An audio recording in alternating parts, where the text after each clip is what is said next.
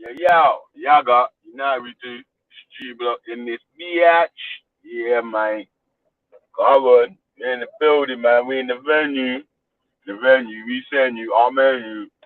That's the combo MC. Yeah, big up Lady D in the place. Old tight. Goofy. Old tight. Gertie Give Tank. Yeah, old tight. NLP. Old tight King H.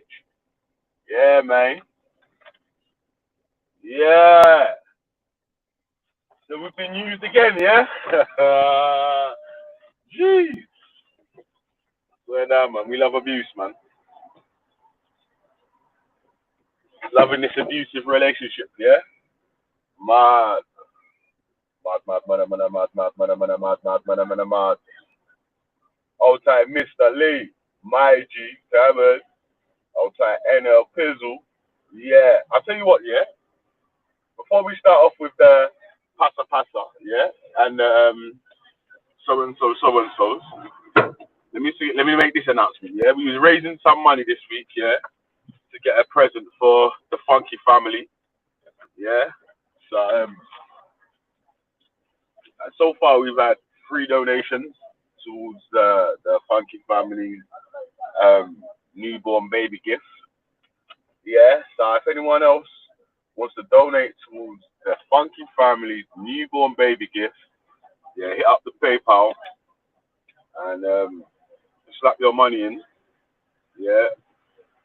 So anyone that's put money in this week has gone towards Ultra's PayPal, Ultra's baby, yeah. Ultra's legal. They might not need it still, but it's nice to get people a present, in it. Yeah, getting missus a present for their newborn baby.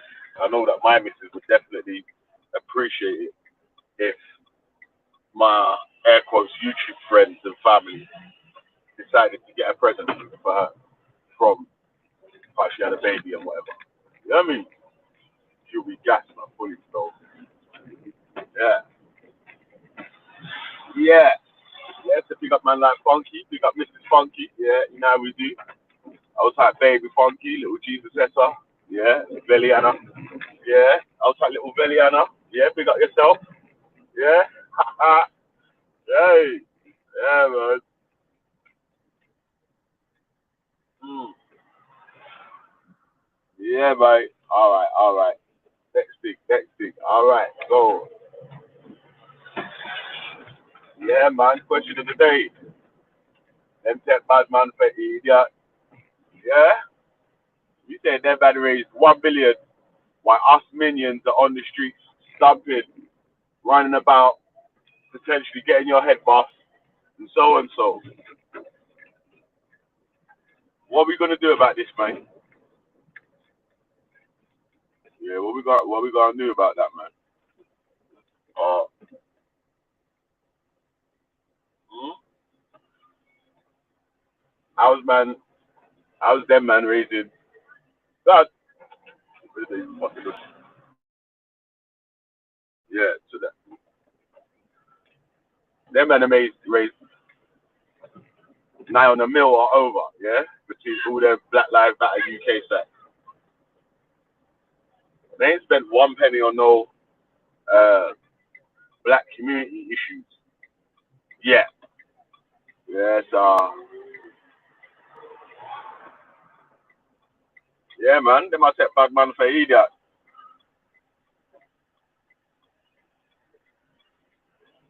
Yeah, man. You hear me? I mad, yeah, how sometimes it's like this black thing's a trick, man. You know what I'm saying?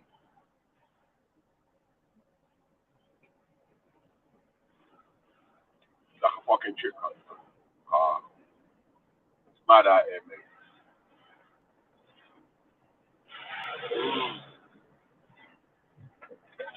Yeah,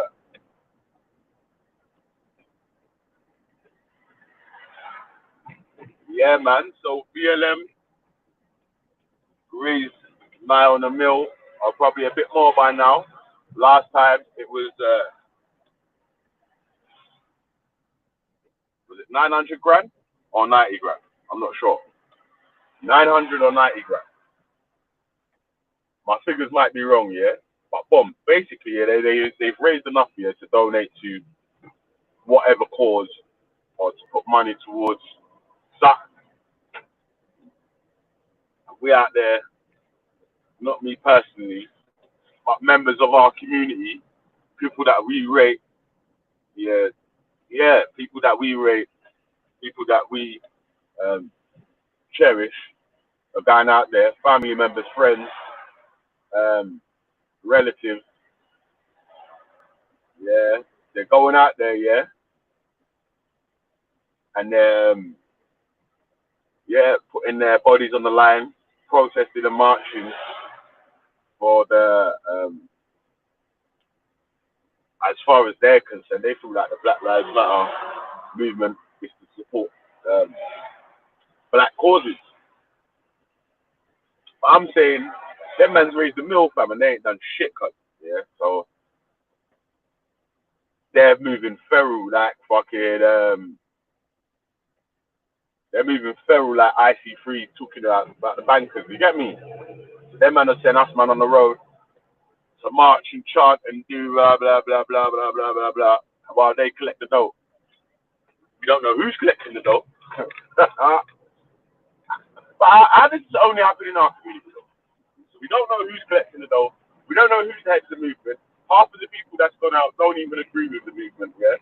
But because it says Black Lives on it, he still had to finish.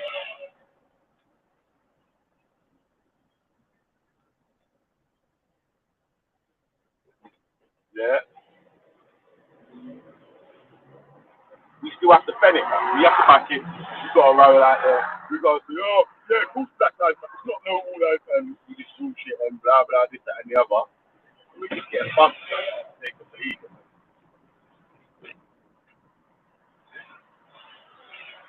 Vellemy. It's mad, man. Set with a forward.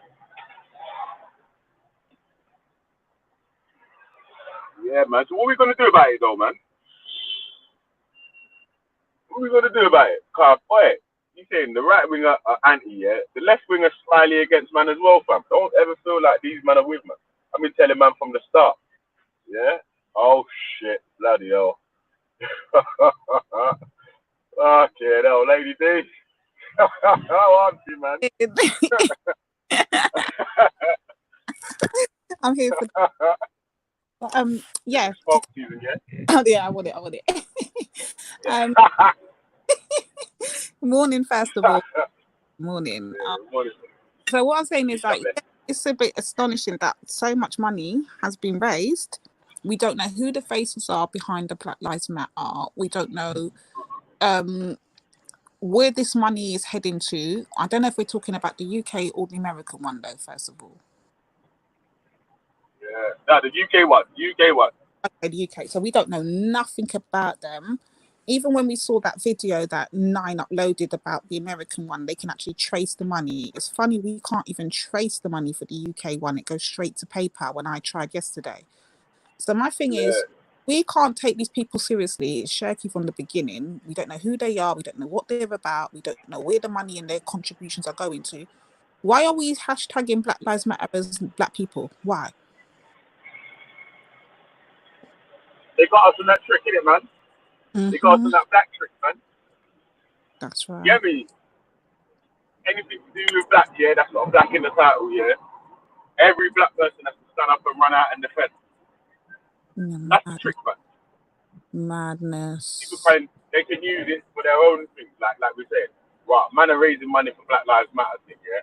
But we don't know who is the head of the team. We can see the money though, yeah, but we don't know who the money's going to. See the money they're raising, yeah, but we don't know who the money's going to. They ain't paying for no security, yeah, they're not paying for no protection, they're not paying for no lawyers for anyone that's going to the march that gets arrested or anything like that. Do you know what I'm saying? Like, so what's the purpose of their courts, isn't it? That's what we want to know. Apart from using our name, what is the purpose? I can't even say that they're bringing. I can't even say that they're bringing attention to us anymore, because maybe a week ago I could have said that, but now it just looks like they're on their LGBTQ campaign. So it's like, well, what are you really here for? And what do you lot really stand for? Like, all right, What else I need to work out? let's be. If we be fair, yeah. Obviously, there's fucking gay people in the black community. Yeah, there's gay black people and whatever. Yeah, we know that. Yeah, we know this. But if the movement is literally just to bring the gay black people onto the same level as the rest of the people in the country, then what is that what we're marching for? No, we shouldn't be though, because regardless, this is how I'm looking at it, Vellemy. Yeah, personally, this is just for me, isn't it? So how I'm looking at it is, whether they're gay or not, the fact that they're black, they come under the Black Lives Matter. So it shouldn't be no get Black Lives Matter LGBTQ. That's irrelevant. Just say Black Lives. Their sexuality. Do you have one called Black Lives Matter heterosexual black people? No, we don't. So why is there what special one for LGBTQ? If you're black, you're black. No, I don't understand this thing, and this is why I know say it's not for the Black Lives Matter itself. It's actually for them pushing their whatever agenda they're trying to push. Like, it doesn't make any sense. I'm not seeing no Black Lives Matter heterosexual hashtag whatever it is that they're putting, but they have it for the L. That is madness. You just say Black Lives, like whatever your sexuality preference is, you're still a Black life, innit? So what's the special need for the LGBTQ section? Boy, I don't know, man. Man. It's crazy. And another thing, I was just talking with sis Aoife on this, you know, and what we've noticed that we don't have no celebrities. Where are all the black celebrities? Where's his name? What's his name there? Where's all these black celebrities that's supposed to be talking? No one's talking. Where's all you EastEnders black people? Yeah, there's a few people that are making up some noise, yeah. Not everyone, but it's more like the couple of the rap guys. I've seen Vic Santoro, Sasha Vellemy, Diggity.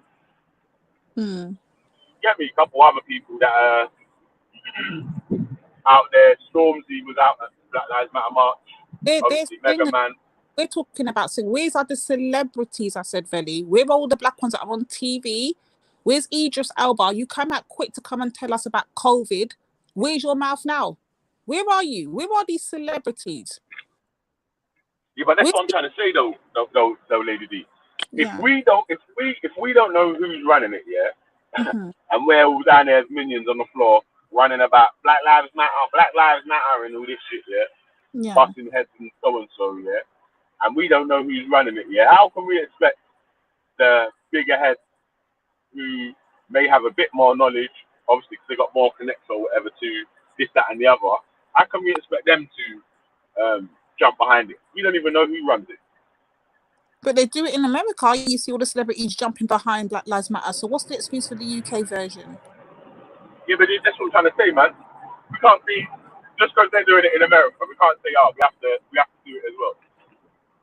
We need to be more logical, man. We need to get more, like you're saying.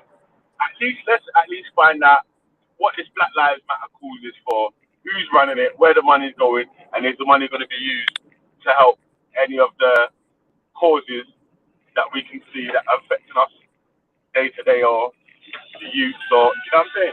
Yeah. One second, my phone's in. Yeah, man, that's some matters. I just want to know if we're supposed to be fighting for injustice, people. This is my stance on this, yeah.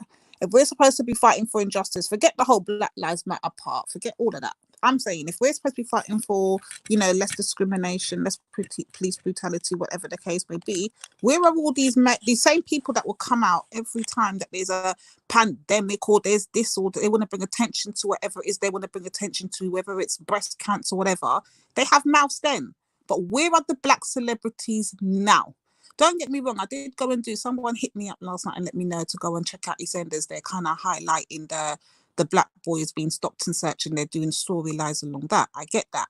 But where are all the rest of them? Like, we had Big Idris Elba come out one day talking about, oh, black people can get COVID too. Like, we didn't know this, or, well, I guess some Americans were saying that they can't. But yeah, he came out to come and talk about that. You know, where's all these, like, even though I'm going to have to call out some of the mixed race ones as well. Where's Mel B? Where's all these celebrities that will come out and say, okay, well, we suffer through this too. We go through this too. We see, you know, the differences in pay. We see, like, where is your mouth in it when you're needed? When you're not needed, you've got a lot to say.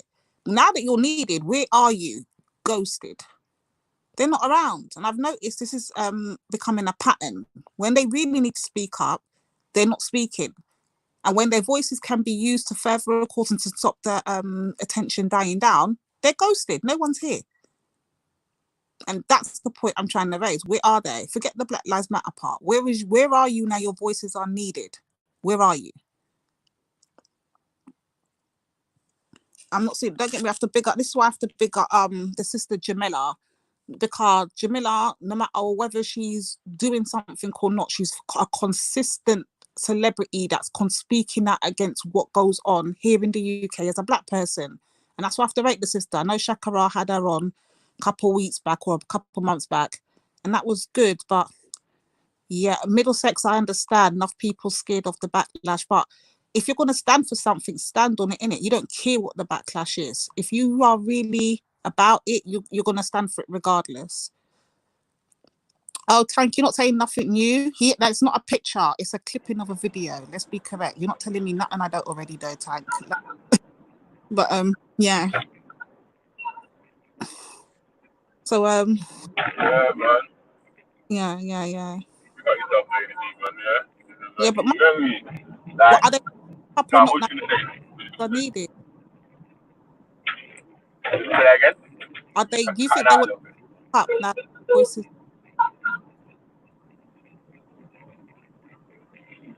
Oh,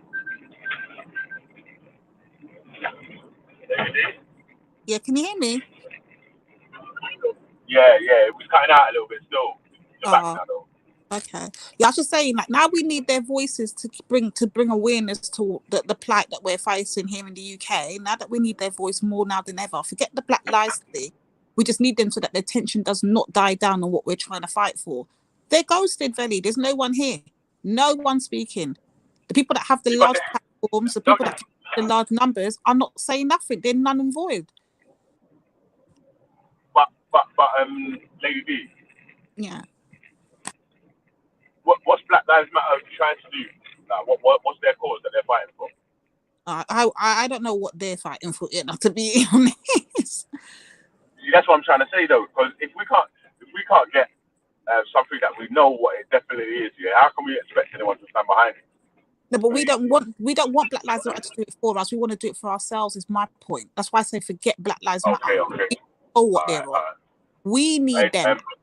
The real I'm black just about to go for community. the We need. tunnel, yeah. Yeah. Lady B, I'm about to go for a tunnel, yeah, so it's gonna cut out in a second. So Uh, yeah. I'll jump back on it. Okay. No problem, bro. Yeah, that's the point I'm making, people, just so you understand where I'm going with this. I'm not saying about, like, let's just forget Black Lives Matter, because it seems like they're just about the money and the donations. So let's forget them. I'm saying as the black community, we need them so we can keep the fight going and keep the focus centered on where we want it to be. Like, not get moved by statues, not get moved by where the donations are going, because we don't know where that's going, to be honest. We need loud people, people with large platforms that are celebrities to speak out and say, yo, this is a problem here we're facing and we want to highlight it. But they're all quiet. And this is why I said earlier I have to rate Jamila, because whether she's doing something or not, whether she can get harmed in the media or whether they can blacklist her or blackball her or whatever it is, she still speaks out regardless. And that's why I have to rate that sister. She encourages the black girls to, embrace their hair and do this and do that and whatever. I have to rate that sister still. Like, not many celebrities are willing to stand out and and take the consequences however they come. And she's one of them. Where's the rest of them though? Where's all these EastEnders characters? Where's Spice Girl? Where's Scary Spice? Give us some of that Eddie Murphy money, mate. Where are all these people, man? Oh God. Oh dear, I don't know what to say. Raheem Sterling does a lot. Okay. Any other ones that you don't know that are speaking out? That you don't know or that are speaking out and actually trying to cause awareness or bring awareness, should I say? Because maybe I might not just recognize some of these people that are doing stuff out here, but I'm just not seeing it from my end, put it that way. Maybe someone can point out some that are. You know, they'll quick to come and tell us all other stuff.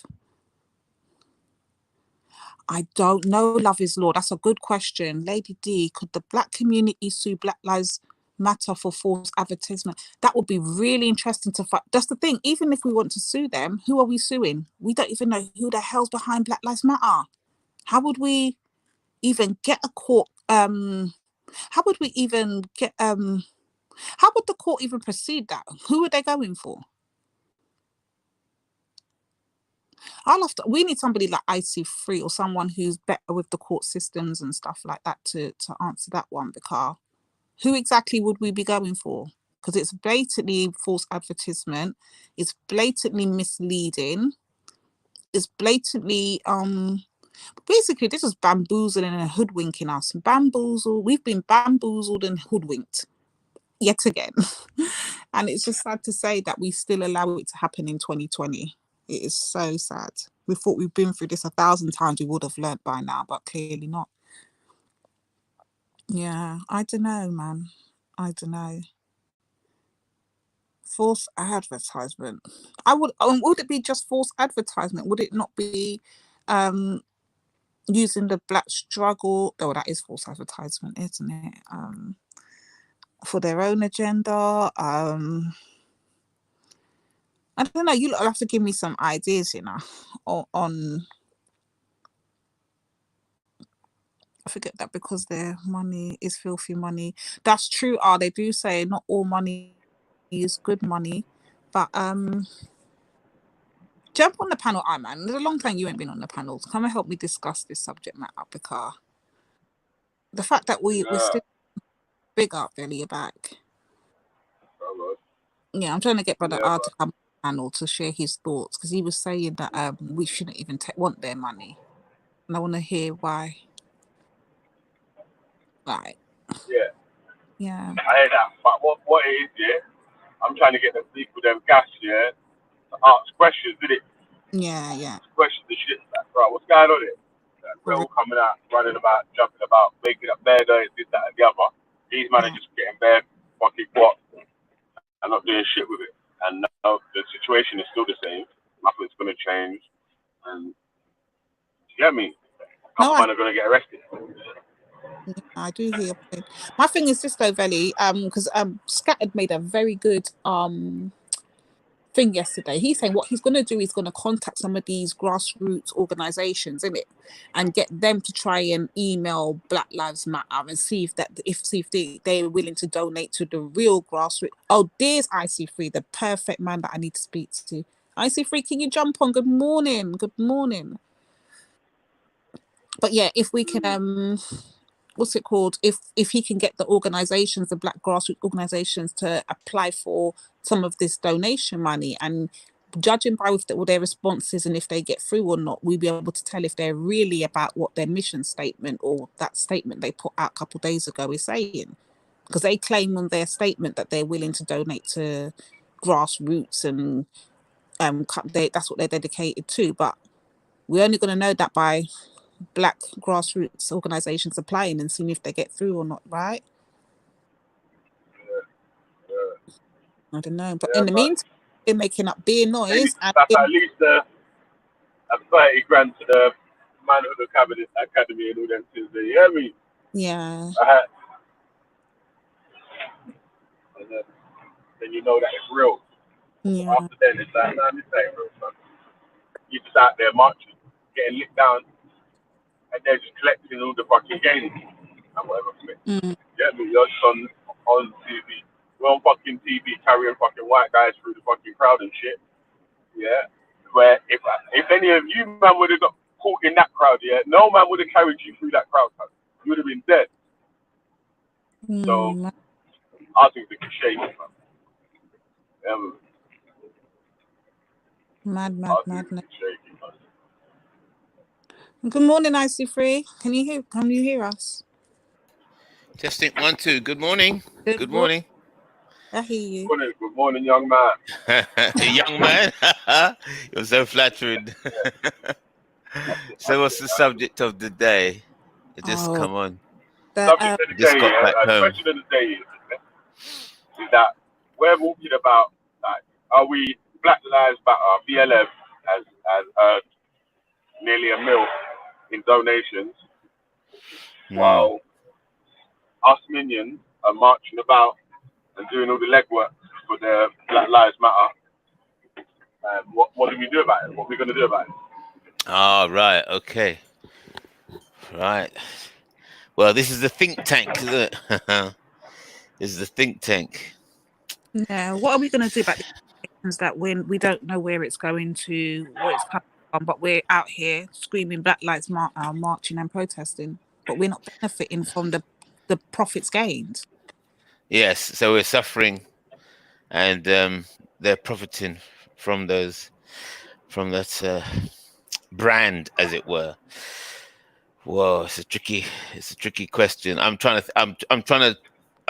It's hard for me to think now of a short-term plan. So I'm thinking of the medium and long-term plans, but something to say now.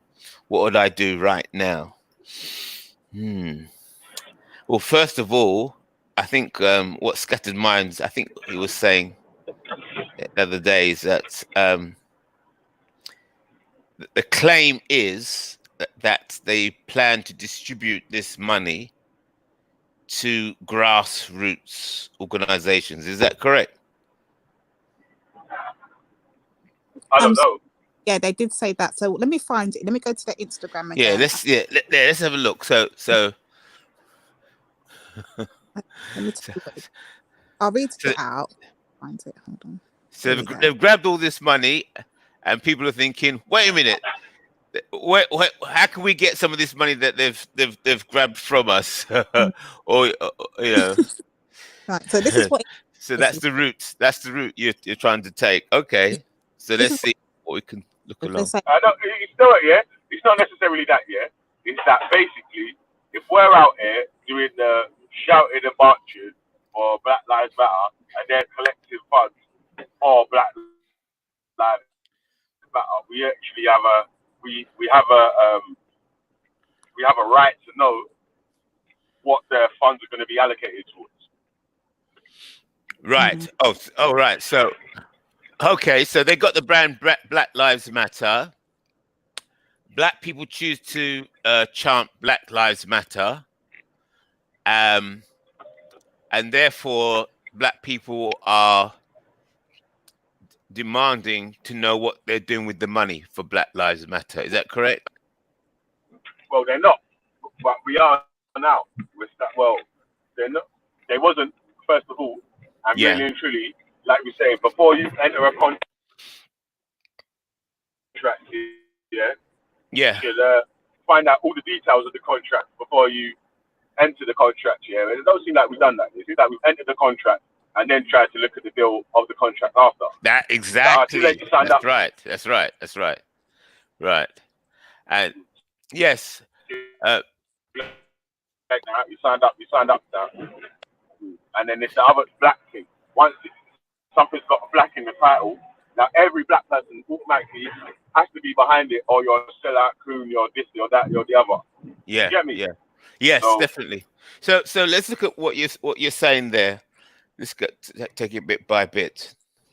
So people who signed up. So the people that have joined Black Lives Matter, we would imagine that they'd have a different case than the people that were just shouting it. Yes? So if you signed up for Black Lives Matter, and then you were promoting it because you were promoting them, and you were promoting their brand and their organization because you believed it represented something, that group of people is different from the other group of from another group of people who just shout Black Lives Matter, but they're not registered with that organization. Mm-hmm. So if you're registered with that organization, then I'd imagine you'd have some rights because you're kind of invested, you know, and there's evidence. But anybody can go about shouting anything and then start shouting that you want some recompense or compensation. No. It's going to have to be those people that are registered with the organization who classified themselves as black. You have to start from there. Does that make sense? Yeah, so what do the people that's registered with the organization, what steps do they take to start to see that the money will be donated to grassroots causes, like it says in the advert? Why the first people, why the people them have started to take up the mantle of Black Lives Matter and all that. Right. So let's have a look at this. So we've got black. Let me write this down so I'll get my head around this. Lives Matter. Right. So is there a membership? I'm not sure. I don't think so. Not that I know of. Yeah, I'll just say not that I know of. So we'll go with no for the moment. All right. So we've got. Let's look at these words. We've got membership. We've got donators. Yeah. And we got attendees. You know, people, I suppose, are out on the streets shouting Black Lives Matter. So it's possible that there's members. There's possible and it's possible there's investors. Yeah. So I think if you're a member,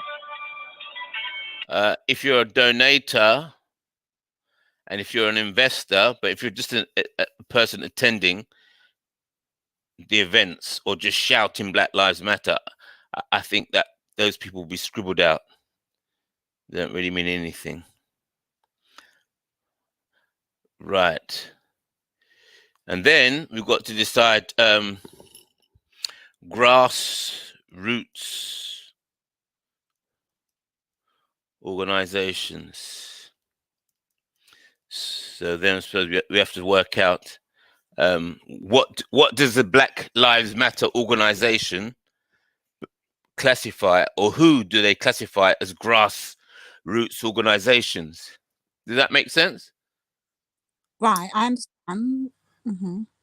Yeah, so I'm just trying to think this through. So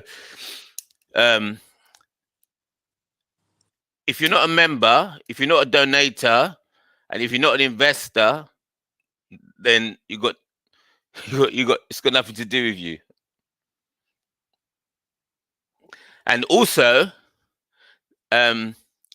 this definition of black, here we go again, black identity. So this Black Lives Matter, they might have their own definition of black. See, are they following the if it's Black Lives Matter UK, are they following the BAME, Black, Asian, Minority, Ethnic definition of political blackness, or are they following the IC3 codification for blackness? So we've got these questions that need to be asked. Was then a plan or strategy will emerge after looking at all this information? So does anybody know? Can we find out? Let's have a look. If we can find out what they mean by grassroots, because it's their money.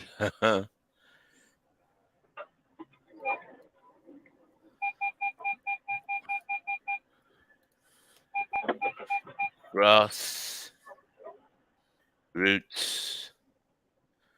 organizations. UK. Oh, you know that is it? What is it? nearly £1 million. Is it to the American division or the UK division? The UK. Ah, right. Okay. So grassroots organizations, UK.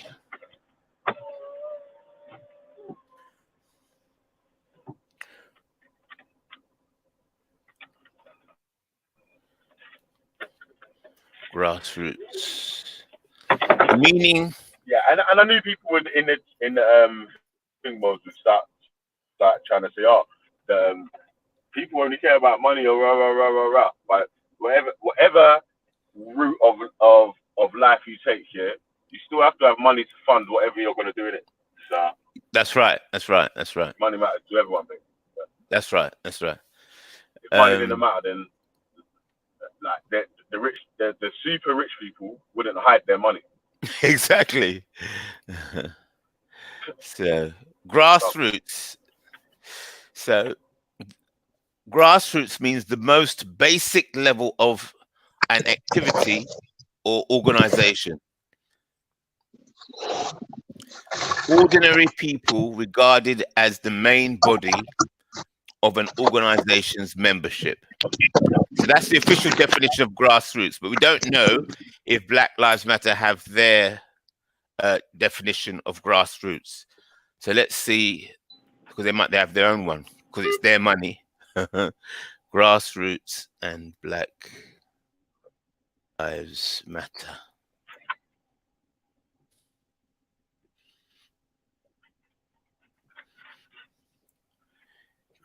Yeah, obviously, yeah, they're going to be able to cherry pick who they want in it.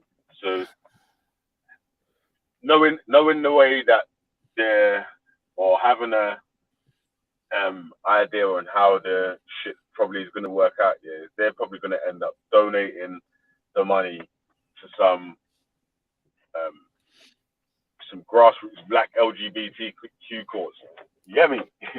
Oh yeah. I can see all that. I got to say, but I'm just trying to go as if I don't know anything, and I've got no bias. Yeah, I heard that. Yeah, I'm just going to approach it that way because my head's full of all kinds of stuff. So I'm just going to say, oh, what is this? Right, Black Lives Matter, grassroots organizations can get some money. Okay, do I have a grassroots organization? I might feel it's a grassroots organization. Does Black Lives Matter think that my organization is a grassroots organization? And these grassroots organizations, I'd assume that they'll be for referring to people classified as Black or politically Black. I'm not too sure. So I'd combine Black and grassroots, and then I can see the money. Right. So I'm hoping that my organization is classified as Black and that we care about Black lives.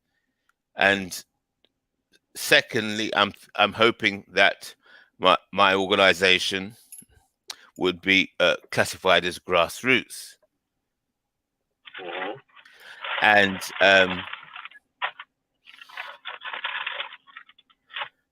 then I would expect that Black Lives Matter would give priority to people who are on record, on their records, who have been contributing to what they do. I think that's what I'd start off thinking, like that. So if you're not a member, you're not a donator, you're not an investor, then you're not anybody. Because even if you're grassroots, you're still supposed to have registered, correct? Oh, wait, so you have to register with them to be a grassroots organization? Well, this is it. But the priority would go to people that they recognize. Because you can't just have everybody come out of nowhere and they don't know. They got the money, and you're having people come out of nowhere saying that, oh, we're Black grassroots. I don't think that's going to work. they're going to say, well, you know, they're going to have to question, do we know you? Do you have any, what's your CV? Yeah? Because, you know, when it comes down to money, people start looking into details, don't they? Yeah. Yeah, so they're going to start saying, go on. So the Manhood Academy, the Al Qaeda movement, and loads of other different grassroots movements that are in the black community have a good CV, have a history of doing a lot of work in those sort of circles. Yes. Right, but here's a trick. There's quite a few things here. One, do those Black Roots organizations support the ideology of Black Lives Matter? Yeah, do they support? And is there any evidence that those grassroots organizations have been working with the same values as Black Lives Matter? Probably most of the ones that we were talking about they're talking about helping families, like not just helping like one person in the family. There you go. So, you know, so you can start to see how it gets complicated. It seems quite a simple thing, but that's why this is, you know, before you go to court, you got to get all this clean, man, because you're just going to get ripped to pieces when they start asking questions like this. And on that note, good morning, IC3. Good morning. Yeah, who would we try to, is that Ralph? Is that him? That's Ralph of Right Reaction. Yeah. Good morning. Yeah. Good morning, Ralph, man. Good morning. Good morning. Morning, my brethren. Assess the damage. Yeah, Ralph has come over to assess the damage. No, I haven't. That's right. I've come over to talk about. I saw the BLM, and I also saw the BLM raise that much money, and I came to warn my black brothers in arms against this Marxist organization. That's all I did. Right. But now that I'm here, morning, Vellemy. How are you, man? Good morning, IC3. Good morning. That's it. Yeah. So, Isu. Morning. Yeah, so I want to know, who would we sue? But who is behind Black Lives Matter talk? Before we even get to court, who are we trying to sue? The actual. But before we go there, I just want to get some basics. He's looking at the paperwork. Sorry? To see if there's a. Alright, so first of all, IC3 is looking to see if there's a case. Exactly. To make a claim. Exactly. Because this appears to me to be an emotional thing. It's like, wow. As soon as people see the money that Black Lives Matter are making, is it about 1 million or just over 1 million? Then they start saying, well, wait a minute. You start to get emotionally involved. Sometimes when they see that money, it kicks off the emotions. And then I think it's called a sin. It's called avarice or greed. Greed kicks in. You go, where's my share? Right. That's right. It's a deeper emotion. Right. So I'm just trying to slow this all down, cool it all down, cool down the emotions, because you got words like sue. Whoa. That's just threw in that word there. We're going to sue them. Listen, your information of character now. Listen, you're using the black plight, the black struggle to push your LGBTQ agenda. That right there is false advertisement, right? Not LGBT. Actually, Marxism in general. Who? The whole BLM. If you read the BLM original stuff, read their BLM homepage. It is a neo-Marxist organization. It's going to use the black people. It's going to use the environmental people. It's going to use any people it can for Marxist objective. Once you understand that, you can see that they're using black people just like they're using white hippies who care about the planet. They're using white hippies who care about the planet. They're using black people. The objective is Marxist and it's run by white people. Yeah, okay. Okay, Ralph, you know what? Yeah. Hold it there. Do you know what? Yeah, although that may be true of the Black Lives Matter that we know of today, the original founders that the original founders that got killed from the Black Lives Matter wasn't actual grassroots movement. It wasn't the real, lesbians, no, but then ladies. but not them, yeah. Hold on, original. let me finish. Go, Wait, chill out, man. Yeah. So so the real actual founders of it were actually killed off, and the other two people came in and took their place. Okay. So right. Yeah. But the right. original thing, you know what they stole the Black Panthers. The Black Panthers were actually a militant black organization that were actually about black power. So respect to the Black Panthers for their militancy. So they took the model of the Black Panthers, the original ones. Then the Marxists came along and they're like, okay, we'll use black against white, we'll use rich against poor, we'll use anything to forward the Marxist agenda.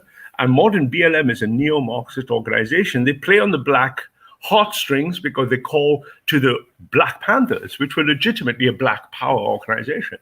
BLM is not a black power organization. It's a Marxist organization, right? Right. Okay. So I understand what you're saying, Ralph, but I would like to try. I think people have got to work their way into that information, because if you hit them with that kind of information, a lot of these ordinary people they'll just go dizzy because they say, "Well, Marx says that." Common knowledge. Common knowledge. It's well known.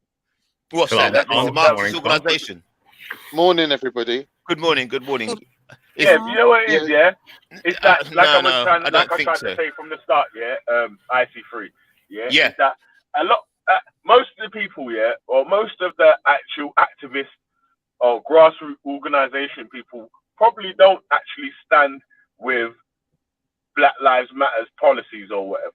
But because they're using that magic trick of Black Lives, yeah, it means that they're in a rock and a hard place where if you're not standing with something that says that so and so acts like it's standing up for Black lives, then you don't really care about black people. Vellemy hit the nail on the head, bro. Vellemy hit the nail on the head. Yeah. But then on the head, Vellemy, because if you say I don't support, most of the people know this, but it's like it's a rock and a hard place where it's like you're saying, things happen that pull on certain emotions, and get people to act. And Vellemy, let me ask a question. Let me ask a question to Vellemy, because Vellemy, you're a sharp guy, you're a sharp guy, and you sussed it. You sussed what's going on, But let me ask you a question. If you think this is possible, that it can get reversed, that black people with a grassroots movement can utilize Black Lives Matter and take it over and use it for themselves. I think yes. I think they can do that, Yes, it's possible. But it's possible to do that, Of course, it's possible to do that, Yeah. But I don't know. Like, you're always gonna get saddled with some of, obviously, Black Lives Matters baggage as well, innit? Like, so that's right. Yeah. Sometimes sometimes it might be better to do your own thing, but I understand like where you might want to get a bit of understand how they done their PR thing and try to guerrilla pimp them when they're doing their fucking interviews in front of the camera, so you can shout your organization out on all them sort of shit there. No, but the reason why I'm asking, Vellemy, is because this has to end somewhere, innit? And it has to end with black people speaking up for themselves and being able to sit at the table and cut the deal they want for themselves. So having this Black Lives Matters at the moment, that's all well and good. They're organizing marches and rare-tear-tear. But when we get to the end of it all, who's going to be the one sitting down saying black people want this, this, this, and this? You get me? It's not going to be them, is it? Because they're not even black. No, exactly. It can't. And the main point is the reason why if you try to break into BLM and take it over, you would fail is because its power structure is very, very powerful, rich, wealthy white people. Right. So you're not going to get any chance, because the only reason these rich, wealthy white people support it is because they are fundamentally opposed. They are coming from the far left. So Soros, open society. You're not going to do that. If your ideology is not far left, you're not going to get anywhere. And Vellemy hit the nail on the head. If I say I'm against Black Lives Matter because I care about Black lives, and therefore I am against Black Lives Matter, good luck entering the organization. That's right. Yeah. Because Black Lives No, Matter but don't care I'm not about Black suggesting. lives. I'm not suggesting you take over the organization from the inside. I'm not saying you have to enter it or like be part of the actual organization of Black Lives Matters. You could What copy, I'm make saying your is own. that just ride off the message that they've put out of BLM. Exactly how the right. Can I chime in? Can I chime in, guys? Yeah, go on, Freddie. Can I chime in? Yo, wait, one sec, yeah? One sec. Let me big up everyone on the panel, because I got to jump off already, yeah? So let me big up everyone on the panel, yeah? Before I jump off, yeah? So, yeah, big up IC3, yeah? Big up yourself.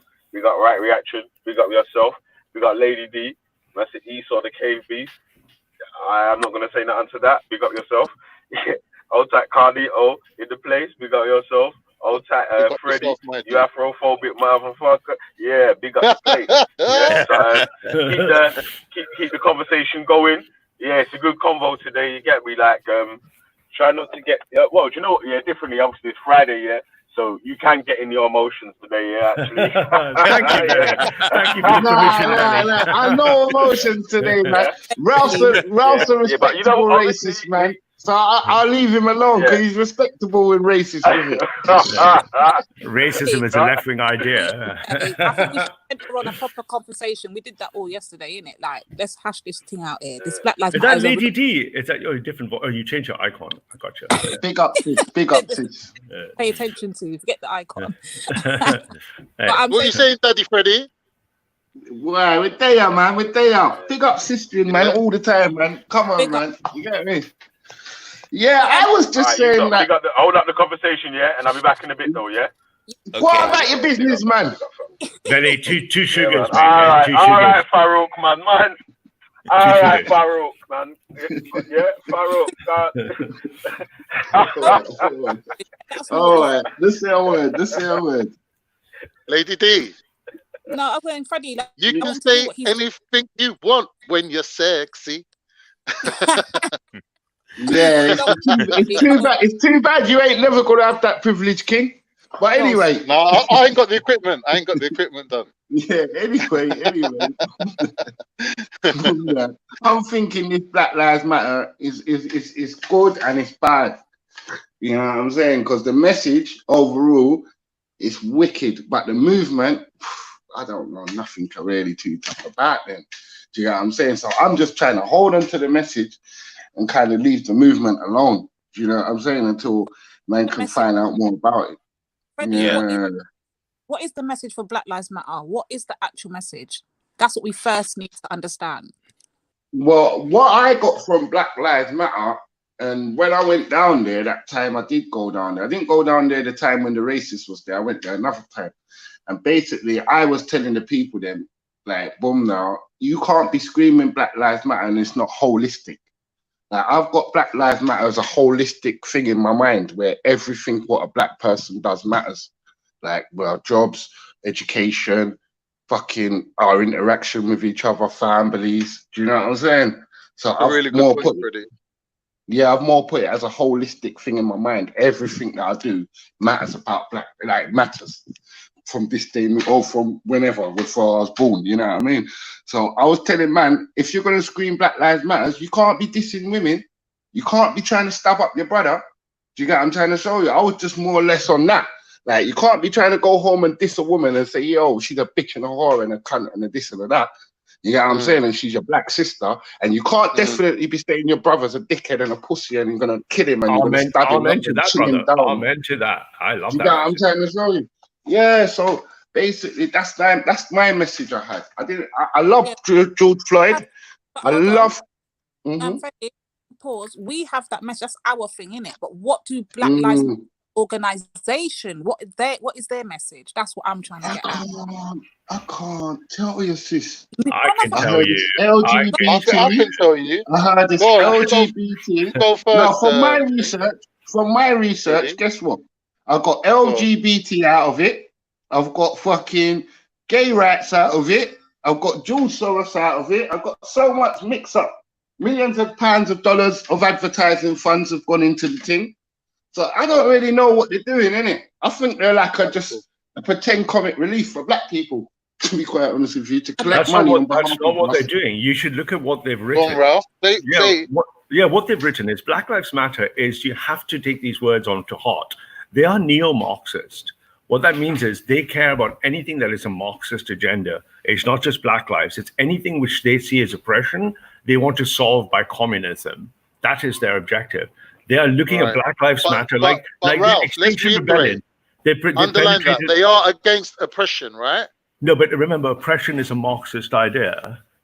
Right. It isn't a real idea. So what I'm saying is, if you're challenging the current system, you have to be opposed to it, diametrically opposed to it in every way. So if you're opposing capitalism, you can't do it by being a capitalist. You obviously have to be opposite to that. You're a communist, say the word. You have to be a communist, right? So if you're opposed to capitalism, for example, like I'm opposed to capitalism, but I'm not a communist. They're Marxists. So let me give you an analogy. It makes it very easy. They've also penetrated and they run Extinction Rebellion. So they're also the same people running Extinction Rebellion are running BLM. So if you're a Black person, you look up and say, okay, are these people doing anything that I can use that are good for my cause? Or are they using Black people for a cause that is not Black people at its heart? And the answer, it's both. At its heart is Marxist, because they're the same people for Extinction Rebellion. No, but what I'm saying is, if they're using Black people to push their communism, same way the Black community can use the current wave of exactly. You could use BLM just like the right wing. We're using BLM. Right. We love what BLM are doing. We're using it for a different agenda. So we are using Black Lives Matter, the organization, for our agenda. And ordinary Black people need to work on and say, do I want a white communist as a slave master? Right. In which case, support Black Lives Matter. If you don't want a white middle-class communist to be your master, don't support BLM. You look at what BLM have achieved and then do it for real Black power, which is nothing to do with BLM. BLM don't care about Black power. They're just communists. No, but what you're saying right there is divisive. What I'm saying is for Black people to use the current energy for their benefit, to feed their organization. Yeah. You get me? That's what we're doing, man. Now, if they go by what you just said, by dismissing Black Lives Matter and being totally against them and saying we want nothing to do with these people and they're taking over our name and no, I'm just saying that pushing it to an extreme position, then basically they're just going to be sitting on the sideline watching Black Lives Matter do everything, and either what's going to happen is it's going to dissipate and the energy is going to be lost and Black people ain't going to benefit from it, or the other way could be that the Black Lives Matter organization thinks, you know what, the best thing we can do is hand over power to the actual Black people and let them run with it now. Well, that's one way getting ahead. That's not really likely to happen. No organization would really likely do that. You have to force them to do that. But either that or the first bit you said makes much more practical sense, is achievable, is Black people who care about Black rights and Black power should be using and leveraging BLM without being associated with it. Just like the white movement and the right wing. Let me ask you a question, Ralph, because you got a strategist mindset, right? When BLM cancelled the march, surely the best thing the real Black community could do is turn up. Well, we had the problem. So all three major factions of the right boycotted it on the weekend. We said anything that goes in is going to play into the media and the establishment hand, is going to play against our narrative. There'll be enough trouble causes on our side, and we'll send them in. But all the major three, let's say, sources of power boycott it, right? Because we're not going to fall into the trap. And the same way, real Black power should have boycotted it, because what was done there was a spectacle and no Black people gained from it. We have tons of videos being used of Black people committing things, white people doing bad things. And you are joking. You are joking. The situation we're currently in is that the real Black people have a voice that's almost equally strong as the Black Lives Matter movement, because they all turned up on a day where Black Lives Matter cancelled and they said, we're not part of this. And the real community actually turned up.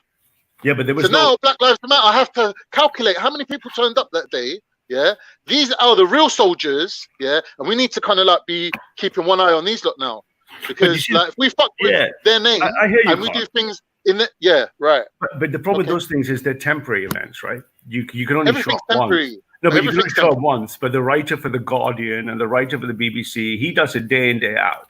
So street movements and street events are only useful for the day. But now today, no one's going anywhere. So the real power is constant, and real Black power, the BLM people have said, as long as you agree with our Marxists, just with the environmental movement, So most of the conservative people in the world are predominantly pro-environment because most of the people conservative are farmers. Most farmers are conservative. None of them, for example, will be associated with Extinction Rebellion, because to join Extinction Rebellion, you must support their Marxist objectives.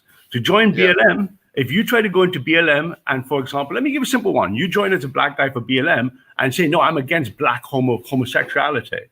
See how long you last.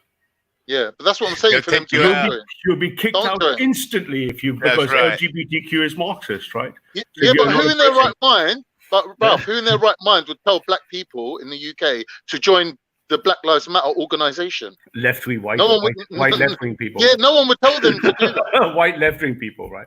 So we're discussing something that's basically absurd. It's an absurdity to tell black people to give up their own movement in favor of George Soros's movement. It don't matter. Like, this is madness. Yeah, but why would they even do that? But they're supporting that. They're getting the money. They're getting the donations. They're getting the editorial write-up pieces. They're getting the TV coverage. A lot of, let's say, not wise black people will think, oh, this movement's winning for me. Let me sign up. As soon as you sign up, you can't say Batty Boy no more. You got to be pro-trans. You got to be pro-homosexual on that morning. Morning. Who's in your opinion, who's the real black people? What do you mean? Who's the real black people? We're all African. What do you mean? No, you said. Hold on. Relax. You said not BLM, the real black people. I said the real black community. You said the real black people. You know what? I think BLM slowly though, they're going to get exposed. They're slowly going to get exposed. Why is that even a question? How can you not distinguish between a political organization and the real grassroots community, the real people? You're saying but you mean black people not in BLM. That's what you meant, yeah? You can be... No, but obviously if BLM is inclusive and they're saying you can be part of this as a black person and you're part of it, that's not taking you out of your actual community. No, but you're just got to put in both. Now, guess what? If they're trying to do... If they're not trying to prioritize, you know what I'm saying, and to me, the main the main issue right now is equality, innit? So if they're not, and that doesn't mean sex equality or fucking body equality or some bullshit like that. It means real equality. So do you have real equality for homosexuals? Hold on. No, 1 second. Wait, 1 second. I'll take you 1 second, bro. What I'm saying, the implication when you're saying real black community, real black people. Hold on. There's black people, I imagine, that are fucking in Black Lives Matter, that are physical, tangible human beings as well, and that are black. Right, brother, let's get what I'm saying, let's get the gay thing off the table, because what I'm saying is there isn't been a lot of gay cases, a lot of where people have been strangled out by police. Right? I don't think police are going Vauxhall in the night to strangle out any black man with batty riders on. So let's get that out. You know what I mean? But Freddie, I have a question for you. Do you believe when you said you want equality, do you believe black homosexuals are equal to black heterosexuals? What I'm saying, black homosexuals are not targeted. Black homosexuals have got a privilege. 1 second, black homosexuals have got a privilege very similar to light-skinned individuals, where they can easily shift shape and move in our society. As I said before, there's no metropolitan police that are going up to any black men in batty riders and abusing them. Do you get what I'm trying to tell you? So let's get that off the table. Let's talk about the inner city black youth that are really getting killed and molested by the police. Let's concentrate on them first, because we can't concentrate on the most affluent part of our society. Do you get what I'm saying? I'm not saying they don't matter or their life isn't valid. I'm just saying we can't concentrate on them first. Yeah, that's right. No, I think, you're right. Better still.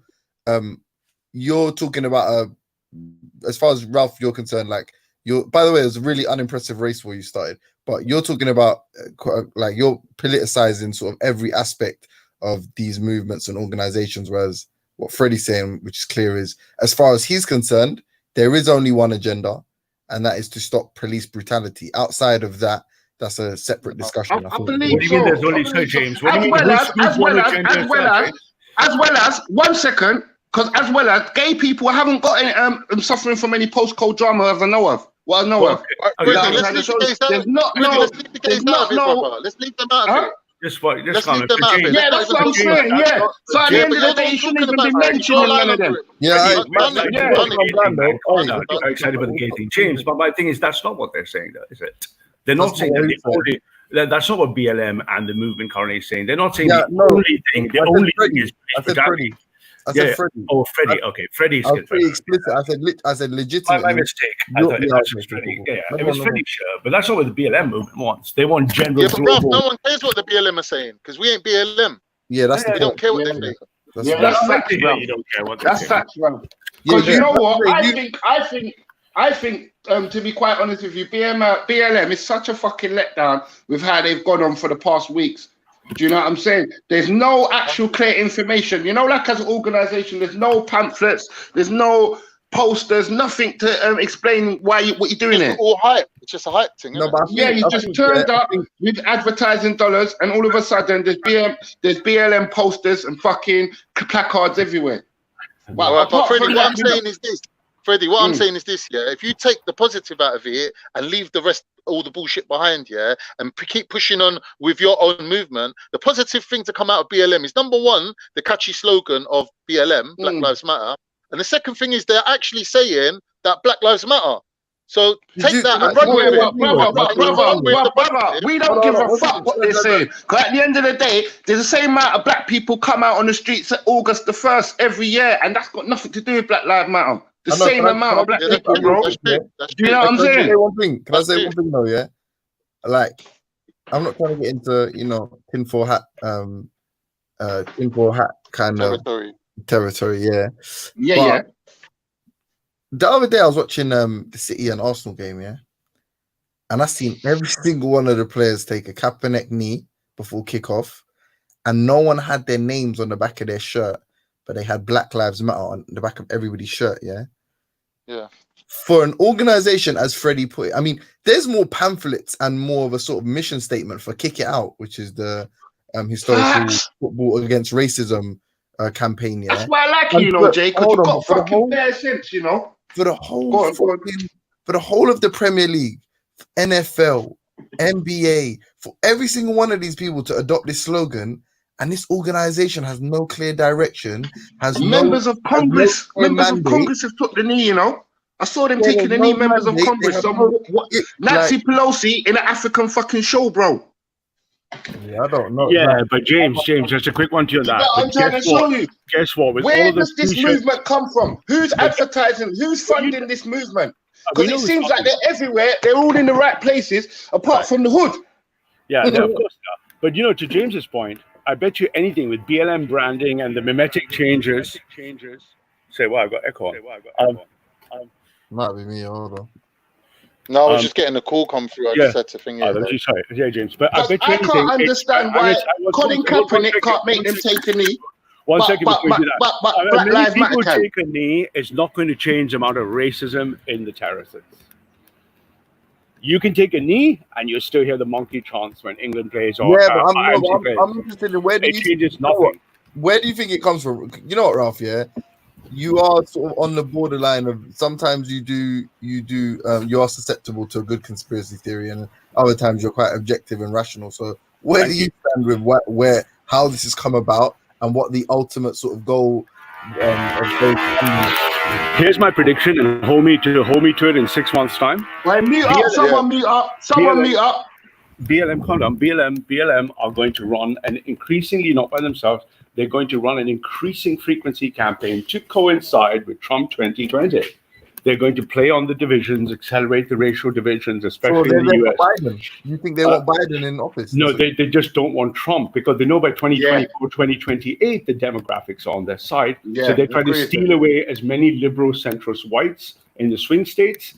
That's what their objective is. No, but what is he done? Yeah, I agree with that. Because what's going to happen? What's going to happen is Rudy Giuliani. You see Rudy Giuliani, the mayor for New York. He's going to take a knee soon in an African suit and write a book against Trump. A guaranteed fact. That's what's going to happen soon. Yeah, but every white guy who takes a knee, another white guy moves right. 1 second. I hear this argument all the time. I even heard it about COVID in the beginning, that it was there to essentially paint Trump in a bad light or some kind of. I don't know about that. Yeah. What has he done, right, that is so subversive towards the in quote establishment? He's massively derailed. He's massively derailed America's progress in Libya.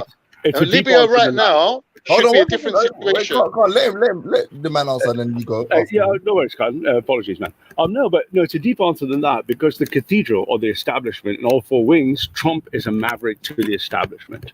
So either Republican presidents like Bush who sold out, or Johnson who sells out, or on the left who sells out like Obama, Trump didn't sell out fully. So the establishment want to reject him, but because he is not from the group, I have an example, and he has his own money. But James, he has his own money, so they can't use money. But they say that, but I swear there is proof of him receiving campaign donation. Like, sure he is, but he does. Yeah, but he's saying he didn't fully sell out though. Yeah, he hasn't fully sold out. Give me an example. Remember Trump wanted to.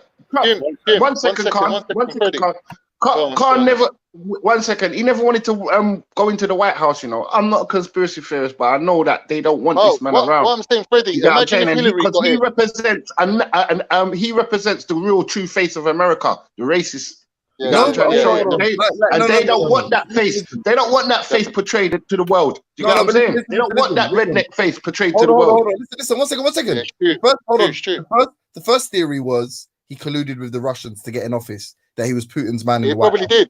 That got disproved. No, that got disproved. Then America does far worse, far more sort of invasive what do you call it, election tampering than Russia was found to have committed in the 2016 elections. Yeah, so that one off the table. He's not Putin's man inside, and whatever Russia did, maybe they do want him there for their own ends, but there isn't definitive proof that he's Russia's man. Outside of that, what's the definitive? He's not their man. He's not their man.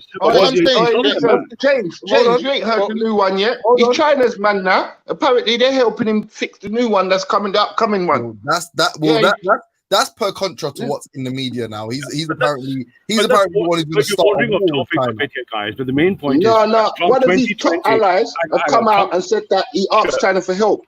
Okay, but in the upcoming elections. Trump 2020 is the event that defines the next 6 months, and the entire establishment plus the left are going to use BLM, they're going to use Extinction Rebellion on the environmental front, they're going to use austerity on the capital front, they're going to use all these... They're going to use rap music, they're going to use funky house, they're going to use everything to get him out. They're going to use everything to get Trump out because they're playing a 4-year cycle game, and that's the framework that defines BLM. But Ralph, sorry, but I'm just interested, I'm not saying this... I agree with that. This is definitely a proper. They're definitely propagandizing all of these issues and politicizing all these issues. But what is your opinion? It's clear proof to somebody like me who says, you know what, I don't really like Trump necessarily. I do like him as a character, but I don't like him necessarily. But he definitely is anti-establishment. What proof could you point me toward? But I'm trying to tell you, but you don't want to hear what I'm saying. Okay, sorry, go on, Condon, if he's not going to answer. Yeah. So basically, if you're looking at where the elite get their money from, you got to ask yourself, what would be the difference between if Hillary got in and when Trump got in? When Trump got in, look how he dealt with Turkey differently than what Obama did. Yeah. Look how he dealt with Syria differently than what Hillary would have. Look how he dealt with Libya differently than Hillary would have. And that's where all the money would have come from. And all that money that they lost. Correct. When he says drain the swamp, he is anti-interventionist, and his interventions were surgical. 49 missiles, for example, in the case of Syria, etc. But the bigger point again to have to ask yourself is, what is the narrative at the top? The highest level narrative is the establishment of the cathedral, as we call it, is trying to force a dogma that everything must be equalized. It's a false dogma. No. Who's got a big? Where is a bigger oil reserve? It's or what makes more logical sense, right? To stop Russia and Turkey and whatever teaming up for their gas pipelines, and I guess drain global multinationals. Drain Syria. Hold on. drain Syria of all their fucking natural James, resources. global Hold on, and create further instability in that region, yeah, and give Israel the keys to the mansion, so to speak, or fucking rob Venezuela.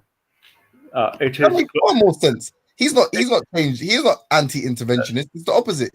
no, In the middle, No, you're wrong. James, you're 100% wrong. Huh? You're wrong on that. He's not You're invade the wrong. whole fuck. Get out of here, bro. James, both of them are going to be interventionists. It is how they intervene and why they intervene. He is anti-establishment in that he is not playing to the rules of the establishment, because the global, remember, the day Bush came out, the protests, the White House surrendered to globalism in a single event when Bush said Islam is a religion of peace. It surrendered to the idea that the globalists are in charge of the world. Trump has got one foot in the globalist camp and one foot outside, and they can't buy him. They can buy Johnson, they can buy Obama, they can buy Clinton, they can't buy Trump. That's the problem. Hold on, you said the same thing about, essentially, this is your idea. You vote right constantly. You will always vote right. And whenever you're pressed and shown examples of that falling into the globalist category, you say he's in and he's out. You said the same about Boris Johnson the other day. We were like, if Boris Johnson's a globalist, why? You were like, no, but he's at least more nationalist. He has what would you say? He said it's going to begin. He's like the first rung on the ladder or something. Like, I'm exactly correct. He has a staircase in the ladder, and Johnson is a move towards. So there's two forces at war, whether you like it or not, whether I'm saying it or not. It holds true. There's a force pulling right, and there's a force pulling left. By default, society moves left always. So what was right wing? What's right wing today is right. A century ago was not right wing. Churchill was not even a major racist in his days. Go back 200 years. Churchill is a lefty pussy. So society keeps pushing towards the left. Yeah, I can imagine. And the right, and the job of the right. The job of the right is to conserve and protect the tradition. You know what I think. You know why I think personally, Trump needs to go is because obviously these people have got a covert way of deception and murder, and he's too overt with it, in my opinion. Do you know what I'm saying? When they're carrying out a murder or they're carrying out some type of deception, he won't play. What they do is they do it with a smile. Yeah, you're right, Freddie. He just calls. Yeah, he does it with a growl. He does it with a growl. He's stating what white people, average middle American whites, think. And they and he can't afford to do that because they need to be seen as liberal and accepting and free for all. You know what I'm saying? Hold on. The only thing I'll say is when it comes to, because Khan, you're the one who brought up Hillary and that, I would say that Hillary is far more deeply political. Like when this guy was in the fucking green room before a TV, before filming, Hillary was fucking after dinner speeches, shaking hands with some of the world's dictators. So I get what you mean. Like there is far more people invested in Hillary, and there's far more deals there's far more people that she would represent in the White House. Much more diplomatic, man. Come on, man. One minute. Trump is dragging his heels. Well, James, Trump is dragging his heels so badly that even Israel turned around and said, we want a deal with Egypt and the south of Cyprus to start digging for oil in that area. Really, America should be at the forefront. They should be at the front of all this and making money already. You cut me off, so start again. Say that again. What I'm saying is, Trump is dragging his heels so much that even Israel is saying to him, "You're holding us back, bruv. We're moving forward without you." That's a lie. Yeah, and he had to sign a deal. He had to sign a deal allowing Israel, Egypt, and the south part of Cyprus to start drilling in that area. And because he's not taken action, he's let Turkey come all the way from Turkey all the way across to Libya. Yeah, I mean, they're not taking action. He's dragging his heels. Yeah. His Middle Eastern policy is definitely seemingly different. I mean, Syria is a great example. But hold on. But when it comes to stuff like that, on the flip side, you've got Netanyahu in them and this coalition government talking about his deal of the century being only possible because of Trump. Because of experience in the real estate business that no other president could have singing his praises. No, but hold on, it's a flip. This is the problem, right? It's not clear cut, and that's the reason I asked you for clear cut evidence to point to this and show I'm giving you clear cut evidence. People that support him People You haven't. love to claim that you lot are dumb if you think he's racist. You know what I mean? And on the flip side, people that don't support him want to point to him like he's literally a demon. He's the worst. The reality is he's a president all the same. You know the reason why? Hey, listen, 1 second. Sorry to cut you, bro. You know the reason why no one's going to give clear evidence against Trump? Do you get what I'm saying? Because the American people right now, he's in such a position of power that no matter what, if he gets caught fucking a dog on camera, he can twang himself out. Can I say another thing to James? At the moment, he's in the most powerful position. You use the word racist. You use the word racist differently with a different meaning than Trump's base or the right. When you use the word racist, it's an automatic assumption. This is the biggest crime, and this really matters. When you use it to the right, they don't have the same emotive or political response to the word racist. So when Trump is racist, he's not talking to you guys. He's speaking to his base. He's speaking. Trump is. Yeah, but hold on. He's racist. Trump is racist. Hold on. That is Trump's definitely racist. Hold on. Everybody's got agendas in these conversations, and we all Ralph more so. You just pick the points you want. Forget that. What I'm trying to say is clear proof of him being such a deviation from the course, from the general course. Well, he's going to get some deals right, and he's going to get some deals wrong. But the majority of them are wrong. So far. I'm saying, when I say point to evidence of it, I'm saying, so you say non-interventionist, and we'll give you an example of him intervening. Not that, James. Let me give it right. You know why? Everything is not a zero-sum game. It's not like he has 100%. Hang on a second. Let me answer that one question at a time. I'm just saying he's not going to be 100% on any one thing. But if I plotted all his scorecards plus minus against the thing that points out is he's a freak of history as being anti-establishment. Relatively, that's not 100%. He's just not. That doesn't mean he's not racist. It means that he's not in with the supremacists. Yeah, no, but that's not true. He rejects the establishment that racism is bad. Bob, it goes without saying that he doesn't. So, I mean, Reagan aside, right? And even Reagan is a different time, right? So it's completely different. As far as Reagan's celebrity went, he wasn't a reality TV star. He was a literal actor. Right. They didn't have global reach. Yeah. Reagan couldn't. Not even that, but he was reading from a script, whereas Trump not necessarily. Trump tweets on the toilet. But he hasn't got an advisor. He's a law to himself. That's what I'm saying. That's why he's an anomaly, isn't it? He's a freak. But that's why he's a freak. But that's why it's not. That's why it's not inexplicable for him to sort of come into this role and to be a bit of a man. But can you see why he's perfect for Black Lives Matter? He's perfect for the left. But one second. It's not shocking. And for you to, as you said, plot that course, it wouldn't necessarily surprise me to see that. Yeah, he wasn't a conventional president in quotes because he's not a conventional politician. He doesn't have a law degree. He's not like, and he's not. As far as public speaking goes, he is an entertainer. He's correct. Sensationalized everything. As a part, and as the job, because you're just there to entertain. Because look at your staff. Every minute you're reshuffling them. It's like it shows you that your incompetence is at a high level. Because you can't even get a team together. What is your point? I'm not getting the point, man. I'm not getting his point. Huh? Like, you're asking questions and you're giving us little lectures here and there. But what's your actual point? You're not comparing Trump to anything. You're saying Trump's this, Trump that. We know what Trump is, bro. Yeah, what are you comparing him to? To be honest, I was asking you what he was, and I don't feel satisfied with any of these examples being clear. So what do you mean? I'm not satisfied either, you know, bro. Because at the end of the day, if I'm looking at it from a redneck point of view, and if I'm a redneck, he's okay for me. I'm trying to show you. He's doing everything correctly. I beg you, bro. I beg you, sorry, because man asked me a question and he said he's not getting what I'm saying. Sorry. Ralph said that that basically this whole thing is to make sure in 2020 all of the investment made into BLM and all this is as a response to keeping Trump out of the White House. That's and I was like, okay. I understand objective. Yeah, I understand this, like politicizing current events, but this level, because people make the same case for COVID. This is against Trump, anti-Trump. Some of the right wing deniers in the beginning. That's what they used to say. I'm not one of them, James. No. I didn't say you were. I said some of these right wingers.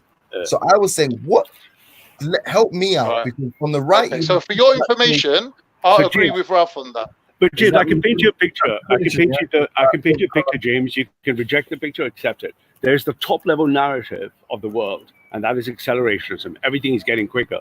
Underneath that narrative, there's a left versus right war for a global neoliberal future or a nationalist future.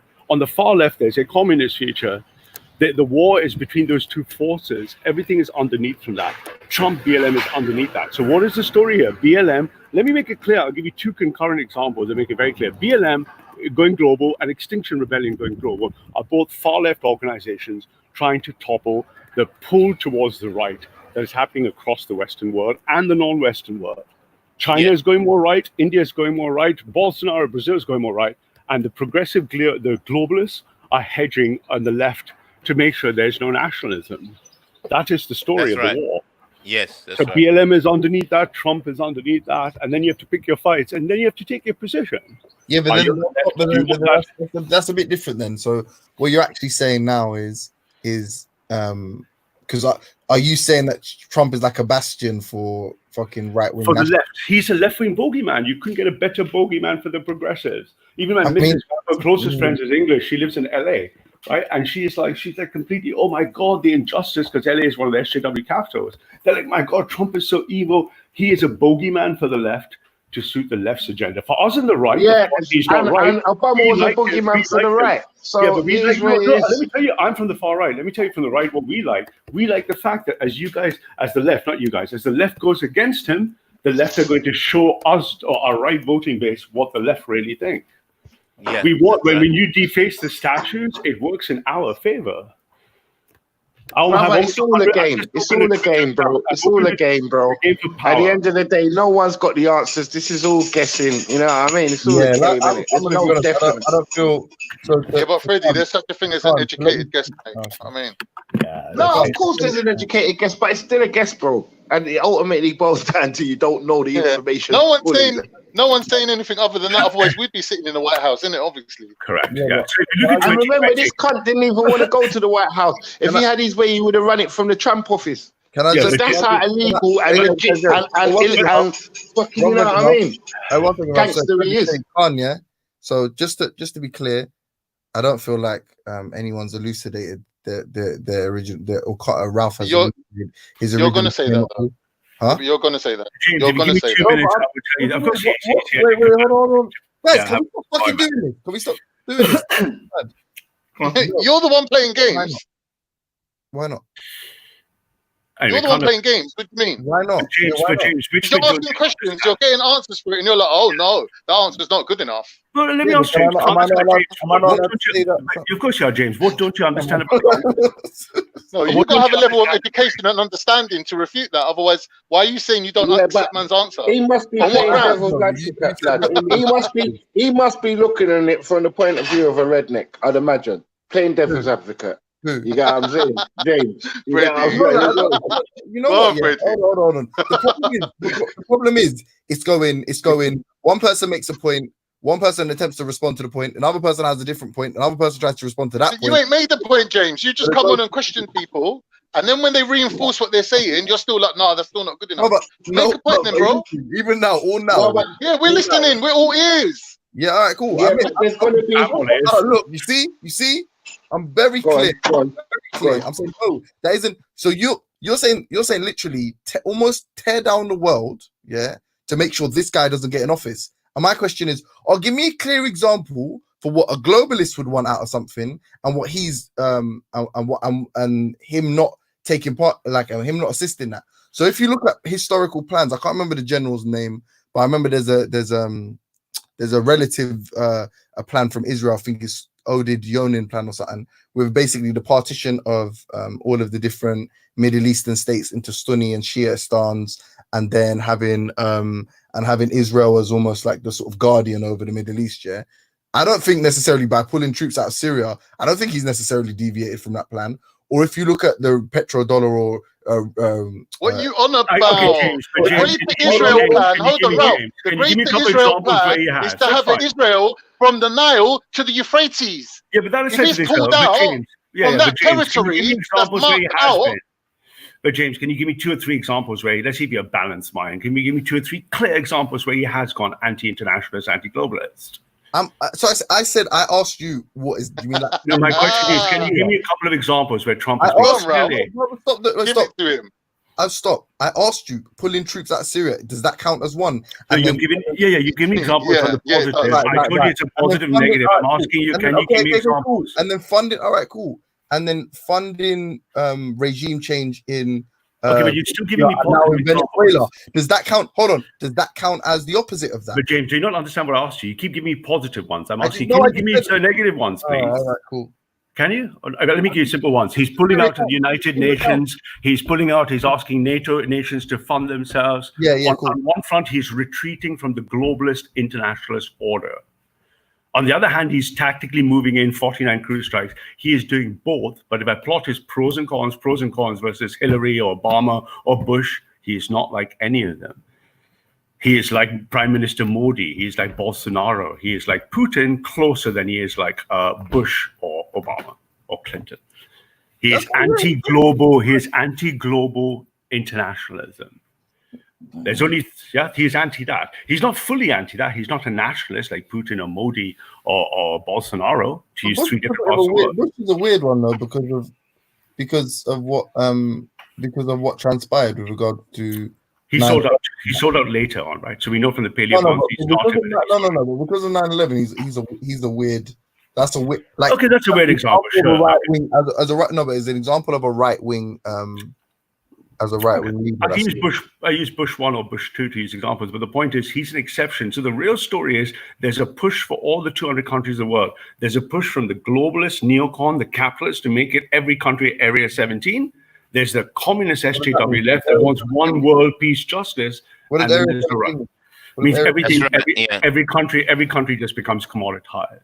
Every country is just country 17 versus country 12. Whereas the left want a global, international, one world order, and the right want nations trading apart. Correct. Trump is not a globalist. That is. Don't get me wrong. That is not like a. It's a coherent proposition. I'm not saying like, that can never be true. I'm just saying that there's not in the way that people you have. Like I tried to say this, Khan, but Khan, I don't know. He's just in antagonist mode. You have views on both sides. You've got one is this hyper demonization of this man. Yeah. And then the other, saying that in front of witnesses, right? You know that, yeah? Hold on. On the other side, you've got them deifying him as the sort of leader of the resistance. I'm saying both extremes. Because James, the world is increasing. I'm going to let Ralph ride on you. Yeah, if you take one measure across the world and you see it, one global metric that is increasing under accelerationism is the world is polarizing. Within nations, we're polarizing. The middle is collapsing. Within Britain, the middle is collapsing. There's 2 civil wars in the Labour Con Party, Conservative, same in the United States. So demonization, you're right. Hyper-demonization is a great tool for polarization. On the left, it says, here's a Hitler. On the right, look at those crazy guys calling him Hitler. Both sides. Right. But what I'm saying to you is then, so let's use that and let's use, so that's the microcosm. Let's say something like Britain, and we're saying, so who's more nationalist? And again, I haven't voted or support either of these because, but who's more of a nationalist, Boris Johnson or Jeremy Corbyn? Johnson clearly, but he's not nationalist. Right. So hold on. So somebody that's their plan. So how would James, you're using nationalist in the wrong way. James, I'll help you. How would it's because obviously now, I mean, we've got COVID, right? COVID's the accelerator here, but let's say the catalyst. Sorry, but let's say incurring more debt, even though you didn't have plans to nationalize anything. So let's say the debt we incur doesn't necessarily, aside from the furloughing and what have you, doesn't necessarily trickle down to the individual citizens, right? How is that, in your opinion, like as in privatizing NHS, wherever was in their manifesto, what was likely to happen, private prisons or more investment for prisons, then ultimately more private prisons? How would that have been in the interests of the nation? It isn't, because James is so if you look at it, what Boris Johnson doing is he's a bit of a softer, he's an intellectually smarter showman like Trump. There is a raging civil war in the Conservative Party, like there's a raging civil war in the Labour Party ideologically. Boris Johnson's job is to keep both the left and the right wing of the Conservative Party. The right wing of the Conservative Party, we estimate at 55 MPs. of the 365, meaning hard right nationalists. They won't be nationalists because Tory party HQ prevents them. His chief advisor is a nationalist. No. But the point is because Boris Johnson knows if he doesn't give the nationalists enough, the Conservatives won't win in 2025.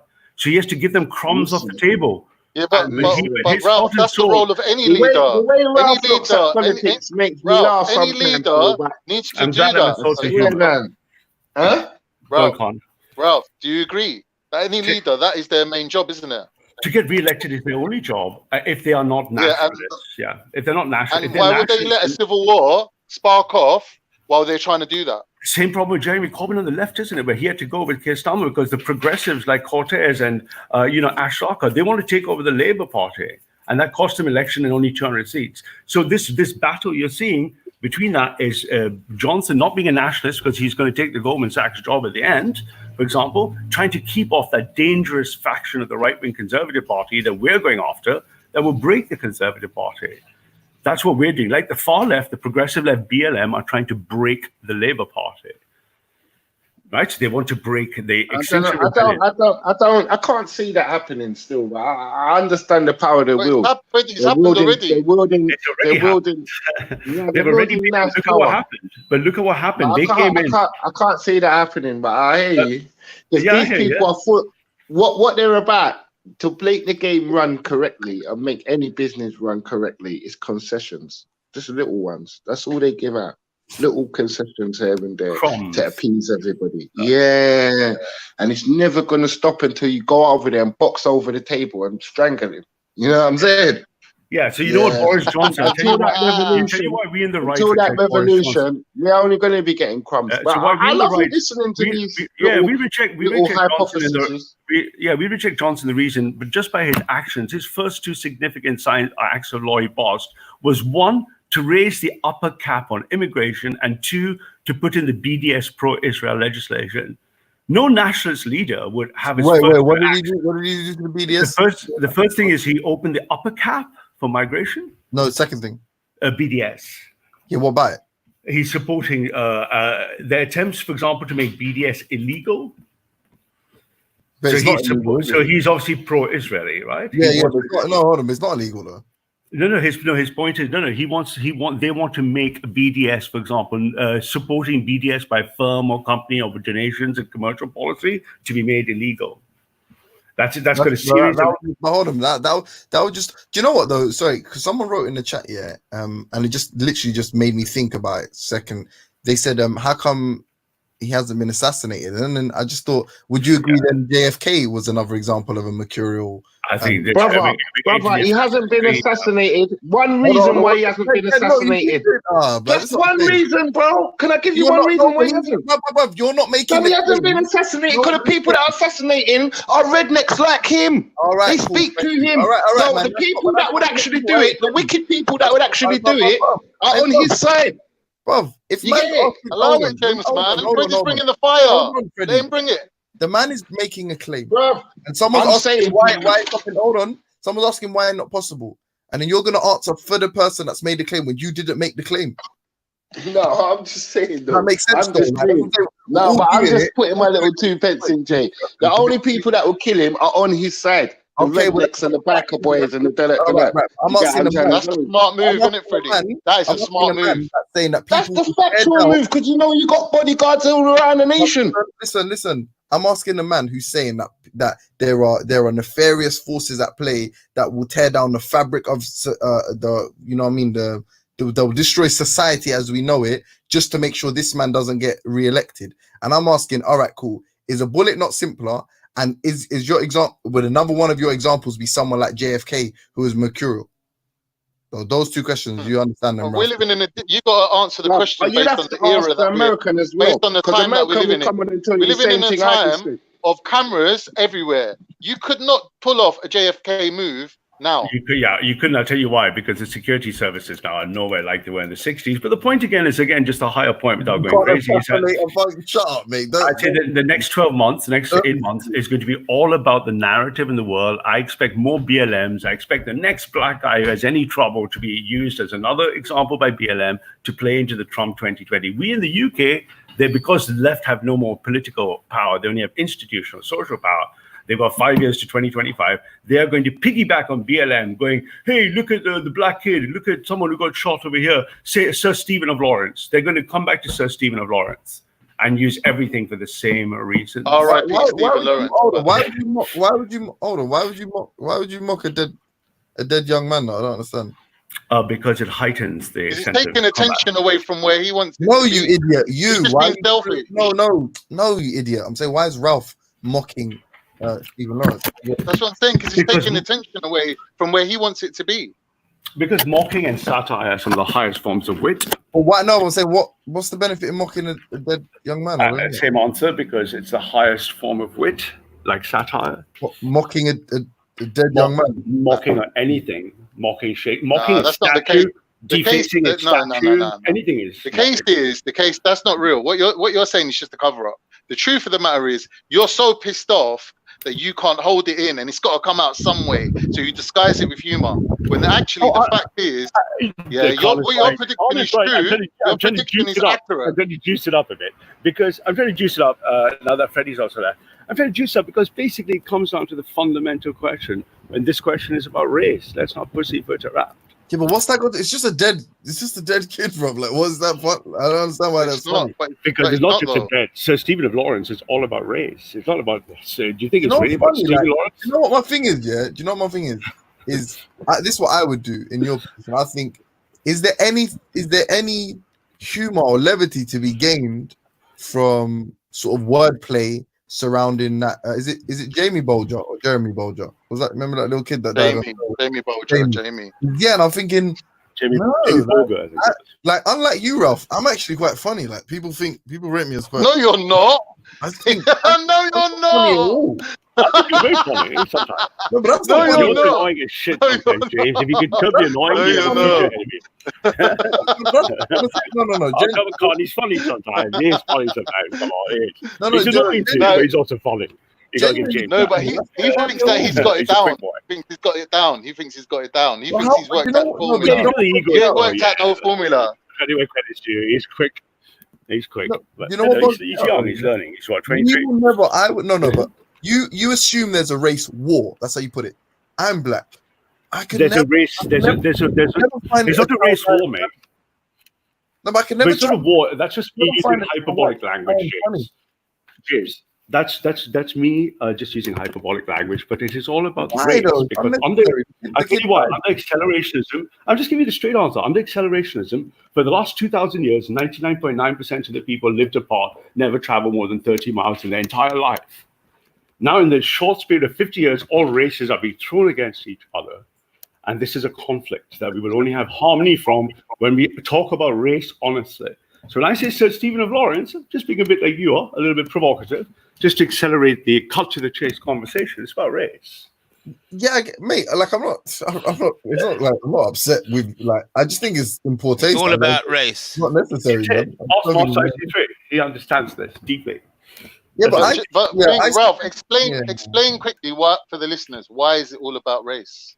Because fundamentally, so if you look at the narrative intellectually from the top, accelerationism, the temperature of the planet, the population of the planet, the speed of transportation has all been getting quicker and quicker and quicker and quicker. And the majority of the races, for the majority of time, have lived apart. Shall I tell you what it is? The elites are actually parasitical. Let me just answer this question. Within this accelerationism, I'll just 2 minutes. Within this accelerationism, an elite has formed. And this elite is trying to rule the world in a model of globalization that goes to the right against the state of nature or faith, and to the left against the sense of justice. So people like Lister, Haiku, the far left will argue, get the 1%. It's the 1%. They're arguing for class justice and race justice. The left are going, hey, these fuckers, Starbucks are taking over my country. There are 3 actors on the board. And that narrative, race and gender matter. Why? Because equality is a social construct. A black man will never be equal to a white man. Wrong.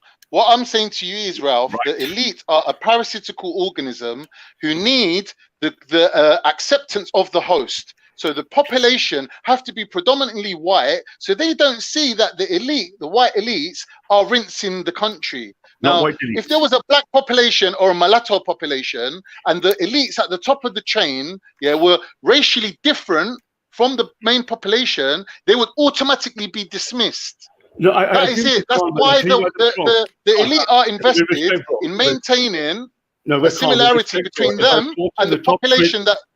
But calm, with deep respect, bro, it's not right. But it's right. I understand where you're coming, but it's not quite right. If I plotted the elites by race and ethnicity across the whole 200 countries, I would see the elites are in all colors. The top 50 richest men in the world are not all white.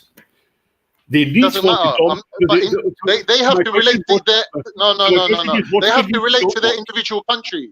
No, they have to relate to individual country. After the 90s, they became a global. They operate on a global level. I'm not denying that. So they've escaped that. So my question to you is, what do they face? What are the global? No, they haven't escaped. It's just like what do they hate? What is their threat from the left, and what is their threat from the right? The threat from the left is justice. Let's spread the 1%. The threat from the right is one blood, one nation, my country, not yours. They are playing the left and the right. Ralph, it's a race and class mix. You're either hold on one second. You're either going with the old caste system where everyone's in their levels, and they don't mix with each other, which is the right version, right? Or you're going to go with the left version, which is the Islamic ideology or the African ideology of oneness and equality. Either way you look at it, the elite are still in place. No, but the elites have emerged and surfaced, and their elite order is being threatened by, my point is, both the left and the right. They're using the left versus right to suck more power up away. Now, what is the threat? Where are the most powerful nations that are not elitist run? They are the nationalist nations. And the three clear examples are white, yellow, and brown. Putin, Russia, China, and India have resisted the global ones. Now they're fighting a losing war. So Google's homepage is edited by proxy by China and India. For example, you don't get to go to Google if the government doesn't want you to. Same with Putin. But they're fighting this war. In the West, it's a very different story because white liberals have said, let's all go left. So what is that problem? Men are not equal to women. Do you accept that we're living in a supremacist nation? No. That there is supremacy. See, that's what I mean. You don't even acknowledge it. So it's difficult to talk to you. You're caught up in this left versus right tug of war. Brother, with the deep respect, maybe I didn't understand you. Do you mean supremacy of race or supremacy of the elite? Both. No. Supremacy of elite, yes. Supremacy of race, no. So you're saying that the elite are not like more than 90% within one race of people? The richest man in England is Indian. So I said 90%. I said 90%. No. If you look at the established elite, right? Forget the new money. The established elite. No, the established elite don't care about race. They care about money. They care about race too. They have to care about race. No, they have to care about race. They do, but secondary to money. I know such people. Right. I consider some of course, secondary to money. Of course, it's secondary to money. Tell me something I don't know. If you go to India, China, the leader of the nation who puts money before his people will not stay in power. Right? That's the difference between a racial elite and a financial elite. You're concentrating on this left and right tug of war, and you're giving the elite basically breathing space. No, we should be at their necks. No, we believe that the way to get to the elites, we in the right, if you look at the society's numbers politically, the right only ever constitute about 20% of society, but they make the most violent change. The left enjoy the power for longer periods of time. We are attacking both the elite and the left.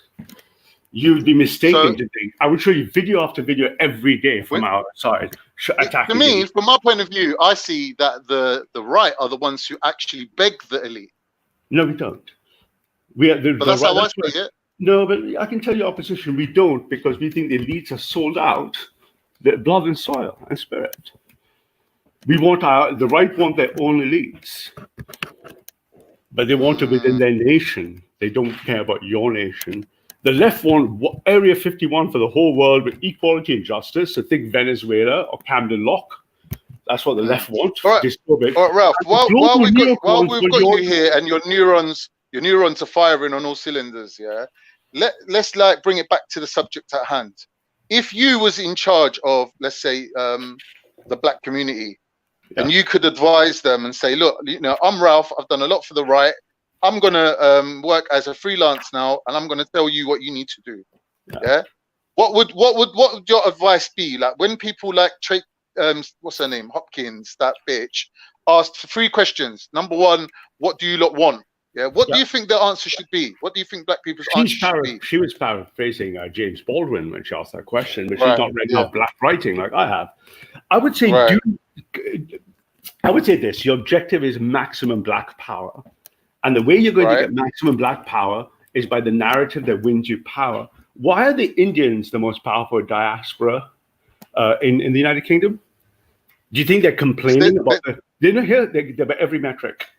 Are they complaining? There's no obstacle. There's no obstacle to their success, though. No, but why are there no obstacles in courts? Do you think there's no people calling other people packies? What do you mean? Like the word nigger? Do you think the word packy doesn't have enough weight? No, why? Because they have chosen the formula for power, which is the right-wing formula. So I would say if I was an advisor, just paid to do my job dispassionately with no emotion, paid by result, the advice to the black community is, if you want power, look at the other colonialized non-whites. Look at the more million... Do what they have done. That was an easy one. What do you mean colonialized? So what percentage? So Asians make up a larger percentage than black people, correct? No, blacks are what, 13% and Asians are 5%? No, we're talking about America or England? England, just England. Yeah, no, blacks don't make up 13% of England. Are you smoking? No, the total minorities are 13%, right?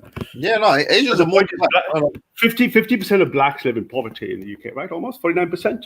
Is that what I asked you? I said, what's more? There's more Asians than black people. You can agree with that. But but the point.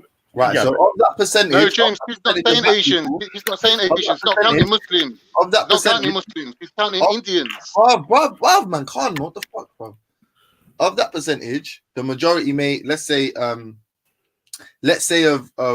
black people that lived here for an extended period of time, few generations, what have you, it's likely to be from African countries pre-independence, Caribbean countries, and black people that have lived here historically, since slavery, right? So in the UK, you're waffling. You don't know. Ask him. He'll tell you. All of them have an entirely different experience to what you refer to as colonization in India, independent struggles in India, and those people being referred to as a buffer class all around the world. So if you ask a question, like listen to the tautologist nature of this question.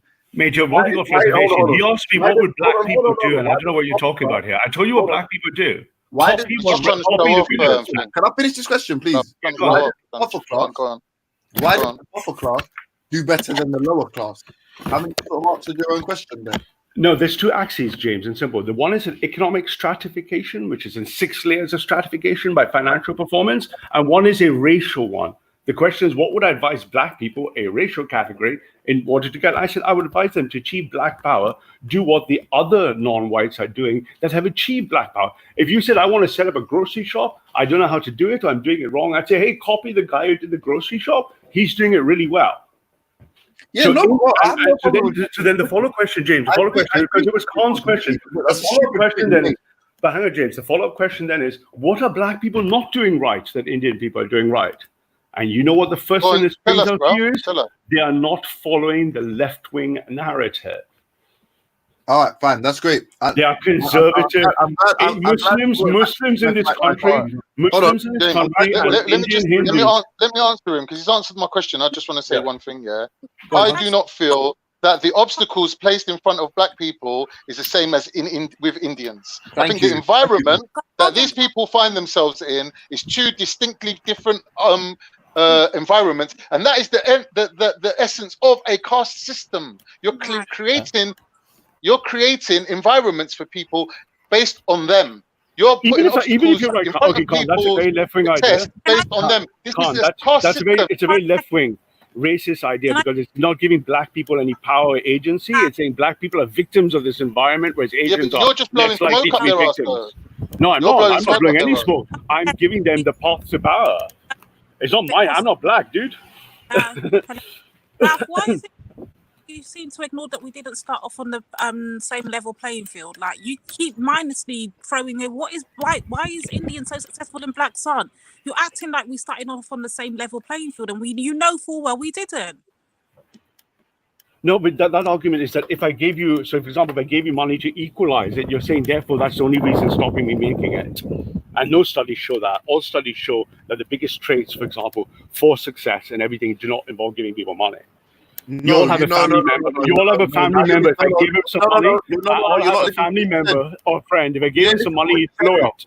Ralph, you didn't listen. That's not what she. Hold on, that's not what she's saying at all. She literally made no mention of economics at all. She literally said, "Why are you assuming that they started off on equal footing, i.e., in society? Hold on, they're placed in society. So if one person is more likely, if one person is more likely to get hired, is less likely to get accosted by police, is less likely to get chased down the street, is less likely to get spat on. If take all of these factors and you hold on, plot the course, pluses and minuses, yeah, you'll see a completely different trajectory for one than you would for the other. Well, of course, James, I'm not denying that. I can see black people face different challenges and different things. But if I plotted the higher picture, which says how much of you are a product of your agency and your power and freedom, and how much are you a victim of your environment? And the answer is a percentage.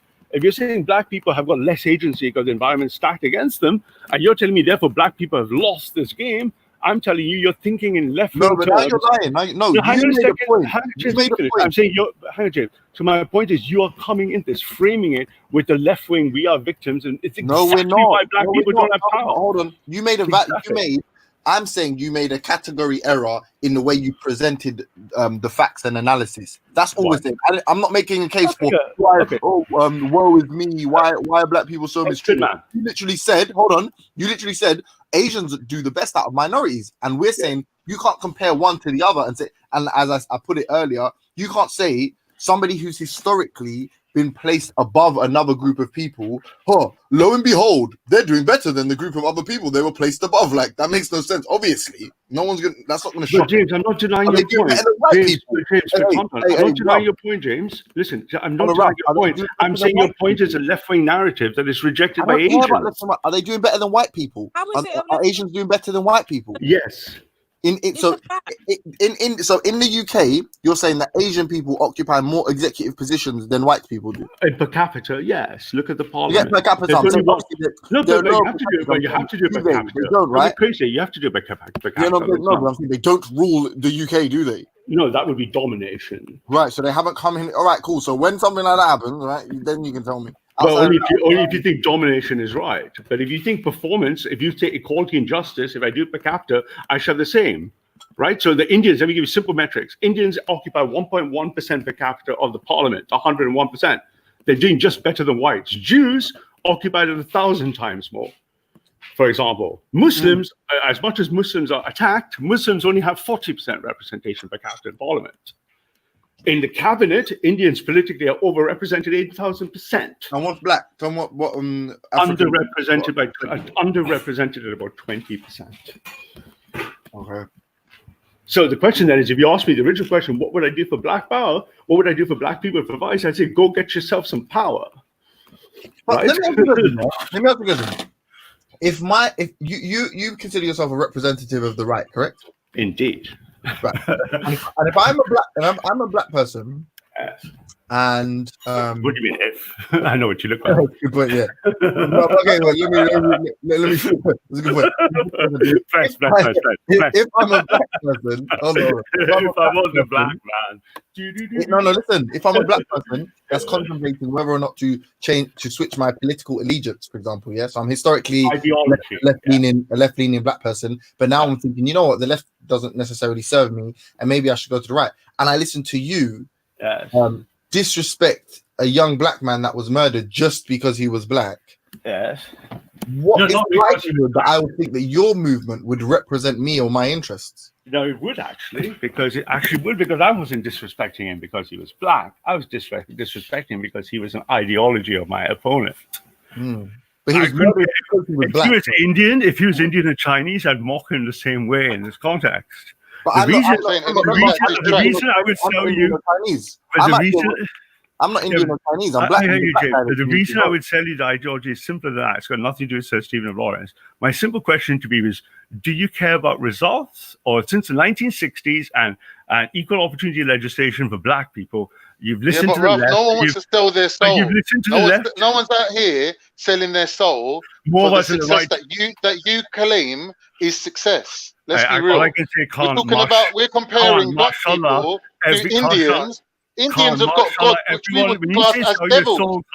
When you say sell your soul, Khan, mashallah, most of the people on the right believe in God. Islam is very right wing, so I don't know what you mean, sell your soul. I believe in God. I'm saying what Indians are doing. Indians are the Chaiwalas of the English. They've got no pride. That's a left-wing narrative. White man's bummos. That's a left-wing narrative. You're calling the richest man in England a Chaiwala. He looks at you. He can have you picked up and your family removed, and nothing would be done about it. Yeah, but I'll just find Erdogan, and Erdogan would deal with it. But he would lift. Erdogan would be nuked. He could lift you out, Khan, out of your life, and we got nuked. Pakistan's got nuked. The UK government wouldn't do anything to you, Khan. Erdogan would just find Imran Khan. We got nuked on standby. Without running away to Turkey, if you want Chaiwala power that can have you removed, you know which way to look, right? So black people deserve power, man. I assume that you had some insight into black people and how they move. Like black people are not going to sell out. They're not going to sell out themselves for the power that you're offering them. What do you mean sell out themselves? You're basically saying to them, be like other people. You're saying to them, be like Indians. Khan, do you think the Chancellor of the Exchequer is the first Indian Chancellor of the Exchequer, the fifth richest country, is a sellout? How about the head of the most scientific? No, I'm saying in their culture, there is nothing to sell out. They have nothing to sell out. You're calling 1.2 billion Indians in a superculture sellouts. I'm not saying they're sellouts. I'm saying they have nothing to sell out. Hello, Con. Hello. Yo, Con.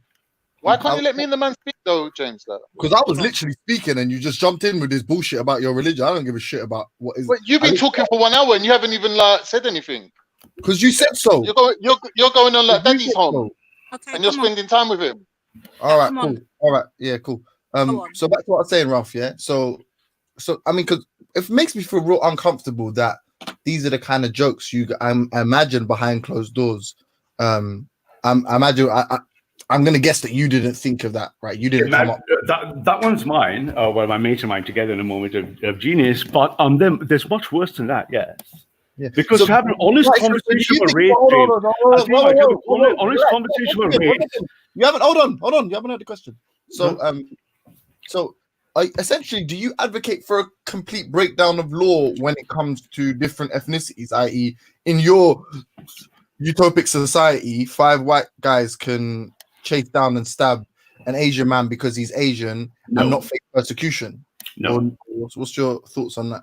No. I believe for the majority, racial power and racial harmony in the world and love, peace, and justice for all will be achieved by racial balance. And in a society that's not racially balanced, the tension has to be resolved. I believe the majority rules then. I want Nigeria for the Nigerians, England for the English, and India for the Indians. The remaining minority who live in Nigeria, hear me out, the remaining minority who live in Nigeria are there because the Nigerians want these white guys or Chinese guys, and those white guys and Chinese guys love the Nigerians and want to live in harmony in Nigeria with them. Did Stephen Lawrence hate Britain? Did Stephen Lawrence hate England or something? No, he's just a frustration of white against black. Right. So you believe that all of those people that were arrested but got convicted for murder should have got convicted for murder, right? Oh no, they didn't even get everyone. No. So let's say if they committed them, anyone that committed the murder, you believe should have been convicted for murder. Absolutely. Right. My point is then why are you upset with all the subsequent laws and amendments and inquiries that happened subsequent to that event? Why was that? I believe equality is a social construct, and all minority-led legislation, be it against women, ethnic minorities, homosexuals, should be scrapped. Okay. How are you a Christian? Why does that mock? Why does that? But what I'm saying is, how can that lead you to trivializing the child dying? Like, because I'm trivializing it because I'm. You believe, hold on. You believe the crime is wrong, and you believe that racism in the context of chasing down and killing someone because of their race is wrong, especially when the person hasn't done anything to you, right? If you think all of this is wrong, then how can you find levity in the action? How can you trivialize it like that? Now, maybe that's a longer, deeper conversation about the purpose of humor.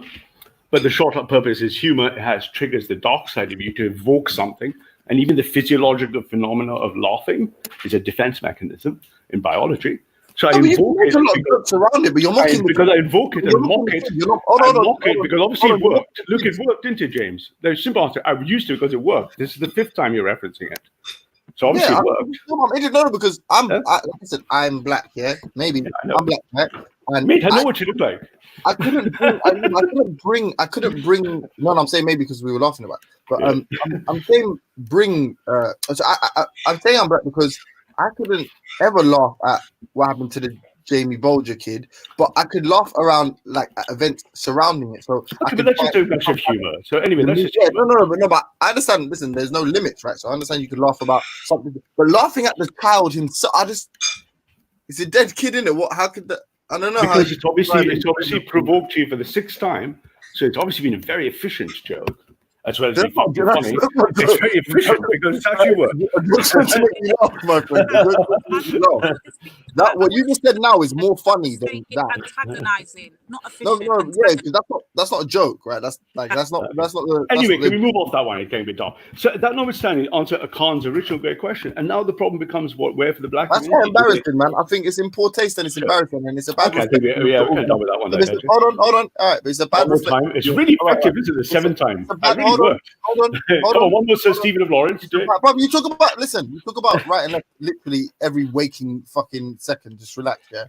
That is, I think, is a bad reflection of your organization when it comes to inspiring or encouraging black people to vote right or to be right leaning. And it's people like you.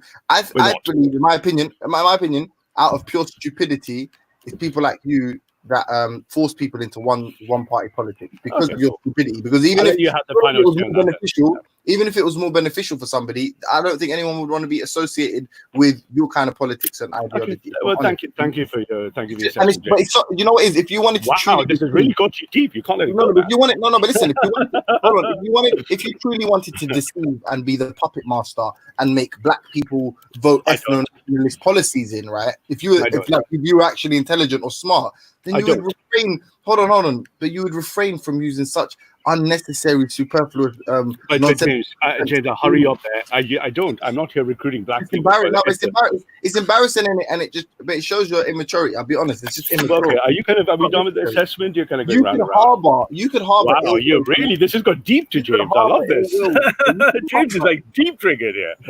Mate, I've given you 3 chances to gracefully terminate the point. You could harbor ill will toward black people without putting it on front screen. I can't do that myself. The fact that you need to, because you're immature, bro. It's just immature. Well, thank you. You're repeating it. James, you're better than this. Come on, let's move. All right, no problem. You can go. Hey, Khan, it's your time. It's your turn with your dad. Cheers. All right, Dad. Like, get James off your knee now. What was I going to say? So obviously, like to me, to the house, sitting patiently. To me, Ralph, I'm in a unique position because obviously Turkish people originally were pagan and they had the caste system when they were the Proto-Indo-Europeans with a caste system and the paganism and all that, yeah. And then obviously we become Muslim, right? So I can see things from both sides. So I see Islam as a very pro-black African ideology based on unity and oneness. You don't get that with other people. I do, but it's not because I'm a Christian. What I'm saying is, when I'm asking you, how would you advise black people? You're basically telling them, be more like Indians. No, now, you asked me. Let me quickly finish. That's not what you asked me. You either don't understand black people, or you're basically saying the Indian way is better.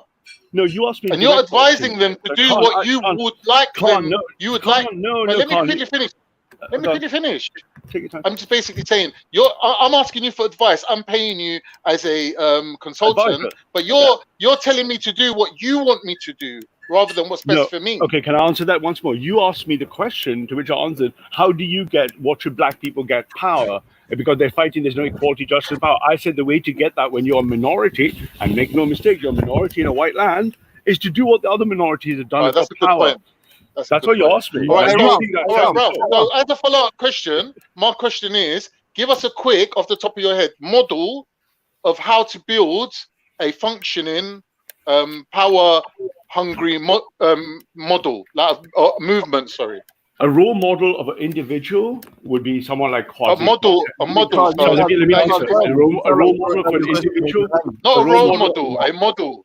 Okay, a functioning model. Let me give you a functioning model, but I'll do that by exemplar and then give you the model. An exemplar of a role model would be someone like Kwasi Kwarteng. Parents alive as immigrants in late 70s. Father makes sure he's never caught in gangs, makes him study hard, gets a scholarship into Oxford, into Eton, is possibly one of the 3 first black prime ministers of the United Kingdom. The model of that was conservative right-wing values, family, strong parenting, nuclear, teaching the child, keeping him out of trouble, disciplining him, making him learn right-wing values of independence, reliance, authority. Those are the things that got my model would be completely different. My model would be taking black men of industry, prominent men in the industry, to fund the younger generation to go to university, and then once they're studied to a higher level, infiltrate the government through politics. Okay, that's a very left-wing revolution. Can I just say something really quickly? Yeah, I didn't realize I was left-wing, but go on. Yeah, hold on. But, I told you that, bro. Go on. Sorry, you know the first Indian MP. Yeah, what party do you think they were? What party do you think they were? What was that again? I said, what party? Yeah, do you think elected the first? Or what party was the first Indian MP associated with? So Dadapur Nairoji came at the time where English liberalism was at its highest form. So he was shown, he was put front as a model of liberalism, touting equality. Okay, so the real liberals. Yeah, so first 10, would you reckon percentage of them were left-leaning? They would have been liberal and left because that's their way in. Because cool. when that's fine. That's just because I tell you why, James. Everything's changed. No, James. A different reason. When a diaspora enters for the first time, and we see this data in many places, they always go left first against what they would have been back home, and then when they have enough power, they go right. So the Muslims go right. The Muslims are going right heavily. Jews. Right. So, what do you think the first black MP would have been? Who would be the first? I don't know who the first black MP was. Who was he? I don't know. That's the question. No, I don't know who the first. I said, what do you think he would have been? That's the question. Was exactly. Probably liberal. All right, cool. And then the second question I was going to ask is, if you think it's all right to, so you don't agree with equality and rights, and you don't agree with these equality sort of mandates, yeah, and in initiatives. I would ask you then, why did you think it was okay? And this is a bit tongue-in-cheek, but it's kind of serious as well. Why did you think it was okay to report Lister for a hate crime for throwing water on you then? And you literally said it's a hate crime because I'm brown and he's white, and you laughed about it. Now, whether or not that was tongue-in-cheek, I'm not sure. But you can clearly see that, because you've called the police a few times on these kind of actions. You can clearly see the benefit in manipulating these initiatives that are used as a protection for minorities, but you mock people that have, like, you got water thrown on you, but you would mock someone that died, even though you yourself would use the benefits of that situation to call the police on someone just because they poured water on you. Okay, I'll tell you the short answer to that one. Because I'm very right wing, is I believe that society equality is a social construct. The only thing that comes from the state of nature that is true and belief under God and this universe is power. I will use all metrics. And Percy James, I don't take it the wrong way. There's an ongoing multiple cases against Lister, so it's not beneficial for me to speak about it publicly. Yeah, I'm not asking you to speak about it. You don't have to respond. I'm trying to.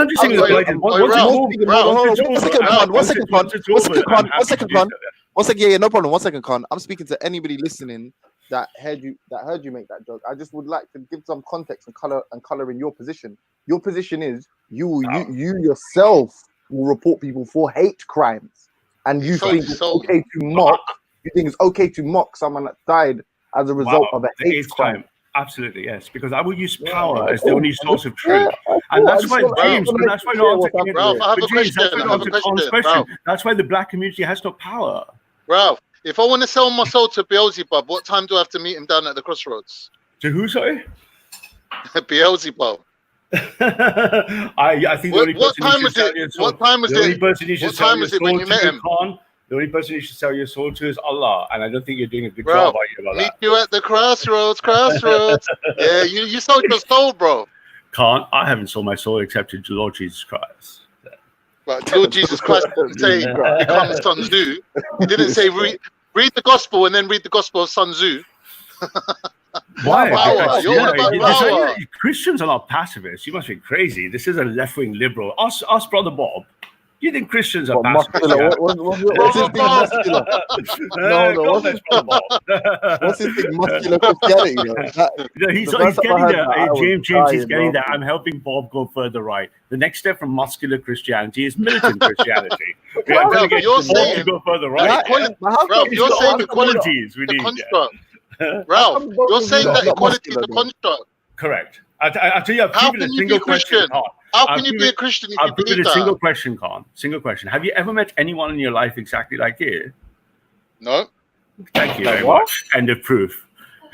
Like what? What did you say? I'm not saying you Have have you to ever be met equal anyone to exactly people. like you? Hold on, Ralphie. Like You Don. don't have to be equal to someone to He's one treat of them the- as he's an one of- equal. I'm saying I treat my brother as an equal, innit? No, but my I treat point my is, brother as an equal. My brother's not equal to me. yeah, but so what Yeah, I'm saying but I is once treat you him as start, an equal. but Khan, that this is the is-ought situation. What you are is not what you do. So first of all, you have No, to you identify are what that you we do. are. No. No, You you just are what you do. No, you just are because God made you so. Now, what you do, it comes after what you are. And once you realize that we are not just one race, a human race, man is not equal to woman, Batty Boy is not equal to James. No one's You saying they're realize equal, that but they should be equality treated as equal. Well, treated as equal, then you have to define what that means. That means equal rights for everyone. Okay, let me give an example. I have a son and a daughter.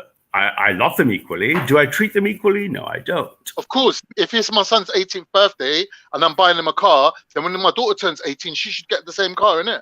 Okay, so you treat your If boy. my son has the opportunity to go to university. Do you have children, Carl? Do you have children, Yeah, I Carl? do. Yeah, Okay, do you have one of each? No, I have to do the same. Do the same. Okay, but once you're a parent of two different children, the ones you love equally, you realize that the fundamental state of nature. Someone's got some shit going on in the background. Yeah, what the fuck is that, bro? What the fuck is that, man?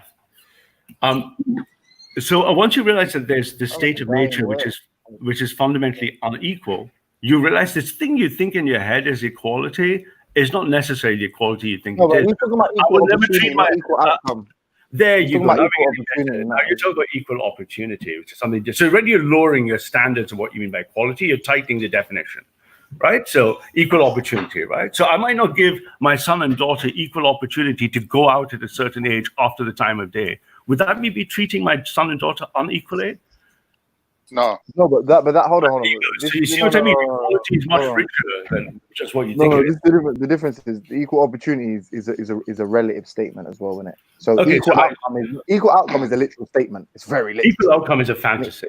Yeah, you're right. That's the literal sort of there is no real That's what you're right, James. That's why they left to change the word. They're trying to change the word to equity. Right, because you can't find laws that are biased that way. So the equality of opportunity is laid down, but they still see difference in equality of outcome. So now they're trying to define equity because ultimately they're fighting a battle that is false. Equality is a false god. We are not equal. But just to go back to the point is, but a simple example of why I would subscribe to equal opportunity, and I understand it is a relative claim or statement. Is because it's like, how can I put it? It's like for example, a woman's breasts are considered private parts as well. Here we go. As well as a woman's genitals are considered private parts, right? Whereas for men, it's only our genitals that are considered private parts. So now a woman is not allowed to be bare chested in public. Now she may say, but if we're all equal, you know, like all these feminist movements, if we're all meant to be equal, then I should be allowed to have my shirt off. And people would argue, no, you're not. Yeah, because reason being, because those two are referred because men to and women as are not equal. But men and women are not equal, right, and you're speaking truth. But the opportunity should be equal in that if both of you is allowed to show your private parts, then you're allowed to both show all of your private parts. And if neither of you are allowed to show your private parts, then neither of you are allowed to show your private parts. In that there is equality. But James, that's not your idea. Where did that idea come from, and why is it so deeply flawed? If I went around most of the countries of the world, the idea would be rejected out of hand. It's only in the liberal West. In the East, in Europe. But where did the idea come from? But where did the idea come from? What precisely? James, do you know where that idea came from, James? The idea came from. I imagine you're going to tell me liberal thinkers, Marxist thinkers. That's no, not Marxist. Actually, just actual liberal thinkers extrapolated too far. Postmodernists. No, extracted too far. What I'm asking you is what fundamentally is flawed in that because men and women are not equal, and that woman with her breasts out there is somebody's mother and somebody's daughter, and somebody's mother and daughter is not the same as somebody's father and son. No, so but I don't give my daughter equal opportunities. I reject that. But why? No. Right. Because she's more precious. No, but it is a relative normative claim. It's not a literal natural claim. We're not saying that. Yes, right. So I'm saying I disagree. I say you've been programmed into that. I'm saying it's a natural claim. I'm telling you what I think about it. So how would you, whether I'm programmed or not, you can disagree with what I'm telling you. It doesn't matter how I've come to this conclusion because we've all been conditioned in some way or another.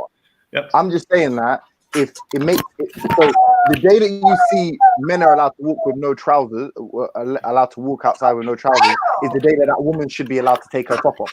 Short of that, I don't think she should be allowed to take her top off for the reasons stated, because we as a society have agreed these two, you have two private parts, if you like, or three, like, and men have one. Do you get it? I understand what you're trying to say, and you're trying to do a post reasoning on it. But my point is deeper, and the answer is simpler. I don't see Indians or Muslim girls over here being topless, almost any of them on the beach, nor would I see them in the foreign culture. The idea is liberal. And if you take the idea of equality as being a god, and therefore equality is morally equal, then you don't feel the other. But in those countries, in those countries, you also see women raped with no fucking recourse. You also see honor culture, honor killings, women being treated like possessions and women being murdered. We're talking about India. Yeah, in India. Yeah, in Indian law, there's literal legislations and caveats within legislations that treat women like fucking possession. So you're talking about extreme. Yeah, but look, Africa too. All extremes are bad, but basically, if you keep on the topic, liberal equality is a liberal idea that goes against the state of nature. I don't think it does, though. No way. It does. I don't think it. I think extreme. Is your father equal to your son or daughter? No, not as a father, but as a human being. Yeah. Yeah, you have rights. So let me ask you: do you treat your father equally to your son? No. Correct. So you're true to the state of nature. Equality is a social construct. That's so stupid. Do you agree with human rights? I agree with rights in context under responsibility. I believe in rights that are liberal. You did not hear my answer correctly. I believe in rights couched in an onion skin of responsibilities. Bro, why do people refer to each other in the Bible as brethren? I beg you don't do that, please. We don't care about the religion here. You're saying, but he's saying he's a Christian. You should believe in the brotherhood of man, innit? Look, you misunderstand our faith, and the same holds for the Ummah. You give him their little back alleys every time you bring the religion. Won't do the religion thing. I won't school him on religion. No, but you see? Can you see what I mean? You agree with human rights. What are you talking about? That's one of the reasons. James, you're being disingenuous. What did I say? You asked me what I believe. I said I believe in rights couched in responsibilities. I reject liberal rights. I would repeal. Of the 31 chartered UN rights, I'd repeal tons of them. No, so you're saying, for example, like someone gets arrested under some kind of terrorist act, and therefore it suspends all of their human rights. For example, is that an example of what you're talking about? Absolutely. Yeah? I'll give you a simpler, better example. If you don't show responsibility for voting, like taking a driving test, I won't even let you vote. Right. Cool. To be honest, I don't necessarily disagree with that. To be honest, Thank you. I'll make you right wing one day. Maybe you're the black people I'm desperately looking for. Listen. That is a fundamentally that's a fundamentally meritocratic principle. The only reason it wouldn't be it wouldn't promote equality is if you said only people from this kind of family are allowed to take the driving test to be able to vote. But if everybody's allowed to take the test and anybody who passes it that's equal opportunity. You've just given everybody an equal opportunity. No, but the difference is I've actually withdrawn their rights if they haven't shown responsibility. That's fine. I agree with that. That's equal opportunity. Let's go a little bit deeper. Liberals want rights with no consequences for zero responsibility. So liberal policies, liberal philosophy. That's an equal outcome, Ralph. That's an equal outcome. That's not what I mean. Liberals will be liberals want generally liberal ideology. I'm not talking about the left. The liberals believe that increasing freedom under law is the final best state of nature of the world. Right, so they want expanding human rights. Yes. The right say no without responsibilities, which is fundamentally unequal, and Khan demonstrated he doesn't treat his father and son equally. He understands that there's not equality wild in nature. Rights without responsibility causes the liberal mess. But one minute. That's ridiculous what you're saying about the father analogies. Totally out of order. If we was playing a football match, a five-a-side football match, my son would be equal to my father in that environment. Would he be quicker, more experienced? No, but look, my son would be, You're not even logical. So if you put your 5-year-old son, Khan, inside an A division team, do you think he'd be able to take the tackle? My son's not 5. My son's not 5. But imagine your son was 8, and would you put him against? What I'm saying to you, there are certain rights. Opportunity. Why is sports segregated by age? Would I give my 8-year-old the equal job to take a leg tackle? That's not the point. The point is based on the environment. Equality is a social construct. That's why we don't let 8-year-old. Would you let an 8-year-old box a 6-year-old? No, equality is a human right. Equality is a basic human right. He's right. No. Stop. It is a social construct. Of course it is.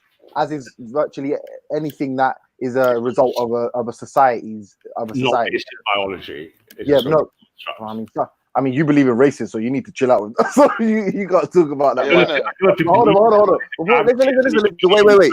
Before we get too bogged down, what I'm trying to say is, simply put, you yourself agree, because every example you've given is an example of an equal opportunity. Unless you're doing a Dominic Cummings and saying, based on this level, hold on, based on this level of generational wealth, based on this level of IQ, you're allowed to vote, you're allowed to do this. Unless that's your statement. If your statement is voting example, you have to demonstrate. Hold on, you have to demonstrate that you're responsible to unlock some certain portions of rights. Yeah. I don't think anyone agrees with that, because if you're a terrorist, I use my own son and daughter as an example, and I use Khan as proxy to prove there are certain cases where there will be no equality of opportunity. But that's not. No, you got the opportunity. You just fucking failed. Let me give a simple, real example. I love my son and daughter equally. My son will not get tea in cafe and be groomed to be a lady like my son will ever. Yeah, but that's relative. That's just relative. It's like you can say exactly. That's relative. You can say your son's equal in this aspect. So you can say Let me finish. You can say my son doesn't get this opportunity, therefore my son is not equal to my daughter, and my daughter doesn't get this opportunity, therefore my daughter is not equal to my son. And guess what happens when you plot that on the graph? Like you pluses and minuses. You find a level of equality because it's relative. Do you know what you're trying to average? Are you denying the water? No. Wait, listen. I understand your point. Calm down a bit. What I'm saying is, when you plot your graph, these shorter points of time will be quicker. When you plot those two graphs of my son versus daughter, like I plot the life cycle of a man versus a woman, I see they are different. I don't try to look at them with an equality lens and try to find ways to make them equal. I accept that a man is not a woman, like an 8-year-old is not an 80-year-old. 1 minute. Ralph, you know that there's the equal signs on the calculator, right? I've noticed that for my sins. Right. But do you know what there isn't? There is a sign that's similar in mathematics, which means the same as. There is a difference between equals and the same as. Yes. In maths, right? Yes, I know. Yeah. Right. So you're equating, you're kind of like confusing one with the other. You're trying to say, is your dad the same as your son? No, he's not. Is he equal to him? Yes, he is, because they're both human beings. They both have one vote every time there's a general election. They both can kick a football. They both are equal. They're both men, able-bodied men. But hold on, no, Con, if we went to the army, you know that's wrong, Con. You know that's wrong. But I'm agree with you, but it's wrong because when your son is 8, before your son is a certain age, he can't vote the same as your dad. But he has the opportunity. He has the opportunity if he reaches that age to vote, just like your dad. It's like it's not literal. It's at every stage. What I'm saying is, a boy is not equal to a girl. Yeah, but they're not the same as each other either. Yeah. So it's like you said, James, where it's relative. But it has to be. That's right. So even why is he stating the obvious then? Because he wants to make a case that the whole concept of it, he wants to make the case that equality as a concept is completely liberal. Whether or not that's true, whether or not that's true is irrelevant. He agrees with equal opportunity, just like we do. We don't agree with equal outcome. I don't agree with a stupid person getting a. I don't agree with a stupid person because of their race, because of whatever, getting a specific job even though they're not. Here's the difference though between what we're saying and what the right wing is saying. We're saying that equal opportunity is your basic human right. They're saying you have to earn the right. So when Tommy Robinson starts having a go at AJ and he starts having a go at Little Mix, he's like, oh, how dare you be British and have this anti-Churchill stance? You're betraying us. He's basically saying... You hit the money, Con. So when I'm going to troll, which I will be doing for the rest of this year, atheist, Tel Aviv, metrosexual Steve in the corner, how does Steve use his liberal privilege to constantly attack Muslims in the park? Where's his liberal tolerance? No, nice but hold on. But I made a good Where's point. The liberal tolerance? He's just a batty man, though. He's just a batty man with no moral. Hold on. Can I just say one thing quickly? Yeah. When you're saying stuff like responsibility, like Con, like one thing I do agree with what Ralph's saying is, for example, if you're responsible for a bombing, and now the intelligence services are trying to find out where you and your cohorts have planted the second bomb, I believe your human rights should be suspended at that point. I believe they should be able to put you to a degree. I mean, I would want to. If someone kidnapped my child and I needed to find out where my child was, I think it'd be all right for me to talk to them.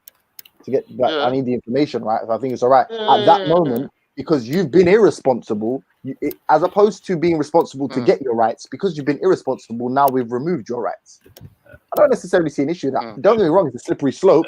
And I get how it can be abused and misused, but the idea of it, I do understand. But James, you're right there. But there's a deeper. Do you know what? There's a deeper human rights when they're unearned. I'm not sure if everybody deserves. But you know, I'm going to have to bounce to you guys. But the deeper problem, and think about it yourself, is that if you plot all the societies against time with rights versus responsibilities, and you see them obviously in the Anglosphere and then the rest of the Western world first, what do you see?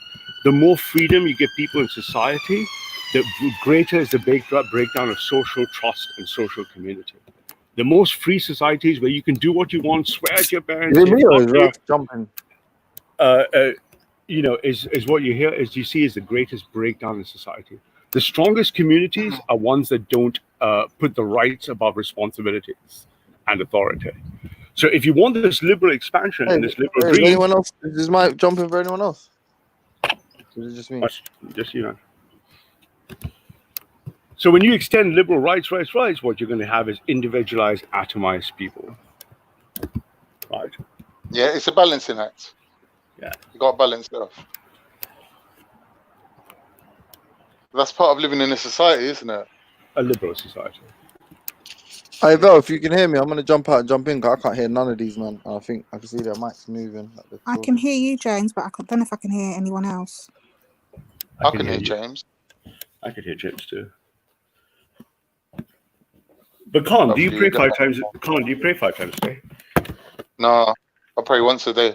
Once a day now? It's not too bad.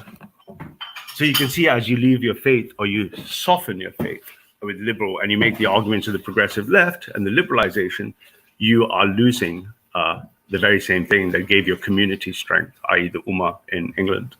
But of course, because Turkey, of course, has a history of secular Islam, right? Yeah. So that doesn't surprise me in the data set. But you now see it in more conservative Muslim communities. You see soft, secular Pakistan Muslims, which is quite interesting. Liberalism is a disease. Well, you obviously you stated your case. We know where you stand.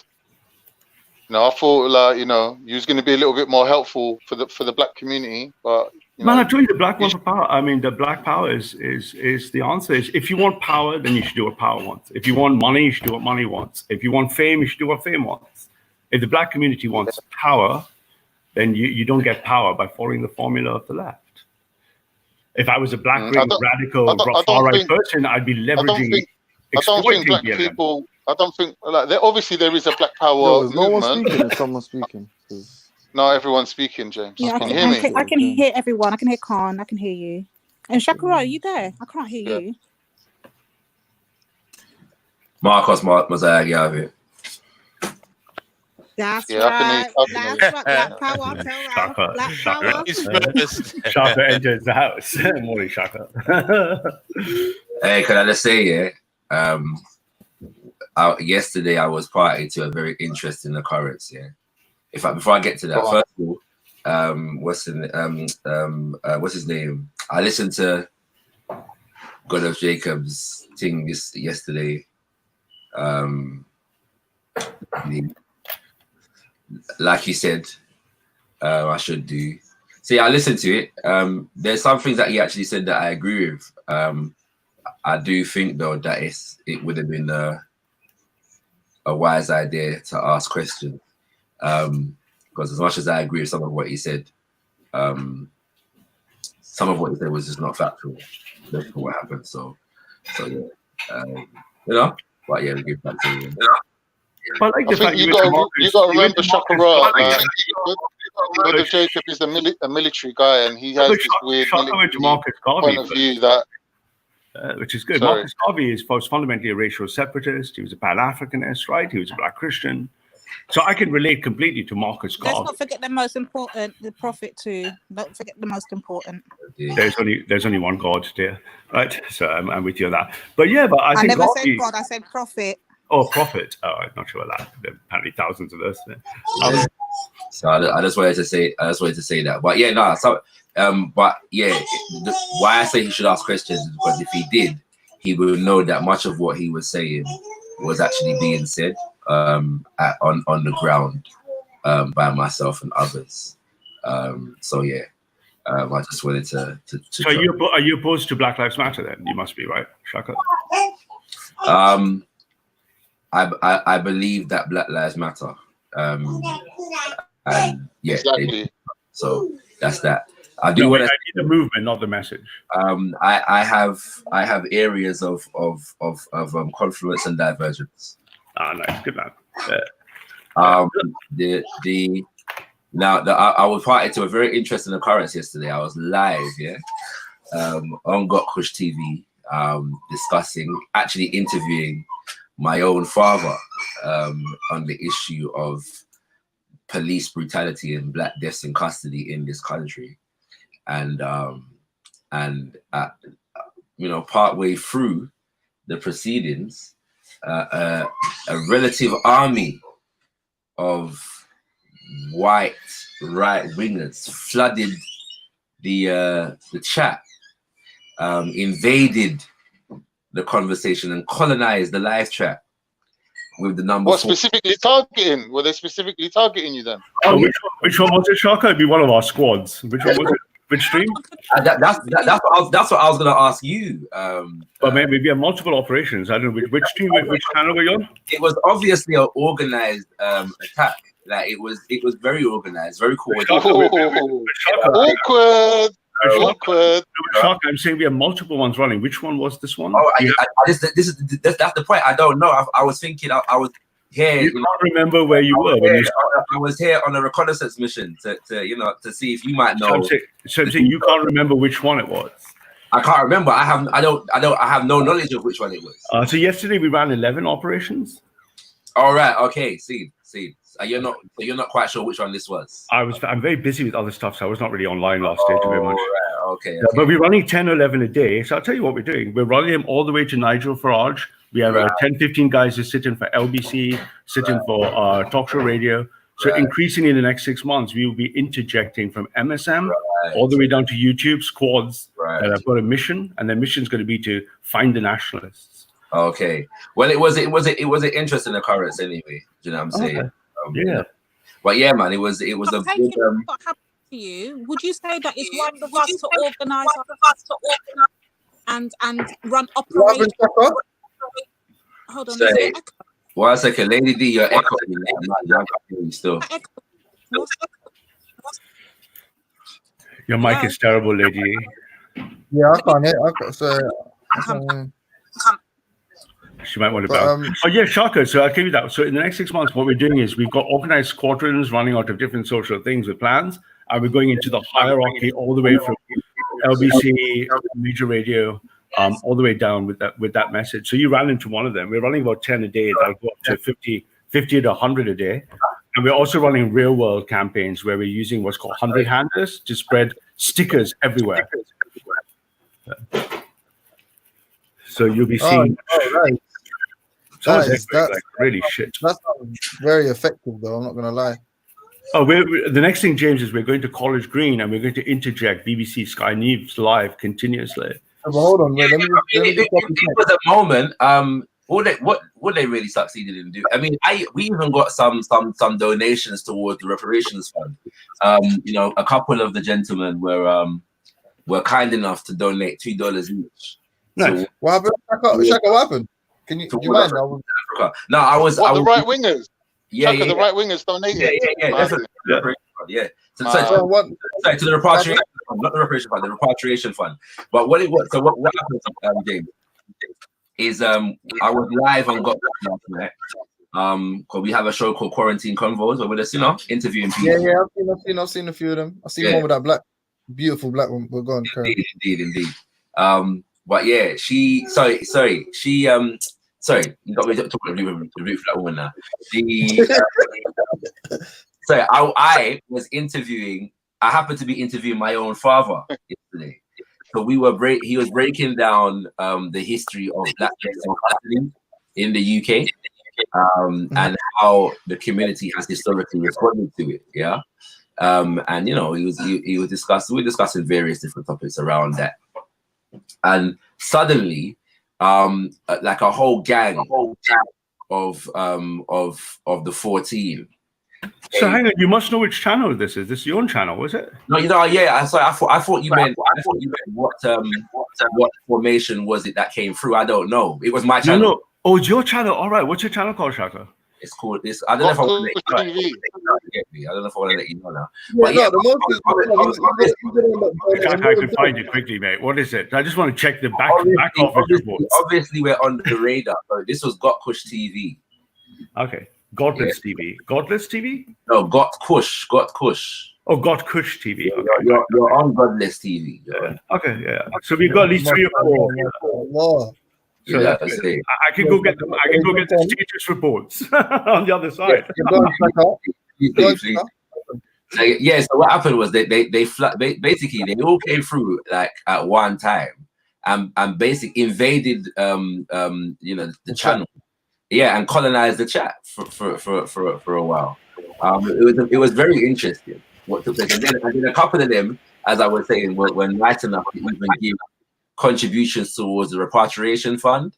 So I think it was like 2 people gave $2 each, contributing for us to return to Africa. And so I thank them for their donations. That's beautiful. I thought not my ticket, but yeah. Hey Shaka, would you ever want to talk to people like that on a live stream? Well, if I did, yesterday was not that day. I believe that no, you were just hitting the fire. My father's time was way too precious to be engaged in things. So I'm into that. But it'd be interesting to talk to people like Marcus. We did them the courtesy of addressing them for about 5 minutes, and then we moved on. So think of it like a locust swarm. They're going to come. They're probably not going to hit you more than twice. It was a swarm. I would liken it to cockroaches. So. Yeah. Your characterization. Shaka, how do you feel about Ralph's revelation or confession? I should confession that their plans to control the political narrative is based on how many stickers they stick around London and the UK. I would suggest that that sticking stickers around the UK is one form of guerrilla marketing, and forms of guerrilla marketing that have to, you know, broader programs can sometimes be rather effective. At the same time, Shaka, you're right. You know, Extinction Rebellion, they're the third biggest membership gain just by Extinction Rebellion. Indeed. I will say, though, from my experience and my understanding of history, it doesn't take a whole leap to bring out racism from white people. So yeah. There's not. I thought it was like all white people are secretly racist. This is what he's implying. But the stickers are going to be like, like the Manchurian Candidate, when like they turn them on, activate them. Yeah. I can tell you exactly what the purpose is. It's not random what you're seeing. It's completely organized and controlled. That's a three-step meta-narrative process. White people need to be re-racinated. So Shaka is right. White people need some messaging. It's just re-racination. And then after re-racination, they need to be collectivized. And then they need to be organized. So when you see the stickers like Extinction Rebellion, they were eco-sensitivity at the awareness level, as are racialization messages. So you're right. And then some of them are drawing us towards the collectives. And then the others are organizing. You saw one of our hit teams fly by you. You were lucky. Into masses of swarms of collective right-wing organized. That's actually that's very organized. We have a war room. It's organized as fuck. That's exactly what I'm emphasizing. It was an organized program, definitely. It's re-racination, right? It's like Marcus Garvey or even Malcolm X would have. Yeah, but I will say though, last night you had the wrong audience, because this was a channel of black people talking to black people. So we weren't really your target market, except for to spew white racism. So but you know why that is? Can I explain why it is? Because I was part of the key movements building it all up. White people, I'll tell you what, Shaka, if you look at the genetic data, white people are half, about 42 to 89% less racinated genetically compared to blacks and browns. So it takes more effort, one, to racinate them, and because they get atomized racially, and then to keep collectives together requires a show of sympathy. Listen, I've got a good strategy. We have 14 squadrons. So we have squadrons that racinate people and collectivize them, and flying through and colonizing another panel is a very high emotional value to forming the relationships that form during that swarm. Then that data is taken back to HQ, and then we assess what we did. Sorry, can I just that sounded very elaborate and worthy of being remembered as like a Shakespearean speech. So big up for yourself there, brother. I think the long and short of it, we need to publicly bring back public execution. Nice. And Jeremy Hunt and the chief of police should be the first ones to be publicly executed in a reformed bring back the death sentence in movement. I believe that strongly should I think that's a good suggestion, and I think it would cure many of the problems that we see in our community, plaguing the community today, which is targeting from police and lack of medical help in your later stages of life. Are the main things that have destroyed the black community in the last 10 years. So these two people, Jeremy Hunt, everybody, he's he switches roles, so he's probably a jack of all trades. He's definitely not a master of any, because he doesn't know how to even delegate funds to services. So Jeremy Hunt is the main problem, guys. Any pain you feel because of lack of help from your NHS or whatever, Jeremy Hunt is the main culprit involved with that. So if you guys have any problems, you want to complain to anywhere, Jeremy Hunt. Have you complained to Jeremy Hunt yourself? And you can probably find him in the streets of London if you're smart enough. Have you complained to him, mate? Have I complained to him? Yeah, yourself. Oh yeah, of course. My complaints. How do you do, by email? I've made letters to prime ministers, mate. I've how about Jamie Hunt? Have you written to Jamie Hunt? I wrote to my local council many occasions, email. Right. Yeah, so I'm active. But I take it not Jamie Hunt. Not Jeremy Hunt himself, because you'd be obviously complaining to his secretary or the department, which was me personally. I know it was NHS England who I complained to predominantly, which is just an extension and acting like the secretaries for Jeremy Hunt, for the active person looking after the health service and where funds are allocated to. So he was the main guy to have impact on a Windrush, the Asian community of Windrush, Jeremy Hunt. And the chief of police would be the man who has sort of kind of an absolute power inside the police department or anything to do with that. So I don't know who the chief of police, current chief of police, head of police is. I can fish out his name, but that's who you need to look for. Sadiq Khan. I'm going to leave him saying this. I'm going to say this. Sadiq Khan is head of surveillance and intelligence for GCHQ. So if you feel like your privacy have you been disrespected on a high level when it comes to monetize or monitoring or observation, if you're annoyed with that and you feel like people are disrespecting your privacy, GCHQ Sadiq Khan is ahead of that. So like, if you don't want any names to power players in the reason why you're so stressed today, just talk to King Gold and I'll tell you every single person what part of London they're from. But they're the main three people that we need to possibly or publicly execute and come together and try and reform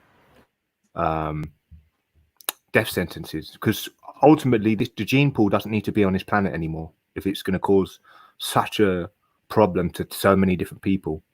And it's very sad that it's only 2020 that people are actually starting to punish people for the crimes that they're doing. And that's the example. I'm finishing saying this is the African brother that got murdered by police.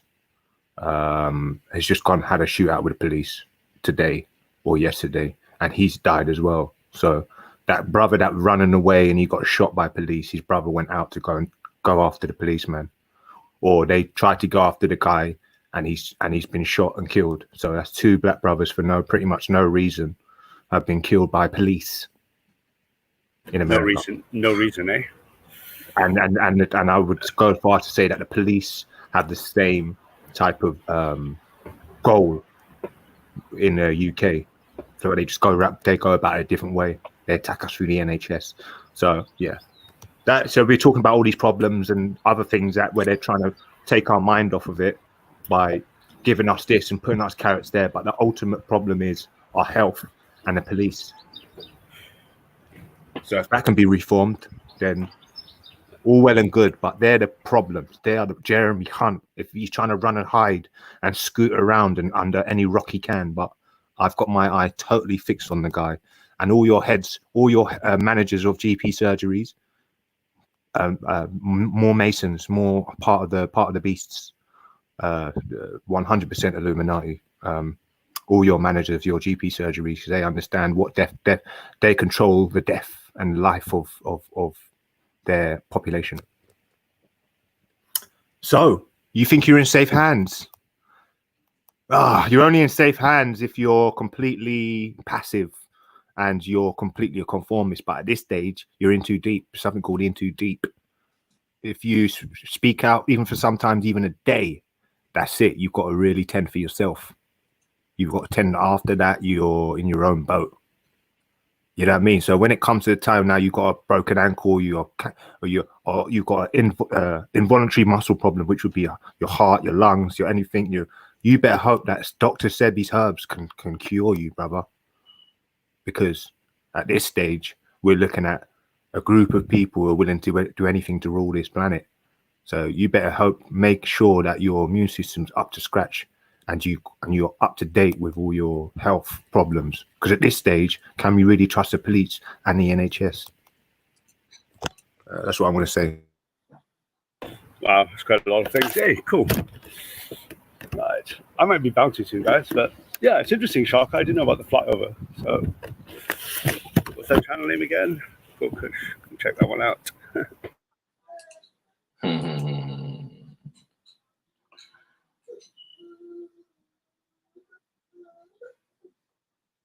Yeah, man.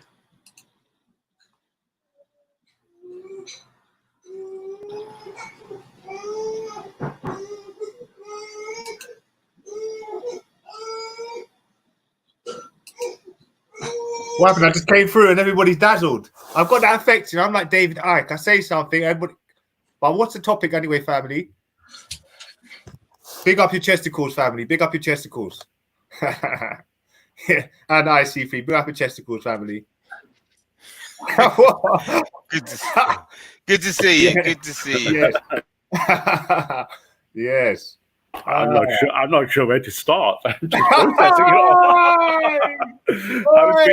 I was waiting for two missing things: flat Earth and 5G, and then my profile would have been complete. But you didn't get that. But you mentioned them there.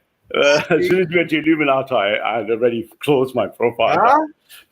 Yeah. But I like the fact that you want to assassinate a person you can't even name. I like your. I can't even name what Jeremy. Do you know who Jeremy Hunt is? I know Jeremy Hunt, but the other one you want to assassinate the role and the person. So I like your militant thinking. I'll give you that.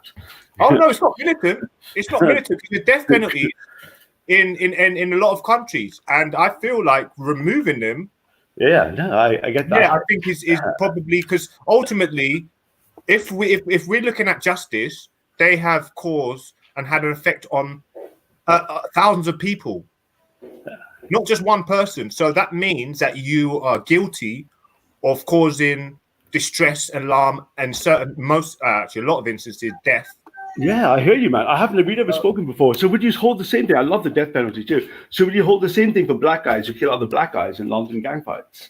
Would you hang them? No white people involved. Don't forget, Ralph. I'm looking at it as in a large scale. Yeah, that's what I'm asking. More close to the ground. That's why when we say black people can't be racist, because they don't hold the power. But when you've got the power. Yeah, but that's not my question, really. My question is simpler than that. You said you're for the black, you got two people, line them up. Would you also put black guys who kill other black guys? Because they're the people killing the black guy. Yeah, I'm answering your question. If the black guy had killed and had a profound effect on a number of different people, or it depends on what level he's gone to with that individual. No, just murder, man. It's not complicated. Very simple. Murder. The black guy from Peckham murdered someone from Camberwell. Would you hang the black guy from Peckham who murdered the black guy from Camberwell over a deal? That's debatable. I probably would say yes. I probably would say good man. I probably would say yes. But at the same time, yeah, because obviously we understand that there's swamps. There's a very well-known saying that the Americans say that we need to drain our swamp. Yeah. So I don't think any black person is under the false pretense that we everybody's just great in the black community. Well, especially those black people I'm speaking about, those black ones, particularly those by the numbers, they're the ones killing the most amount of black people. So if I was a black guy, I'd be like, who's killing my people the most? Hey, that's a lie. That's a lie. That's a lie. That's a lie. And you got me annoyed just saying that shit, bro, because you're lying. Don't try and convince any black people or any white people at that black people are killing more black people than white people. Are you kidding me? No, that's just the data, man. You should get I tell you one thing. If you go, people were killed. Get transparency. Like IC3 loves to talk about transparency. Is the only way good man. we can actually live. If they were transparent, Ralph, I'm sorry. I'll let you say something after this. If they were transparent, then you'd be able to see the amount of people who have died because of the lack of funding in different areas, and especially the NHS. Their numbers are alarming. They will not tell you, but I know there's a huge number about the amount of terminally ill people dying on waiting lists that are too long. Are you going to agree with me that, Ralph? Is there a problem now, currently, in the NHS service and in the UK in regards to an inundated waiting time for people with terminal illness that have died in the last 5 years? Are you aware of that?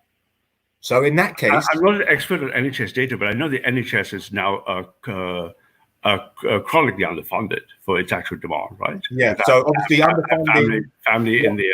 So if you use your brain, if you're currently underfunding what gives people life, then you'll obviously know without having to, do too much maths or statistics that clearly there's a lot of people dying, because this is your health we're talking about. So all these people that are terminally ill or waiting to this, and that's how they're dying, my friend.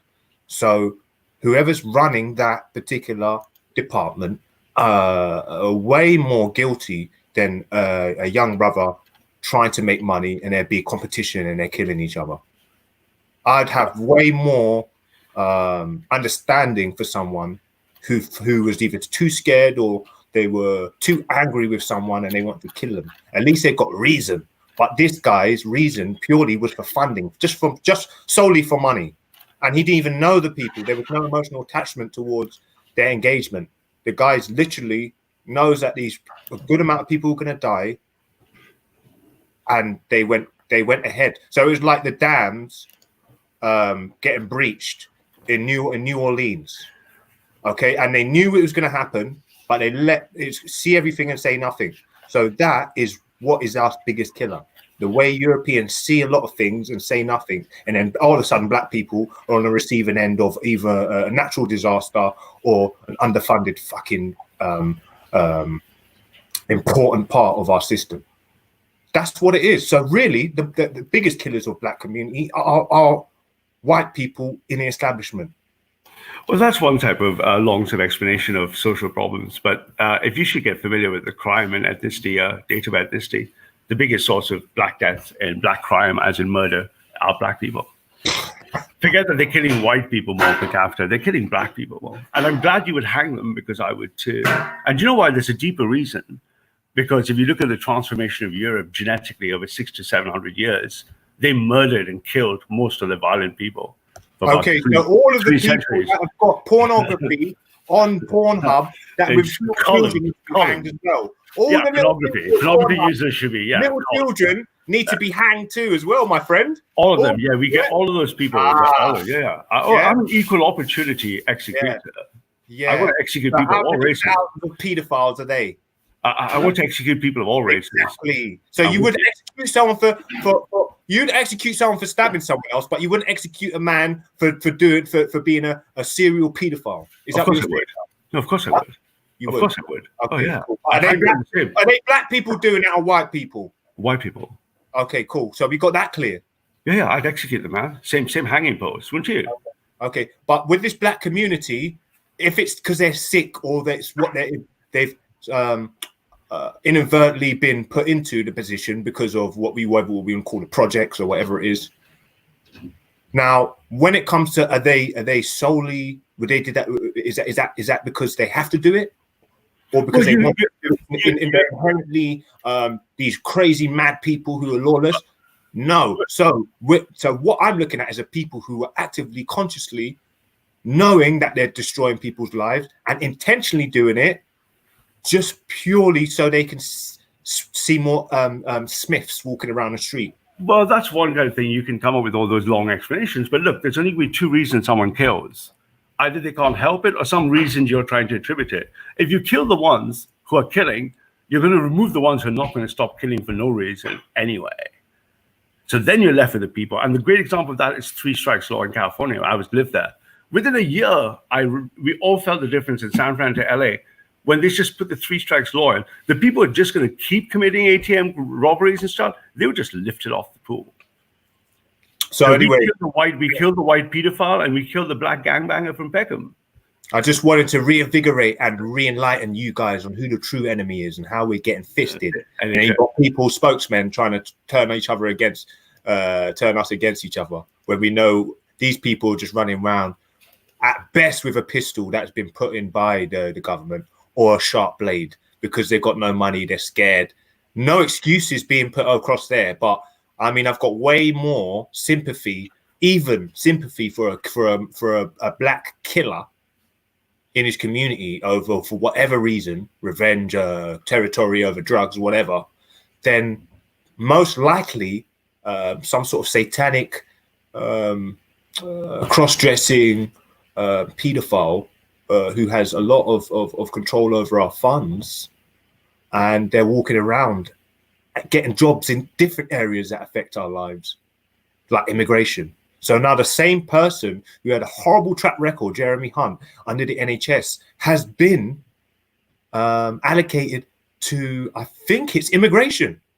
I can't believe it. So they're actually passing around these pedophiles or whatever they are, killers or I don't know. But anyway, I thought I'd come and just say that. I was just going to leave and saying that. So big up your testicles and big up yourselves, people. I like that one. I'm going to use it. But like I said, man, if there's anybody having a massive impact on people's lives, the way they're doing, which is what we know now as racism, call them out, innit? Call them out, because them racists affecting a lot of people worldwide. Not just that little brother that just stabbed someone. He's affecting a family, yeah. You need to put him in prison, but it's these people on top. So stop trying to, let's get our focus on the fire in the building, right? Let's get our focus on the fire in the building. But big up yourselves, people. The question of the day. 1 mil. What's this? Well, US broke millions mark. I don't know about that. Go on, you lot. Carry on with that. With what you were speaking about, anyway, family. Big up yourselves, family. We know what the enemy is. Let's not get distracted now. We know what the problem is. We know what the problem is. We can say, oh, it's black people themselves, whatever. It's in your mind. Yeah, there's a lot of sick black people in the community, sick people in the community as a whole. But we know what's causing that sickness. Don't let them try and play sleight of hand on we know who their enemy is. You get me? So. Thank you. Well. Can you not hear me? I'm not sure. Oh, welcome back. I had. Yep, I can hear you. I can hear you. Yeah. Sometimes you just got to just let it go, let it flow. Anyway, back to the matter at hand. IC3 topic of the day. You want to address that again? I'm gonna have to bounce as well, guys. I had a much longer than I thought. It was nice listening in and stuff. Hey, okay. Nice. Shaka fell to what we call a 14 flyover squadron. I'll go check which one. It should be funny. Ralph, before you go, your little organized infiltration squad you got going on. What's your next plans? For the next 6 months, covering obviously with Trump 2020, we expect the left to get hysterical. BLM, Extinction Rebellion, all of them. Our job is to take us to mainstream media and the message. So we're organizing towards constant interjection now. We're after they all know it, Farage's team. We're coming for LBC Radio. We've shut down chats. We're taking our message all the way up because we need to re-vaccinate X percentage of white people for a particular goal. So that's what we're doing. We're doing across all channels, highly organized, as you'd expect from the right, order, structure, plans, hierarchy. And yeah, it's going really well, man. It's good fun. So yeah, so far so good. Yeah, we look at all the statistics after we do these flyovers. We check how many people have checked what hashtags, which site visits, all looking, it's going swimming. Well, have fun in it. That's all I can say. Enjoy your trolling spree and your organized trolling. It's been a blast. It's been good fun on the other side, man. You've got to feel it to be there. You've got to be there, right? You've got to be in it, right, to feel it. I'll get Banksy here. Yeah. What's up, Ralph? Assalamu alaikum, Banksy. Assalamu alaikum, assalam, my brother. There's still hope for you. Hello. Hold on. Hey. Ralph, why are you not so obsessed with black channels, though? What is it that you need to be a part of the conversation? You need to overhear. You need to be a part of it. Like, what is that about? The ultimate goal is, of course, the what we believe is right as Christians. Yeah, Ralph, I just finished watching Mark Collette's little documentary back in the day, 2002, Young, Nazi and something. Oh my God, you've only just watched that 20 years later, dude. I know. Well, I only just came across it. I didn't even know it existed. I see all the underground ones where they've got him in different positions, more compromising and stuff. Yeah, that was interesting. Have you seen the other ones? There's tons of material, man. Which one? That's what I mean. Have you seen all the other ones that were covert and stuff? Covert? Covert, they filmed? What about Mark Collette? They covertly recorded Mark Collette. Yeah, lots of those. Have you ever seen those as well? Take that to another channel. We're not trying to hear that right now. Allow it. Banksy. Yeah. Now that Sorry, Miss Divine. yeah, you're not going to come and change it up. That's not what you're not going to do. Now, while you're here, I have a question for you. I do have a question for you because I did play back your live stream the other day. Well, Sorry? well. I've got questions for you because I did play back your live stream the other day, and you saw I left a comment and I saw you even gave it a heart. I just give everybody who comments a heart just to acknowledge that I've read it. So my thing is, you made a point of saying that you don't know why Black Americans are complaining. They were given Libya and they chose not to go. So they need to bitch to their ancestors about it and stop bitching in America. Where did you get that from? Well, that was actually part of another that was the panel conversation that somebody suggested. Yes, they were given Liberia as an option to leave, and they didn't leave. So there you go. It's just the fact that, you know, if you think you're living in a country that is intolerable, you know, that you can't tolerate to live in. I myself am actually an example of such a scenario where my country changed to an extent in which my parents felt it was intolerable for them to live in there. This is the land of my ancestors, my country. They would rather be a foreigner in another person's country and yet still have more freedoms than to live in the country of their own forefathers because of the restrictions that country possessed. So I would rather live in the racist Britain than a non-racist Iran. Hold on, Terry. Banksy. This is the problem I need you to understand. You do know Black people were there way before Christopher Columbus. You do know that, right? Black people were in the American continent. How did they get there?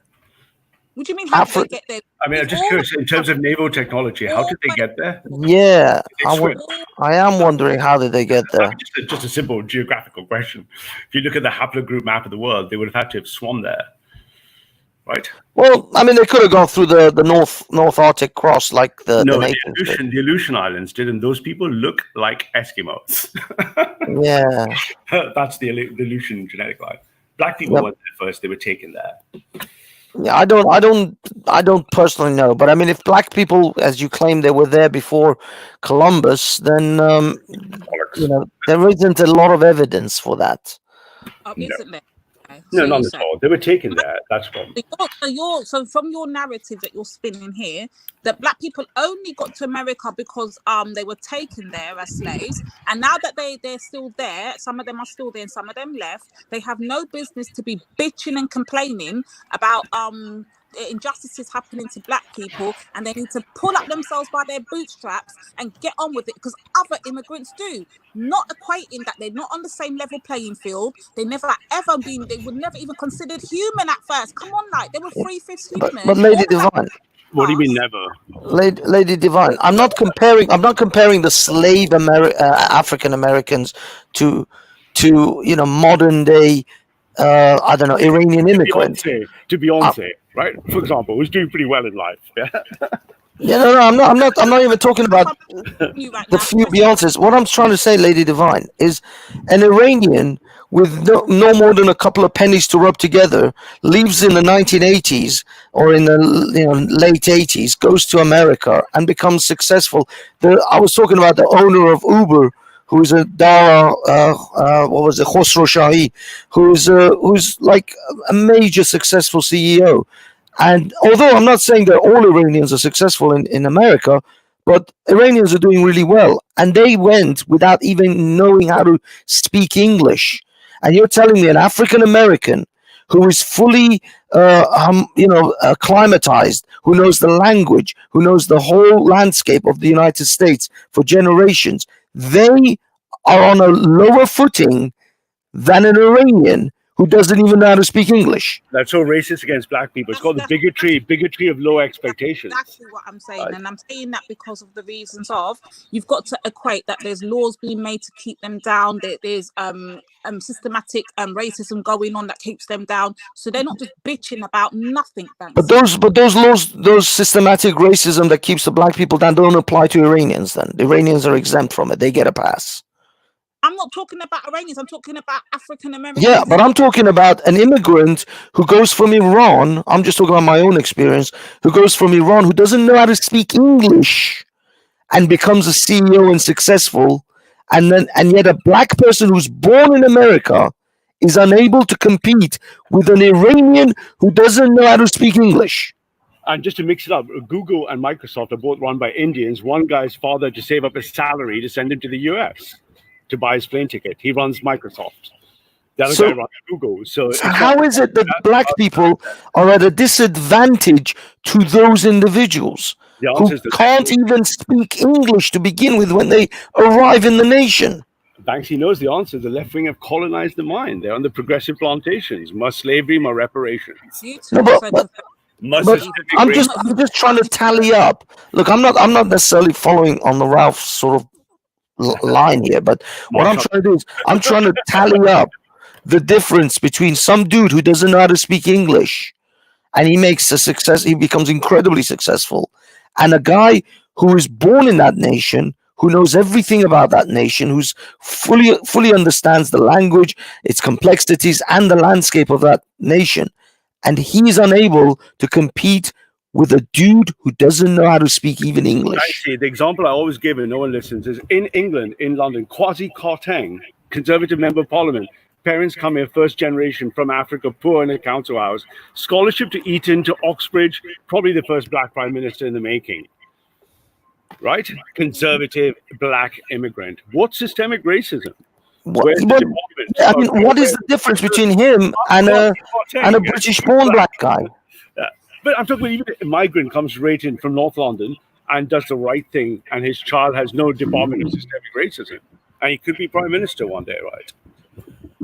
But this is what I'm trying to like progressive left program understand is if there's so much racism that is holding back.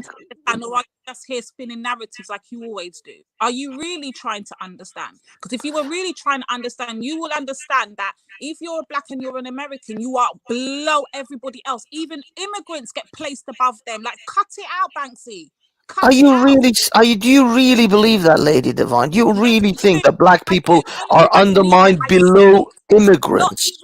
Not only do I believe it, it's there for all to see. It is evidently there. So what are you not seeing? I don't understand. Because I don't see that. I don't see it that way. I think that a person who can't even speak English, who has to spend the first at least 5 years of their existence in a foreign nation just to figure out what the hell is going on, is at a much more of a disadvantage than someone who's born there, who's raised in that nation, who knows the landscape, who knows the language, who knows the nuances, and you still telling me that person is at a disadvantage.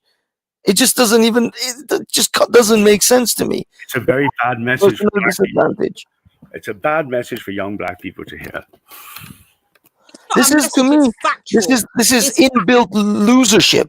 This is you're building into a young boy's mind or a young girl's mind that you're a loser from birth. I don't think that's a good positive. That's not a message. You should be that you are going to lose because everything around you is said that you are supposed to lose. How is that even a remotely positive message? This keyword message. No one ain't putting out a message. What we're saying is this is factual. This is what we live. So therefore, if you're placed below everybody else, therefore, I try and get something, and you go for the same thing, Banksy. You're an immigrant, and I'm considered an immigrant too, I guess here. Yeah. You're not. You're not an immigrant though.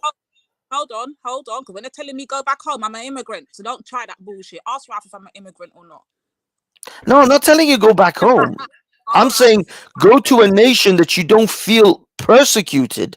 I felt I was persecuted in the nation of my forefathers, in the country that the one place on earth that no fucker can tell me to go back home to, because that is home. And I felt more persecuted there than I do over here. Banksy, mate. You say that, but sorry. Ralph doesn't even agree with that bullshit you're saying, Banksy. Right there. Hey guys, I'm gonna have to bounce. I have shit to do. So, mashallah, Banksy will take the Shahada one day on Vellemy show. I will donate £100,000 to any Muslim charity if Banksy takes the shahada and follows through on the show. I'll take the shahada now if you're putting 100,000 on the table.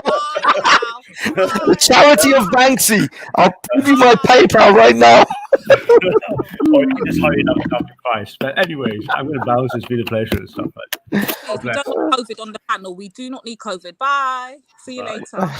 But Mr. Vine. Right, so Banksy, my thing is this. This is my thing. Say we're both going for a position, or we're both trying to get to higher up, and I apply and you apply. Do you understand that I have to work 50 million times harder than you in order to get to the same position that you have to get to? I 100% disagree. Okay, why do you disagree? What reasons would you because disagree? I have witnessed in my own, and this is anecdotal, and I'm not going to take, I don't expect anyone to understand the anecdotal as solid evidence, but I have seen it in my own career, in my own job, where other female and male black background individuals, Afro-Caribbean or actually one of them was Somali, excel way past me.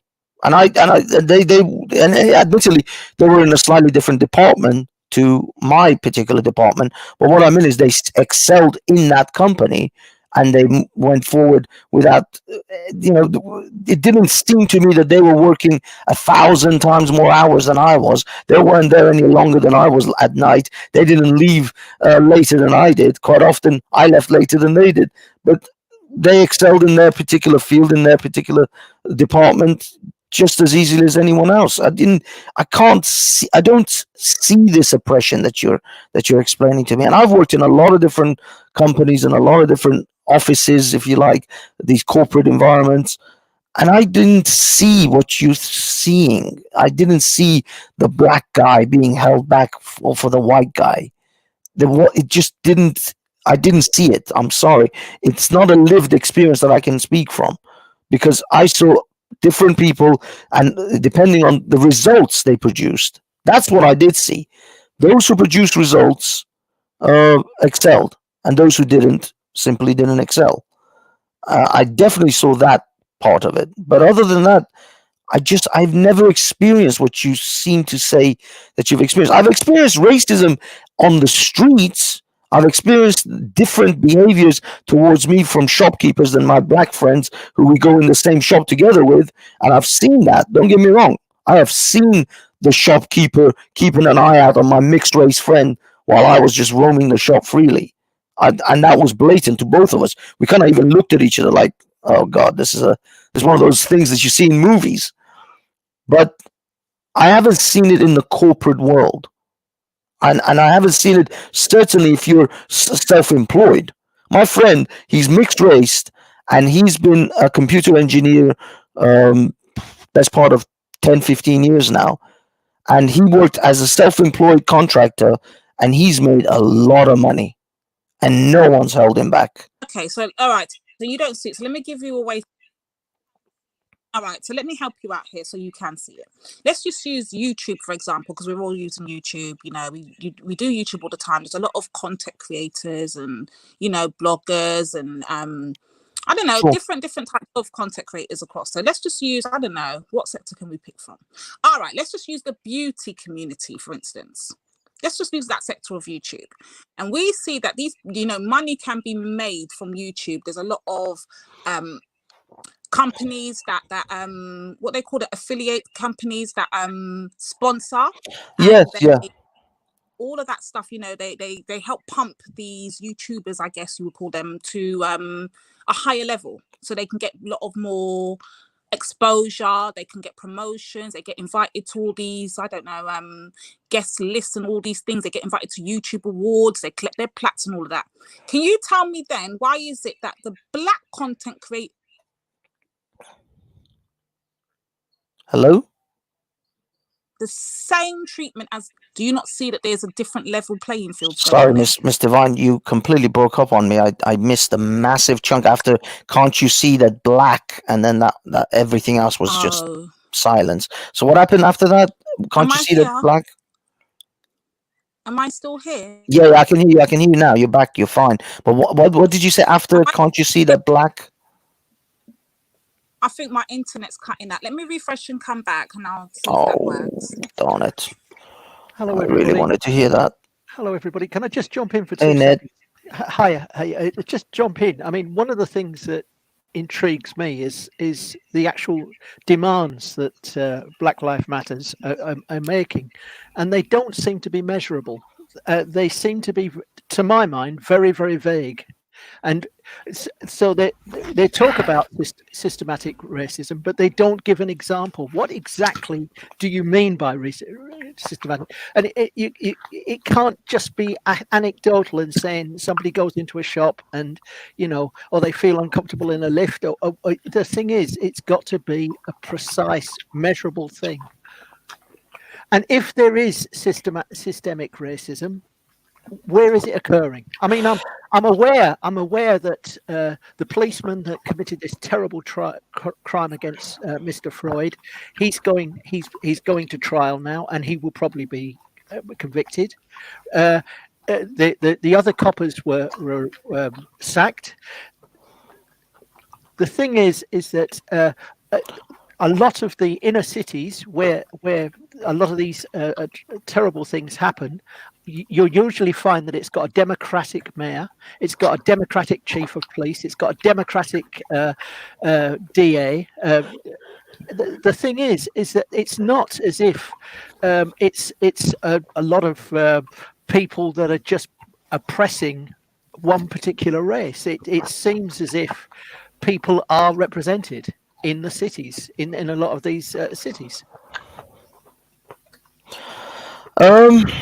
Yeah, I mean, I guess I'll leave that open for other people to respond to, because I don't support the Black Lives Matter movement in a political ideological sense, like whatever it is according to their website. I support it in a broader sense of, in its original term of when it came about as Black Lives Matter too, you know what I mean? Because it almost appeared as if Black lives don't matter as much as other lives in its original incarnation, but it became a political movement. It became a thing that I don't support anymore. So afternoon, gentlemen. Afternoon. Hey, how's it going, Ralph? Yeah, I'm good, man. I'm good. Yeah,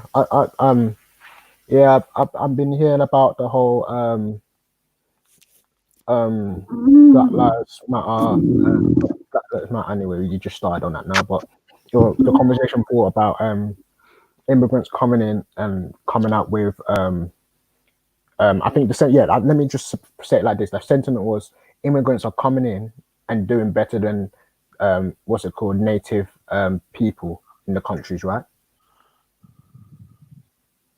Well, the real, if you want to get it to its actual core, it was, how is it that an immigrant who comes from another country, who can't even speak the language, ends up doing better on average than a person of African origin who's born in that country, who has all the advantages of language and knowing the country and the culture and everything. This to me it boggles the mind that a guy who is, you know, who's an Iranian, an Afghan, a Nigerian. By the way, Nigerians do very well when they come to. They're the highest earning group in America. Yeah. Above everyone else.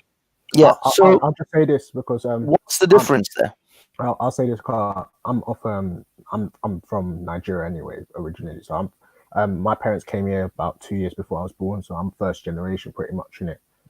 But my answer to what you're saying is that the people that are coming from these countries are not, you know, people of poor backgrounds. Do you understand what I'm saying? So for people like my dad and my mom, they were already self-made in Nigeria because they come from an academic background. My dad and mom are doctors, and when they came here, like, they still instilled some of these ideas and discipline into us. So that's a cultural thing, isn't it? It's not. You can say it's a cultural thing, but even then, like when you go to other communities, like for instance, you mentioned the Iranian community, you mentioned the other groups that come in from other countries into here. They have these to a degree. They instill those type of not just instill, but in terms of as well that the background's just completely different. If you know what I mean, like If you look at Chinese, they're the highest attaining group. 64% are getting A to C. Chinese in this country, 64%.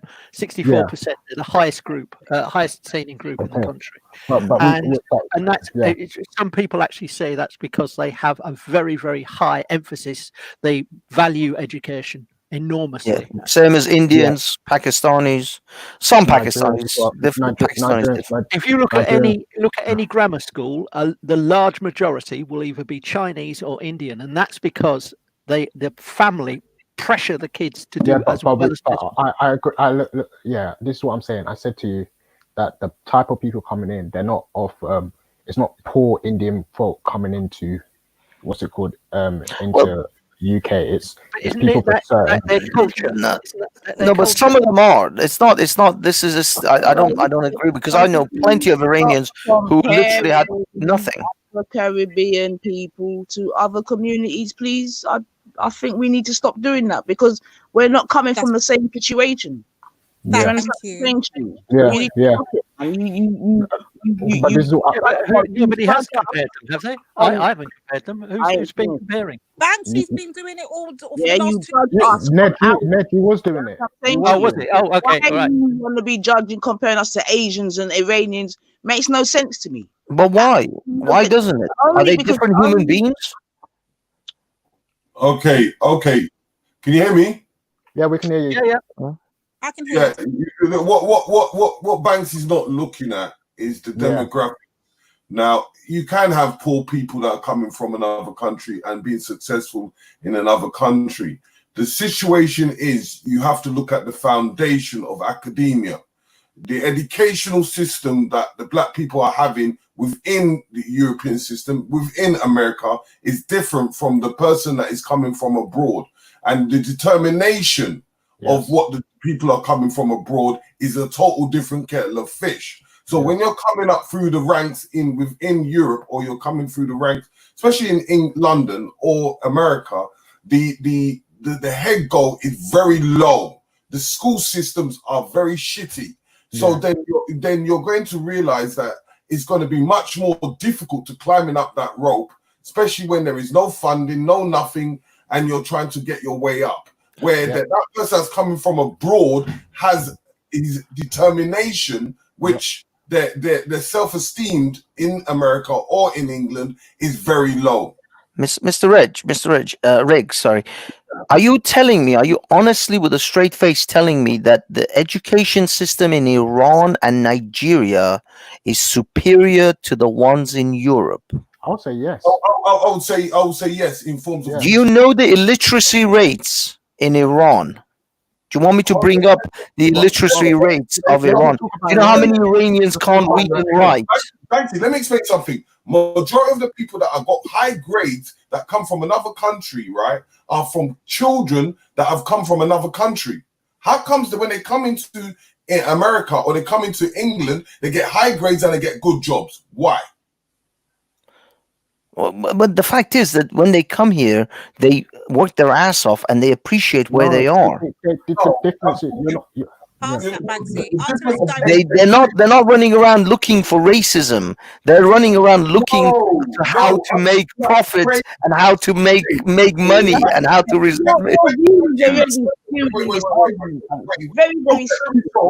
Look at the school results of the school result in England compared to the school results, and I'm talking on primary level, on primary level. The primary school children in the Caribbean or in Africa is going to be much higher than the primary school rates of America or even in London. 100%. Okay, so you're telling me that a black Afro-Caribbean descent couple would be better off sending their children to Jamaica to go to school than to send them to educate them in London. Often they do. Yes.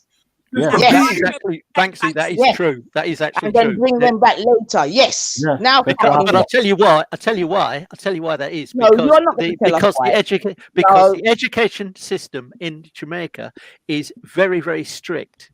It's very, very strict. If you don't perform, you actually get sent back a year.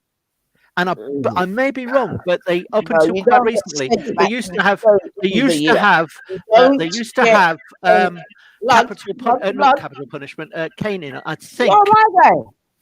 You don't get sent back a year. You stay in that You year. stay You in the don't year. go I'm up. sorry. I'm sorry. I'm stand Thank corrected, you. but You fall back a year from your peers, basically. yeah. But that happens in America too. In the United States, they have that system. They have that at least. They actually have that The in Iran as Jamaican well. system is actually quite good. It is I quite good. will say this. When I came to this country, and I was, still fairly young, but when I came, I'd already been to school a few years. We perform better in our own than we do in, I guess, what we would call the ones that are here. Yeah. Would you accept that now? Well, why don't the black community do what the Jewish community does and set up their own schooling? Can we have some funding, please? Sorry? Can we have some funding? Yeah, please? Banksy. Well, why are you begging for funding? Did the Jews beg for funding? Yes. The Jews they get together through their own community. You don't have to beg for nothing, Banksy. Like, you know what? Let me shut up, because you're just making me fuck. Like, just stop fucking comparing people, innit? Just stop it. No, of course we have to compare because they are human beings. I don't see them as different to me. I see everyone as a human being. I take that as the baseline. Listen to me, yeah. You're comparing us to Asian people, yeah. The difference between many of us and Asian people is they have their own language, they have their own culture, and they have their own religion. Now, do you think that's an important factor to put in, Banksy, or do you think that's irrelevant? I don't see the language as necessarily being a benefit for them to be in this country. The English is obviously the more superior language to know in this country, in this hemisphere. What I just said? Wait. Before you go into a spiel, did you just clock what I said?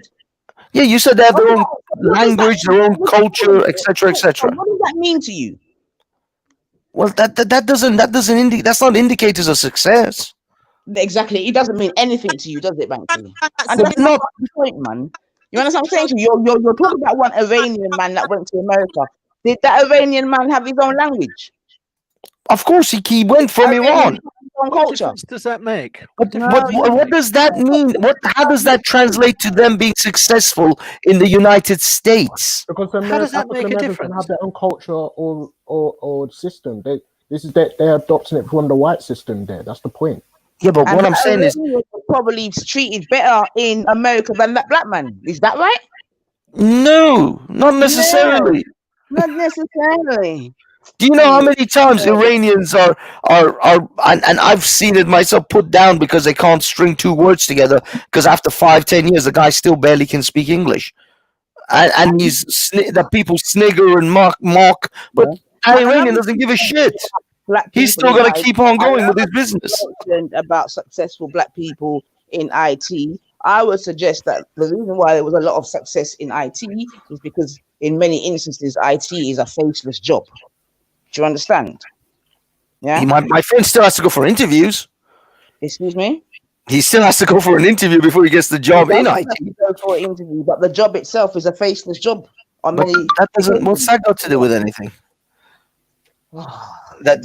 Because what, the bosses don't see a black man in front of them, so they don't have to be disgusted while he programs the system for them. You see, you know what it is. This is ridiculous.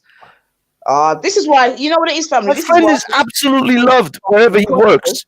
He's a great guy because he has a great attitude. Like this, because they're never gonna see, innit? They can't see shit.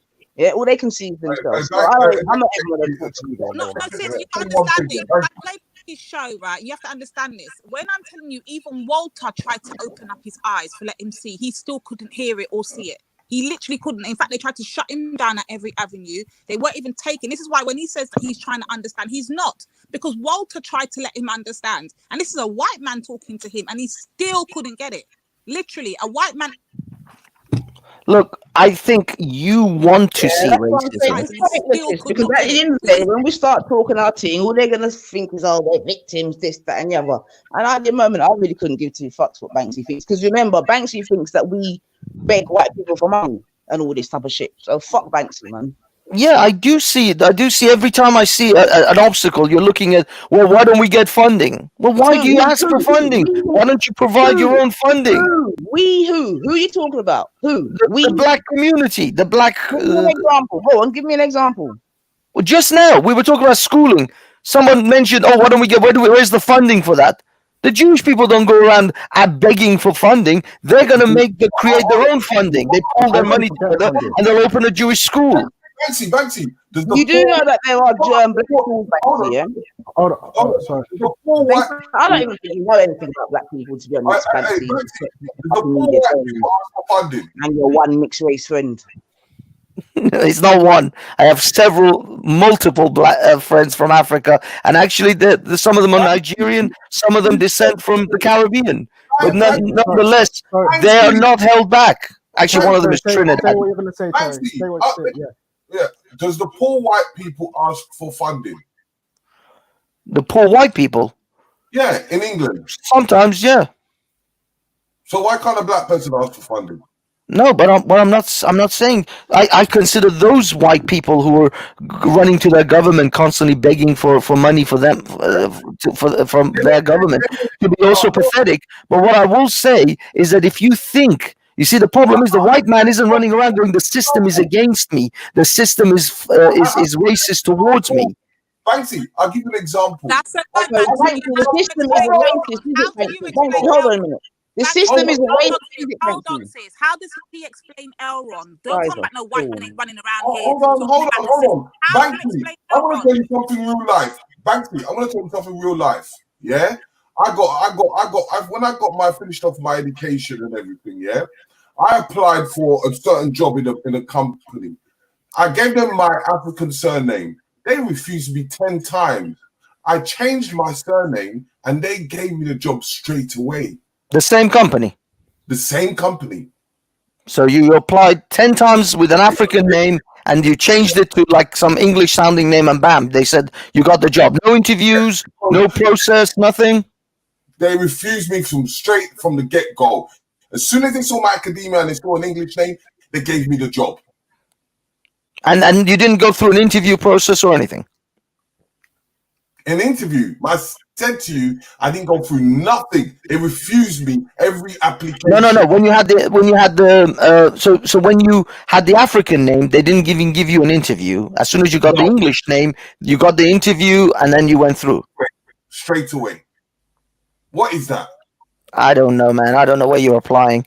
I've got a very, very Middle Eastern name. My name screams jihadi every time, and yet I've gone through and I've got jobs.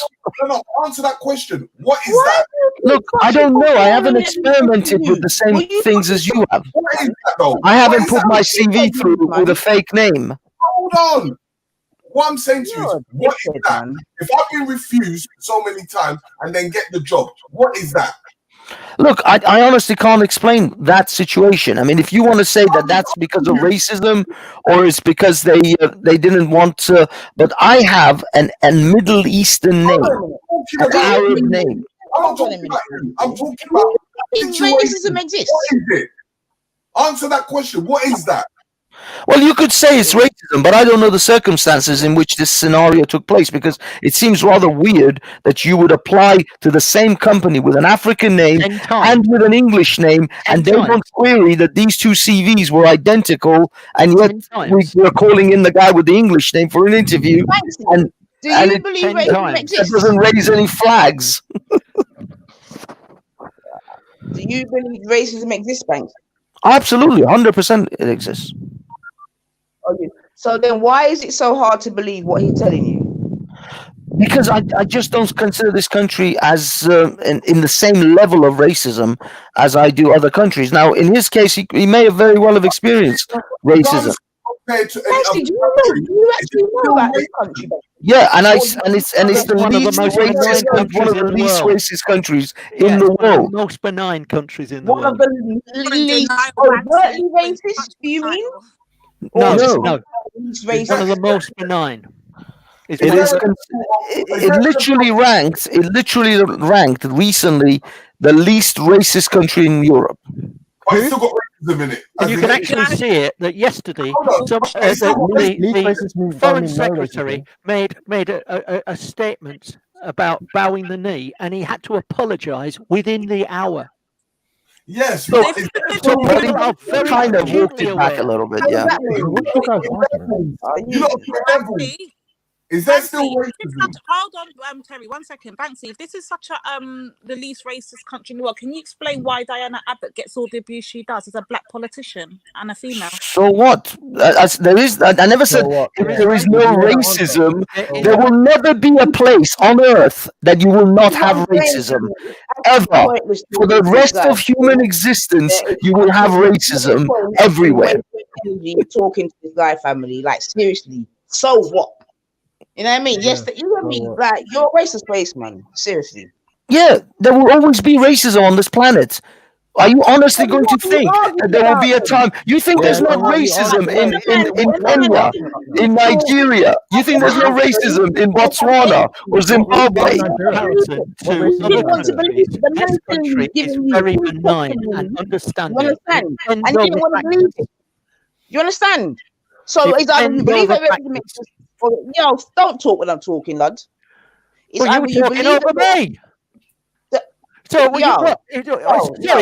I'm sorry. You exercise your privilege.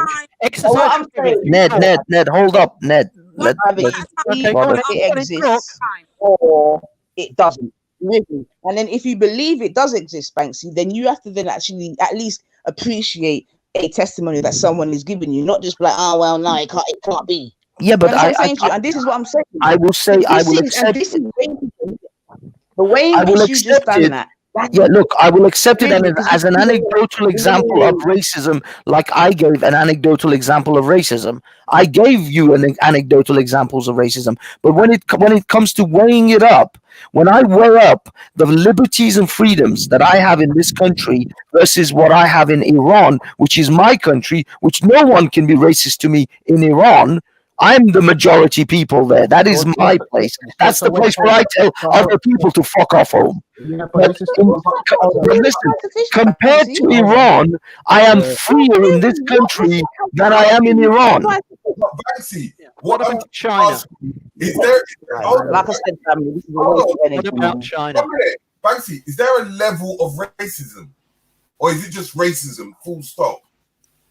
Is there? Yeah, no, there are different levels of racism. Yes. So whether someone commits racism in France and someone commits racism in London, it's the same thing, isn't it? Depends on what type of racist attitude they have. It's not always the same. No. It doesn't matter how high it is, but there's still racism. But so what? There will always be racism. Okay. What I'm trying to tell you is that you will never eradicate racism. It's how you navigate through life. What kind of life are you able to build in a nation that has racism? And if you make everything about race, where is it going to lead? If you make everything about race, where is it going to lead? If you make everything about race, where does it lead? Banksy, all I'm just saying to you, is that no matter what, it's just racism there. Okay, Mr. Riggs, I will grant you the narrative that there is racists in this country. Now what? What are you going to do? Can I just respond? Like, freaking hell, man, one at a time. Terry, you're gonna have to learn to shoot the mic. I'm not even gonna front. Like, Ned, let me quickly respond to you. So you said that if we see everything through via racism, it's never going to change. But what happens when a country was built on the back of racism? That's not what I said. All right, what did you actually say? Correct me. If you make everything about racism, if you focus everything that this country is endemically racist, it will always be here. It's always the thing is that where does that actually lead? Where does that actually lead? Okay, so my response is, what happens then if we see everything through as racism and we're victims or whatever? What happens if it's another case where the country is built on the backs of racism? It's built to oppress a people, and they still face some of that injustices today. Then what does that people supposed to do? Move to a place where you're happier. answer. Let him answer. Like, please, like, get some decorum. Go Sorry, on, Ned. Go ahead.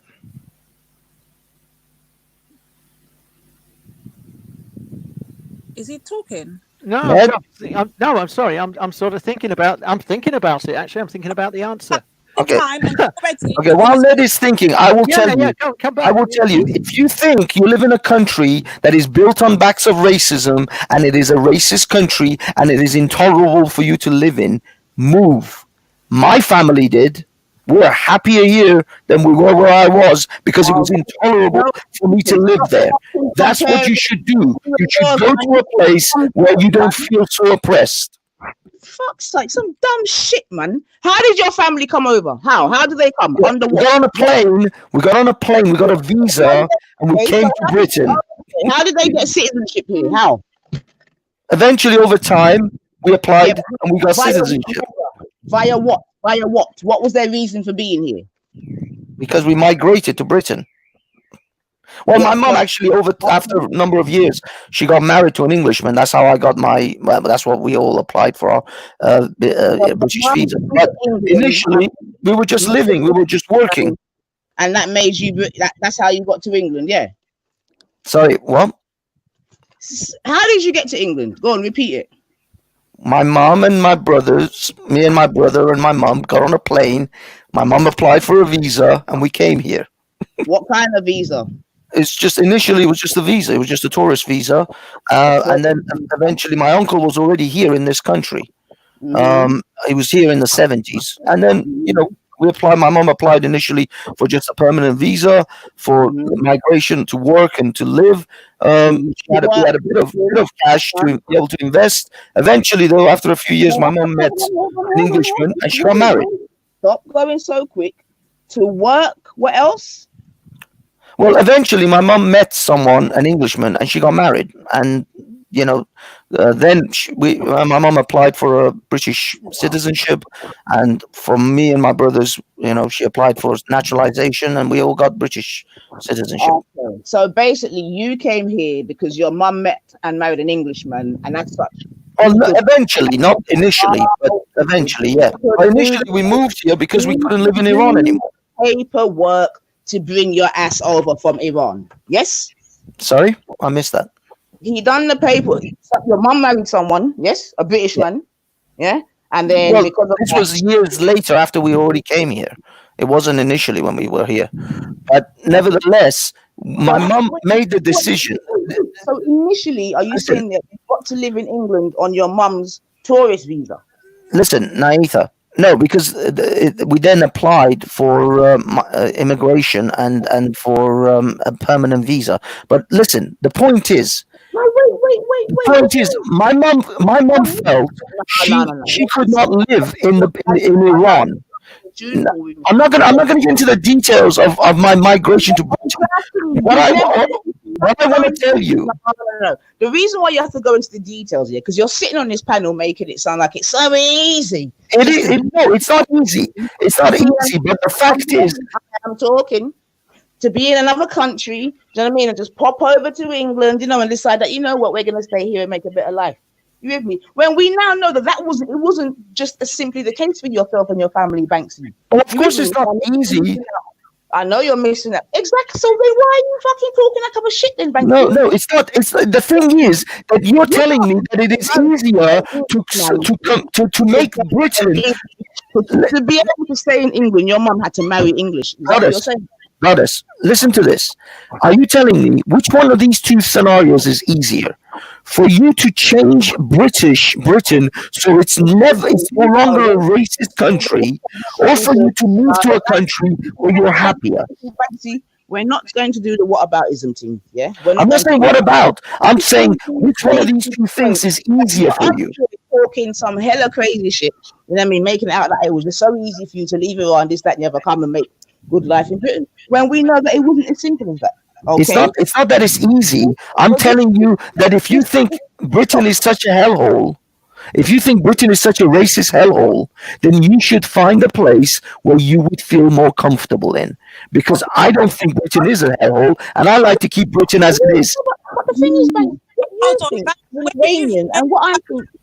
hold on, sis. Let me ask him this. Who have you heard say that Britain is such a racist hellhole? Can you point to the person who said this? The people who write "fuck the Queen" on Churchill's boarded up fucking statue when they write Churchill was a racist. Those people who run around claiming about how Britain is such a racist place that Black Lives Matter. Those people. Thanks. I know you're appreciative of being in England, yeah? Like, trust me, I understand that, innit? I understand, yeah? Because I know you wouldn't want to be in your own country with Iran. Okay, I get that. Do you know about Churchill, Banksy? Yes, and I think he, for all his faults, he's a great man and deserves that statue. What do you know about him then? What do you know about him? Yes, I know for all his faults, he wasn't Jesus, he wasn't perfect, but he was a great man and he deserves that statue for the great things he did, not for the faults that he had. Okay, so in your world then, Banksy, what we do is we ignore bad things and praise good things. No, we don't ignore bad things. We acknowledge the bad, but we appreciate the good. We acknowledge the bad, but we appreciate the good. Nice, but let me just ask a quick question before we stray off, because he just said something really critical here. You said that you flow over here. So what about the people that came there without their concern or knowledge, dragged there to England, and then generations being brought up there? That Mr. Riggs, how many people in Britain are descendants of slaves? Listen, don't change. Listen to me carefully. Who was dragged here? Listen to him first. Listen to him. Go on, Terry. What about the people that were dragged to England and then over generations? No, they weren't dragged here. They weren't allowed. You're not allowed to have. You weren't allowed to have slaves in this country. You just let him get his point out, and then you can respond. 1 second. It's not true. Go on. Well, let him finish, and then you can say it's Okay, not true. okay, go on. Go on. Oh my gosh. People that have been here for over a certain amount of centuries that have no home to go back to, they don't have no relevance to go into the Caribbean because they don't have no family there. They have no relevance to go into Africa because they don't have no family here, because they were brought here in the time of slavery. So what about those people? That's a mischaracterization. Well, Ned just said no such thing happened. No one was brought here as slaves. Not here. Not to the British Isles. There were 1 or 2 house servants, 1 or 2 There were, but whenever they were found out, they were actually allowed. Mr. Riggs, are you descendants of slaves that were brought into Britain? Do you know about the black? Hold on. Do you know about the Black Paul? Terry, give me 1 second. So, Banksy and Ned, can I point you in the direction of King James and the slaves he imported? No, forget about King James. Forget about King James. Do that. No, I want to give them. Because the reason, you're not getting it. Just give me a second. They're saying it never happened, and there's factual based evidence that it has happened. So I point you in that direction. That's what I'm trying to say to you. But even after that, forget that. I'm talking about the 10,000 black people that were called the Black Paws that lived in England and stayed in England. Okay, are those people still here? Are those people still with us? Yes. Where are they? Is and literally a person that was a slave is still with us, right? Yes. They're still alive. Yes. Here. That's what you mean. And they were brought here as slaves. 100%. I can prove it to you 100%. It's in the archives. And they're still with us. They're still alive, and they were brought here as slaves. Yes. Their ancestors were brought here as slaves. No. I'm saying, were they brought here as slaves? So no one here was a slave when they're in this country. Right now, there is no one alive that's a slave in this country that was brought over as a slave. Have you ever heard of Sarah Bartman? Have you ever heard of this lady, Sarah Bartman? Sorry, what? A captured slave. Did you ever hear of the lady Sarah Bartman before, from Africa, that was brought to the UK? Was she still with us right now? She was a slave? Oh, she's all over the museum. She's all over the internet. Okay, so she's not alive anymore, though. But her family's still here. Well, then her family are not slaves, are they? Her family are not. They might be descendants of a slave. They're not a slave. They can choose to live in this country or move out or do whatever they wish. Where are they going to move to? wherever the fuck they like. Just like every immigrant on the planet who travels to the country that they're happiest. Marry them and take their family over. I'm just telling you, if you're unhappy in the place that you live, go to find a place that you'll be happy. Get married and come over. No, all I'm trying to say you're against arranged marriages in England for passports, Banksy. Look, all I'm saying is, if you're not happy with where you live, move to a place that you're happier with. Stop bitching about the countries that are some of the freest nations in the world that people are begging. I will swap every person who thinks that Britain is terrible with 10 Nigerians who would love to be here. Man. At this point, we don't even need to hear from you anymore. Trust I me. will swap every black person who thinks that Britain is terrible and racist with 10 Nigerians who will love to be here, who are begging. They will replace you in a heartbeat. There are people queuing up to get in this country. All the others that want to do the same thing. Because are you anti-immigration, Banksy? No, not necessarily. Depends on how much immigration and what type of immigration. I am for selective immigration. Very selective. Like you, you mean? People who love this country, who appreciate this country, yeah. I don't want people who don't like this country. Come over to the country and marry the indigenous. Is that your type of vibration? I'm for people who love this country, who want to appreciate this country, who don't bitch about how racist it is, who are here to work, grind, and make a success of what this nation is. This nation has a lot to offer people. You're a man that just chats, man. You're a fraud. Well, anyway, all I'm saying is there are millions of immigrants literally willing to take your place. If you're unhappy with Britain, there's many like you just like to chat. But it's not about chat. It's exactly what my family did. My family were unhappy where they were, and they got the fuck out. Your family came to England via a marriage. Just stop your fuckers, man. No, my mom never got married to an Englishman before she came here. We were already here. That's how you got your papers. No, my mom was already permanent resident here. Did you get her permanent stay before she got married? Yes, she already had permanent residency before she got married. You're lying, man. But anyway, whatever. Now you can go ahead and try to say I'm lying about it, but it's not the point. The point is, I would swap every person who thinks this country is some racist hellhole with 100 immigrants who love to be here. Espousing this, that, and the other. You with me? Whereas your entrance into Britain was not just as simple as that, was it? And that's my point. But now you're here and you've got whatever you would have been talking about the other people that are not doing the same. Can I just jump in? Can I just jump in there and just say about slavery in this country? There were some slaves that came over, apparently, according to Wiki, that came over to Scotland, but it's very small numbers, and they were house servants. It seems that people try. Please let me finish. It seems. Please let me finish, please. I've listened to you. The thing is that they were there's a whole series of cases that they put down where people tried to bring slaves into the country, and case after case after case. The Lord Chief, please let me finish. I listen to you. Please allow me the same courtesy that I've given you. Yeah, and I'll bring. Right, okay. So what it actually says is that. There's a number of cases, about 7 or 8, where people tried to bring slaves into this country, and again, the Lord Chief Justices of the times, in the 18th and 18th century and the 17th century, said that as soon as a man steps foot on English ground, he is free. And again, there's case after case after case where people try to bring slaves in very small numbers. And I'm not justifying that. I'm just telling you that was challenged, and it goes right back to William the Conqueror. Okay. We don't have slaves. Okay. We don't have slaves in this country under law. I will show you 10,000 slaves.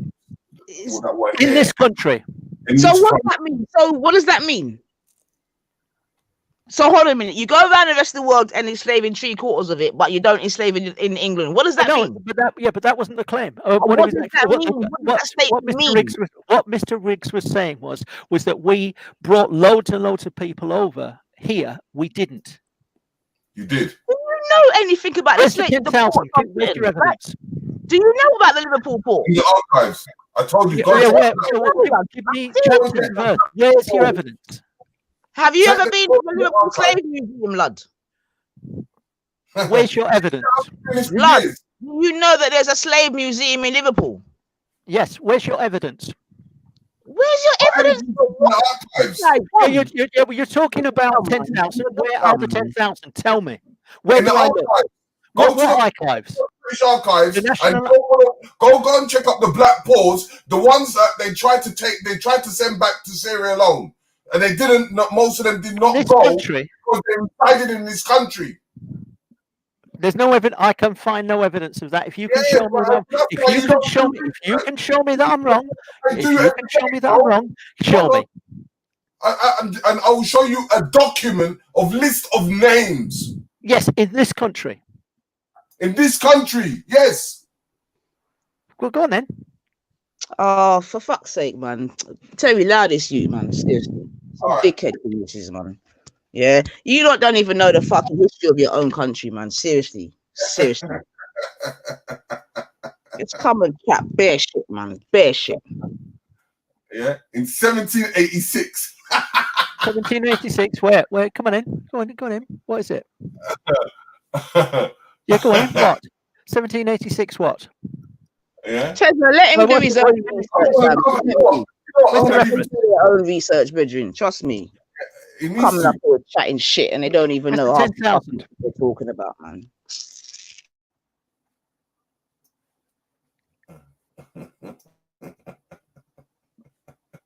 Well, just saying 1786 and chuckling, it doesn't butter my parsnips. Actually, it doesn't do anything No for one me. can give two fucks if you're parsnips. I'm saying No, that. I dare say they can't. No. Yeah, really and truly, your parsnips are the last thing on our mind, man. Oh dear.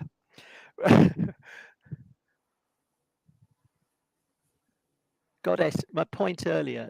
The thing is that I there is if everything becomes about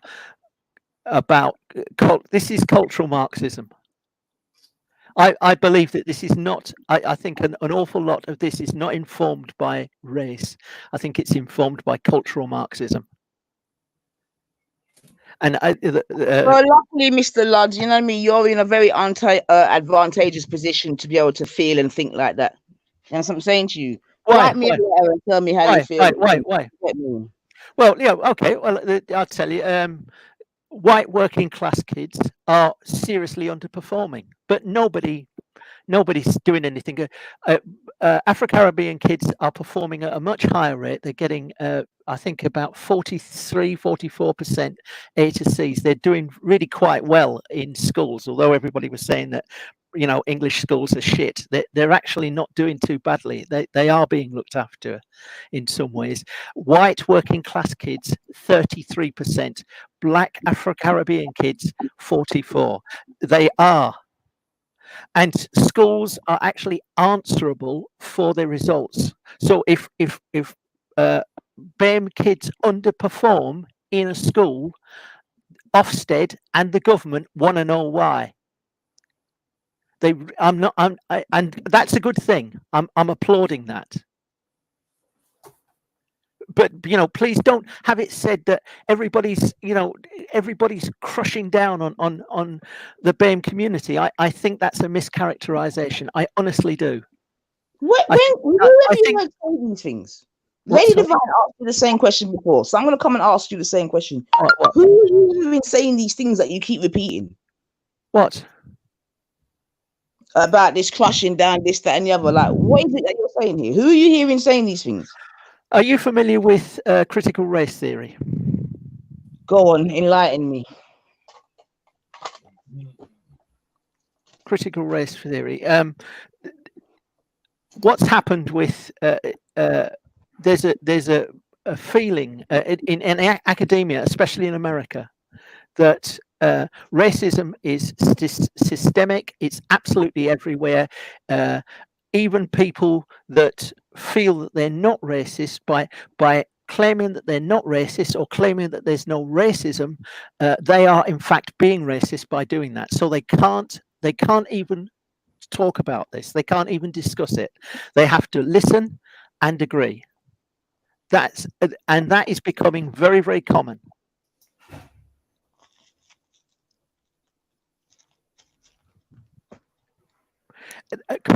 Cultural Marxism. There's a number of books that was started to be written from about 1990 onwards, which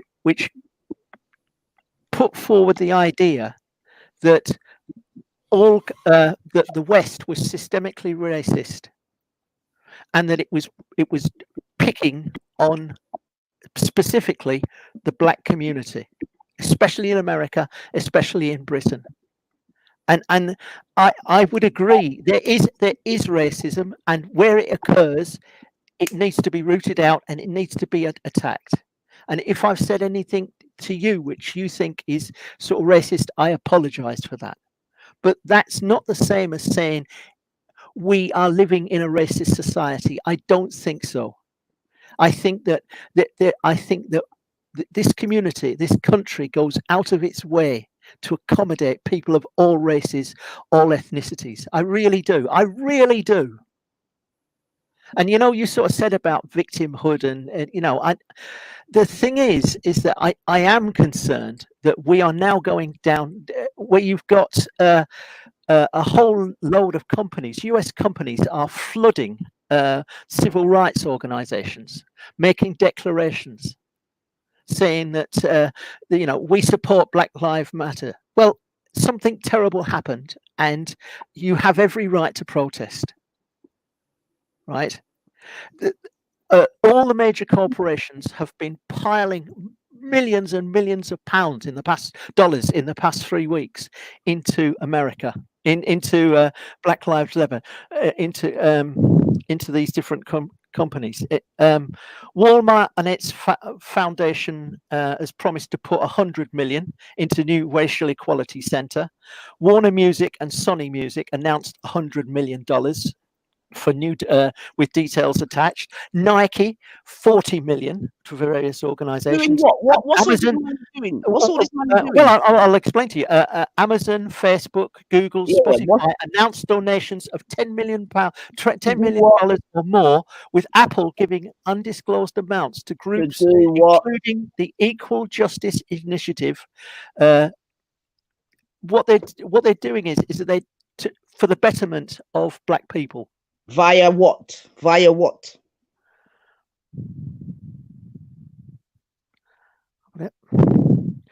I'm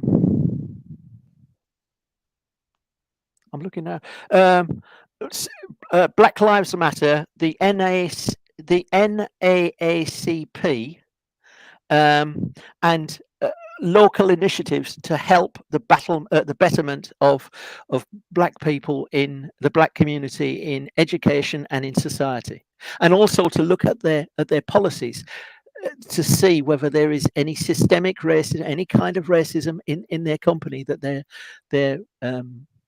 they're performing. I agree with you. If you look at CEOs, there's not many black faces at the top boards controlling these major companies. That needs to be looked at. I agree with you. You know what I it is? I agree with you that have a hard time acknowledging what is staring there's not enough black police officers either. There's not enough black police officers. I agree with you. Let's do what we can to actually improve that. But I believe that we're in a country that is benign. I believe that you're pushing against an open door. I really do. We're pushing up against an open door, yeah? So we're just, but basically what you're saying is that we're just out here making noise for fuck all, innit? That's basically what you're saying, innit? No, that's not. That's a mischaracterization. That's not what I'm saying. You're saying the door's open and like, why the fuck aren't you not going through it? That's basically what you're saying. No, that's a mischaracterization. What I'm actually saying is that people are listening to what you're saying. This is a watershed moment. this terrible event with a tragic and Do terrible you death think of that's oh, no, listen, you get very, very about? angry when I interrupt you.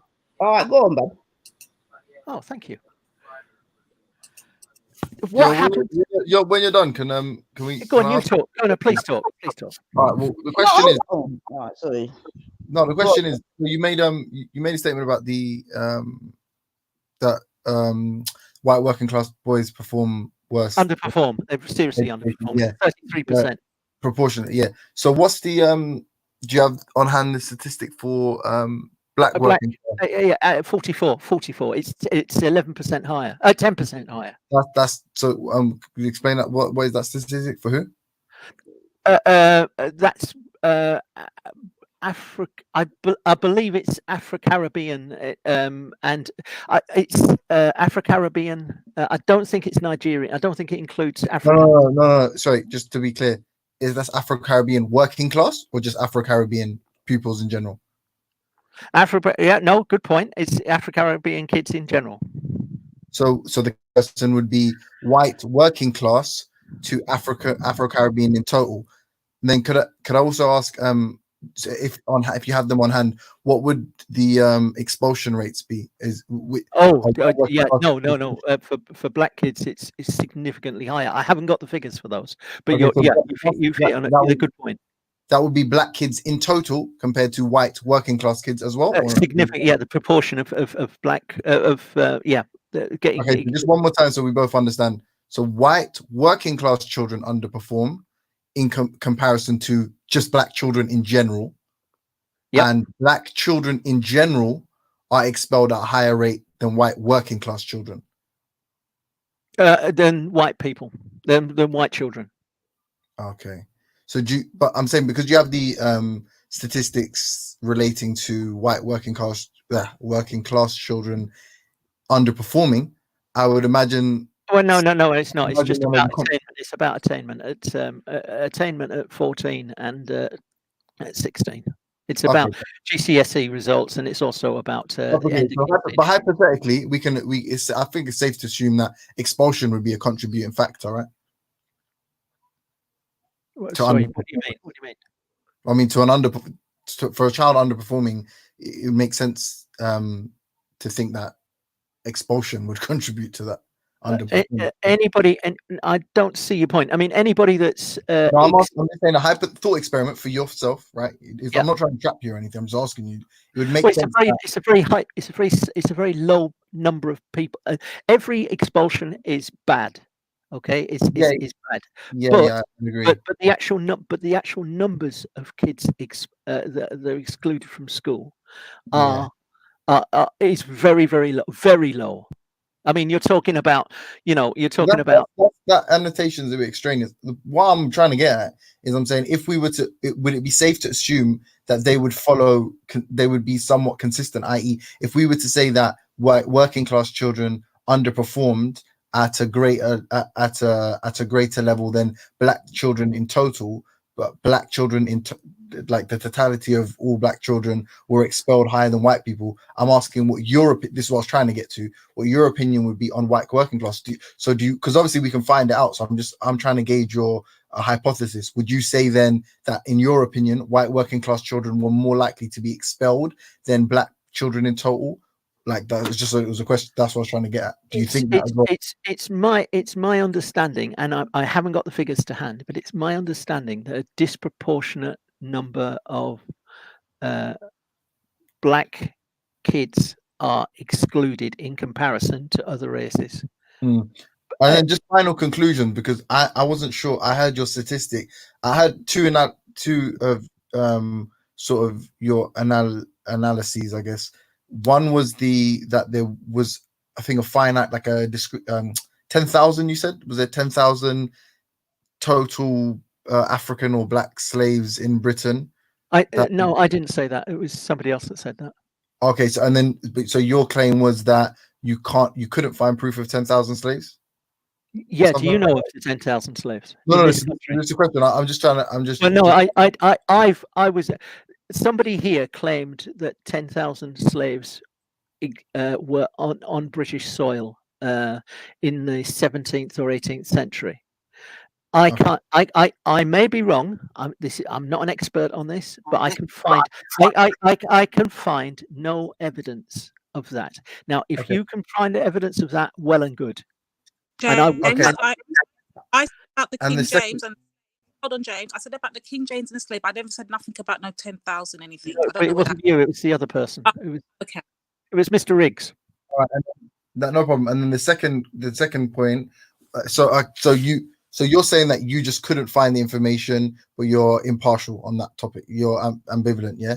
And then the second point you raised was about the young white working class, which, funny enough, was a Labour talking point, if I remember correctly. But we'll move on from that for a moment, yeah. And I imagine that would be subject to some form of cultural Marxism. Let you tell it. But the main what did you conclude from that? Was what I'm trying to ascertain. What?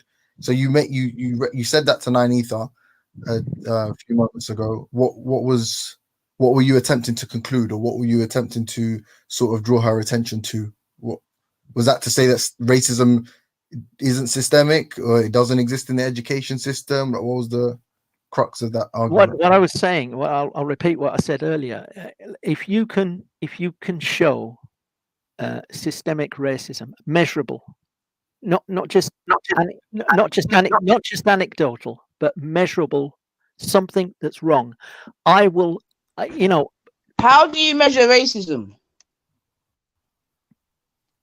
But more than that, what's your point? What was you trying to? So you used that. What I was trying to do is I don't think that I would question the validity of the concept of systemic racism.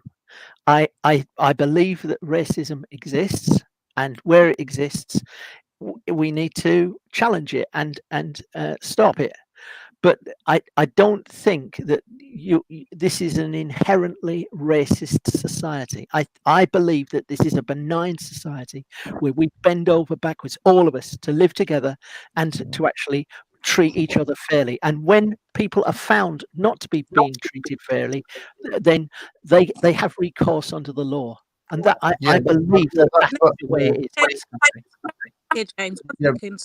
Ned, you see Saturday when they had the black people, and then I guess the footballers, whatever the hell they were, went down to Trafalgar Square, and the footballers I think gathered somewhere else.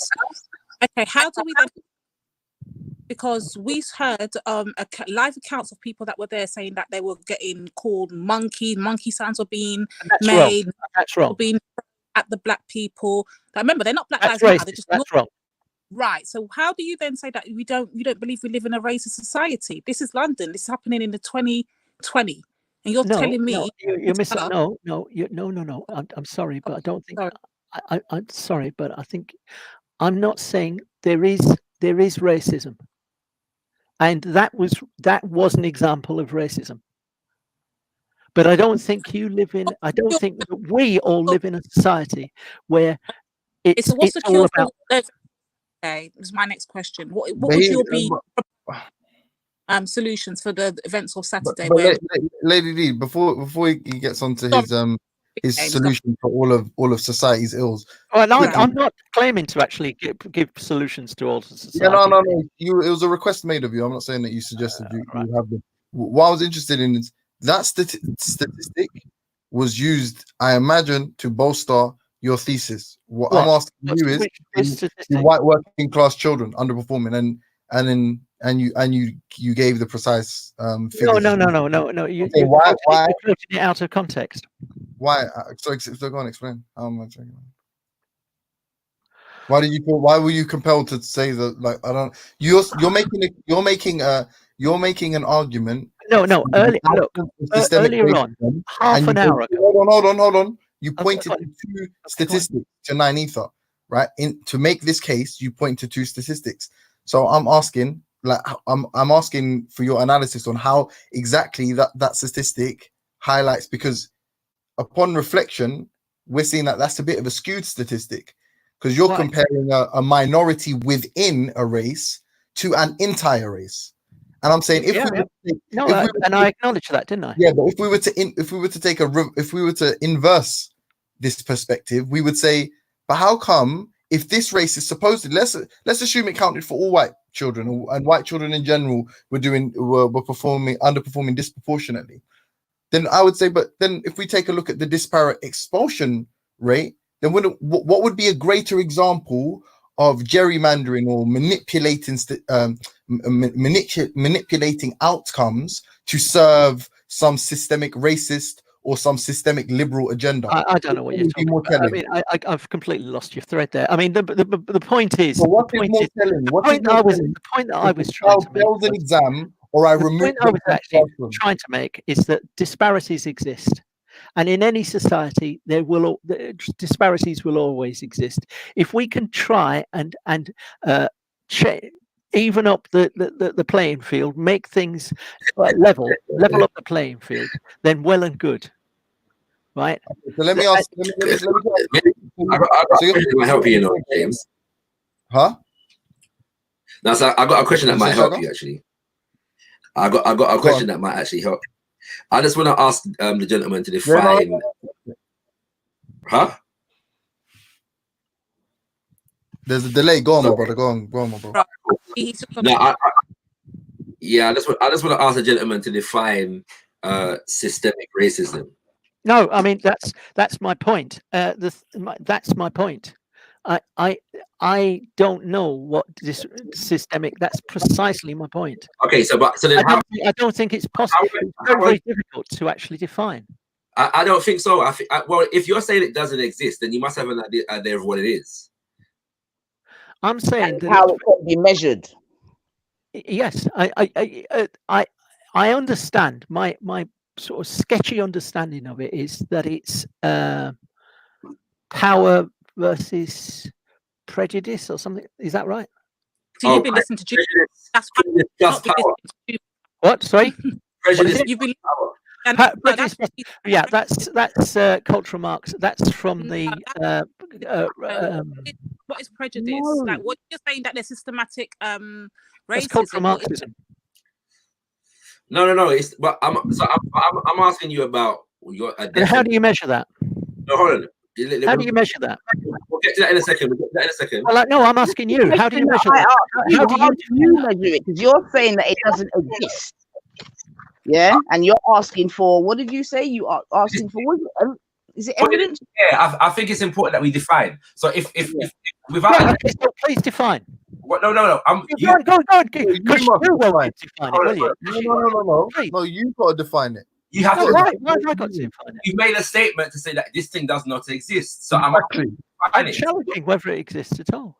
No. You said it doesn't exist. So I'm asking you to define what you mean, and so then we can actually come to a conclusion about whether it exists.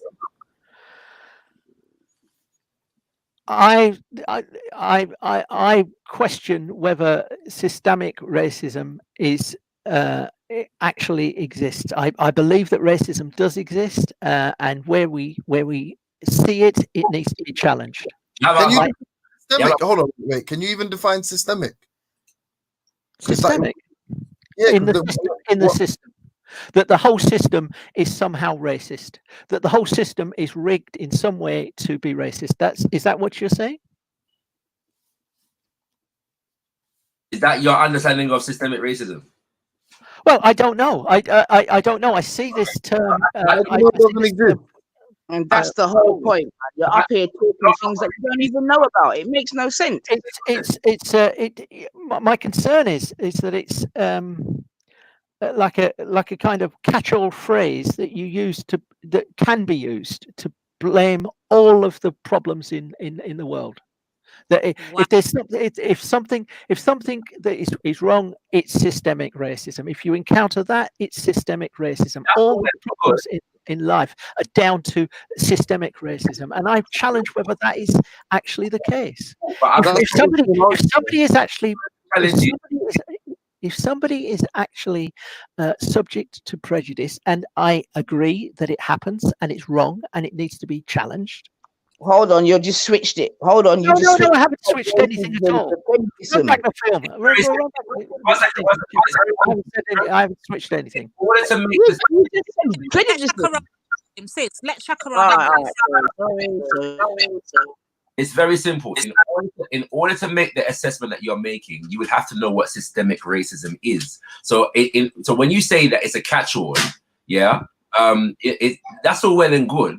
But in order to say that, to make that assessment, you'd have to actually know what it is that. No, I don't. No, I don't. Because the thing is that I'm taking this from the Black Lives Matter webpage, and it says we call for an end to systemic racism. That's why I challenged it. Now listen. If you can show me that systemic racism actually exists and there's concrete proof of it, then I will march shoulder to shoulder with you. I don't know what that means. Right. And I'm concerned that it's actually being used as a catch-all phrase to blame all of the problems that anyone encounters in life on systemic racism. It's just used as, and the thing is that I understand that Morgan Freeman has actually said it. You know, it's like religion. You know, a good excuse for not getting there. I don't know whether that's true or not, but that's what Morgan Freeman said. You know. Here's my question to my next question to you. Barry Elder says cultural racism is nonsense. Okay. I mean, I don't know whether that's true or not. Somebody's echo. But Shaka, still.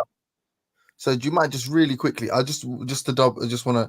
So what I was trying to get at earlier though, was what is more indicative or what implies manipulation more? I'm asking you this, Shaka. I'm not asking anyone else. So if I was to give you two sets of examples, I'd say one, we have a minority group that's underperforming, that's not doing well. So what has come as a result of manipulation by some authority? What's more likely to be the result of manipulation? One minority group underperforming, or one minority group being removed from the school entirely? What would be more? What would imply be indicative of manipulation by an authority? Both of those are bad. Put it this way: there is a correlation between school exclusion and social exclusion. Sorry, and what? There is a correlation between school exclusion and social exclusion, in the sense of the fact that, to answer James' question, for decades there's been a correlation between numbers of people that are excluded from school and the numbers of people that enter the criminal justice system. Yeah, I mean, I don't want to go into all of the statistics that contribute to the idea of systemic racism, but just on that point primarily, I just wanted to sort of hone in on that kind of. It's not like the establishment is deliberately setting out to do that. I mean, it's my understanding. Listen. No one's made that statement. The Education Department of Education are killing themselves. They're no one's made that statement. Everything they can to try and raise up. Hello, sorry, nobody made that statement. I definitely don't make that statement. What I was interested by is you used a statistic to color a specific position, and I don't know to what end. No. You quoted the statistic I gave out of context. Excuse me, though. Can I just quick? Do you mind? Sorry, and I'll let you finish. No problem. I came on and I've asked you several times, what were you attempting to conclude? And you haven't given me the answer. You've been if in my opinion, you've equivocated quite a lot. You've been evasive. No, I haven't equivocated. I've been really precise. I've actually said. What were you trying to conclude? Go on, answer it. What were you trying to conclude when you used that statistic? What were you trying to tell 9ether? What were you trying to tell 9ether? What was that statistic contributing toward? What were you trying to say? No. What was happening was there was discussion about attainment results, and my point was that actually black kids are not doing they're actually doing quite well in schools in comparison to, let's say, white working class kids. They're performing better.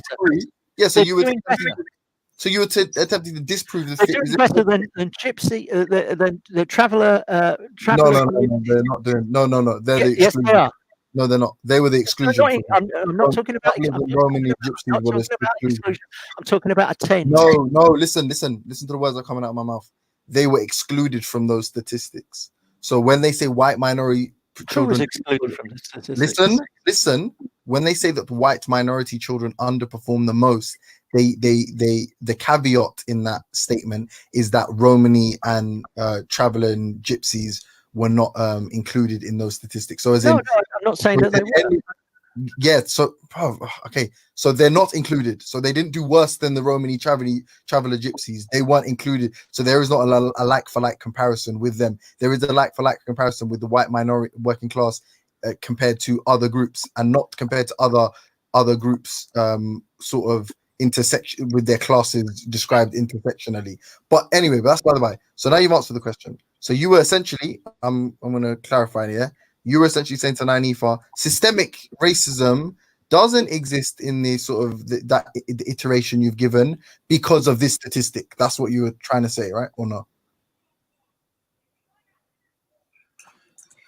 I would actually suggest to you that black kids are doing well in education.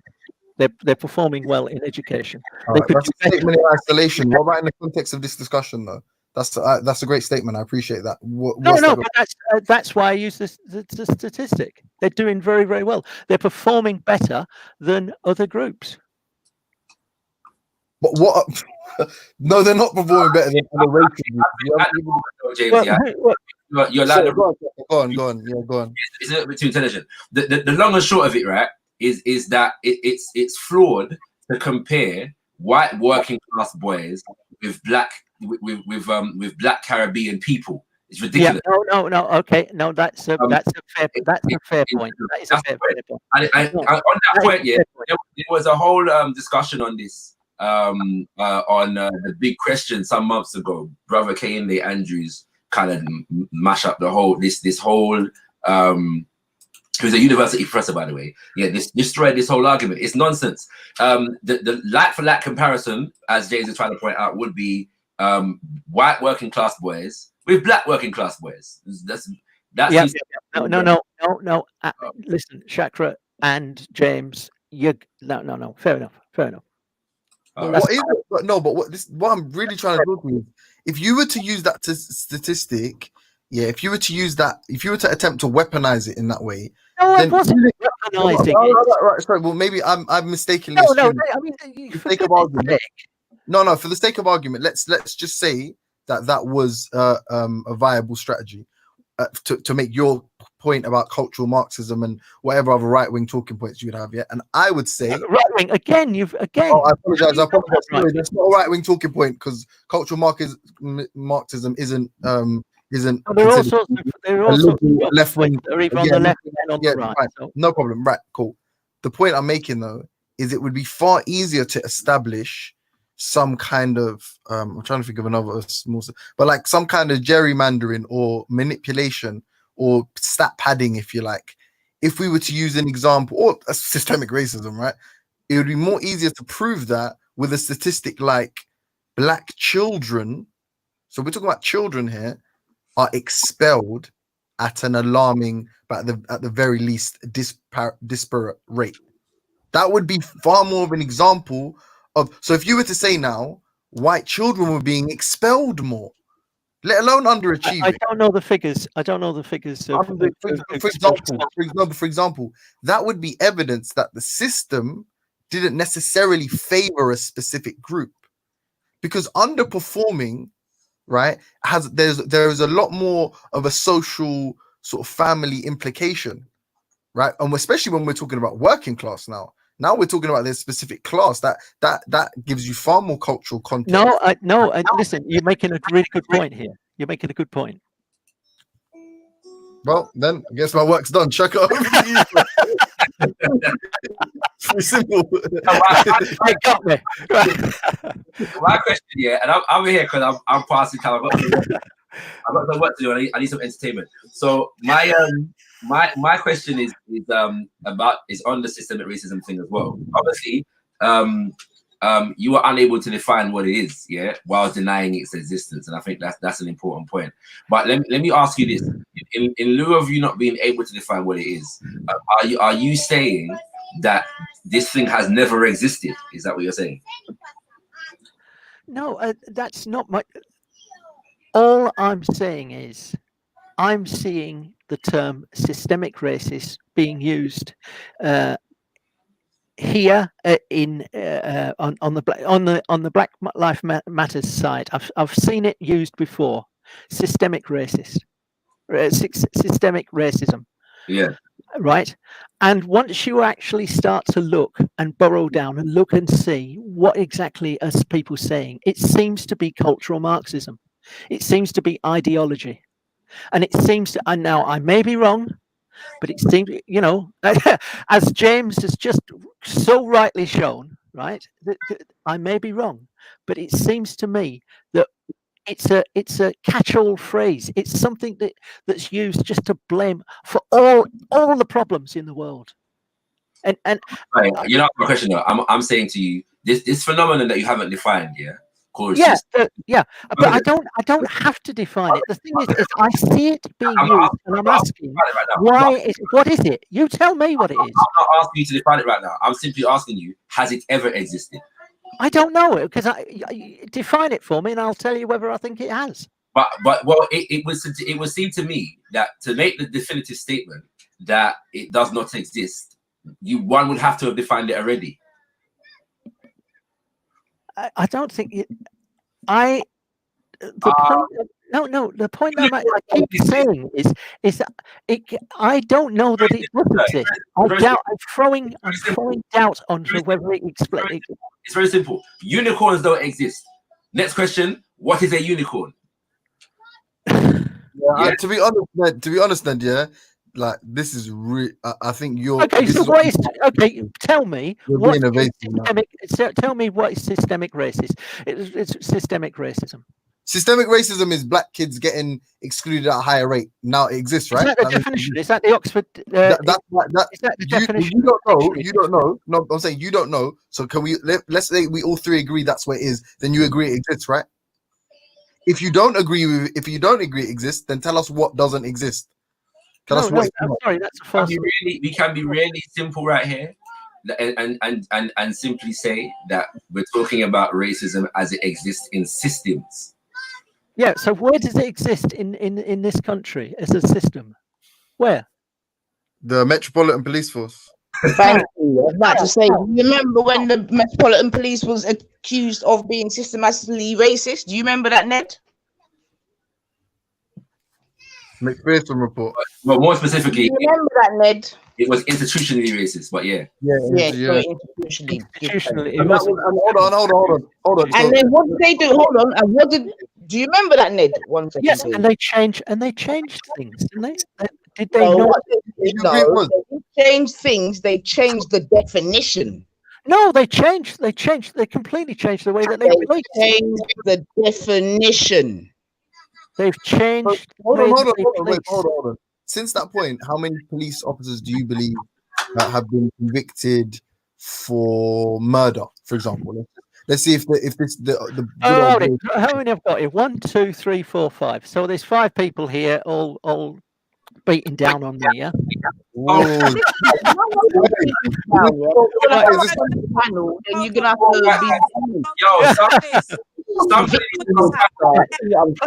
tell me what is systemic racism. Humor me. You are. What's the name? The name of the brother that was there on Saturday that carried the white man out of the fray. What was his name again? He's a good man. So somebody needs to go find him so he can come and save him. Hold on. First of all, Shaka, that is ultimately what cultural Marxism is. Yeah, it's the ability for those who consider them who formerly possess some kind of, I don't know, in quotes, privilege, now consider themselves victim. That's essentially what that is. But to answer your actual question, right? So I'm a victim. Well, you said 5 people are attacking you. I don't know. Attacking you. No. I hope you're right. I see. Oh yes, I see. Oh no. And remember, that's just through verbally speaking to you. That's not from beating you up. Yes. Okay. Not getting a job. That's not from job from school. That's not from you having dreadlocks on your head. You are enjoying yourself, aren't you? Go on. But systemic Ned, implies. better than that, I have been muted the entire time and I've allowed the brothers to just do the work. So when you're saying 5 people, be very clear. Okay. Right. What exactly is systemic racism? Define it for me. So Define systemic. it for me.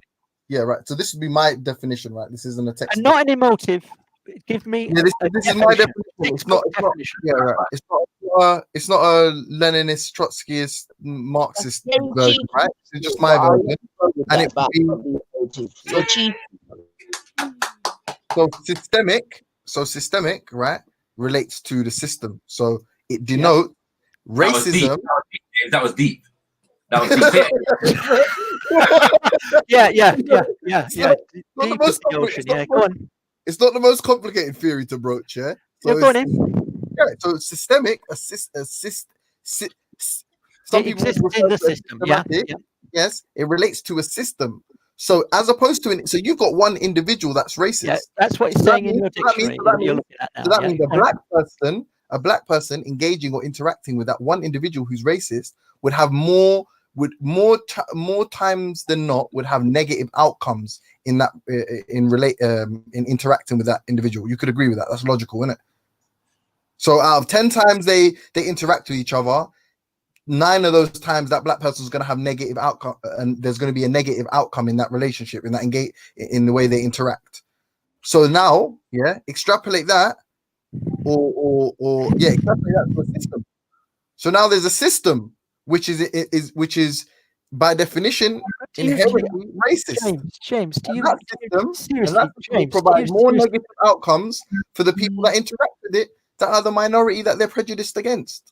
Are you seriously? Are you oppressed in this society? Did I say I was oppressed? Is that what you heard from what I said? Well, no. But I'm asking based on what you've just said. Deflection. So what we're talking about is hold on, Shaka.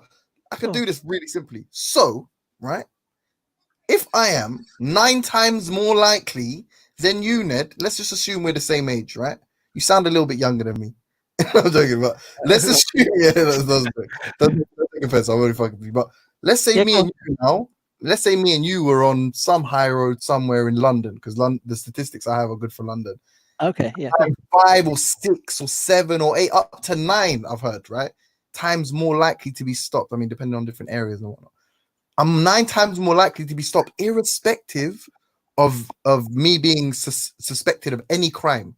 So just merely based on race now, these statistics. Just the color of your skin and the color of my skin, they will stop you and not me. And I'm 9 times more likely to be stopped. What would you? Now I'm not. No, listen. What do you think? James, you're winning, mate. James, please. James, good one. You're winning. That's good. That's measurable. Okay, if there's stopping, that's exactly the point I'm making. Listen, with that kind of injustice, let's be precise. Let's precisely attack that. And if there's another one, let's precisely attack that. What you've just said is wrong. You shouldn't be stopped because I'm white and you're black. That is wrong. And people making monkey noises is wrong. Just like anybody that breaks the law is wrong. But if you, your child has got it. You're absolutely right, little one. But the thing is, can I just state though be precise. Don't just broad brush. That's my point. No, but what I'm trying to say is that child that we also heard is more likely to be expelled from school, irrespective of that child's upbringing. And if you, let's challenge that. But I'm asking you, does that reflect a systemic problem or an individual? So is it individual officer that's racist? Is it each individual teacher that maybe that in exactly the same instance as a white and a black child Okay, listen. Are all teachers? Is every teacher racist? Every course teacher? not. Of course not. Well, so Yeah, if it's I think I've done my bit for charity this afternoon. I'm What out. did you say? So I think I've done my bit for charity this afternoon. So I'm out. Take care, Shakara. You done already. You did well. Yeah, bless up, chats. While there's a small intermission, yeah. So Ned, you said that there was no slaves in Britain. Is that correct? That's not what I said. That's a mischaracterization. Oh, yeah. I listened to my earlier answer. I didn't say that. What did you say, Ned? No, I didn't. No, I didn't. All right, Ned. What did you say? I will get back to that, but could I just finish this with James? Could I just finish this with James? No, James is on pause. Allow me, man. So what did you say, man? Please, can I just? I will come. I promise you, I will come back to that. Okay, but can I just get back to James? James, the thing is that if that is happening, I believe that we live in a society where there is a will to change that. And especially in this current climate, this has caused like an earthquake. I believe that it's what's called a watershed where things actually change. And I believe that now is the time for the Black community to express and engage and to do something about these changes. And I think and I believe that people actually want to, if they want to identify it and they want to make those changes. So hold on a minute. I may be wrong. Because you're just chatting faff, man. When okay, I'm just talking shit. Let somebody else talk then. No, I'm just talking shit. No, I'm just talking shit. Well, at least we agree. Okay. I'm just talking shit. James, James, the thing is that you make a really, really good point, but that's my point. The thing is that you are in a position now where you can do something, where Black Lives Matter can do something, where your protests are working. You are changing things. This is your time. This is your time. Yeah, I think if the things that you've identified, I think that this is the time when if they can be measured, if they can be identified, then change them. And I will come on and march. We've heard that. I think listen, I got you for real, yeah.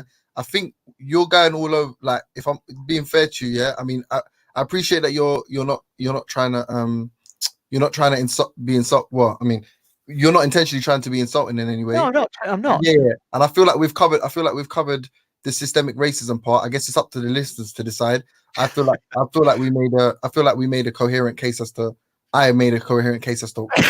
Right, I might disagree, but you would disagree, but you wouldn't provide any reasoning behind it. However, what Nine is asking you, not at all. But Nine was asking.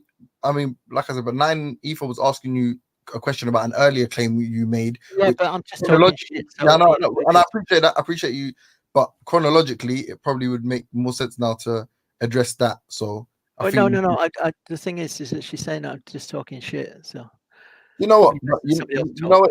Yeah, you know what it is though. I think everyone has different styles of engaging, but if we're all interested in the objective truth, I don't think she's attempting to be personal. I think that's just a figure of speech. So she's... All right, sorry, Ned. I'll take it back. All right. Okay. Right. How do I refer to you? Melanated, is it? Goddess? What do I say? 90. Yeah, I like goddess. 90. Go with goddess. Goddess is like goddess. Dear goddess. The thing is that my point is, as far as I can find out, and I may be wrong. This is not my specialism, but I understand that slavery was actually not allowed in this country in the 18th and 19th, 17th, 18th, and 19th centuries. Please, let me land. Let me Are you land. admitting that you're changing your story, bro? Let me land, please. Are you admitting that you're Let me changing your land. story? You can land all you Let want. him get it out. We can't hear him. So let him Okay. get it out and then All right, sorry. The point is that there's a whole series of court cases where people were identified as being slaves in the 17th and the 18th century, and in this country on British soil, and time and again it was challenged in court, and they were I don't know that they were set free, but it was just a judge that they could not be slaves in this country, that it wasn't allowed. There have been people that brought slaves over, and they were slaves, but they used them as servants. They're still slaves, but they used them as servants. Now, Mr. Riggs mentioned 10,000. Wait. No. He mentioned 10,000 slaves. No, forget the number. No. In 1789, and I don't know of 1786. I don't know. I can find no evidence of that. Okay, so just by your answer there, Ned, you basically debunked your own argument, because you claim that there was never slaves here, which there was, and then there had to be a court ruling to say that slavery will be legal. So therefore, you've answered your own question that No, England I haven't. has. No. You've not listened to what I was saying. I have listened to what you said. No. Where people thought that they could have slaves over here, it was when it was challenged in court. It was declared that they could not be. They weren't allowed to be slaves. They just moved the goalpost, Ned. They took it from no.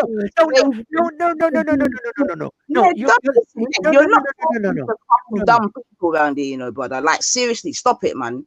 Yeah, show us that respect, innit? Well, yeah, okay. Ad hominem. Go on him. Yeah, no, it's not no ad hominem, but you go on, talk. And I'm talking dumb. Yeah, go on. Dude, you just said, yeah, that there was no slavery. Yeah, it was what? Indentured what? No, I didn't say anything. I haven't said indentured. Right? I haven't said indentured. You said servitude, did you not? No, I said no. I don't think you're listening to what I was saying. No, all right, then say it again, Sam. No, I've said it 3 times now. I'm not saying it again. I'm going to tell you what you said. Yeah, you said that slavery. I didn't say that. There you go. All right, say what you said then. No, I haven't. I've said it 3 times now. Scroll back and find out what I said. Fucking guy, man. Because what you'll actually say is, I'll say something. Look, Lady D just said that you debunked your own self within your own statement. Yeah, and I disagree. I'm now. Sorry. All right, let's start again. Let's go at your pace. Yeah. Was there slaves in Britain? The Lord Chief Justice in 1701 said that Lord Chief Justice slavery came free as soon as he arrived in England. That's in 1701. The world, man. Slavery became free in was there slavery in Britain, Bob? Do you want to just answer that with a simple yes or no? No man can have property in another. No man can have. That was the court judgment. My God, in 17. Why was there a court judgment? Why did there have to be a court judgment?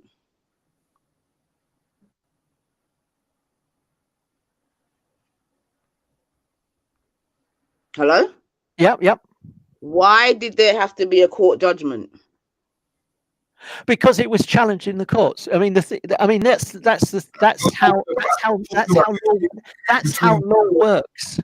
Why? We're stupid. Actually, you actually think we're stupid, you know? No. Why did that need to be the case, Bab?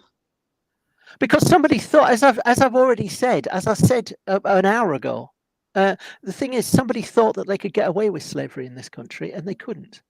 When it was challenged in court. And you're talking about the Stewart and the Somerset case. Yeah? That's the case you're talking about. No, Smith versus Gould. 1701. That's what I said. Smith. British merchants were among the largest participants in the Atlantic slave trade, and British owners living within the British Isles as well as within its colonies owned African slaves. Ship owners transported enslaved Africans as well as British natives to the New World to be sold into slave labor. The ships brought commodities back to Britain then exported goods to Africa. Some brought slaves to Britain where they were kept in bondage. Yeah. Where is that? Where is that? Where's and that's just the cursory look at good old. yeah, yeah, well, where is it? Where is it? What's that source? Cursory look at good old. What source is that? Good old. What source is that? You know that before they did some of the slaves went to the Caribbean or the Americas. You know that they brought some of them to the English Isles. I thought it was called the triangular trade because it went from Africa to America to Europe, and then Europe down to. They took some of their merchandise to England before they went to the Caribbean. I don't think that's how the triangle trade. I don't think that's how the triangle. That's why it was called the triangle trade. Oh my gosh! No, that's why it was called the triangle trade. They didn't bring them here. Oh my gosh! Well, I might be wrong. No. Just sort of saying, "Oh my gosh," and the thing is I might be wrong. I'm not an expert on this, but from what I can see, the evidence I have here, I may be wrong. All right, let me read on. Somerset's case held that slavery had no basis in English law and was thus a violation of habeas corpus. This built on the earlier Cartwright case from the reign of Elizabeth I, which had similarly held the concept of slavery was not recognized in the English law. This case was generally taken at the time to have decided that the condition of the slavery did not exist under English law. Legally, de jure, slave owners could not win in court, and abolitionists provided legal help for the black. That proves my point, does it? You're talking about proves my point. Wait, man, Bomber Clark. However, actual slavery continued in Britain with 10 to 14,000 slaves in England and Wales. What source? Okay? Is that? What source? I just told you, man. What the fuck, man? Go and check in the archives. No. Please tell me what source is that? What? That's a cursory look. I told you that simple Wikipedia, man. What is the website? Oh my Lord, have Go to the National Archives and it'll tell you everything. The National Archives is huge. What are we talking about? The British Library in King's Cross? Or are we talking about the National Archives in Kew? In Kew. National Archives in Kew. Go to their website. Well, you tell me where to look. Where's it? What source is that, Naima? No, tell me. That's cursory look at Wikipedia, man. What is it? What's the title of the Wikipedia page? Just put slaves in Britain, Ned. There you go. I'm looking at here. Yeah, slaves in Britain. And then you can go on the international slave trade if you want. What, do you think I'm lying? No, I'm not. But I wanted to see. No. Yeah. All right, Bob. You go and have a look, mate. Slave owners could not win in court. I just read that. And abolitionists provide legal help for blacks. I read that. Yep. Keep reading. Yeah. Okay. This was a violation of habeas corpus. I did read that too. Keep reading. The Cartwright case, which is what I think Mr. Riggs was talking about, refers to is Elizabeth. That's in the 15th century, 16th century, I think. Okay. However, actual de facto slavery continued with 10 to 14,000 slaves in England. You're right. Of course I'm right. No. How the fuck am I going to be wrong, man? Can we have an apology, please? What? I'm sorry? That's exactly what Tony Blair said to Blood Clot. Oh, I'm a blood clot. No, I'm okay. No. Listen, I was wrong. The thing is that, and I'll read one for you just in case you don't want it. I know to acknowledge is a bit. I know it's painful. I understand it's painful, but no, you're right. In the 18th century, London had the largest African population in Britain, made up of free and enslaved people, as well as many runaways. The total number may have been about 10,000. Exactly. Yes. That's what I said. Yes, it was what you said. Yes, absolutely. Thank you. No.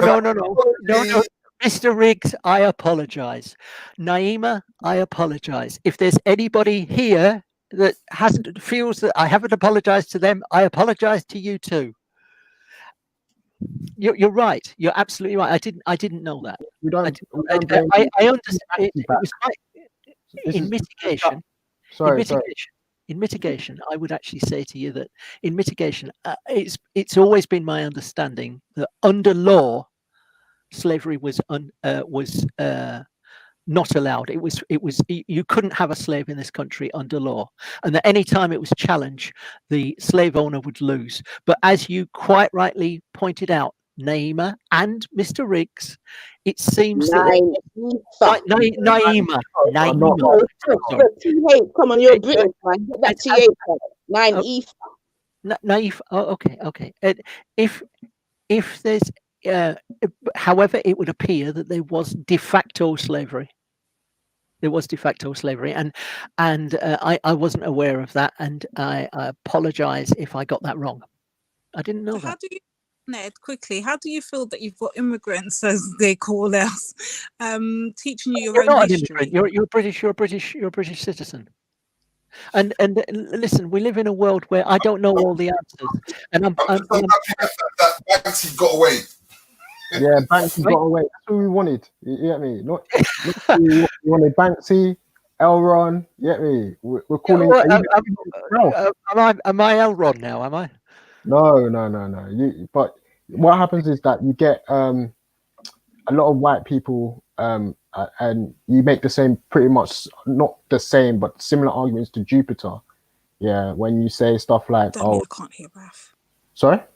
Oh, you can't hear me. I thought that we were having a conversation, and when you actually pointed out that I was wrong, I agreed with you. I thought we were having a civil conversation. No, you're better than most of them. That's why we said we wanted.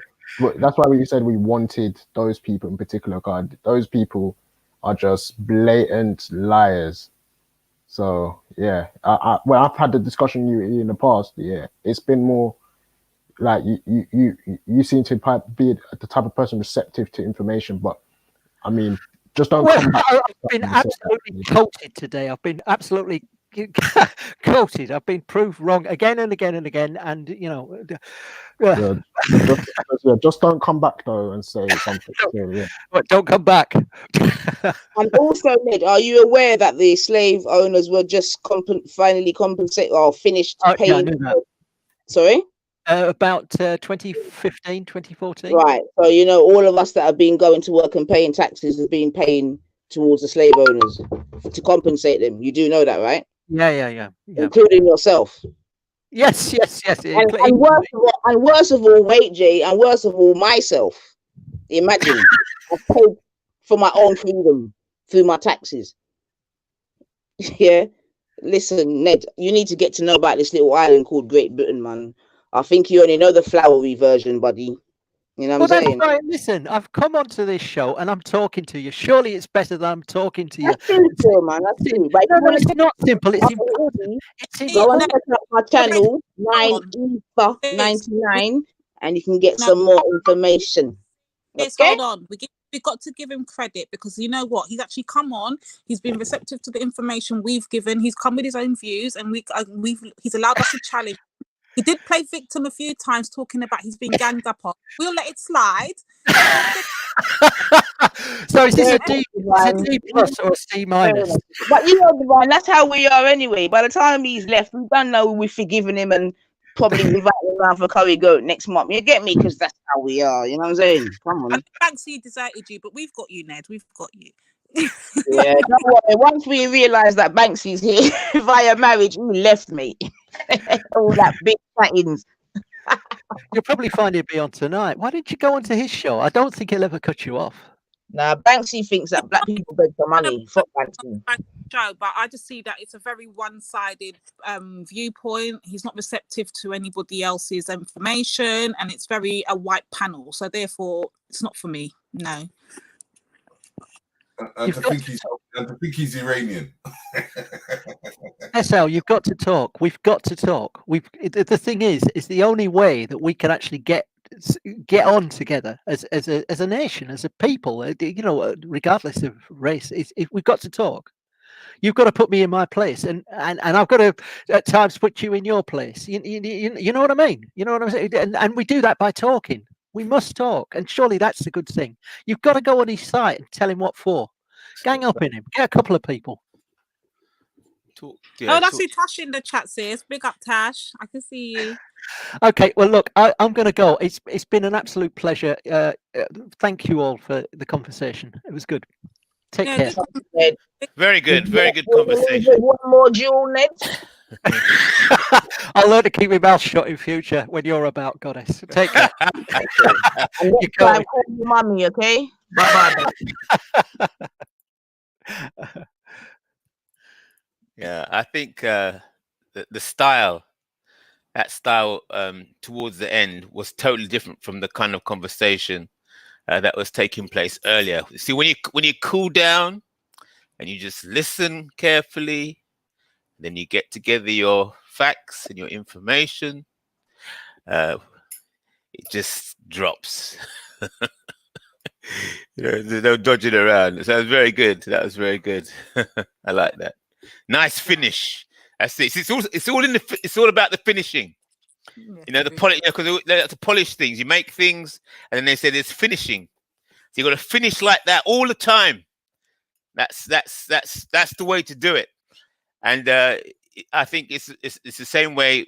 Or anybody who has disagreements with Banksy, that's the approach. But you know, you've got to just slowly take your time and deal with issues at a time. Very good. I think it was very good. I was impressed. I love the finish.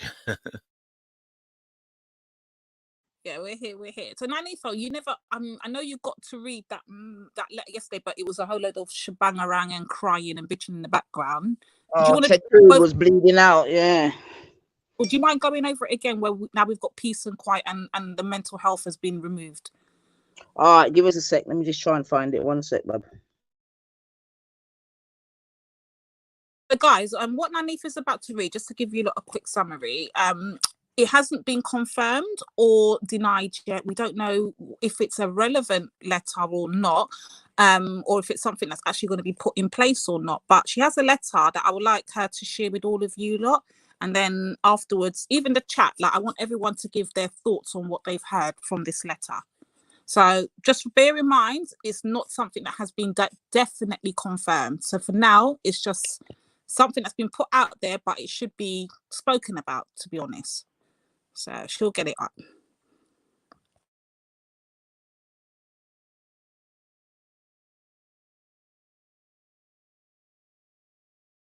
Yeah, D.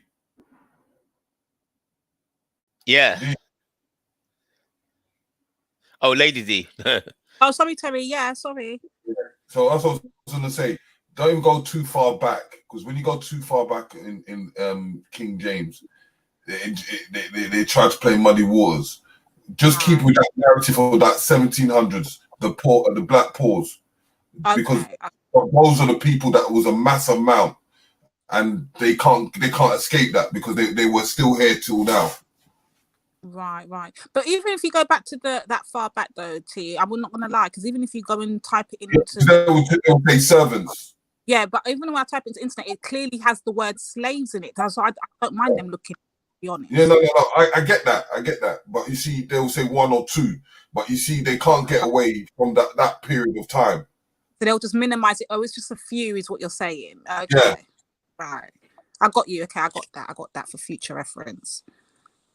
Sorry. Ralph, I don't know if you check the back chat, bro, but can you check it?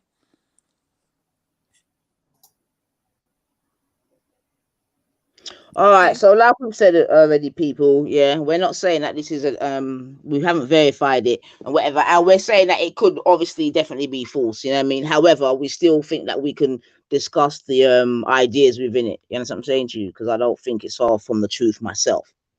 So the letter reads 10 Downing Street, London, etc., etc., yeah, 9th of June 2020, and it goes, "Dear citizen, I am personally writing to you in order to alert you to the new governmental policy in which we are proposing that all UK residents will be required to wear a RFID microchip from January the 1st, 2021. These are small chips that can be injected under the skin. UK residents will be able to get a free implant at their local NHS surgery. It is important that the UK government does all it can to protect its citizens. In a world where we face issues of terrorism, crime, and cyber fraud, the RFID microchips will enable law enforcement agencies to track movements of criminals and terrorists. It will also hold a unique personal identification number that, once scanned, will allow law enforcement agencies to identify that person is, or who that person is, who that person is, wanted for a crime, an illegal immigrant, or a terrorist sympathizer, etc. I am asking all UK citizens to write to their local member of parliament to voice their opinion on this policy. Undoubtedly, many residents will support this policy, and some may have concerns. It is important that we get your feedback before the policy is enshrined in law, meaning you'll be given a custodial sentence if you fail to have one implanted. Yours sincerely, Mad Boris. Yeah. So that's the letter there, family. All right. Panelists, do you hear that? And what are your views? If remember, we cannot confirm nor deny, but just by hearing that type of letter can be even scripted, what would be your thoughts on it? Yeah, I've heard that that's the plan anyway, in reality. But whether that's a real letter or real facts, I don't know. And the timing. Let's pretend it's not real in it, just for the sake of argument. Yeah. However, let's deal with the information within it, because I, like you, in it, I believe that many of the things within that letter are actually quite factual. That's right. Yeah. Yeah. And also, if we couple with that what we're actually going through at the moment in terms of the COVID and the whole world is being locked down, right? So we know that something major is coming at the end of this. Yeah. When we know that they're not going to lock down the whole world just for a disease that apparently kills less than the common flu. Yes. Correct. Yeah. But also, that kind of letter also doesn't address that any system that I mean, even this is could you read it and read it again, where they talk about terrorists, that bit where it talks about the terrorists. Yeah, I will. And I think also what we have to be wary of in that is the etc bit, because under etc can be a whole array of things, etc. Yeah. Could you read that, please? Yeah. Right. One sec. Dear citizen, do you want to write the whole thing or just that last bit? Just that bit. Yeah. Okay. It is important the UK government does all it can to protect the citizens in a world where we face issues of terrorism, crime, and cyber fraud. The RFID microchips will enable law enforcement agencies to track the movement of criminals and terrorists. It will also hold a unique personal identification number that, once scanned, will allow law enforcement agencies to identify whether that person is A, wanted for a crime, B, an illegal immigrant, or C, an terrorist sympathizer, etc. I being female, to be fair, just to break that etc. There's a lot in the etc. You see. Yeah. So whoever wrote that letter kind of knows, that etc. That's the danger. Exactly. Just that tiny little thing. IC3, what's the likeliness of it being that they will want to instill chips so they can track whether you've got a criminal record, whether you got maybe even it can even be under many things, whether you got money owed and you have to pay back, like anything can be under that, etc. Exactly. Yes. Is that not an infringement of human rights right there? Let's just. Wonderful question. You see, this concept of human rights. You see, it sounds nice. It has a ring. It's just like the word justice. There will be biometric ID cards with RFID. Oh, sis, mute up yourself. Sorry, I was just reading what Renderer put. 1st of January 2021, the UK will be a points-based immigration system, and there will be biometric ID cards with RFID chips in them. Yeah. Okay. So I thought she put, but hold on, let IC3 finish. Like, he was mumbling while he's talking. Oh yeah, yeah, yes, yes. So the way you're thinking is correct, because any system that can track those things that were mentioned, and then we're talking about the etc. So it could track your situation in debt. It could also track, because I heard somewhere else that they'll track if you're taking your medication, and so on, and your medical records and so on. Yeah. So just that etc. is a massive black hole or opening. Yeah. So if they're saying, okay, that these chips have to be installed, so basically they're not saying that it's an option. They're saying that it's going to be a case where, well, it's been written as though it's going to be something that is not a choice. That's when I would say about the human rights. Is there even such a thing? Sorry, my phone's popping off. Is there even such a thing as human rights? Number one. That's a wonderful discussion. Yeah. Right. And if there is, then does that not invade our human rights? Well, it could be twisted the other way. Those who they could also say, oh, if you have respect for human rights and you care about other people, you don't want to be a danger to other people, you too should conform. So they might say, oh no, we're not going to, of course, we're not going to force you to have an RFD chip. They could say that. But it's just that life works out a lot easier for you if you do. A lot easier. But then I would also argue that I might not want this chip. I don't want nothing instilled under my skin without my permission. But you're telling me that doctors and the NHS is saying that I have to, and they will be the ones. So therefore, they would know whether I've had this chip installed in me because they have records of everything on the NHS, right? Everything's computer. Yes, that's right. That's right. That's right. Yeah. But you see, you got to watch the language. You've got to watch the language. I doubt, now I could be wrong, but I doubt they'll be saying that you have to have one. But what what I suspect will happen is that they'll put out a lot of propaganda to say that people who don't have one don't care about everybody else. You know, they're irresponsible. They might not be taking their medication. They might be a terrorist and so on. They're not good members of society. So nobody will tell you that directly, but when you watch the adverts on the TV and so on, you know, everybody, yeah. That's Crazy it. one Yeah. wrote in the chat now. He just wrote, Crazy One just wrote, then they've got you either way then. So therefore you don't even have a choice, because if they're gonna make you guilt trip you into it without saying you have to have it. That's right. But you don't want it, then you're basically stuck. It's like it's a loaded gun. Like you can't win either way. Oh, I don't like the word "can't win" because there's you got to keep the mind. You got to keep the mind open. Yeah, you got to keep the mind open. Don't get into that lockdown because then you're mentally locked down. Just say yeah. You see, of that letter was compulsory for that chip to be installed or not. Go back to the beginning of the letter, Nanifa. Oh yeah, I think the letter was saying it's compulsory. The letter. Yeah. But in reality, I don't think they'll do that unless it's emergent. They'll create another emergency. But I think it's going to be psychological.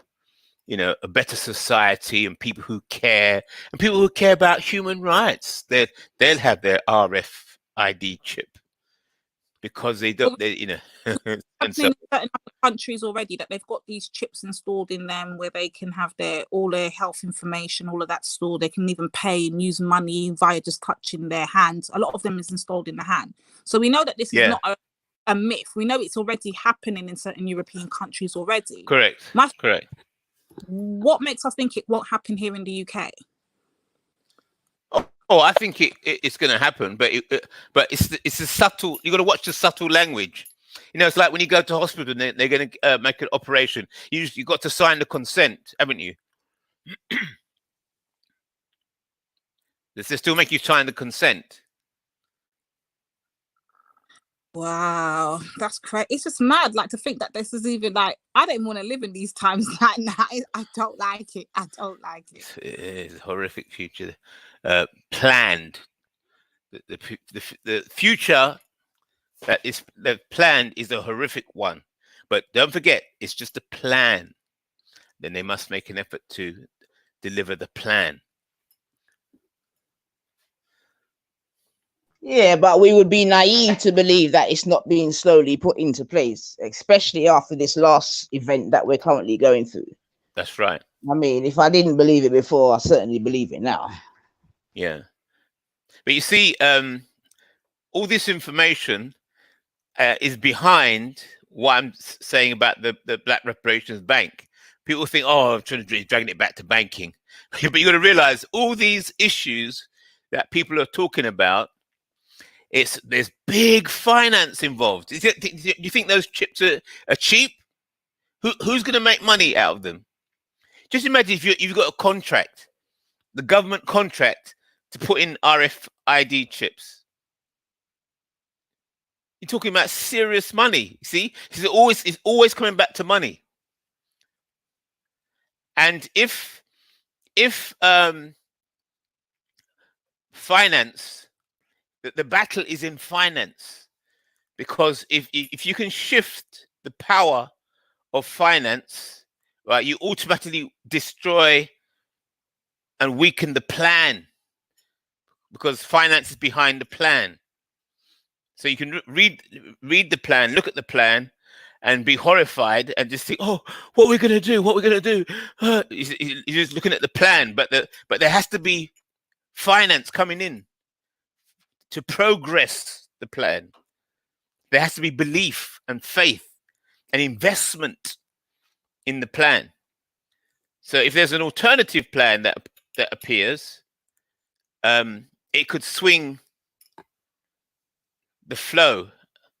An alternative plan, could draw alternative finance, could draw alternative investment, can draw into alternative faith. See, so that's why I keep going on about the finance, because if you keep looking at the head of the dragon, no, it's not going to happen. You got to look at the whole thing to find the weak spot.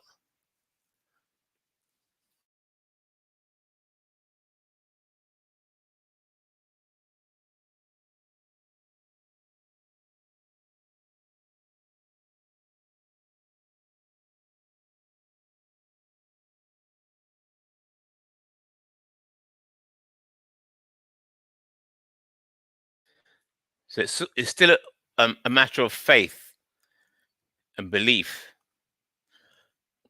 There'll be a lot of people, if they hear about this RFID chip, they might be thinking the way some of us are thinking. Oh, they're going to have control and so on. They might be thinking, hey, I wonder if I can get a contract to make parts of the RFID chip. I wonder if I can get a contract to distribute it or something. They're just seeing money. So they're going to have, they'll be so glad for the idea, because they know so and so, and they've got connections in government or in different departments or in technology, and they think, oh, I might be able to get a job out of this. I might be able to make a career for myself out of this. So their head, they're just smelling the money, and because they're smelling the money, they're not concerned about the concepts of morality and freedom. They might interpret freedom in a different way. If they can get a contract out of this and make lots of money, then they can buy themselves into a higher class, and so they see freedom as just having more money,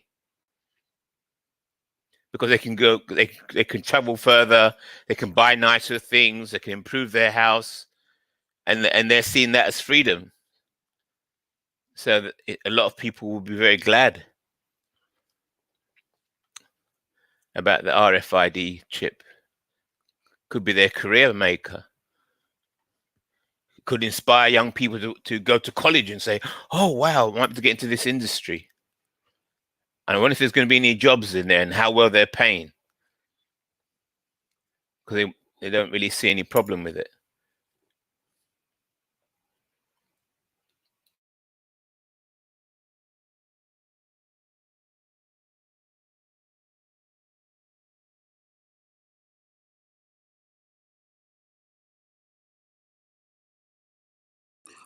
Wow.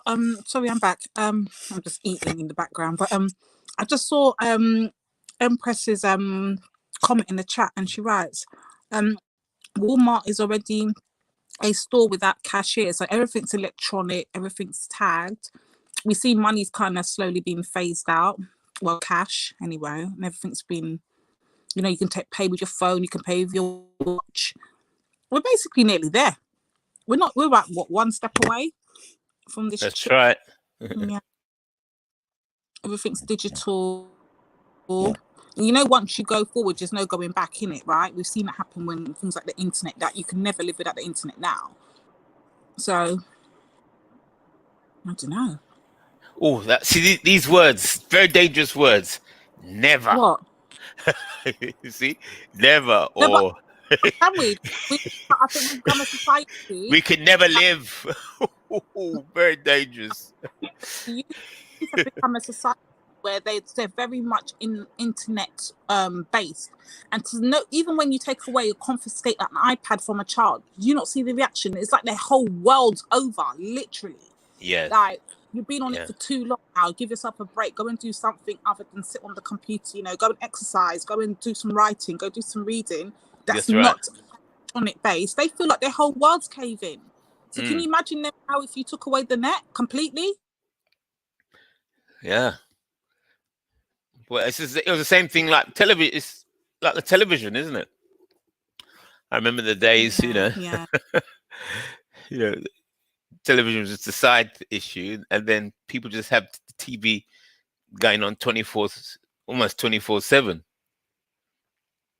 and it becomes like a false fireside. You know, before those who can't afford televisions or couldn't afford televisions, then they would just have a fireside chat, wouldn't they? That's been going for thousands of years, isn't it? You have the fire, and then in the night or the evening, everybody gathers around the fire and keeps warm, and then stories are told, and poems are, you know, the fire just becomes the light for the entertainment for the evening. So everybody's gathered around the fire, the community gathered around the fire, talking, but the firelight brings out good stories and all kinds of things. So the replacement is the TV. Was the TV, and everybody just gathers around the TV, and then sometimes they're not even watching it; they just have it on in the background. And then now, moving on from the TV, it's like you got the TV in your hand, and then you got it in your pocket or in your handbag.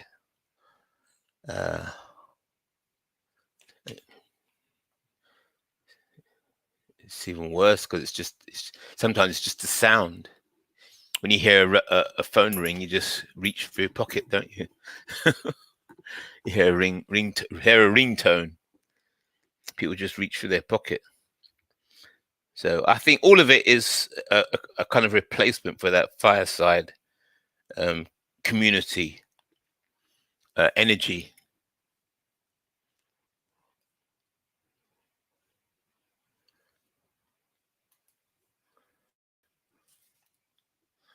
Yeah, and it's mad. The future is scary times ahead. That's all I know. Wow, yeah, it's a lot worse than the RFID chip. They got we won't even go there, but that's sufficient to get the mind working. It's gonna, yeah, because that's not the end. After the RFID chip, they've got other things planned. You know, so a lot of people, when they're talking, they talk about President Trump and they talk about Putin and they talk about this leader and that leader and so on. But I was thinking to myself, people at the higher levels, they I think it's like geopolitics. You see, they're thinking so far ahead. They don't look at a prime minister or a leader as anything, because those people only live for a short while. So they're planning in their plans. They're looking at land. They're looking at seaways. They're looking at travel, and so they only see a leader as a tactic. There's tactics and there's strategies. So the strategy is a long-term plan. So if they have a long-term strategy, it could cover 20 years, 30 years, 50 years, 100 years. And they when they meet to talk, they're looking at that, looking at the maps of the world and making their plans based on that. They're not looking at people or presidents or prime ministers. They don't, because they just know that those people, they're just they're like tactics. They just come and go.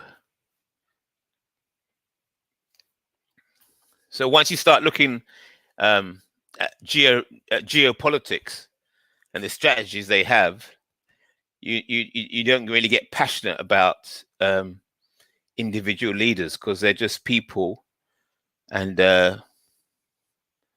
you don't know how long they'll live. But what's the whole movement? You know, where are they going to take Britain, regardless of various leaders and so on? What's the big plan, the long-term plan?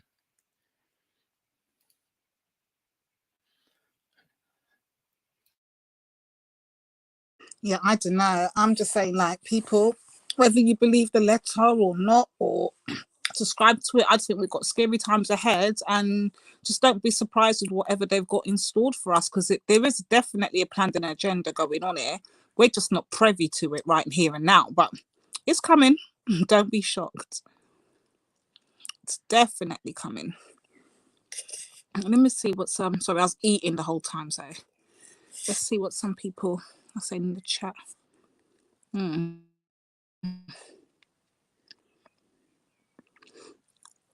Oh, Empress Returns. What are you saying? What are you talking about? Hold on. I'm still waiting for football fans to protest social distancing restrictions in stadiums. Even 22 players with no social distancing, no marked gloves were hugging normally. Okay, what's that about? What's going on there?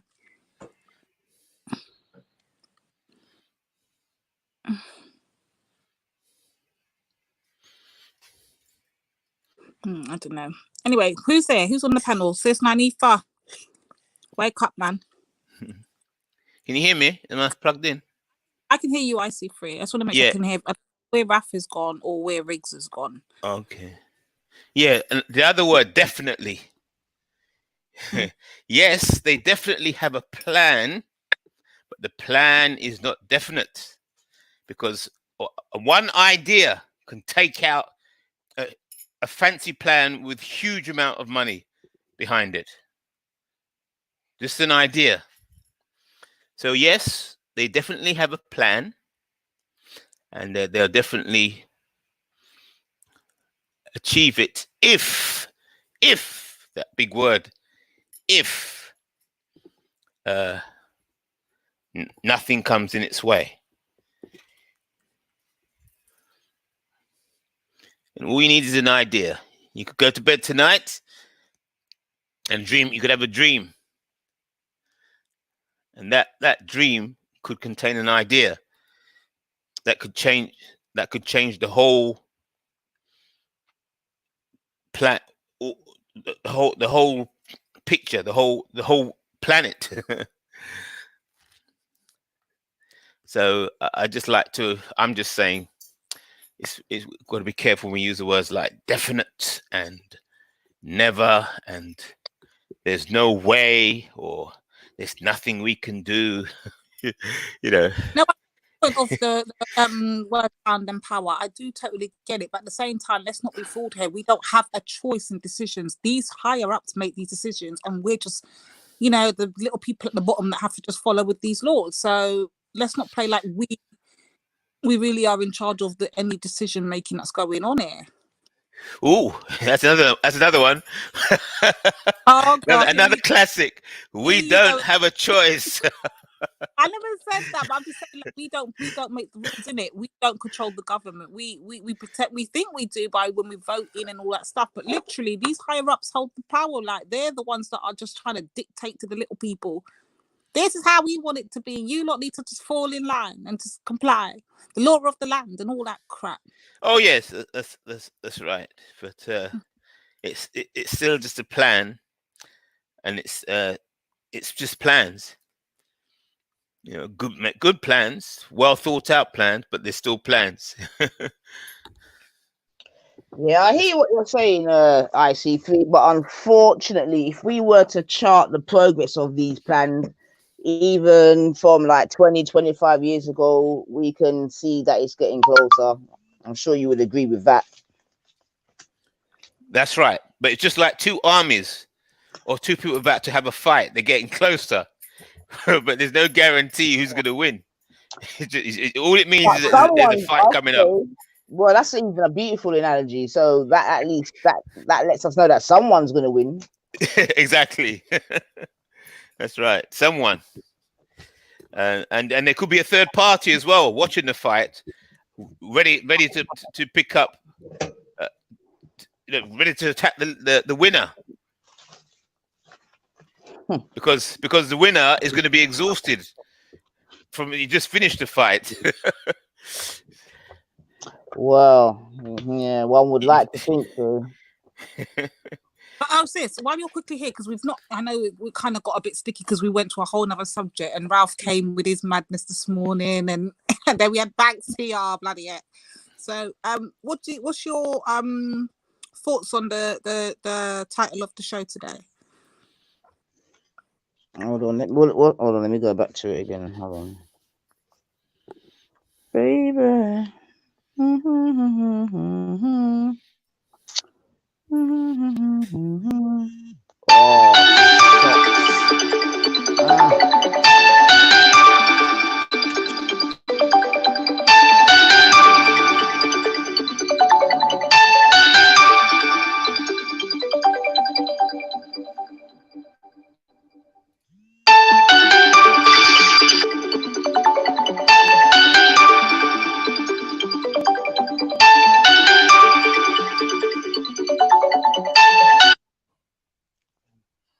Hello? Yeah, trust them to be calling while you're on a bloody live. Go on, sis. 1 million was I spurt millions much. What's to be done about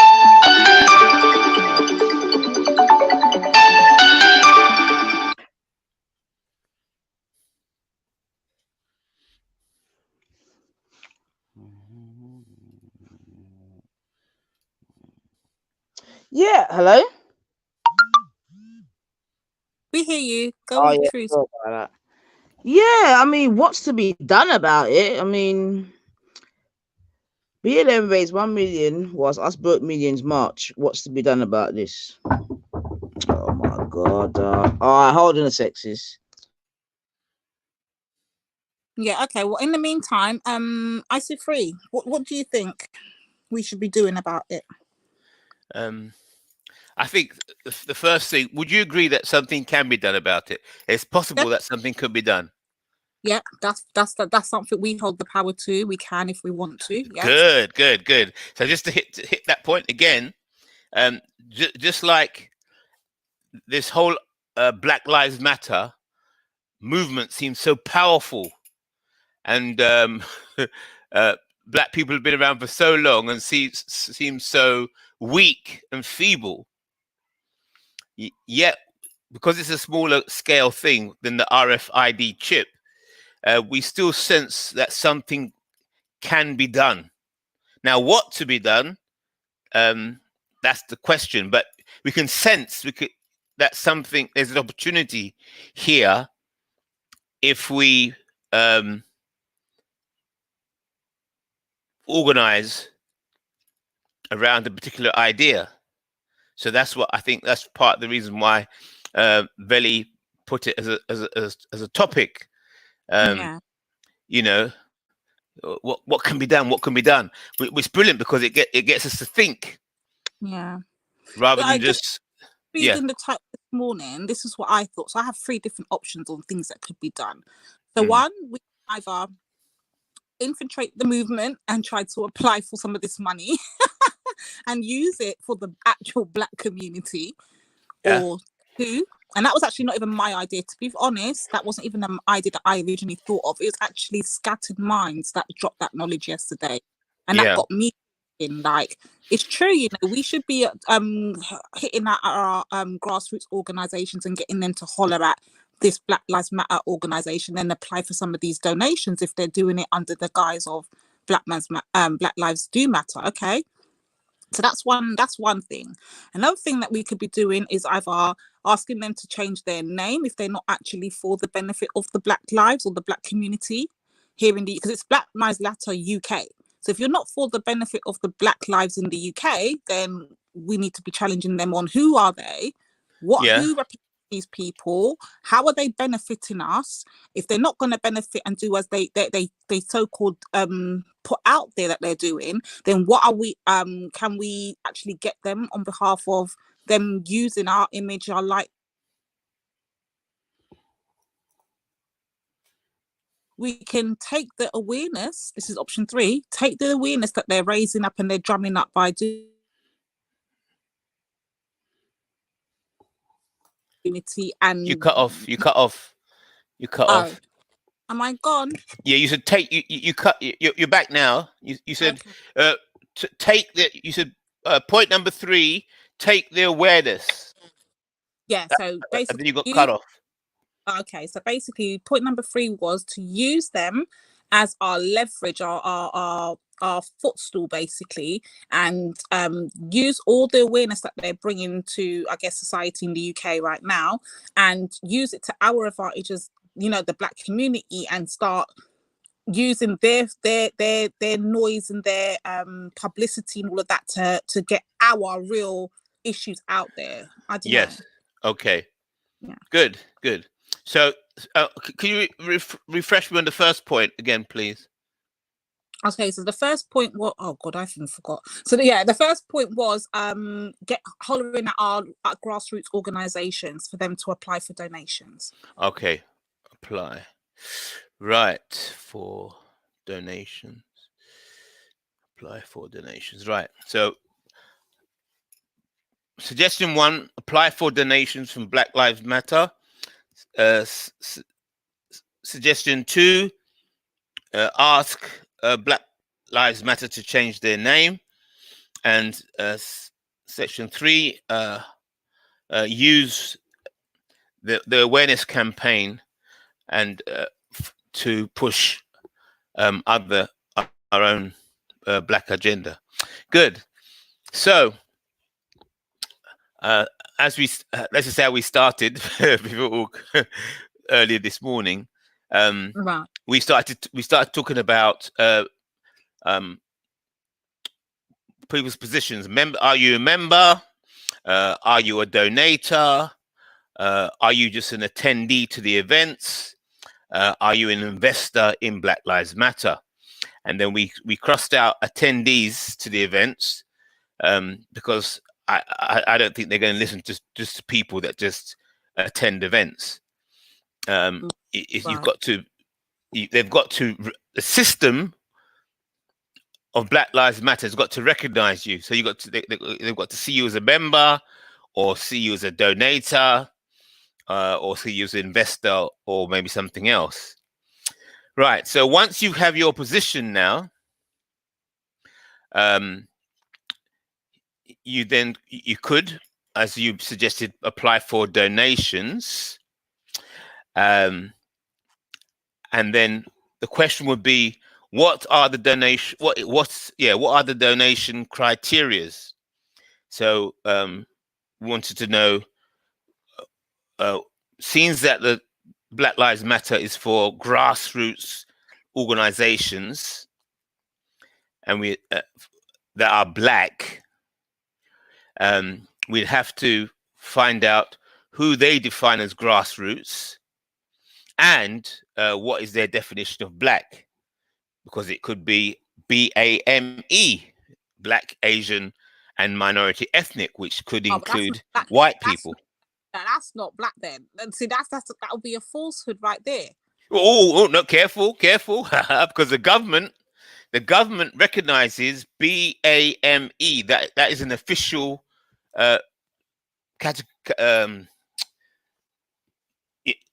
system.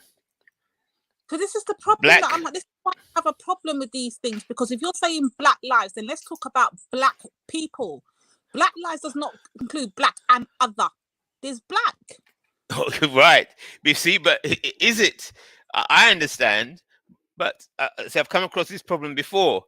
They might say, "Oh, black means non-white."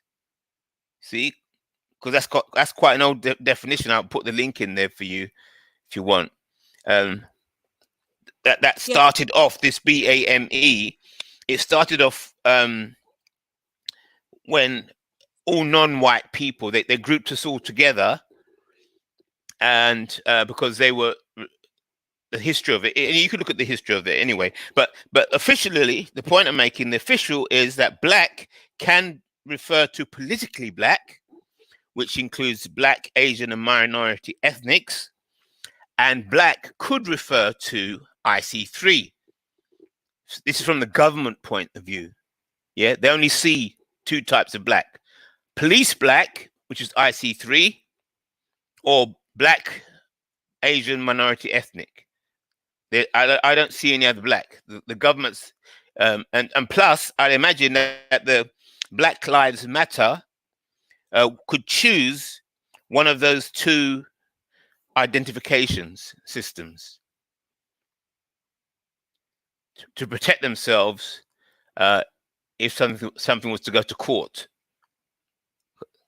Yes, because if you apply for donations, which was your first suggestion, and then you're refused donations as a black grassroots organization, then you end up in court and say, look, this organization is being dodgy or is doing false advertising. Yes, that's how it's going to end up in court sooner or later. Yeah, yes? I get what you're saying. And two, one second, I see free. Quickly stop. It was right there. 1 second. I just went onto their Instagram to look again. Quotes here now. It says, "Our commitment to all Black lives means that we lift and up the experiences of most marginalized." Yeah, so the most marginalized in our community, including. So this is where the including comes in. But not limited to working class, queer, trans, undocumented, disabled, Muslim, sex workers, women, non-binary, HIV people. Who are they talking about? You see how wide that goes? So are they included? Read that again, please. Read that again, please. Right, one more time. So it says, our commitment to all Black lives means, this is their version of when they say lives, so their definition of what they mean by Black lives. Right. Yes. Our commitment to all Black lives means that we uplift the experience most marginalized in our communities. Hold it. Let's go bit by bit. But let me write this down. Most marginalized. Yep. Continue. Yep. Go on. Our communities, but not. You're cutting off. You're cutting off. I lost you. Oh no. Am I gone again? Yeah. last thing you said when you were defining Black Lives was most marginalized. What? Who else? Okay, let me go in my daughter's room. 1 sec. Better internet there. Yeah, because Okay. this is a definition of black. We're about to hear the definition of Black Lives Matter, black identity. So, Right. So this is what they say. So, and I'm going to send the link in the back chat as soon as I've read it again. So yeah. it says, our commitment to all Black lives means we lift and up the experiences of the most marginalized in our communities, Yes. including but not limited to the working class. Oh, hold it. Right. Working class. So whether they're black or not, they're as just long as they're working working class. Yeah. Okay. Queer. That's their words, not mine. Queer. Mm-hmm. Right. Trans. So whether, hold it. So as long as they're queer, whether they're black or not. Yeah, they've just got to be queer because they're marginalized, right? Yes. Okay. Trans. Yeah. Undocumented. Wow. Meaning illegal immigrants. Yes, that's right. Undocumented # illegal immigrants. Okay. Exactly. You're right. Good. Right. Disabled. Yeah. Muslim. Muslim. Better and better. Sex workers. So prostitutes and. Yeah. Sex workers. Mm-hmm. Yeah. Women non-binary. So women / non-binary. Sorry. / non-binary. Mm-hmm. Anything else? HIV positive people. HIV positive. HIV what? Yeah, I'm gonna put the link in the back chat. 1 second. Yeah. This is their official, and it's on their Twitter and it's also on their official Insta as well. Oh shit, man! And I'm a leftist as well. Fuck's sake. Go on in. Is that it? I think yes, that is it. Then they go on to say, yeah, that's it. Hold it. Was HIV positive the last one you said? Yeah, that's the last one. Yeah. Right. Then it says, amongst all calls for transparency and demands to reveal the leadership behind Black Lives Matter UK, we are currently dealing with emergency legal matters following last week's protests, in addition to the hostelry of far-right groups. So they have this on their official site. This is a genuine threat to our society, and whilst organisation and process plans for the fund are soon to be shared, we thank you for your participants. Oh, sorry, we thank you for your patience, but cannot compromise our safety at this time. Okay. Some of us are already public facing figures and have spoken out as members of Black Lives Matter. Good. Right. So the Black Lives Matter definition of black identity is as follows: working class, queer, trans, undocumented, disabled, Muslim, sex workers, women and non-binary, and HIV positive. So it's nothing to do with Negroes specifically, or Africans, or IC3.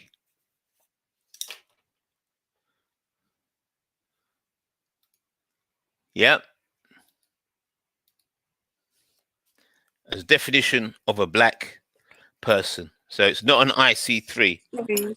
It's just sorry, I'm back again. I was just getting the link for you. So I posted it in the back so you can see it for yourself. If you go to that specific link, swipe to the second page, because before that they're just doing their I guess, their protocol thing about Black Lives Matter. Go to the, because Yeah. it's like 1, 2, 3, 4, 5.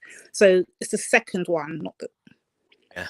Swipe over Okay. to the second page of their statement, and you will find the list right there of who they categorize as when they say Black Lives, what their Black Lives means to them.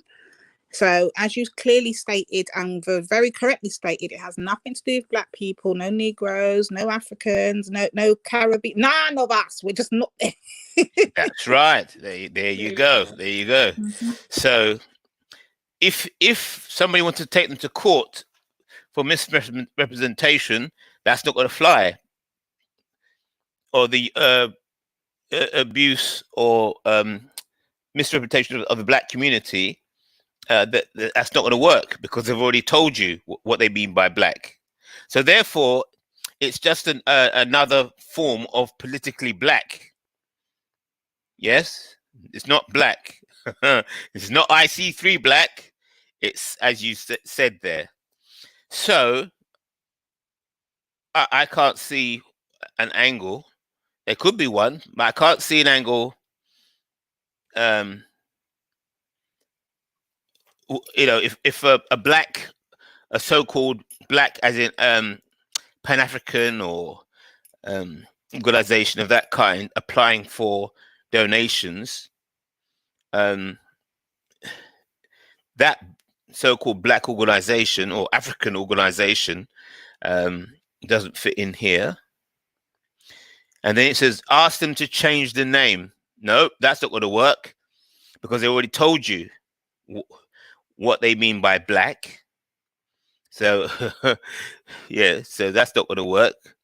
And user leverage and awareness. So that's the only option I see there, or the most the option with the most potential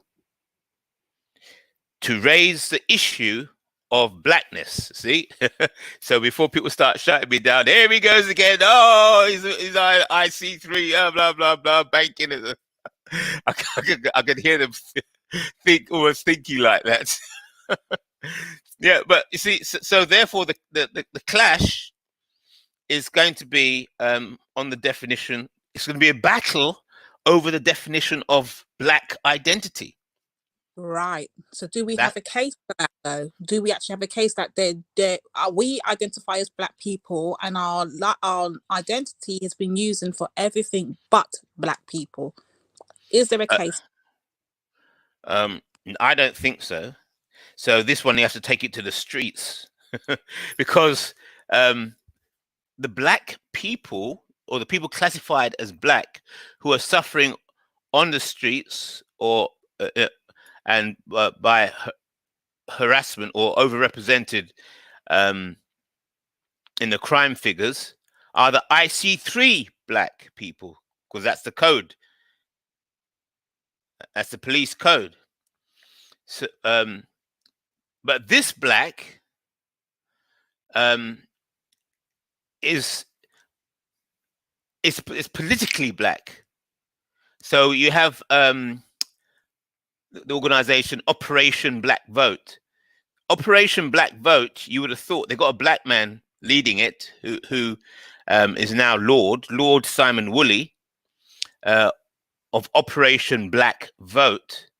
That Black is not referring to IC3 Black, it's referring to the same, the BAME Black, and the Black, Asian, minority, ethnic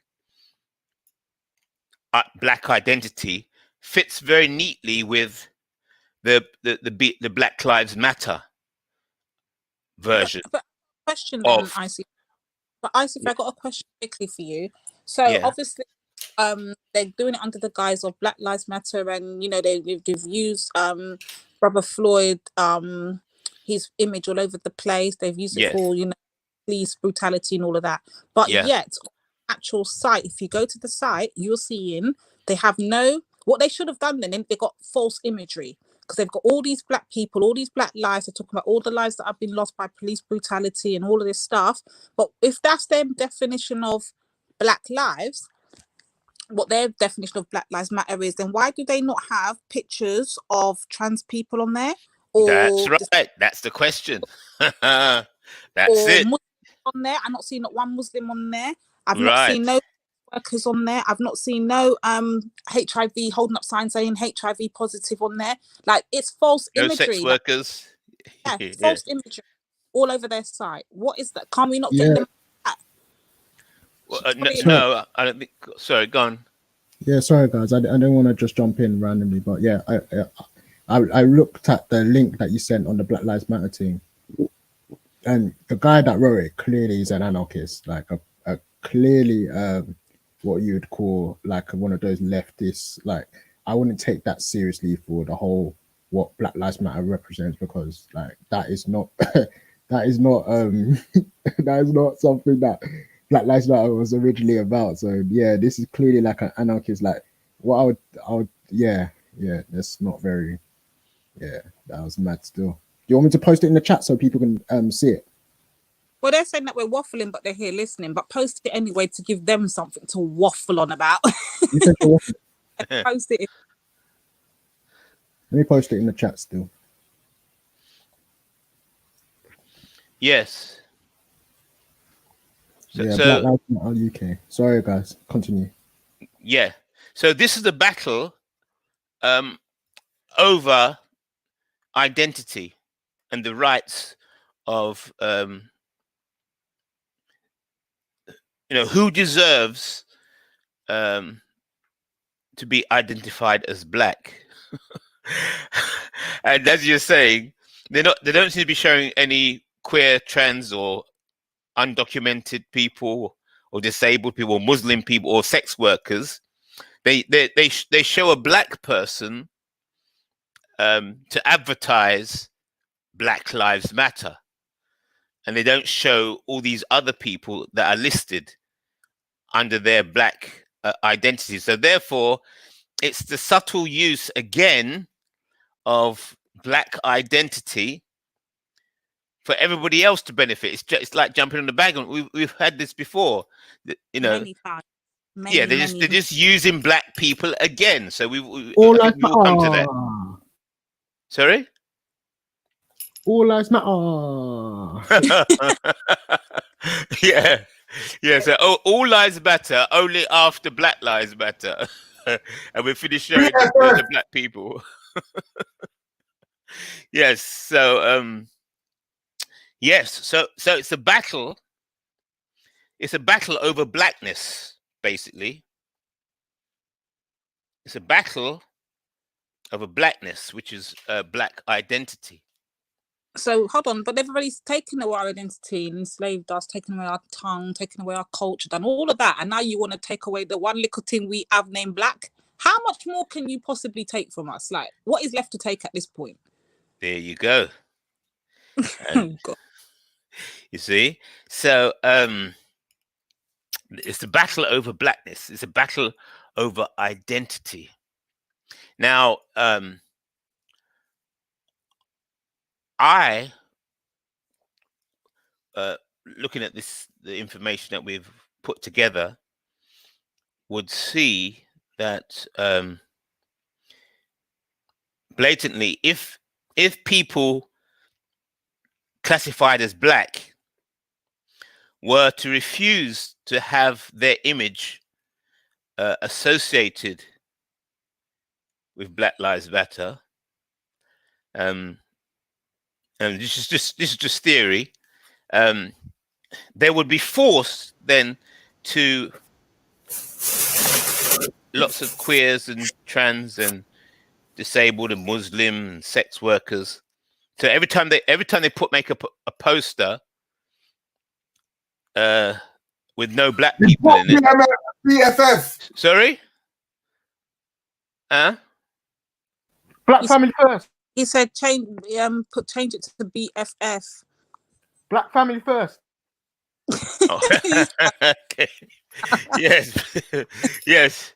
Black family first. Yeah, but you see, it's still the trip, because they could say, well, queer people have families and trans people have families and undocumented people have families and disabled people and Muslim people and sex workers. Our mission statement says we don't believe in gays or trannies. Ooh, now that's dangerous. That's dangerous. If you say that, you're going It's a head to head. war.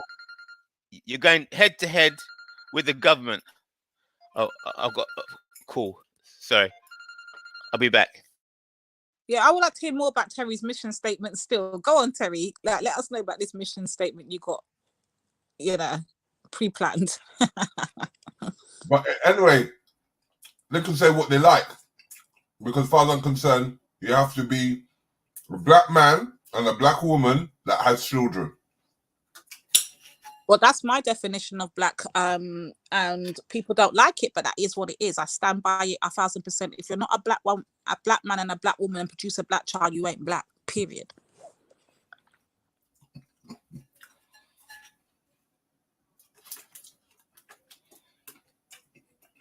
And if they don't like it, they can go and make their own. Wait, how are they going to make their own? Exactly.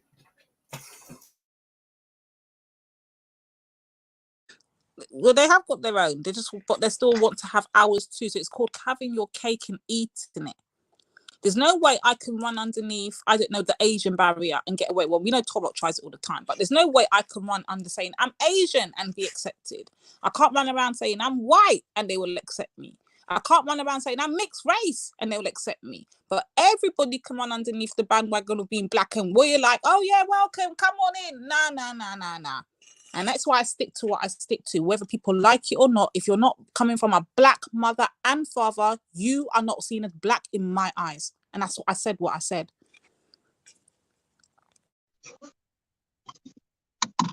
Yes. Oh my! She opened the door, didn't she? So what's this about? Yes. How about this? Yes, she opened the door. It's a prime example. Here we go. Black family first. Ultra. Oh, and I'm El Rondo. It's what's my nickname, El Rondo. You're the face, black family. I'm the ugly duckling of the family, am I? Yo, Terry, what are you saying? I can't hear you, man. King of Ghost talking shit. Congratulations on your baby, man. He has the right to respond. Go on, Kingo, respond. Congratulations on the baby. Try to keep them away from being panel hoggers of tomorrow if you can, because your brains turn to soup. But yeah, big up, bro. Yeah, big up, man. Good day. Big up, man. Yeah, big up, G.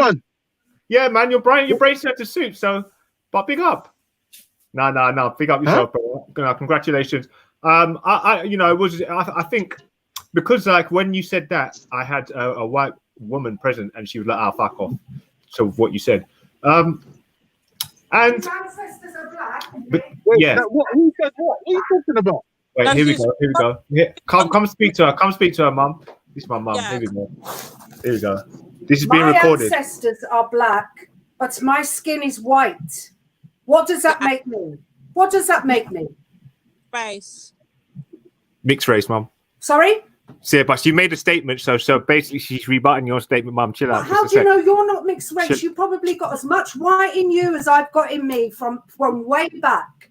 Because I You don't. can't say just because your skin is black that you're blacker than the next person. I've got children who are light skin.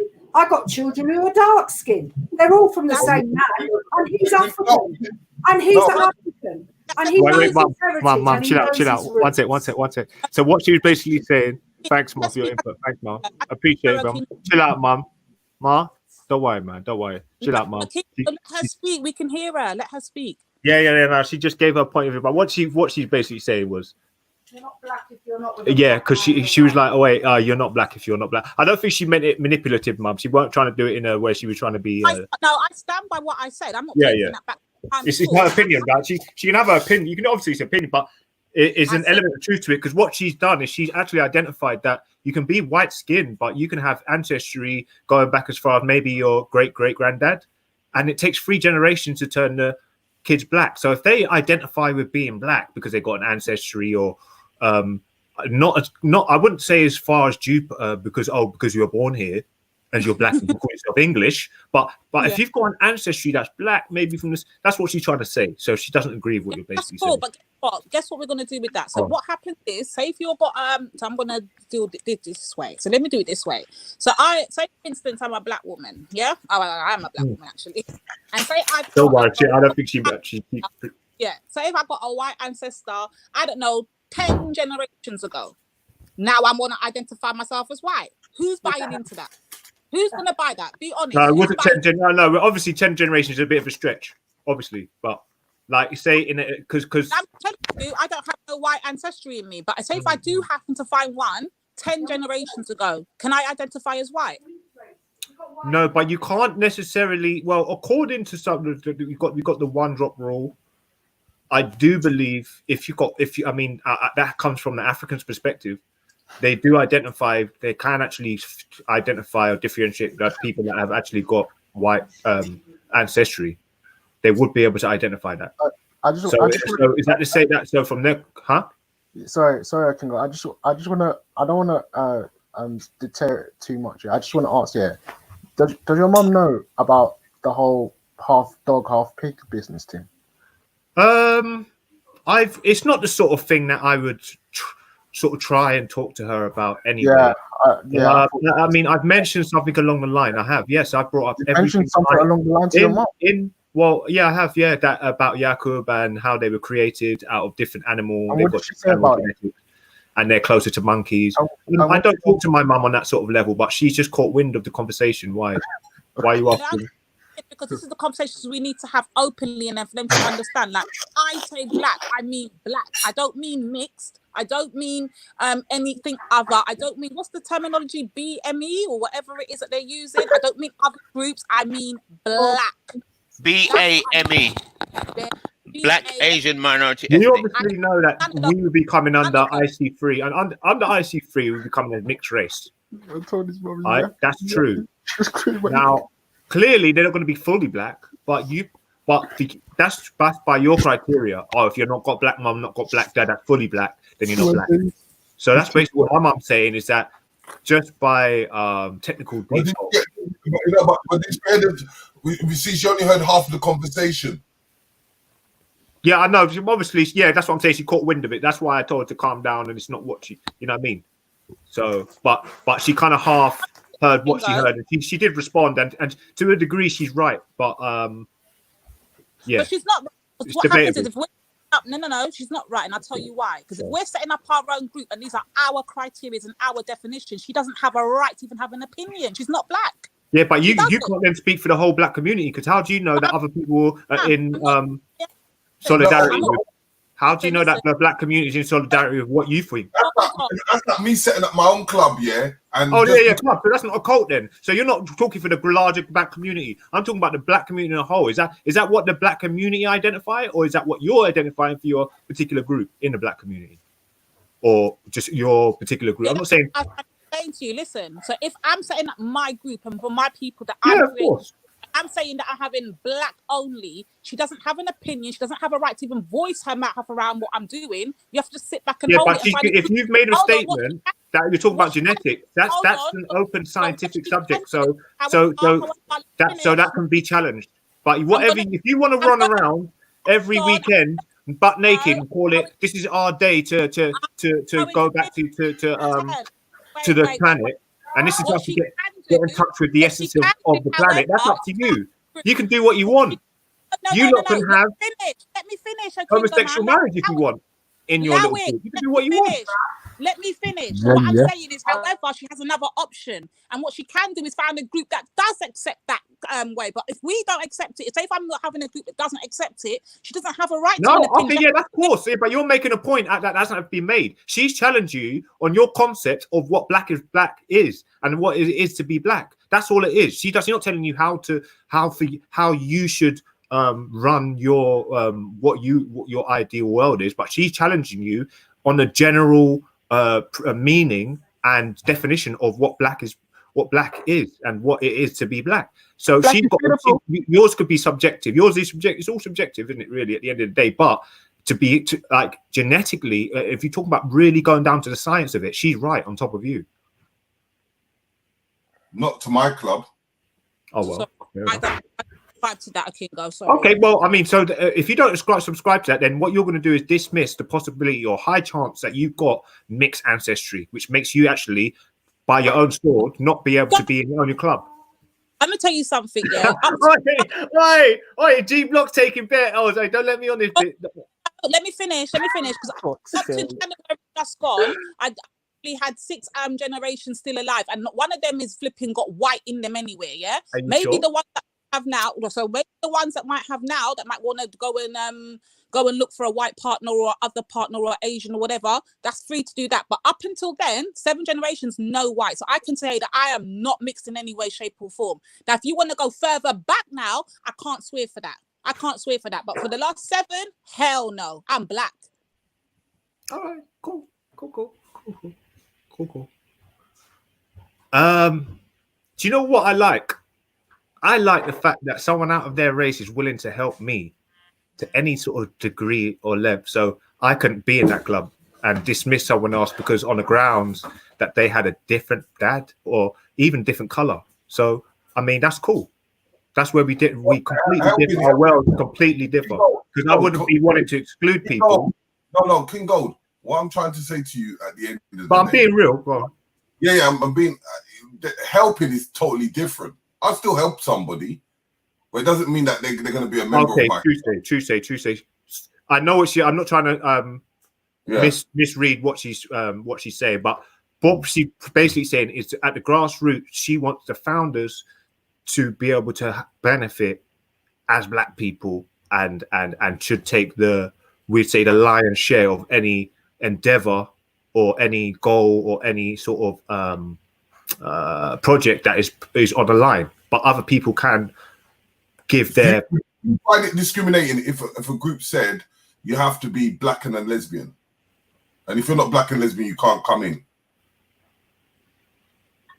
Yeah, I think because then it all depends really.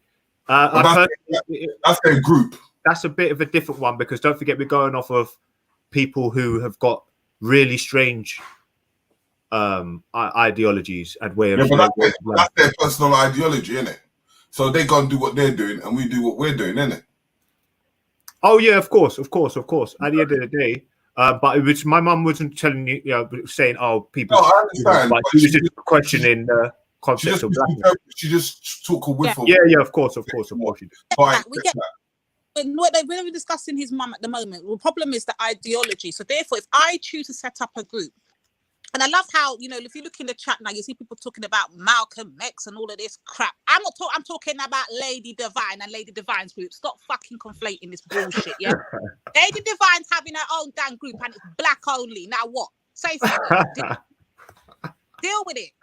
Well, it's Captain Rambo looks mixed race, isn't it? Captain Rambo is a bit mixed. So putting Captain Rambo. Captain Rambo's included. Oh, who's a don? Who's a don in it? Captain Rambo's not mixed race. Captain Rambo has one parent that's mixed race. That's what they can say. Hey, Captain. Timeless. Timeless. He's excluded. No. Let's not do that, man.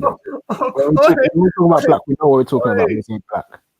No, you know what? Let me be some thing. So, Kingo, back to the serious business now. So, be serious now. So, what I'm saying is this: if we know for a fact that obviously every time a black person or there's a black struggle or a black plight, and it's infiltrated consistently, which history has shown us, with you just saw the thing I just read where it's got Muslim, it's got disabled, they've got sex workers, they've got I can't remember the rest of I have to go back and look. So everything other than black people. Why would it be so hard to comprehend if I want to start? You know what? To be fair, listen, Lady D. Sorry, before you go further, I promise you, and I won't cut you again. Sorry for cutting you. On every platform I've been on, there's a couple of platforms. I don't really want to name it on Big's show, but I'm saying they've come on a couple of building platforms, and what we've had to identify, which is something I'm going to reference the guy's name in a second, but. He spoke about black economics, okay, and joint enterprise, but the people that are meant to be from a building, and the foundation of it should be black. And actually, I would go as far to say they're going to have to, like IC3 said when we were having a conversation, they would have to pay a lot to buy that business from, or to get any sort of share. I mean, ridiculous amounts. You're not going to even want to sell, to be honest with you, because it's so. But I think that's it's a fundamental rule, really, and I think that you have to be a little bit racist in that sense. But you can't hold goods from people because they're not black. That's my point. We have to be racist in order for us to get to our goals and get to our thing. Then why is it such a problem for everybody else? Because when they're racist doing their thing, no one has a problem with it. But then once they hear a black woman say, "I want it to be solely black," now all of a sudden it's now you're ostracizing this and you're. So are you going to sell, if you had your black company and you were dominating the market? Now there was a shortage of a certain food or something that was required, or it was high in demand. Would you try just to sort of hold that produce and them goods, that commodity, and just sell to black people? Because obviously that there will be powers that be will not like that at all. Of course, we're always going to have that struggle where it's always going to be fight to get that through. But if I'm determined for that to be my plight, then I'm determined to fight that fight, innit? If that's the case. Yeah, it'll be a difference. But if you're determined for it to be black, like we've seen it happen before, like even when the Black Panthers did their thing and it was like solely black. You saw the fight that came against them.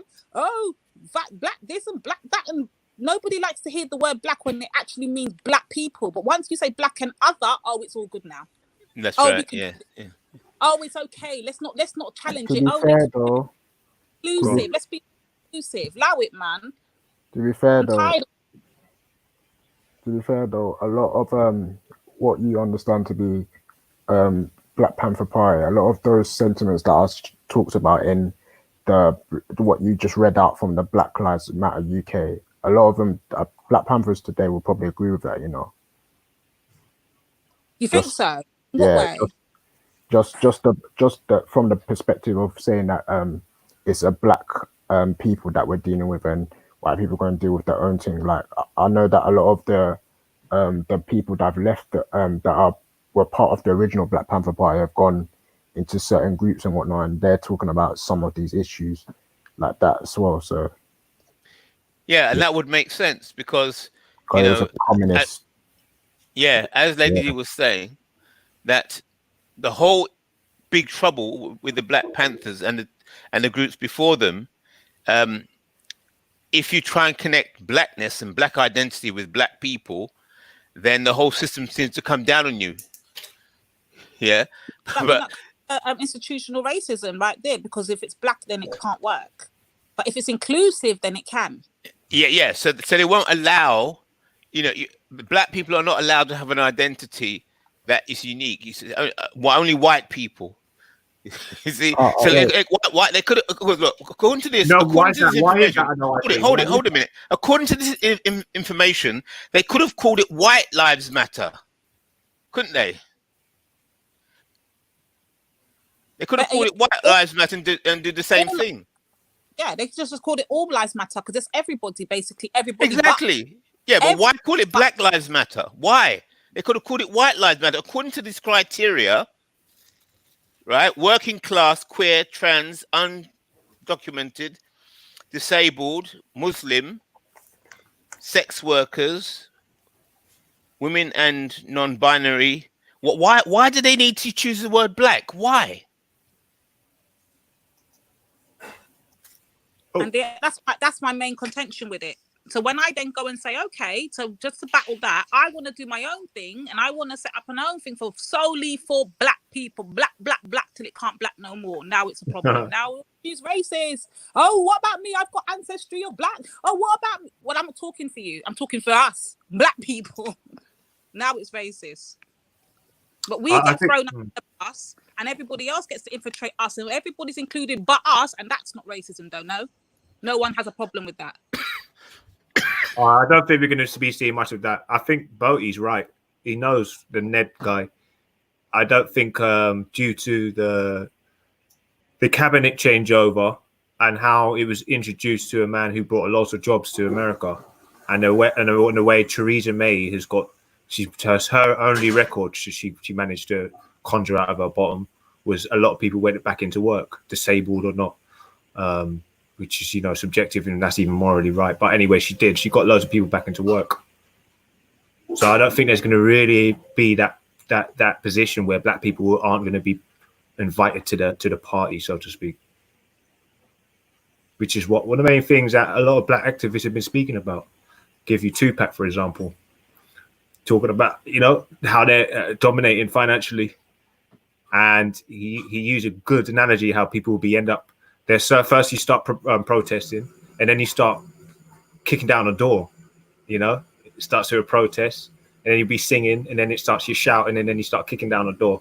But at the end of the day, I think it's not even something has to be worried about. It's all about is when you get the money and you get the capital, it's how are you going to protect it?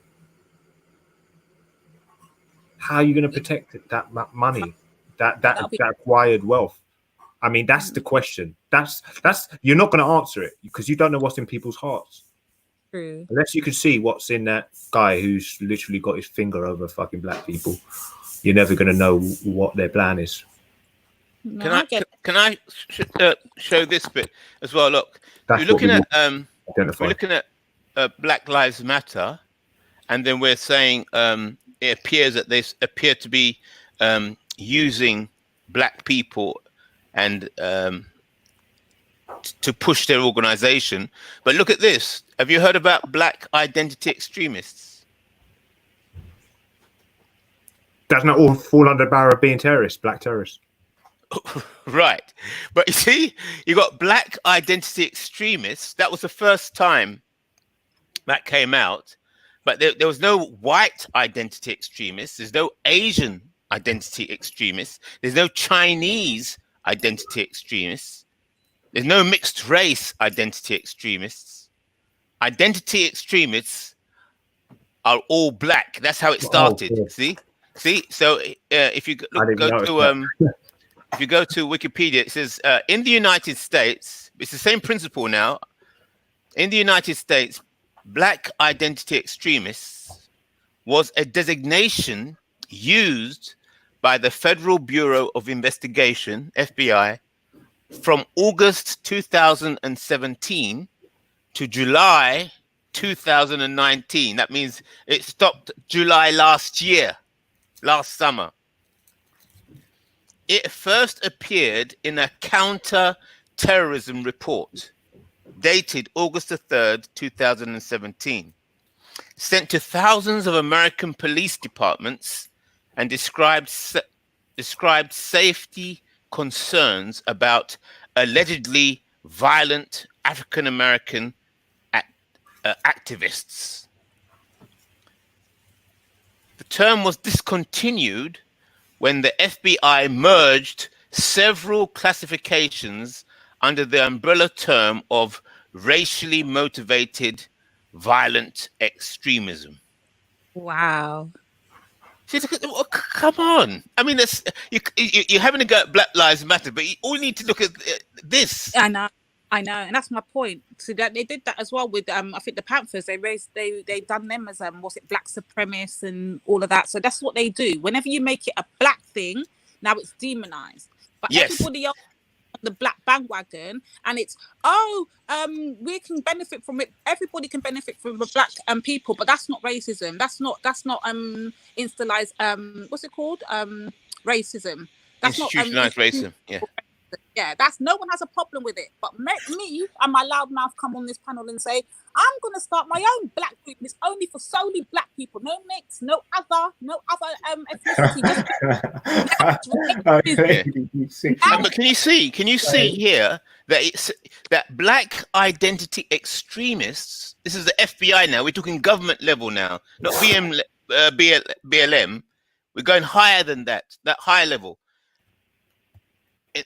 Black identity extremist was a designation used by the Federal Bureau of Investigation, and it says it first appeared in a counter-terrorism, right? So black and counterterrorism, and you can say, oh, well, they're talking about political black. It's okay. We're not after the Negroes. You know, it's just counterterrorism. Black as in terrorists, but it's okay. You black people, we don't mean you actually. You Negroes, we don't actually mean you. But we read on. And report dated August 3rd, 2017, sent to thousands of American police departments. So can you expect the people, anybody working in the police service, they hear a report sent to them, sent to all the police departments, and described safety concerns about allegedly violent, here's a word, African. Whoa. Freeze. Oh, Mum, I got some. See, African American activists. So they seem to switch and dance with this word black. So black refers to African. Yes. But yet, when they're ready, they change the term was discontinued when the FBI merged several classifications under the umbrella term of racially motivated, violent, extremes. Wow. I mean, you just have to go over this. I mean, I'll be on this for the next about 3 hours, just reading that thing over and over and over. See, so you see the word racially comes in there.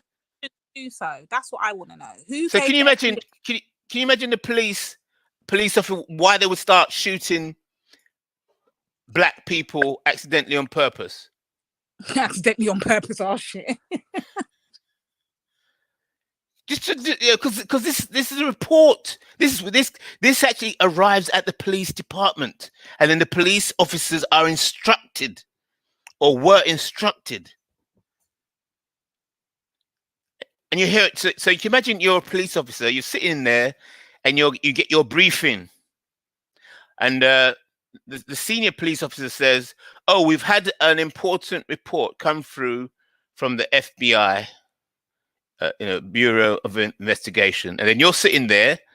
You just started work, and then you listen to your boss. It says they start to read the report about black identity extremists. So you hear black, and then you hear counterterrorism, and then you hear African American. I can't understand how you could go out, and then you hear the word racially. I can't imagine an officer not psychologically psyched up to shoot black people just by that. Maybe it's me. I'm a bit maybe off key. You go to work and you're hearing stuff like that. How can you come out and go to the streets and do your job? And the first time you see a black person, you not want to shoot them. Wow. I'm not saying it's an excuse. I don't know. But if I'm getting stuff like that, that would seriously mess my head up. Because imagine that's your job, that's what's paying for your house, your mortgage, your family. It's not just fun talk. It's the report comes through. You get your briefing by your boss. And this is how they're. This is how they're. I'm saying if this is how they're trained, and then why are we then surprised when we've seen all these black lives being taken on the streets of Americas? Why are we really surprised? Exactly. I can't. I'm surprised. Mm-hmm. Anybody saying why you'd be surprised that black people would be shot based on that? This is not hearsay. This is not media. Bear in mind, Kingo, according to our friend earlier on, what's his name, Ned? That's not institutional racism, by the way. It doesn't exist, remember. Does not exist. No. There you go. It's not institutionally racist. It's not institutional racism. Wow. I don't know. I don't know how I'd get my head around that if I was a police officer. So you go to a morning meeting. Might be your first day on the job. You might have been there for a few years, and then you get your briefing, instructions from on high. I don't know how you can go out to work. How are you gonna feel when you go out the street? I don't know. Kingo, you got anything to say on that? Like, you had a lot of opinion on what I got to say. What you got to say about the police? Come, let me know. Sorry, I'm kind of speaking to someone. What was said? Oh, those just talking about what IC3 just read out about how blacks are seen. Do you have an opinion on that, or even your mother? Because then I did catch wind of him saying, sorry. Even your mother, does she have an opinion on that? No, she's in the other room, but I did hear him say something about it. How can people have police have not have a mindset of wanting to kill someone from being given a script? I think so. He's reflecting on how unempathetic and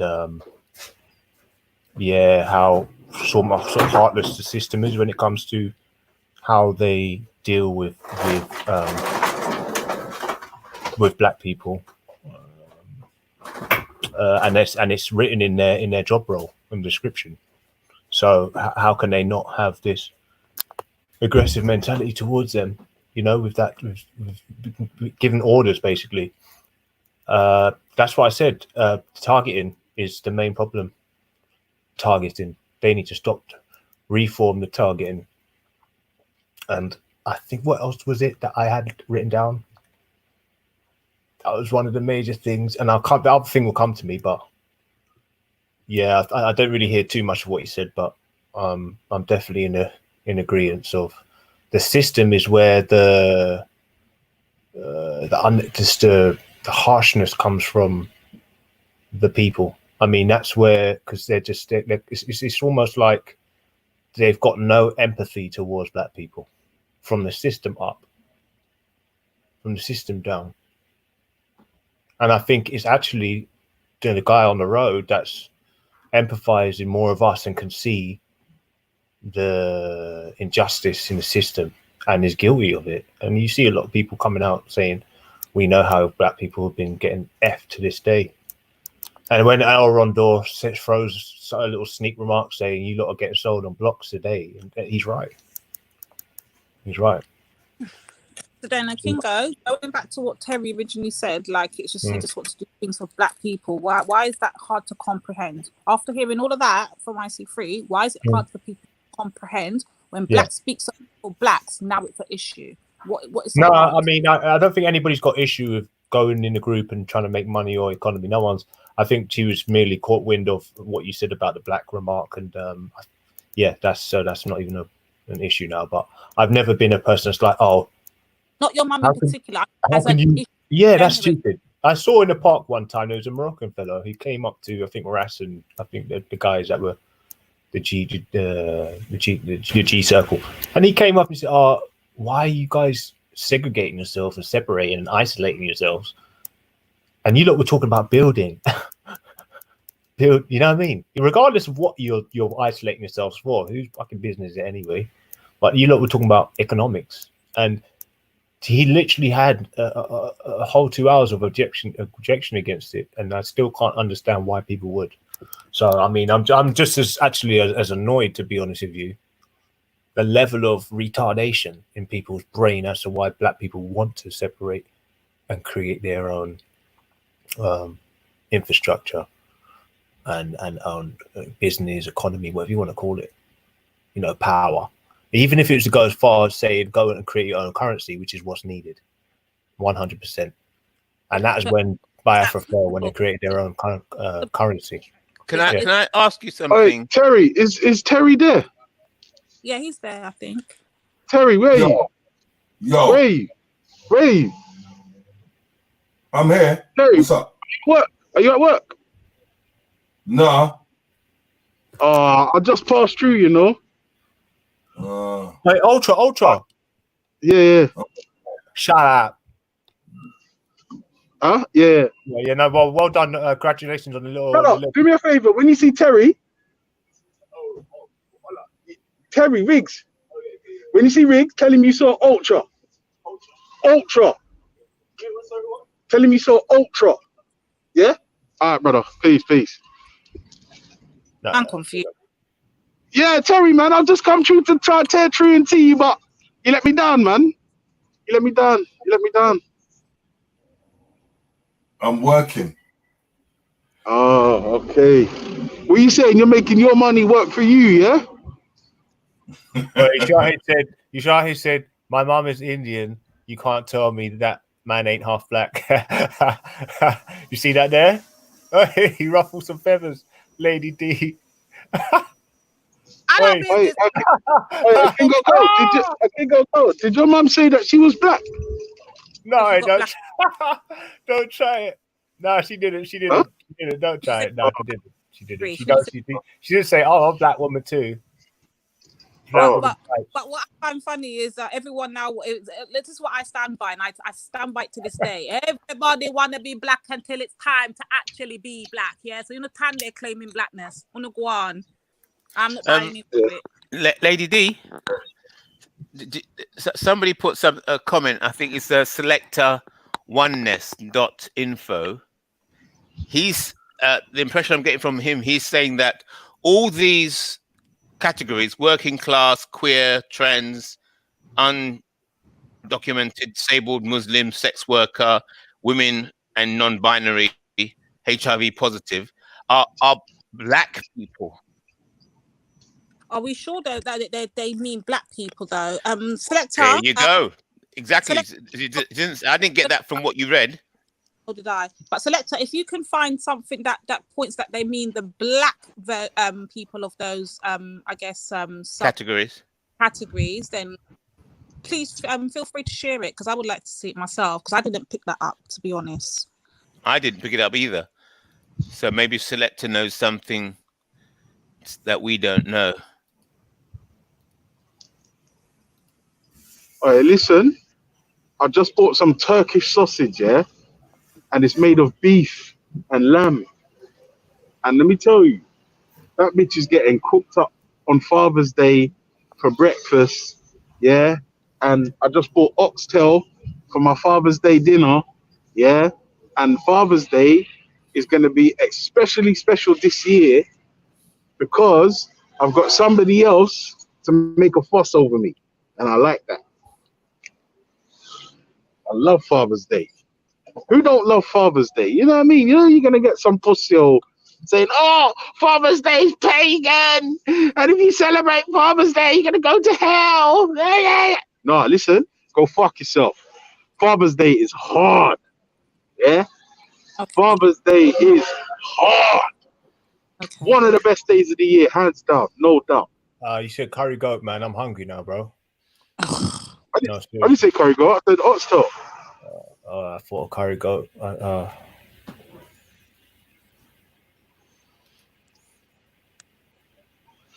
Well, I've got. I'm going to be meeting 2 really hot women in my dreams later. So F you. Oh yeah. Yeah. What's their names? I'm going to play that game. Don't worry, I'll make them up. Whoa! Anyway. What the fuck, man? What are you doing, you dickhead? Fuck's sake, man. I can't stand people that can't drive, man. Edomite's destruction. Is that? I bet that's chemo. That's definitely chemo. Hey, Akingo, how come you think everyone signs in on different accounts and people are hiding? You'd be surprised, bro. So I've seen Nifa and Turok, bro. Turok literally came on the other day saying Lady Coon. He had he's made an account of you called Lady Coon, by the way. I just thought I'd tell you, Lady D. We don't worry about Coon around here. We don't worry about him. He's coming at you. He's coming at you. He's on all the hangouts. Wait.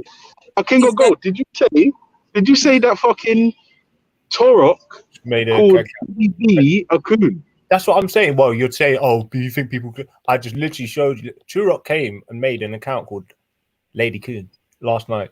What's wrong with Turok? And he got blocked, insta-blocked.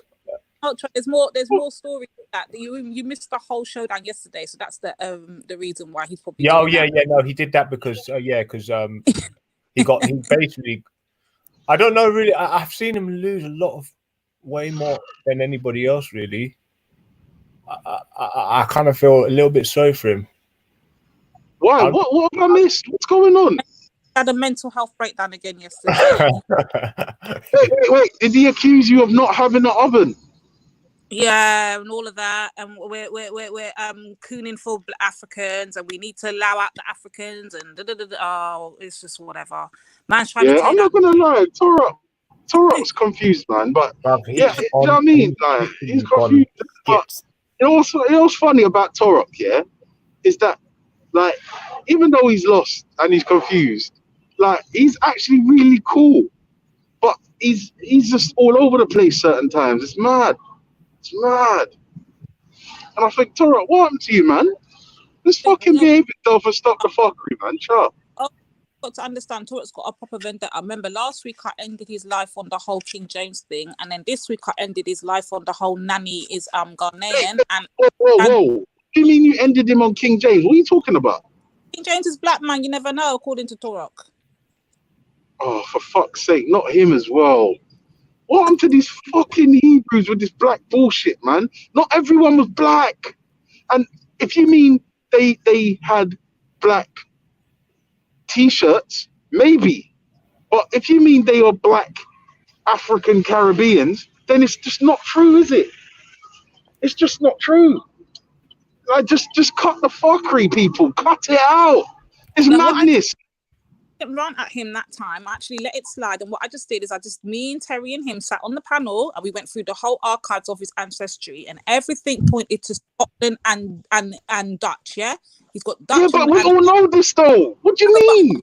Not argue with the mentally ill. So what you do is you show them better than you can tell them. And so because his life got ended on that, he then came back again and then tried to say that Nanny was a Carib. She was not Ghanaian. She was not from the Ashanti. And we're just trying to kiss up to the Africans. And and we're selling out as Caribbean to the Africans. Idiot. So we ended his life. Vellemy came Wait. Lady Divine, hold on. Let me get this straight. Yeah. Torok thinks that Caribbeans and Africans are different people. Yes, we're different. We're not the same. We're different tribes. You never know.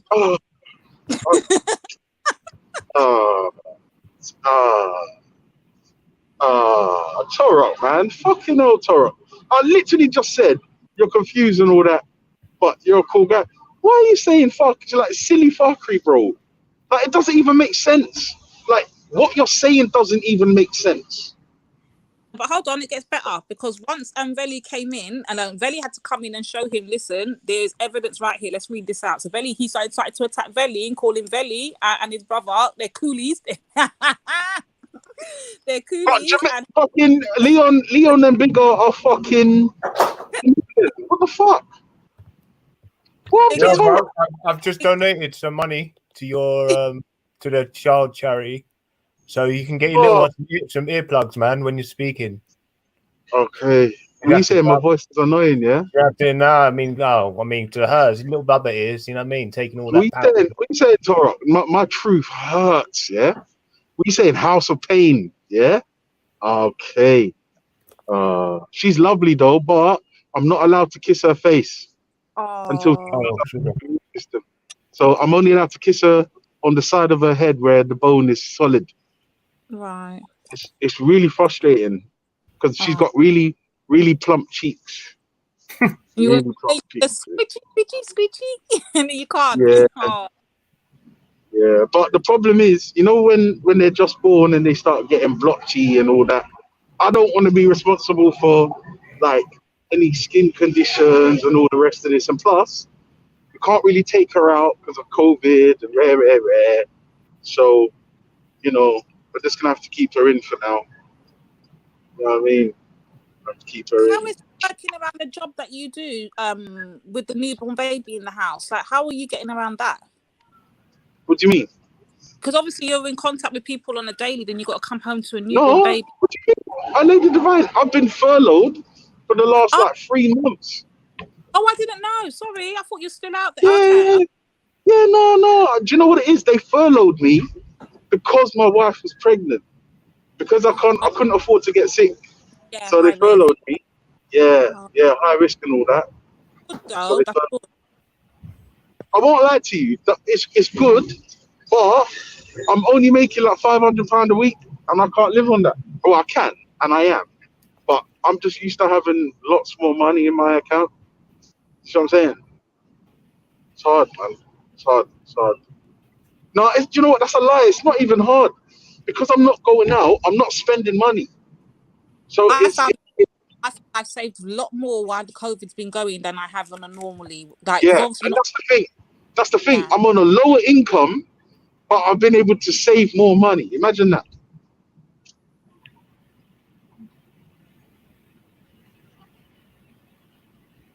Kingo, who are you going back and forth with? What's going on in the chat? No, someone just wrote down Afghan was the son of King Solomon. Vikings and Taliban are cousins, but I had to just break him in on something. That Afghan is a result of African people mating with Persian Empire, and they've slowly become their hue because of the lack of black people in that region. But they have got ancestry of Africans and Persians. So I don't know where he's coming with this Vikings and Taliban are cousins. I don't know. I don't know what that means. Taliban, nothing to do with the Persians, Vikings. Well, they do to an extent, but it's not that sort of close link. Sorry, I'm in my own world. I'm just reading the chat. Oh, yeah, I was thinking, what's the thing of the day? The Vellemy Carl. Sorry. Is Shayi there? Well, he's just on mute. Like, why are you taking up space if you're not talking, my man? Like, talk up. Vellemy Carl's BLM raised 1 million while US broke Minions March. Someone needs to tell Billy there are some serious typos in his fucking question of the day. Serious typos. Raise 1 million while you are. I told you about Vellemy and his dyslexia. So allow my brother, man. Like, No, but it's all right. I can understand, but I just Minions. What's broke Minions? What's Minions? Is that the Million Man March? It's not. No, you can't have been that dyslexic. They've raised the money that's been raised.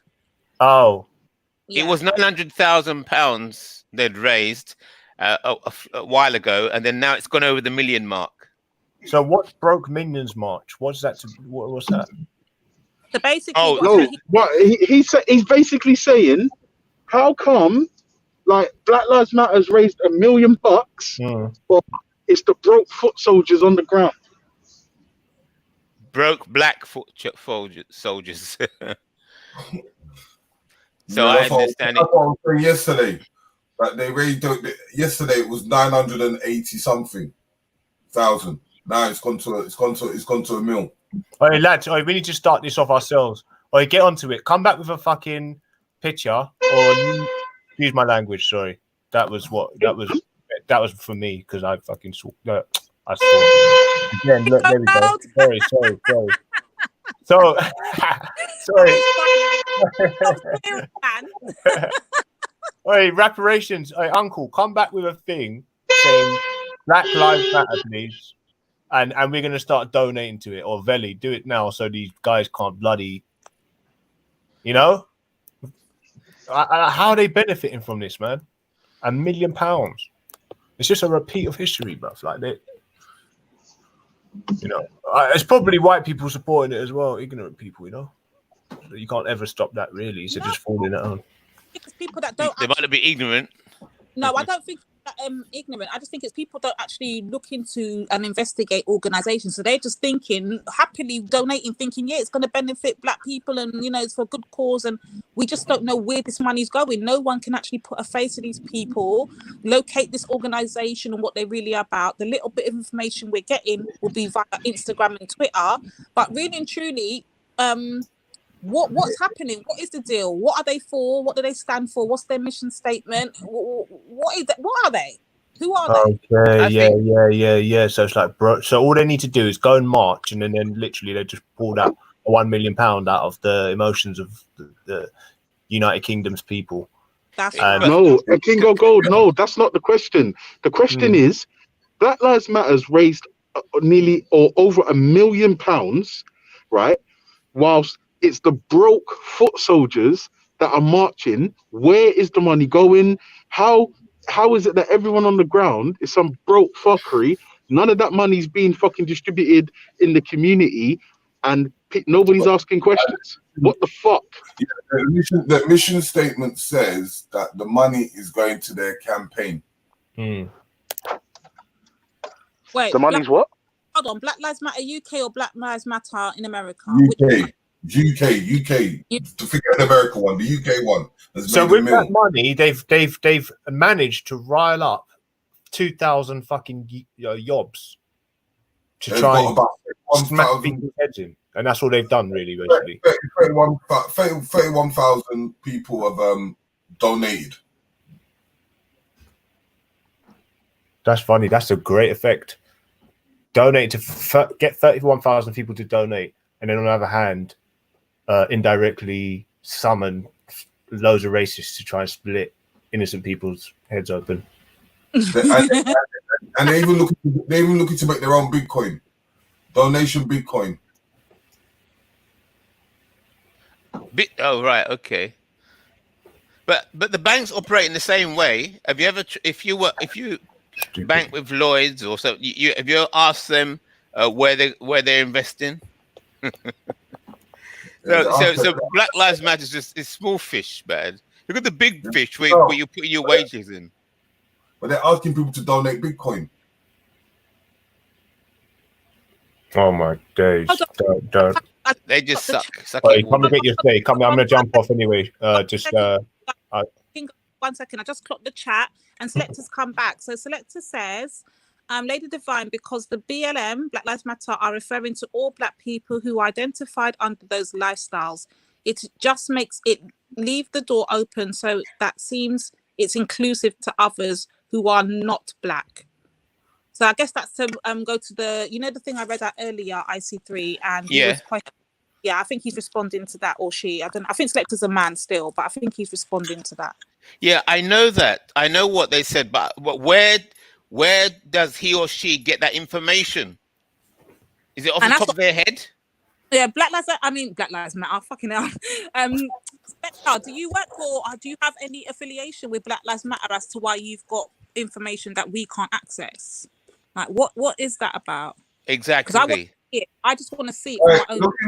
Look in the chat. Look at this big. Look at it. They've got another website, the Bitcoin one, and this one's got email. Look, watch.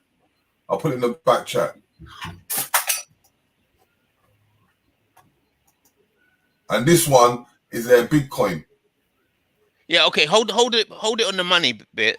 We're talking about the issue of what does Black Lives Matter mean when they refer to black. So we have a challenger. I think Lady D and I concluded that it includes anybody. So it's political blackness. Then we have somebody coming challenging us and say, no, it's for Black people who may be working class, who may be queer, who may be trans, who may be undocumented, who may be disabled, who may be Muslim, or sex workers. So that all refers to Black people. That's what Selector is saying, and I want to know how did that person arrive at that conclusion? Because I don't see any evidence for that. Some people say that it's not it origin from LGBTQ movement. I don't know. That's what some people say. Let me read it one more time. What I'm trying to say to you, there's about 4 or 5 websites. Harry, let me read it one more time before everyone gets And there is a brother that has done a video on a whole 3-hour thingy on that stuff. Freaking hell! What is wrong with you, man? Okay, so quickly. Oh, okay. So quickly, let me just get it out there. So it says, our commitment to all Black lives means. So this is their definition. Let's be very clear. So it says, our commitment to all Black lives means that we lift up the experiences of the most marginalized in the communities, including, but not limited to, working class, queer, trans, undocumented, disabled, Muslim, sex workers, women, non-binary, women/non-binary, HIV positive people. Nowhere did it say black IC free people. That's all I want to know. Exactly. So I think this selector is dreaming again. Unless this selector oneness can actually show us information or me information to correct my viewpoint. I'm saying it's got Okay, nothing. what's There's no your evidence viewpoint? it's got to do What's anything with black people. There's no evidence that right? it's got to do anything. BLM's got anything to do with black people. So hold on. What do you think the origin of it is? Do you think it started from a LGBTQ movement? Because that's what a lot of people are saying still. They're not Yeah, saying that. Yeah, go but on, what's the go on. question? Has it to do with black people? Who cares where it started? Is Black Lives Matter about black people? And apparently the evidence seems no. I don't care where they started. But I see for you, you're not listening to what I'm saying. There's more than one website. I've found 4. But that's money, isn't it? Is it Yeah, defining? Is that's any my of them question. defining black? Is any of them defining what they mean by black in Black Lives But Matter? money doesn't have nothing to do with color. That's another issue there. I'll do with that shortly. Hold on, I don't agree with that bullshit at all, Shahid. I don't agree. We'll deal with that. I just want to deal with this, Mr. Riggs. Is there anything in any of the websites that you found that contradicts Lady D and I's conclusion that Black Lives Matter has nothing to do directly with black people? Any of those 4 websites that you found? That's got nothing to do with black people. Yes. Or something to do with black people. No. Because it's got nothing. See, black. Hold it. Yeah, let me clarify. Black Lives Matter appears to me to have nothing to do with black people. It's not dealing with the black race. It's dealing with political blackness, which means working class, queer, trans, undocumented, disabled, Muslim, sex worker, women and non-binary, and HIV positive. The word black is not mentioned there. So the black race got nothing to do with the black race. They don't mention that. Sorry? But this one says something to do with organizations. Sorry? We're going a bit off the topic. 1 second, because Terry, I know you're looking at websites and that, but I'm going to their official Twitter and Instagram. Forget the websites because we don't know who. Remember, that's what I'm trying to say to you. But let me finish then. Let me finish, then you can respond. So what I'm saying is this, innit? We can't go by no websites because if there's many websites, we don't know which one's officially theirs. So what we're going to stick to is the official Instagram and the official Twitter with the blue ticks. That's official. We can't we can't work with no website. So let's forget that. Let me just point something else out, IC3. I just I swiped over to the 4th page, and this is a good thing about the money. So hear what it says. It says none of the funds raised through the GoFundMe campaign will be touched until the distribution plans are made publicly available, including some of the many deserving campaigns and organizations we will be supporting initially. So we have been supporting initially. So basically they're saying they're going to make they're not going to be touching any of the money. No monies will be distributed at all. And when they do, it will be publicly available. That's what they're saying. This is what they're agreeing to at the moment, including some of the many deserving campaigns. And obviously those campaigns will be under the list of the people that they have underneath there. So I guess if you're part of the disability organizations that they might be supporting them, or a sex worker organization for, I guess, I don't know, housing prostitutes and making sure they have somewhere to live, and people with HIV, if it's money's going towards the HIV fund, or Muslims will get benefit from it. Sex work, disabled, undocumented, so people that are here illegally, they can benefit from it. Queer, trans, women / non-binary. I don't even know what non-binary means, to be honest. So all those people, all those organizations that are under those titles will gain, and they will make that public. Where's the rest going? Right, and there's no mention of black people. And no mention of black people anywhere in that list. So So this we're is where just I would, assuming. We're assuming. yeah, People yeah. are assuming, but you know, I'm making a statement. So I want people to come and question me and challenge me. I'm saying that there is no evidence that Black Lives Matter has anything to do with the black race. Even if you see the black race faces. Have you gone to the GoFundMe? Sorry? Mission statement. Have you gone to the GoFundMe mission statement? What does it say there? I'm asking you, have you gone there yet? No, I haven't gone there, no. Check it. What for?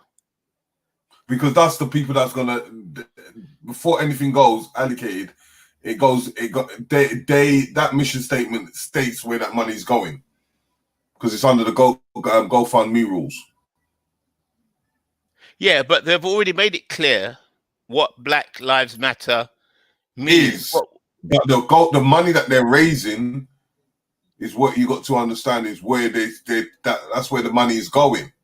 No, but as Lady D just read out, that once they collect all the money, then they're going to make the final decision on how the money is distributed.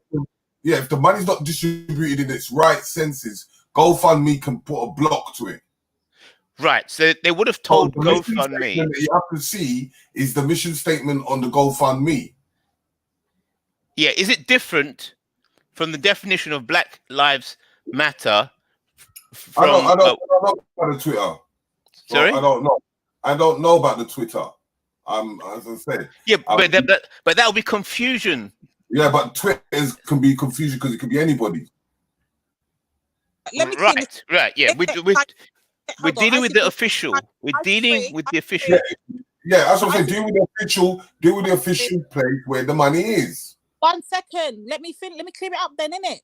Bloody hell, I don't out. So That's what I'm a saying is, good question. I've got go on because you got yeah. it. Go Okay, go on quickly, then Kingo, and I'll read this out. Go on.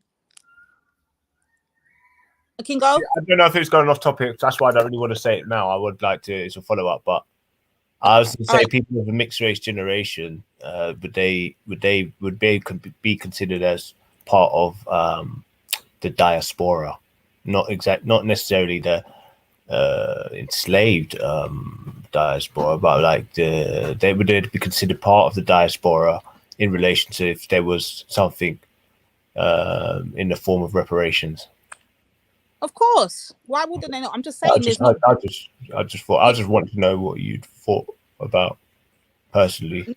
See, this is where the confusion comes in. Who are you asking me? Well, that's a general question, but I think mostly towards Lady D because I'd like to see. Okay. I'm going to answer this. I'm going to say this is where the confusion happens. I think people hear what they want to hear. I say mixed race people are not black. They are what they are. They're mixed race. That doesn't mean you take away their African ancestry or they don't have a black parent or they don't have no black ties or we don't embrace them as black people. What we're not going to do, however, is confuse mixed race as black. You're mixed race. That's all it is. Yeah, of course. I also understand about genes and DNA, but at the same, when I say diaspora, it's like because one way or the other, my name, my immediate family suffered and had the exact same. Actually, they actually came on a boat as well, so it was the same transport. But it was just more of a recent period than yourselves. That's my thing, I can go because this is where I think people have a problem understanding it, and they only hear the bits they want to hear and refuse the rest. So what happens? Yeah. We're not saying that they're not entitled to anything. No one's trying to take away anyone's blackness or anyone's ancestral heritage or none of that. No one's doing that. No one's saying you're not even welcome. No one's saying if it was like if you considered people to be part of the diaspora, obviously I know your stance on that. I know you're not. You wouldn't go to that. good. I'm just not, however, willing to do is water down my blackness in order for it to be, because it's not equal then. Oh Because yeah, of course. you see my point. That's the Distinctly, only there's point. a distinct difference. That's why when the people refer to the people of South America, they say black and Latino to differentiate the Indians, Tainos from the actual black people that were there. You know what I mean? And like proper phenotypically African. Yeah. No, Yeah, it's yeah. just once it's cleared up and people Yeah. actually hear the Yeah. whole thing rather than bits and pieces, it makes more Mm. sense. You see what I'm saying? Mhm. Because even when I speak to mixed race people, they get it. They're like, okay, yeah, we know we're mixed and we know we have it bad too, but I still don't have it as bad as you. They get it. It's only when you talk to other black people they want to struggle because they want to be this all inclusive. I would say, yeah, we've definitely had it less. Yeah, God, I think that goes without saying. But I mean, there are cons because don't forget, we lose a part of that family because they usually get ousted. So I think that's a give and take type of thing. Yeah.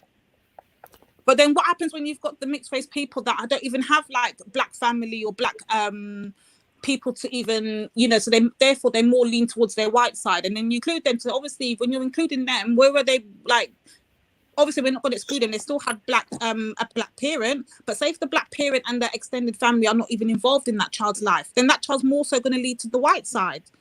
So then while you're saying, okay, come, let's bring them in, they're mixed. Okay, with their mix, we're not taking that away, but they don't identify as black. They themselves call themselves white. So then what are we doing? We look like idiots then. I don't really know exactly what point you make, but I'd say yeah. To try and say, yeah, I'd say they have probably in entirety have a worse time, or just generally, I think they probably may be a different experience. But I'd say the loss of family through it being a mixed family is more detrimental than two black people meeting up and having kids, because all they're really going to face is racism. And don't forget, traitors get it worse. So what my mum, as a white woman with black mixed race kids, got it worse than your white black mum probably did, just from having black kids. Maybe so, but I can't speak from her struggle because obviously I'm not mixed and I can't identify. I don't have my, so you'll have to Yeah, share she that. lost her family called her scum. So okay, well that's the thing. I think so in that regard, I obviously I'm not trying to compare, but I'm just saying that I think it's a bit of a subjective thing when you say I say mixed people kind of overlook the true effect of having a mixed race family, especially back in the 80s and stuff like that. But yeah. No, but you got to look at it as well. When we hear like Becca, for instance, Becca's come out openly. Like we did a whole show about it, literally, but it wasn't over here, obviously. And Becca came out and she was open and she was honest about it. She said, "Listen, I've got mixed race kids, and my baby father is not a part of their lives, and his family doesn't really involved or whatever. Hence, why she uses YouTube and is around black people all the time, so she can learn stuff to go back and teach her kids." So yeah, and there's a duality. It happens with the black. It happens with the black side as well. Her and telling her, piss off, you're white, you don't see none of that, do you? We just let her know, yeah, your children are mixed, and yeah, of course we're gonna that you can hear our opinions and whatever, use it towards teaching your children. We're not rejecting your children, we're just letting you know that what we don't appreciate is you calling your kids black when you clearly are white. Your kids are mixed. Like don't get them under this thing where, because she's even openly said like she wants her children to only date black kids and black people. And I'm like, well, whoa, you're a white woman saying this. Can you hear me, Kingo?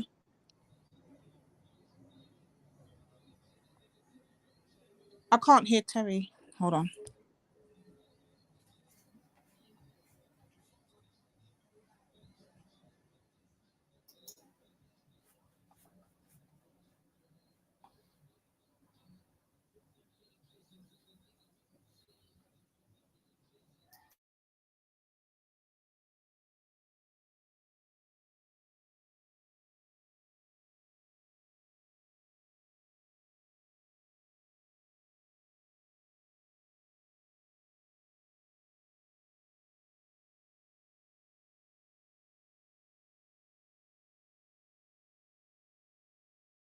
Yeah, why has it gone quiet? I've got to go quickly. I've got to quickly go and eat. My food's ready, so so I have to go and do something. So I'll be back. Big up everybody. Yeah, Dan, no, everybody in the chat, everybody in the panel, and A good appetite. Have a good definitely, appetite. definitely getting to the pinnacle. I think to the plateau. You know what the plateau is? You can't go any further and need steroids to put any more mass on. So you're gonna get to the brick wall, and then you're gonna think, we need the steroids now to take it a step further. That could well happen. The ideological steroids. It's power moves, isn't it? Peace. I'll be back. Yeah. So has that person come back with any proof? No, I what's just that? just bag of good disgruntled people, like, because I'm not singing to the tune of their ears. Well, fuck you. I'm not here to please you. I'm here to please me and mine. But Yeah. This yeah, they're selectionist was just talking, just talking, with no yeah, evidence. they're crying about Lady D sentiments. Like, talking? but yeah, back to the GoFundMe thing. So I want to go back to that because Terry made a point. He made a point about the GoFundMe page, yeah, about the mission statement. So I've gone back there and I've read and I'm reading it and I'm going to read it out loud. So it says the exact same thing that their Twitter and their Instagram says. None of the funds raised through the GoFundMe campaign will be touched until the distribution plans are made publicly available, including some of the many deserving campaigns and organizations we will be supporting initially. All transactions made from the account will be made publicly in the spirit of transparency and accountability in due course. So they've added on a little bit, which is the only little bit that they've got extra on here is all transactions made from the account will be made publicly in the spirit of transparency and accountability. No, I think actually that is on the Twitter as well and the Instagram. So it's the same thing. There's nothing different, Terry. So what was the point? Did they mention Caribbean? Huh? Did they mention Caribbean in it? I don't see Nutter Caribbean. I don't see Nutter African. I don't see Oh, Nutter. Scroll down, Ron. Scroll down. Where is that part? I don't see that. Okay, hold on. Let me go back. I'm just saying, just double check because that's where the money is. Because we have to be on the mission statement of where the money is. So whatever they say on that mission statement is where what gives them the accountability. Correct. Yeah. Yeah. So basically, the same thing that they've got over here, exact same thing they've got over on their official Twitter and their. So if you go, if you scroll down, you said when you got to the Islam, you scroll down a bit. Second, hold on. From that HIV, then you went to the next chapter. Then page 5. Floyd.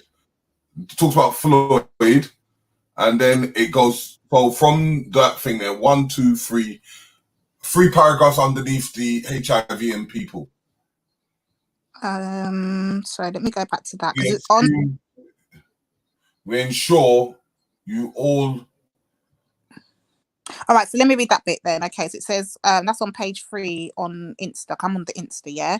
So it says we ensure you all organisers involved in Black Lives Matter UK are black. So that's what they're saying. That's what they can assure us, that they are black, not politically black, and of the African and Caribbean diaspora. So they make it very clear they're not talking about the political term black. They mean black. The black I'm talking about, black. Yeah. So they're saying of the hold on. So let me read that again. We ensure you all of the organisers involved in Black Lives Matter are black, not politically black, and of the African and Caribbean diaspora. And the funds raised will be what's the word? I can't get it out. I can't get that word out. Hold on. Whatever that word is. Diligently, that's the way I was trying to get it out. Yeah, diligently used to transform the nature of Black life in the UK through international and national infrastructure building, support of existing Black-led groups and organisations across the country, in addition to the campaign for the demands we pose to the powers that be. So if we're going to go by that on page, I didn't go to page 3. That means that the reason why I'm saying this is that it gives the obligation of transferring the funds back to Black Lives Matter in the States. Right. No, but hold on. If we're going to go by that, Not to black people. No, hold on. Let's center to that. Let's stick on that. So if according to what they're saying, listen to what they actually said. We ensure you all the organizers involved in Black Lives Matter are black, not politically black and of the African and Caribbean diaspora. So that's the Hold it there, please. Let's go this slowly. Hold it. Can we go slowly? Right. As you read it, right. So that first sentence, they're saying, correct me if I'm wrong, they're saying that the staff of Black Lives Matter are IC3 black. Is that correct? Right. That's exactly what they said. Okay, hold it there. It's just saying that the staff are IC3 black. You say because it says organizers involved, all organizers involved. So everybody employed under or working for Black Lives Matter are black. Right. Yeah. That does not mean that the money will just then go to black people. So we're going to see now, as you read a bit further on, if it will go to black people. Right. So let's go.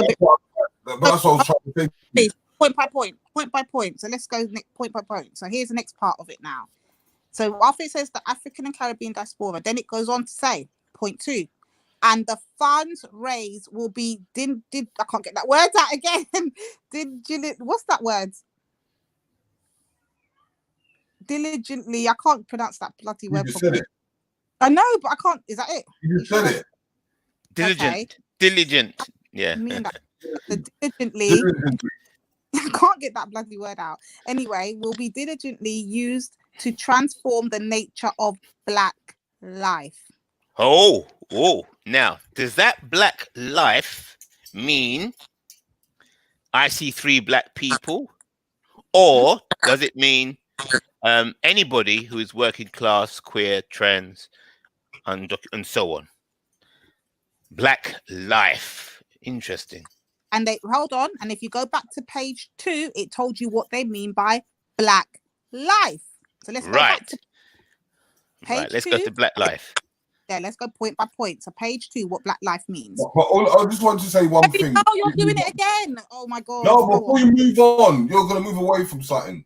Because I just wanted to make sure to explain to you when it says not politically black. So any form of organization that is politically black, like the Pan-African groups.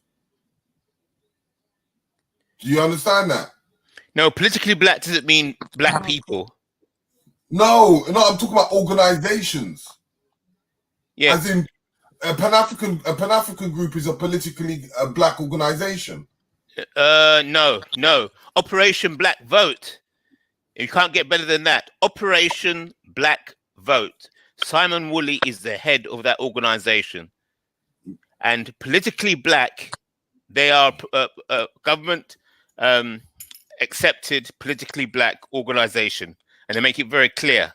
Political blackness is what Operation Black Vote is.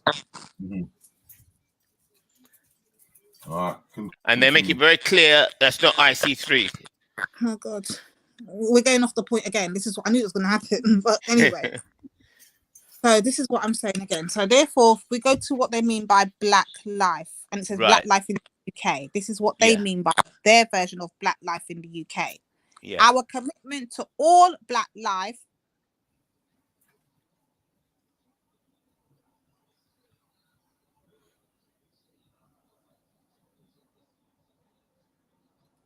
to the working class, no, queer, you cut off. Trans, undocumented, disabled, Muslim, sex workers, women / non-binary, HIV positive people. What's hard to understand there? Wow. That's black life. That is black life. when they mean black life? Life as a working class person, black life as a queer person, black life means trans, undocumented, disabled, Muslim, sex worker, women and non-binary, and HIV positive. Those people are living a black life, even though they might not necessarily be IC3 black people. Am I correct, or should I be corrected? That is definitely correct, and that's what they mean by the most marginalized. Keyword: most marginalized.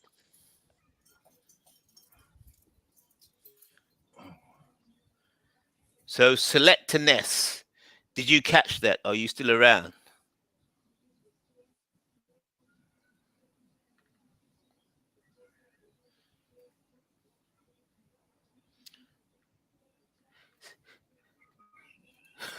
And what amazes me, you see the amount of bouncing around we have to do to get to the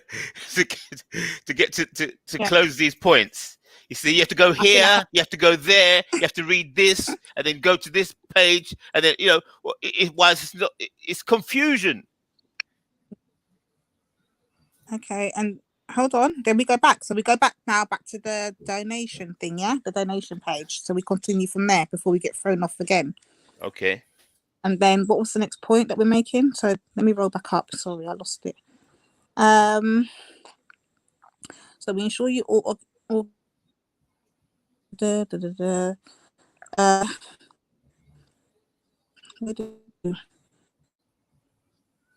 where's that Caribbean bit? The African Caribbean bit. Oh, that's staff. Yeah, it's African. After we my point. So where do we? Oh, here it is.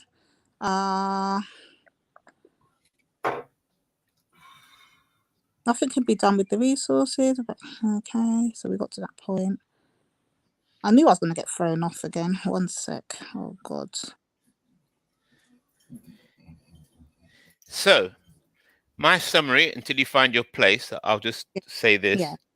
I'm challenging anybody to challenge me. I'm going to make the statement, and then you challenge me to find if I'm wrong. Black Lives Matter, that organization, it means that the black lives of the staff, yes, the black staff, sorry, the black staff will be responsible for the distribution of the money that comes into Black Lives Matter to various groups. And those various groups may not necessarily be IC3 black people. Right. Because perfect. Correct? Yeah, that's perfect. Now, next point. This is the next point. So that was the bit. So remember, the first bit was we ensure you, all the organisers involved of Black Lives Matter UK are black, not politically black, black of an African and Caribbean diaspora. That's the black they mean. Yes, then real black. Yeah, real black, me black. IC3 black. Yeah. So then they go on to say this. They go on to say this, and all funds raised will be diligently used to transform the nature of black life in the UK. Right. Through international and national infrastructure, building support of existing black-led groups and organizations across the country, in addition to campaigning for the demands we pose to the powers that be. Okay, hold that point there. Yeah. Now we have a third one. Black-led groups.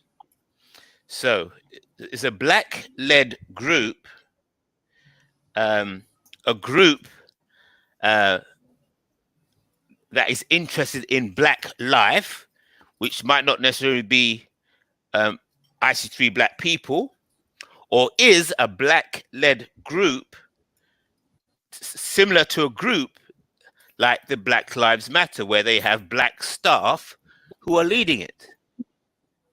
So what does it mean by a black-led group?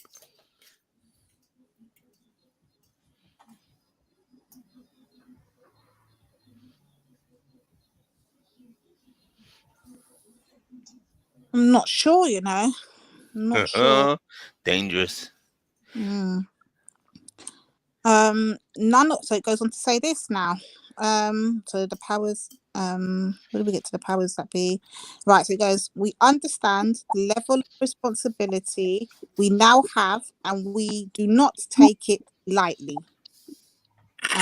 We are also acutely aware of the historic ways Black people's funds have been exploited. Hit on that, IC3. Oh, read that again, please. Right.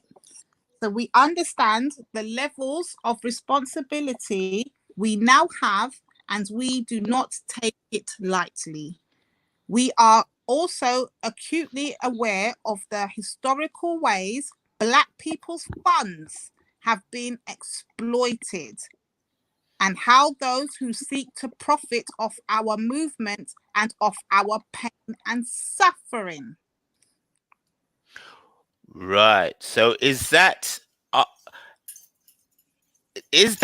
section was that the voice of the Black staff who are apparently running Black Lives Matter? Is that coming from them? Say that they're aware of how IC3 Black people have been abused and misused in the past. It sounds a bit like that they are referring that the Black people who are working, the IC3 Black people who are working for Black Lives Matter, are aware of how funds dedicated to Black issues have been misused. That's how I understand that. So just because they're aware of it, it doesn't mean what does that actually result in action? It doesn't mean that they're going to direct the funds to Black people. It's still for Black life. Right. It's still be Black people deciding where the money goes. Right. So let's move on. Let's see what else they say. So then they go on to say this. So, all right. So we understand the levels of responsibility we now have, and we do not take it lightly. We are also acutely aware of the historic ways Black people's funds have been exploited and how those who seek to profit off our movement and off our pain and suffering have used movements like this, meaning themselves, like this, to do just that. However, in this particular movement of crisis, there is also a huge possibility for transformation, but we need your trust. Imagine that. They need us to trust them. We ain't even got a bloody face, but you want our trust. Fuck out of here. Go on, IC3.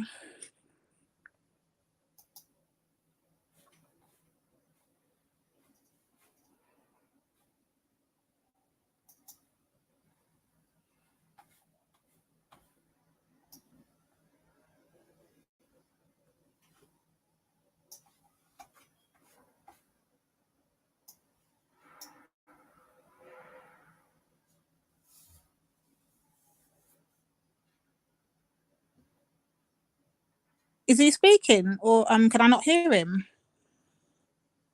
Oops, I'm speaking, but I didn't have it. I had it on mute. Yes, yeah. So it says to gain trust, we need your trust.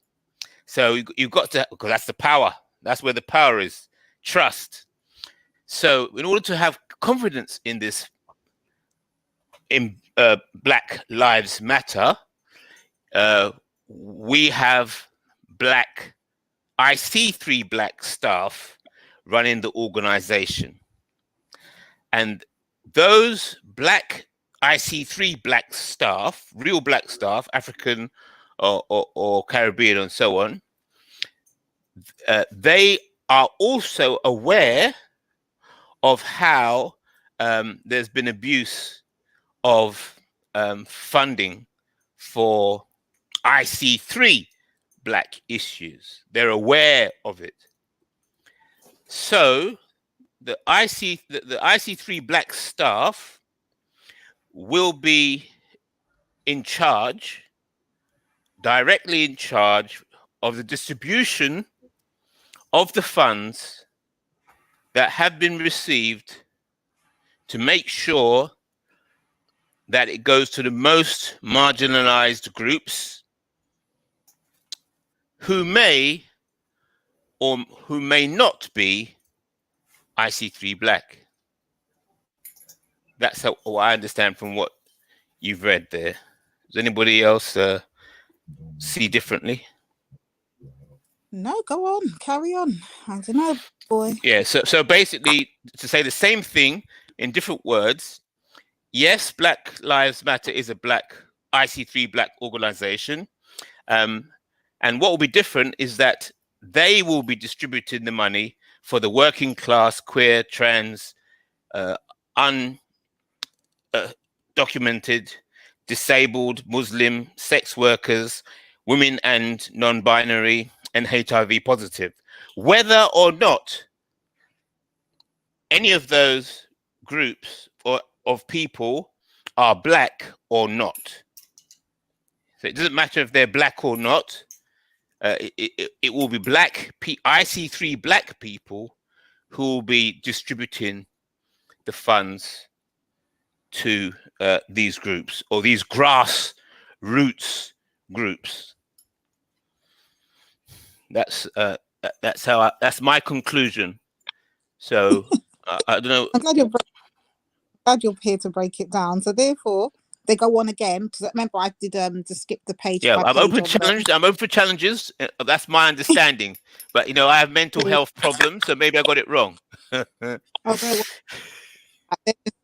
when you don't sing to their tune, that's what you become, innit? So allow it. Yeah, so anyway, I remember I was skipping on Instagram from page to page, but now I'm on the GoFundMe, just all in one long letter, so I can read it all as it correlates. So then it goes on to say what we read earlier, which is none of the funds raised through the GoFundMe campaign will be touched until the distribution plans are made publicly available. Including some of the many deserving campaigns and organizations will be supporting initially. All transactions made from the account will be made public in the spirit of transparency and accountability in due course. Yeah. So we read that bit earlier. Then they go on to say this. Yes. Yeah. We note the comments regarding not being a charity. A charity structure will not allow us the freedom and flexibility to do our political work in the ways we wish to do them. What does that mean? Well, they're not bound by charity commission laws and regulations and best practice. They're just like a private business. Okay. I'd assume that's what it means to me. Right. But I can be corrected. If we were a charity structure, they wouldn't be allowed to carry out their work in the way they feel. They'll be basically told how to do things and be dictated to, is what I'm taking. Is that right?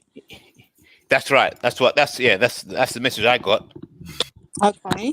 So they go on to say this. We are also in the process of mapping organizations across the UK we work with and want to work with. We are, of course, working on demands so that we can communicate them clearly to you. These things take time, but they are at the forefront of our minds, and we welcome suggestions from our community and input. In the coming days, there will be a website you can head to. So they're telling you right there, they don't actually have a website. They're going to have one. They don't actually have one. No, they've launched it now. They've launched it now. Okay, so hold on. So let me just tell you, at this point when they were writing this, they were letting you know they don't have a website. So therefore, all the other websites that we were seeing at that time or around the time were not officially theirs. There were other, I guess, entities posing as Black Lives Matter. That's what since that they've launched it. All right, Tori, you said that. I'm just letting it be clear. Okay, so it says, in the coming days, we have a website you can head to. We believe this, along with now being verified on our social media platforms, will help to ease any confusion around which of the many There we go. This is what I was saying to Terry. Which of the many Black Lives Matter organizations and platforms that have emerged since it's actually us? So they're saying they're not claiming any ones. See, Terry, that's why you have to wait. You have to actually wait till I finish. They are not actually us. We will continue to use our GoFundMe page to update all supporters as and when we have news on our progress. This is a GoFundMe, this is a fund for us by us. We love you, we appreciate you, and thank you for your patience and commitment to the cause of Black lives in the UK. Black Lives Matter, and that's the end of it. Right. Okay. So now I'm gonna. They said that if they have their official website, it will be under their official Twitter and it will be under their official Instagram. So I'm going to go over there now and find out where the official pages, not the other pages that are claiming to be Black Lives that are not actually them. Okay. And see what it says. So the official page is the one that takes you straight to their to the GoFundMe. That's the page I'm on now.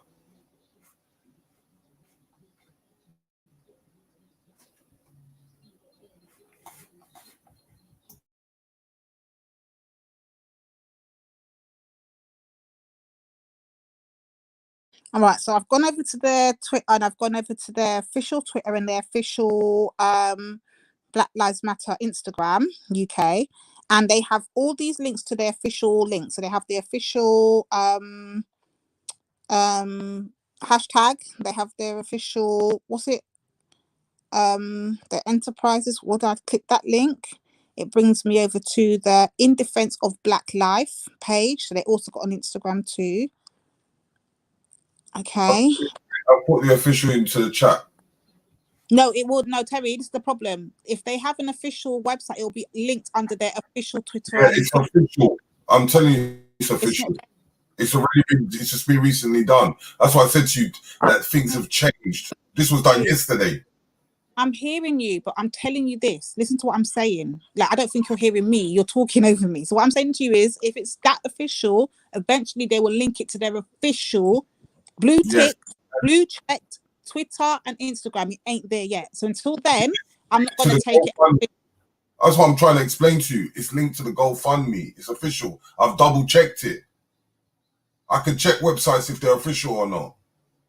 Okay.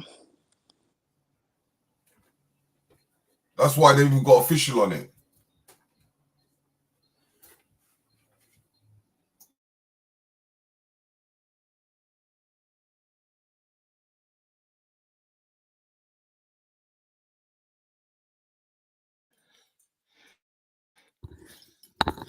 Live investigative journalism.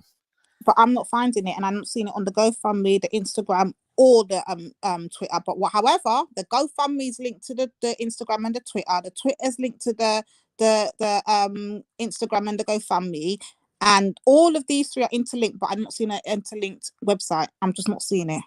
I'm actually investigating while I'm talking. It's not there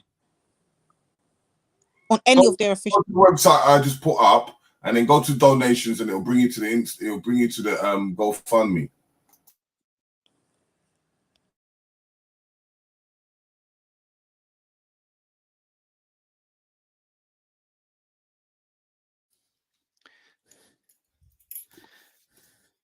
This is good. Live investigation.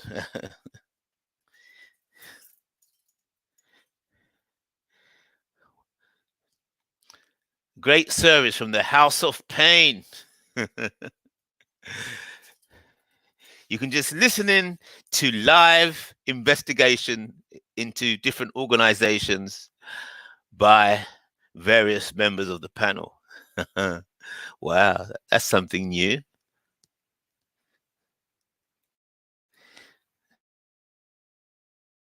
Yeah, it's not on. I'm searching on the actual pages now. I'm not seeing it anywhere on any of their official actual pages. Now I'm going to go Terry's way, and let's see how that works. Because that could be an interesting model, actually.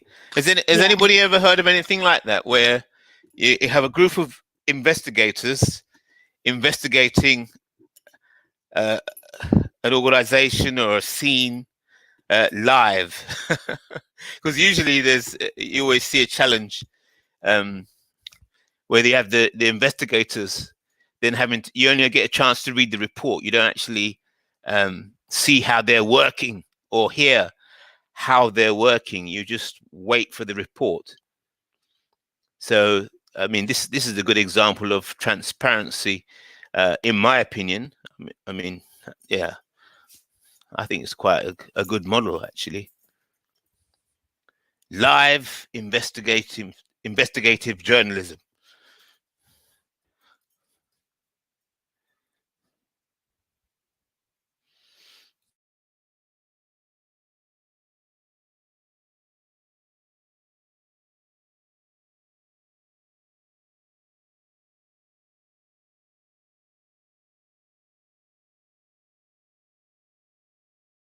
Right, so I clicked on the link that Terry sent me, and this is what the actual link read. So it says, the official statement, Black Lives Matter UK. Now, noting, now let's be very clear what I'm about to say. There's no link to this website on any of their officials. Just because it's got official in the title or official in the thing does not mean it's their official page. It's not linked to any of their official Twitters, official Instagrams, or official GoFundMes. It's only a separate thing, and they've already made a whole statement saying that all these other ones are not us. When one does come, they will be linking it. It's not linked, so I'm not going to take this as official. I'm going to take it as it's out there. It could be possibly official, but until they've linked it, I'm not accepting this as official.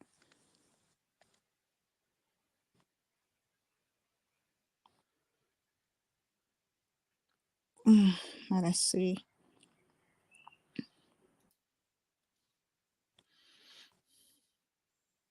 This is hard doing all of this searching.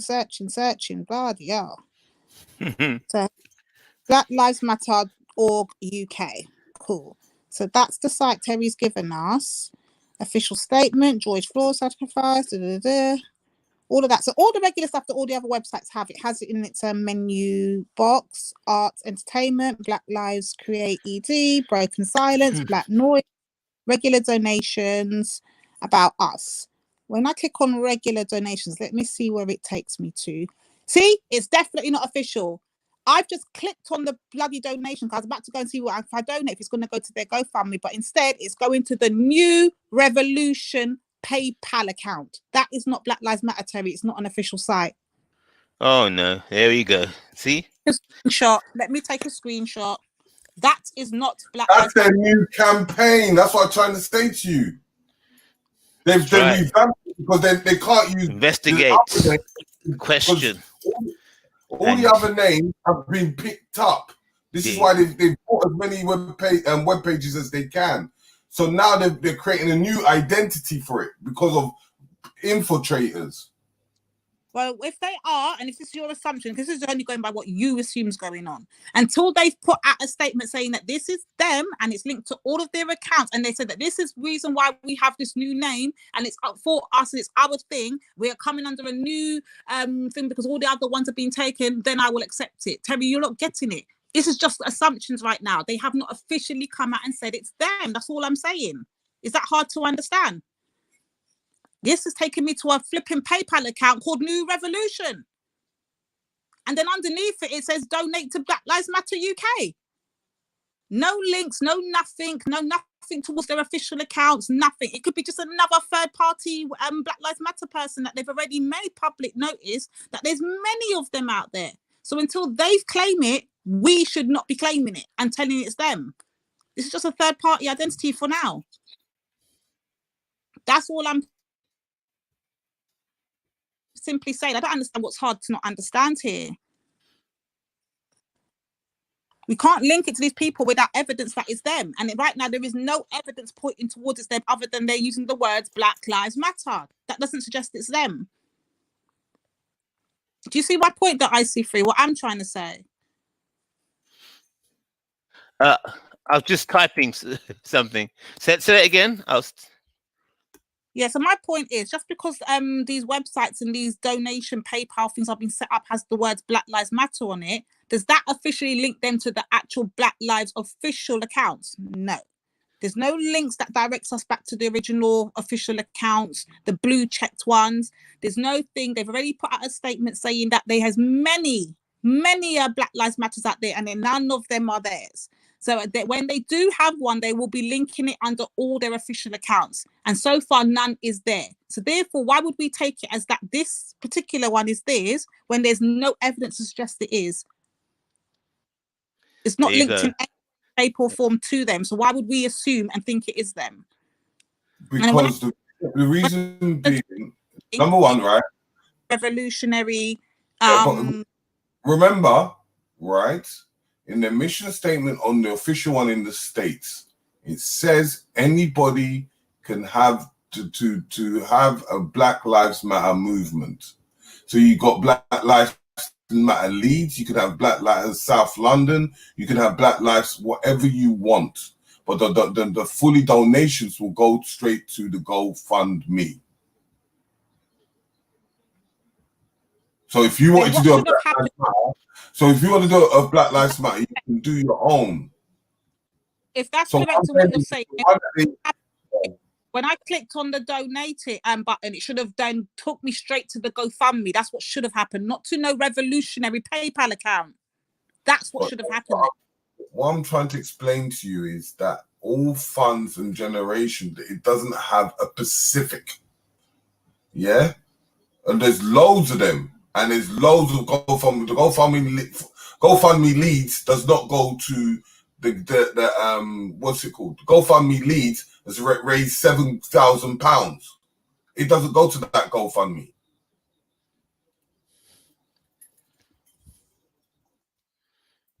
Sorry, I'm just not getting it. Go on, IC3.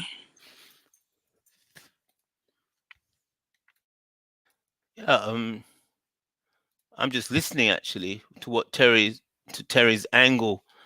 So if I understand what Terry's saying is that in the beginning, anybody can use Black Lives Matter instead of a Black Lives Matter event, but later on, Black Lives Matter will let people know which are the organizations that they approve of. I'm not sure. That's the impression I'm getting. Is that correct or not? Yeah. Interesting tactic.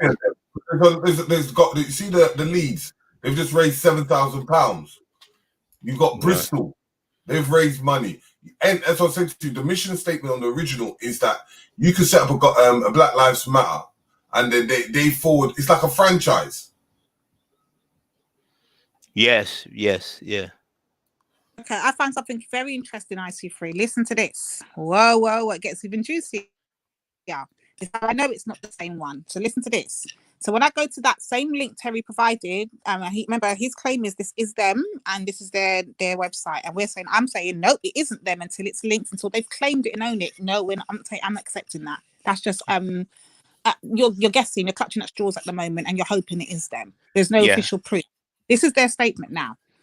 Black Lives Matter org UK is a new revolutionary development working to find other ways with goals that Black Lives Matter.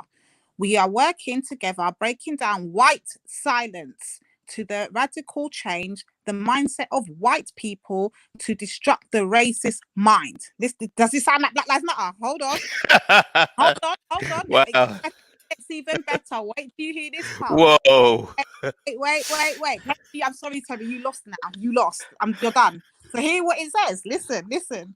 We are campaigning to bring children. Hold on. Listening. You're not listening to what I'm saying because what you need to find.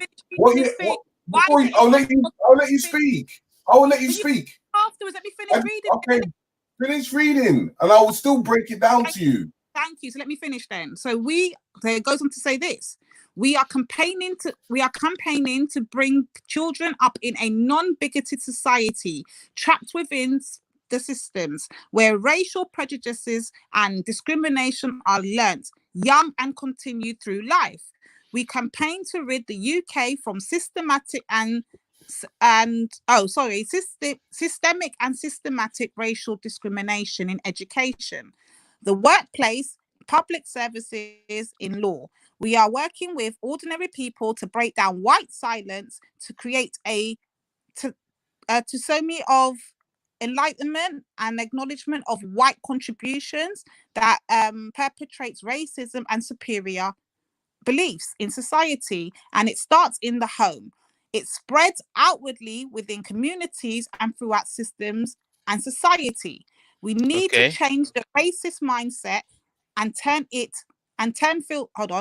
in turn filter through the black and white voters and stop electing white elite leaders who are underpin racial discrimination, whose aim is to maintain white privilege. It is own interest and worse economy of white silence. We are working, building up children, young people, working with individual parents, educators, group organizations, companies, all those who really have a hunger for change, equality, and justice for all. First and foremost, we need to work on ending white silence. White citizens need to stand up and firmly be counted as anti-racist, not good enough to declare as I'm not racist, and then fall silent. Breaking white silence will help bring out a revolution of the mind and a different mindset. Racism will begin to fade and Black people will no longer be unwilling lifetime partner to the harm of racism. We will become a willing partner to living in harmony, where ordinary people of all colors come together and open and readily to acknowledge white privilege exists. Does it sound like fucking Black Lives Matter? Hold on. Yeah, it doesn't sound like Black Lives Matter to me. Right. Goes on to say, injustices are real. Able to talk about race and accept or admit racism is a plight to society and human life. Over time, with a different mindset hardened, racists will be lowlers outside, become extinct and a thing of the past. Millions around the world witnessed the murder of George Floyd, a slow, torturous death that lasted 8 and doesn't even go on to say, 8 excruciating minutes and 46 seconds until his life was ebbed away before the world's eyes. And we must never forget nor ignore acts of misuse of power, abuse and murder that have been going on for too long against Black bodies. Previously without witness, now you, your kids and your family, parents, the nation, your family, your parents, the nation are witness to the murder of a Black man. A human skin is protected by a body wrapping and does not determine the character of the human it covers. And until we achieve this goal, Black Lives Matter. Why should anyone's life matter anymore? The end. Now tell Very me interesting. that sounds like Interesting. fucking Black Lives Matter. Oh God. And then look at Leeds. Look at Leeds. Because what I'm trying to explain to you is that anybody can open up Black Lives Matter because of the hashtag. So you can open up a Black Lives Matter if you want, and you can put the descriptions of what your agenda is. Right. Don't you get it? Yeah, but watch this. There's a trick there. There is not a Pacific. If you understand what I'm saying now. Yes, you're correct. You're correct. But you see, this marketing model is very clever. It appears to me, I'll be corrected, I'm sure. It appears to me it's a bit like Microsoft, where they had they started off by giving out free software. It's easy to copy the software, and then everybody got used to the software. Yeah, and then later on, as the business develops, they start to shut down and tighten the security. So I'm saying that to say that the Black Lives Matter marketing model is very clever, in that it's like, oh, anybody can use it. And so everybody grabs it and starts using it for their own agenda. But then the official becomes the central power. And whilst everybody's going around shouting Black Lives Matter, you're promoting the brand. And then Black Lives Matter as being the center of the brand, they're going to make the most out of it. So that's an interesting business model. That's how I see the business model. I don't know if anybody else has any different views. So it's a master plan for marketing. Very clever. Very clever. So it's like a funnel. Nothing to do with Black Lives Matter, the official Black Lives Matter. Nothing whatsoever. There's no. Let me ask you a question. Franchise is what it is. How would you know which one's the official? I just told you about 50 million times. But then I'm telling you, but how would you know which one is official? I just told you 50 million times. They will link it to their official site, to their official pages, and it's not. So to which site? Oh my God, Terry, how much times have I said this? It will. They already told. No, I'm just asking you a question. Which site are you talking about? The American site? Actual site when they set it up, like they stated, they will be linked to their Instagram, their GoFundMe, and their Twitter. It is not. Who's the original? What's that got to do? Is it the American site? Yeah, the founders. That's an interesting question. Yeah, it could be linked from the UK website, or it could be the American one. It's mostly going to be the American one because they're the official founders and they're the ones with the copyrights. Yeah. So any forms of anybody that's creating the franchise, doesn't matter what it is, they still got to follow a certain protocol, and they would able to open up their site to raising funds. So regardless of how it is, that's why you will see them all mentioning the George Floyd. They'll all have their things, because if there was different fake ones, they would have been shut down from morning. Like as you see David Icke, how they shut his website down. They would have shut it all down. Okay. All these people are all on Instagram, Facebook, on all social medias. Using their official brand, correct? Yes. Right. Okay. And the brand is centrally controlled from America. So you can. There's nobody that is official within the UK itself. Hold on. Right. I have to disagree. I have to disagree. Let me tell you why. Because they're official and they have been labeled. Not only have they been government officiated, but they've also got blue checks to say that they are definitely official. Now, this site that Terry sent us, it's not called Black Lives Matter. What it's actually called, Join the Revolution, Black Lives Matter org UK. That's what it's called. It's called Black Lives Matter. Because remember, you can't just all have the same name. But look at the website names that they have. They've got 5 to 6. They brought out 5 to 6 website names that links to them. Right, directly links to America directly. Is that what you mean? No, you know when you have a website and you have 5 to 6 names and you link all the names to your website. Yes. So what they've done is they've bought as many names to link into their website. Right. So these are the non-official BLM organizations have bought a number of names, correct? Hold it. Slow down. Hold it. Is this statement correct?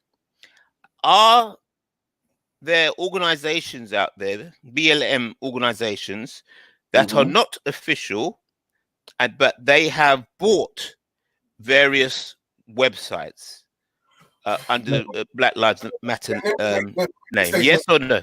Let me make the statement clear. The only original official is the American site. Good. With the women. Now, anybody outside of that can open up a Black Lives Matter website. Right. Anybody. Right. Okay. As long as you go to them and you say, "This is what I'm doing," and this Hold is it, what hold it. As long as you go to who? You said them. you go to the who? official website, the three founders, their Right. American website. Then Yes. they will. Then once they identify you, then you could be established to opening up yours. Okay. This is good. what I'll say to you. The young girl that we're going to be interviewing in 3 or 4 days she's one of the people that is doing her own Black Lives Matter in UK. Right. Okay. Good. Good. Okay. So they have to get approval from the central organization in America. Yes. Okay. Right. Right. Yeah, that makes sense. Yeah, that makes sense as a business model. It's all business. Yeah. Yeah. And it's good. It's very clever marketing. Very, very clever marketing of the brand. It's like you're giving out the franchise free. I don't know if they charge the people to use Black Lives Matter in order to get approval, but it appears to me that Black Lives Matter just give you the thumbs up and off you go. So what it does is that it gives it really and truly, there is no official except for the original. The people that actually own the name. Right. Okay. This is why, that's why sense. Even the guy in Russia, he started to buy all the replicate names to that's similar to that name. Ah. Okay. And they were having a dispute about it because he's not using it for that criteria. Oh, so in other words, that guy, that Russian person who's using Black Lives Matter websites or trying to create Black Lives Matter websites did not get approval from the central American base. Yeah, they're having a dispute with that at the moment. Right, right. Okay. Okay. Okay, so I'm here at IC3. So James put a link in the back. Sorry, James, I was quiet because I went to go and look at your link. Okay, no, thank you. That's all I came on for. Thank you. Please investigate. I know. I was letting Terry ramble because no matter what I say, he's not accepting it. So I went and done your link and I went and looked at it. Now this site, I don't know who the hell this is, but they like the fighting. I'm not even gonna lie. All their images, pictures of all the events that have happened, from what I can tell. What else have I got? Hold on. They got a lot of dates on what happened on what dates. Solidarity with this actually. This one we had yesterday. That's the one I told you yesterday. Yeah, but they're not officially claiming any of these, but it looks like it could be them as well. The reason being is because all of the events that they have participated on there or on in the past is actually documented and pictures have been uploaded and they've given little commentary underneath the pictures as to the event, where it took place, when. And that's the young girl. There's 2 of them. Right. So let's see what happens when I click the donate button. Because you know me and I love this donate button here. Sorry, give me a sec. Hey. That's right. That's right. Follow the money. That's right. I'm only interested in the money. I'm all about money. Oh, you bastards. It says, please register to join the website in order to make a payment. So that money is not going to the GoFundMe. We know that for sure. But, it says here on the donation button, it says here, please make a donation. Donation amounts equal BTC 0.01. You can make as many donations as you wish. We are not affiliated with Black Lives Matter UK. So they actually make it clear they're not affiliated with the official Black Lives Matter. Right, yeah. Images. So what's that about? That's what I'm saying is they're scrambling for they're all scrambling for all these website names. That's right. That's right. Yeah. There's a big war going on for all the names. That's why I said to you, if you look at certain sites, people are snapping like 5 or 6 of these things. Because as I said to you, the mission is for you to take that name and you start to do your protest. This is why. See, that's cool, but that's not what I'm arguing, though. That's not my point I'm making. The point I'm actually making, Terry, if you're listening, is this. They might be a separate group of separate organizations. No one's denying that they're 8 separate organizations. But what I'm saying is they are not officially connected to the actual Black Lives Matter themselves.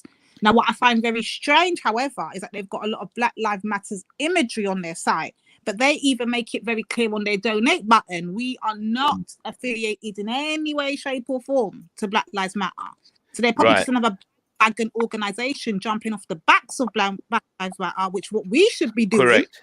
That's right. That was discussed earlier. That's right. That very thing. So it's already happening. But what they're not doing, though, is trying to tie themselves with Black Lives Matter UK. Yeah. And that's what I was saying to you, is that's why I said guerrilla tactics, because at the end of the day, it's opened, because from the mission statement that the Black Lives Matter from the States has said, is that it's based on a hashtag. So anybody can pick up and run with it. Yes. All you have to do is make yourself present. If you make yourself present at all these marches, then you will become that face. That's where the opportunity arises. Yeah, but this marketing plan is very, very clever, very, very clever, because the more people try to use the Black Lives Matter as a brand, because it's successful, it's actually drawing power to the central base, which is in America. And so everybody's out running wild, trying to jump on the bandwagon.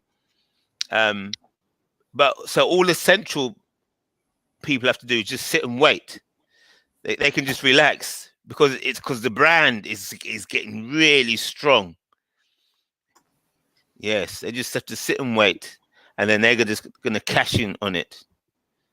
Like there's another organization that to do with they said, is it Black Men? Is it Mental Something Matters? And they've raised 30 grand already. Right. You know, for the mental illness. Right. Okay. Yeah. So it's still all feeding off that one original bandwagon. Yeah. And so anything you put with Black and Matter. Yes, they got it. You got it. That's right. Very clever marketing campaign. This was put together by some very clever people. I'm gonna use my clever marketing campaign. I'm officially gonna start a group called the Real Black People's Black Lives Matter. Hey, my battery's low. Guys, my battery's really low. Yeah. Hey, my battery's really low, and I'm really angry that I've had to come on here twice. Yeah. So, bruv, read what I wrote, Lady D. Right. So James writes, but what do you think about the co-founder being mixed race? Okay. What do I care? Cool. So listen, the most prominent. The other one is meant to be some ex-socialist workers, like some ex-fucking commie, is the older black gentleman, and the younger mixed race girl was in 2016. She was the most prominent founder of it. Yeah, but let's say for sake of argument, she was a co-founder. Now, so the question I'm asking you and IC3 specifically, because I haven't really heard Nyanifa or Tel speak about the mixed race distinction that you and IC3 think is necessary to make. But if, let's say, it's a genuine movement, yeah, and if it's all above board and legit and sincere, ethical, whatever, then this is a mixed race woman doing more for black people than many, what you'd argue is black people, 100% black, whatever. So I would like you guys to, just give some context to your previous statements about mixed race people and what they deserve, and this is moving forward the reparations debate and the justice debate, and this is this is a mixed race woman is arguably going to be responsible for the effect it's having in the UK. So please discuss. So we're going to discuss got to correct you first and foremost, James. So clearly you did not hear what I said, because you're saying it's going to tie to the reparations argument and all of that. No, it's not, because IC3's made it very clear about the groups and how he identifies people. So he's already cleaned that up, and it has nothing to do with my thoughts on it. My thoughts on it was for my group solely. It had nothing to do with any other organization. So the fact that you're asking me what do I think about the woman being mixed race, why do I care? It's not my group. I'm talking about my group and what it would stand for if I was to have one. So I don't understand the correlation at all, to be honest. Go on, IC3, your turn. All right, yeah. It's a very interesting point, actually, James Jones has raised.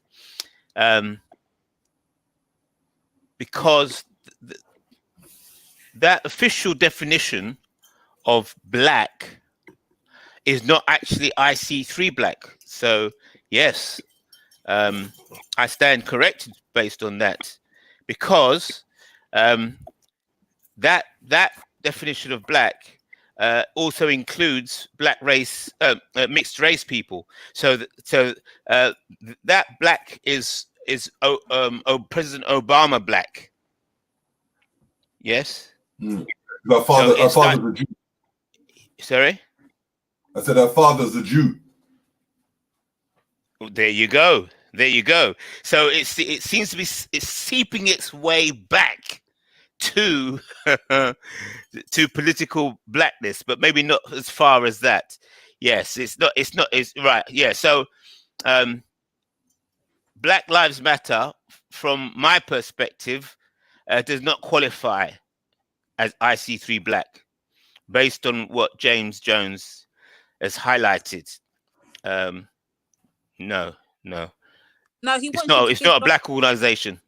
It's not a black organization. Your opinion on that particular Sorry? link that he put in the back. So the link that he put in the bank, Yeah. What your question is this? What are your thoughts on the woman being mixed race and that she's done a lot for the black community? That's your thoughts. What is your thoughts on that? He's taking the piss. Like, that's why I said, why are you asking me like I give a fuck? Like, she ain't doing nothing for me. So what the fuck do I care? He's trying to put in Bob Marley. That's right. Yeah. Well, it's just like that's why I mentioned President Obama. But most people see President Obama as black and Bob Marley as black, but I don't see them as IC3 black.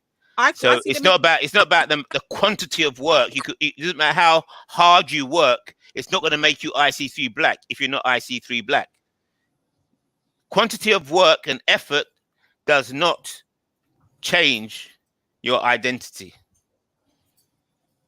So that's what I've got to say.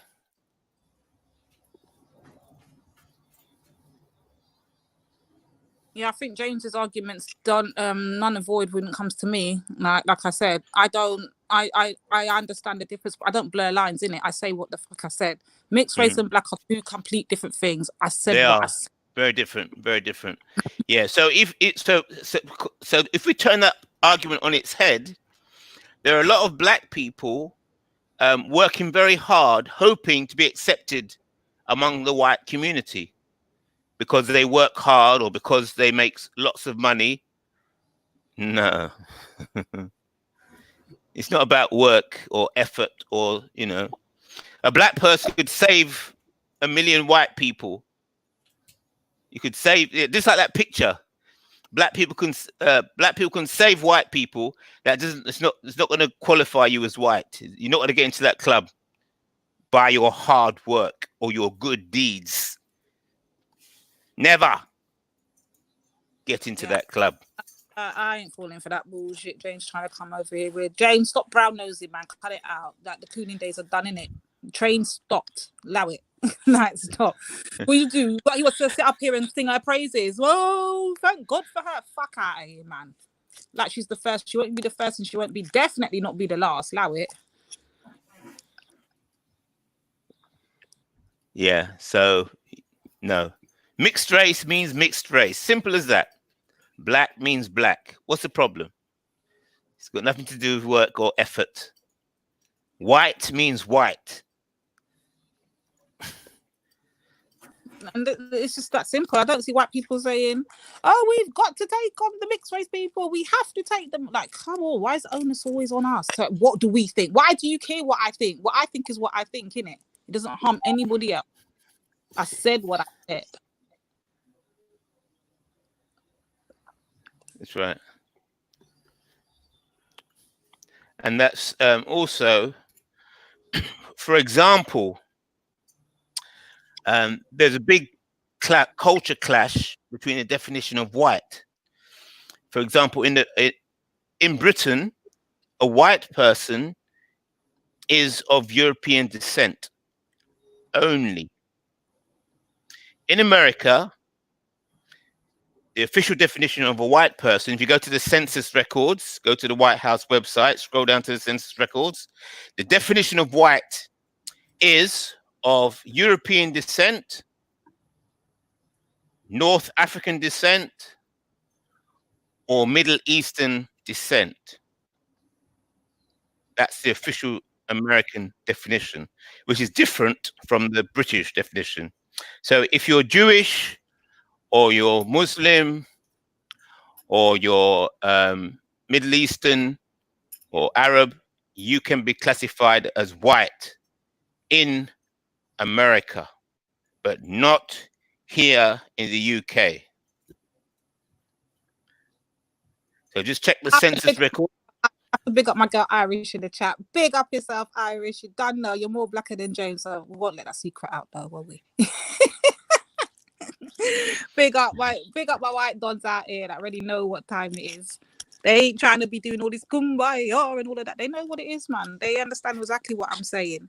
I just don't understand why black people have a hard problem comprehending what I'm saying. That's the amazement of it all. I don't know. Yeah. So it's already in the official. You can do your own research.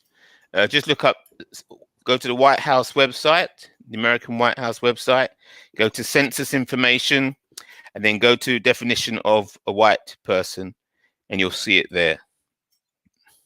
And then you've already seen the British ones.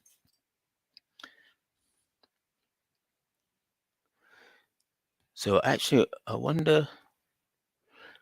Yeah, so you have to watch out because the media, they're all loose with their tongues, say all kinds of stuff. But if you have to go to the official information, and then you'll find out exactly who is white, who is black, who is mixed race. So because Obama was supposed to be called a black president, was he really a black president? I didn't check. I can't remember the definition on the American website for black. I know it says African, something African, but I want to know if it includes mixed race people. So let me just check that out. So hold on. You see, IC3. You see, in the police code, the one that you always put in the chat. I did screenshot it a couple of times, but I can't find it now. Yeah. Where do mixed race people fall under? Black as well, IC3? No. I'll put it again. No. There's a whole section about different types of mixed race. So let me put it in the chat again. Break it down. What I want to ask you this in. So if the government doesn't accept mixed race people as being solely black, and then the police don't accept it, why is the onus pushed on black people to accept it then? Right, it's bamboozling. That's all. You're just bamboozling people because people don't check the facts. So you just get bamboozled and they start talking all kind of nonsense and spinning around in circles while the official stuff just sits there quietly. Sits there quiet. So I'm posting in the private chat the mixed race codes.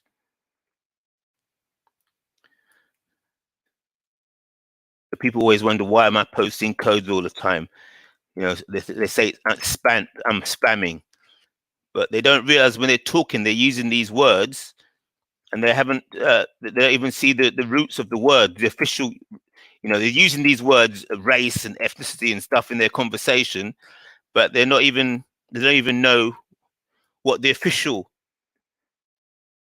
system says about the very words that they're using.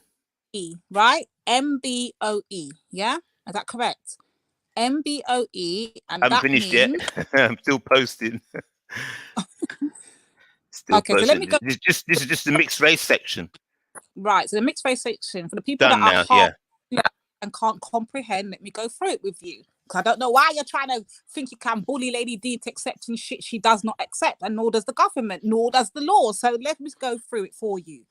Mixed race codes, IC6, mixed race, MABL, mixed Asian and black. You're if you're a mixed person and you're half black, half Asian, you are IC6. Let's make sure you get it right. You are IC6, not IC3. Let's be very clear.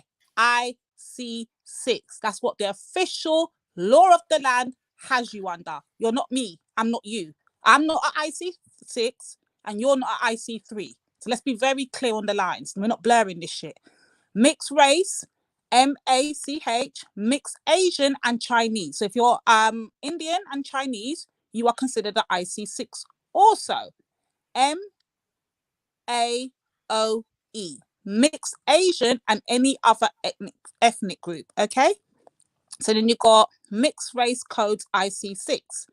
Mixed race, MBCH, mixed. Black and Chinese, IC6. You're not an IC3, you're an IC6. Let's be very clear. Mixed race, MBOE, mixed. Black and any other ethnic group, IC6. Mixed race, MCOE, mixed Chinese and any other ethnic group. And is this the last one? No, the second to... Oh my God, IC3, you can't let me go for all of this. There's 3 more to go. No? Go for it. Go for it. This is too much. Go for the rest. This is too much. Well, yeah, I've put it there in the private chat, but I've also put it in the public chat so people can read through this stuff, you know, and then if they think that I'm talking nonsense, they can contact the Office for National Statistics, and then they can find the codes for themselves. Yeah. So you see, mixed race is clearly not IC3. See, they got mixed race, Asian and Chinese, every mix. Every single mix. They've already thought about it years ago. And you know, although we're laughing and we're joking about it or whatever, the fact and we're all like trying to banter or whatever, the fact of the matter is this is law. This is what it is. So when you hear a very dominant female like myself come on the panel and I say what I say, and then you like, oh, she's racist, oh, she talks so ratchet, oh, she talks so hard. But you don't take it to the law. Go and tell the law they talk too hard. Go and tell the law that we should be accepting of black people. They're black. They're not. You try that. Yes, right. Don't try to hate with that bullshit. Lady D ain't trying to hear that bullshit. Until you take it to the law, Lady D ain't here for your bullshit. I'm IC3, they're IC6. It is what the fuck it is. Deal with it. It says no talking and dodging around, dancing around. This is the government. The government doesn't mess around. They know exactly what they're doing and who they're dealing with. Whether you know it or not, that's not their concern. They put it out there. If you want to read it, you can read it. If you want to research it, it's there. But they're not making no effort to push it. Oh, sorry to cut you, IC3. Wab Funk writes, Lady D, they have never seen nor perceived races in subdivisions in code speak. There is 3 IC divisions, 1 to 3. Exactly why Funk. So what we're trying to do is break it down for the people who don't understand the codes, because all they go by is what they say in the streets or how they perceive it. So if you've got 1 drop of black, you have to be black.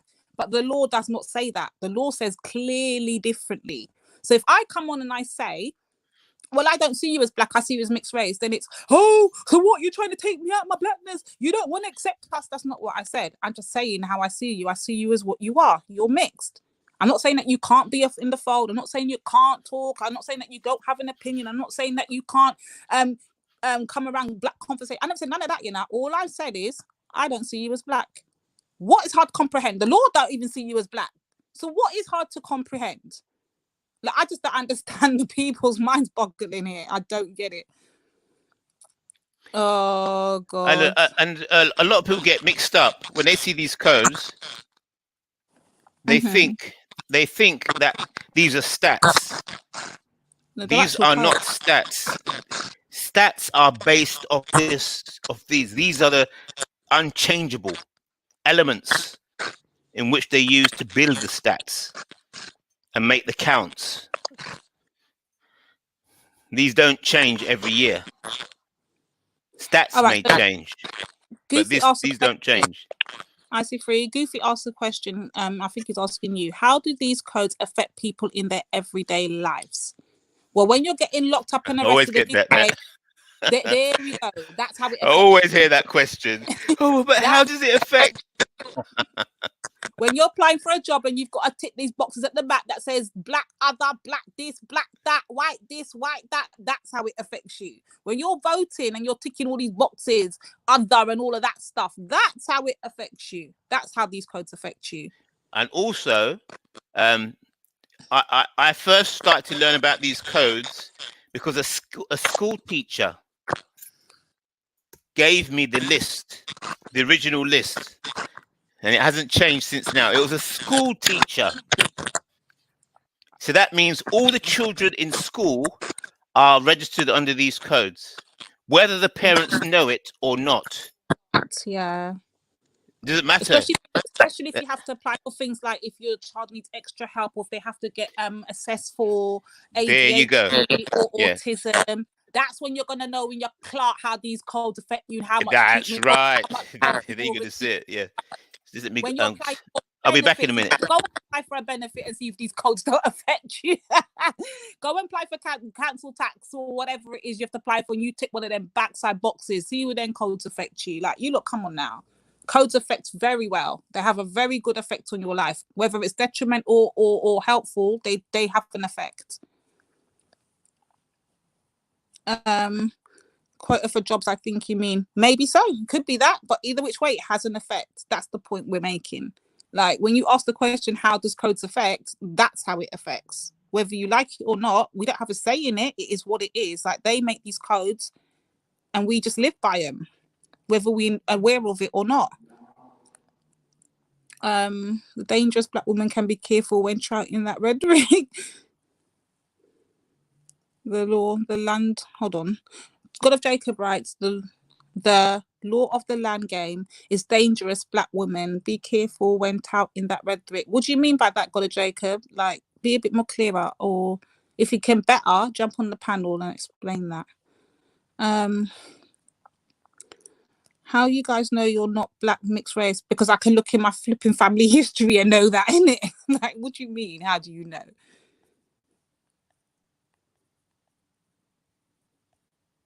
That's a silly question. Spice, I see you in the chat, sis. I see you giving all the smoke in the chat. The difference is, Spice, you see when women are typing it in the chat, I'm the only one that comes on the ear and says it blatantly, in it. Whereas the rest, obviously, like yourself, Spice, have to call you out or type it in the chat. So that to them, you're not harmful. But for me, because I come and say it loud in their ear where they can't avoid me, they can pretend they can't read it, but they can hear me, in it. So therefore, it's like, oh, Lady Divine. But they don't realize that Lady Divine is not just the one mouthpiece. Everybody else thinks the same. I'm just the only one with courage to say it out loud. One drop rule for many. I used to speak to the states. That one drop rule is so detrimental, Tash, and that's, I don't know how you feel on it, to be honest. I missed you last night. Like, I couldn't get back on. Vellemy must have fell asleep. But yeah, I wanted to speak to you about, you know, the conversation you was having last night. I didn't get to come back on. So if you can get, by any chance, jump on so, you know, we can finish off your conversation from yesterday you was having with Sis 9. That'll be good if you could do that. What else is there? Spice is just bunning at everybody in the chat. I can't deal with Spice. Oh dear. And I'm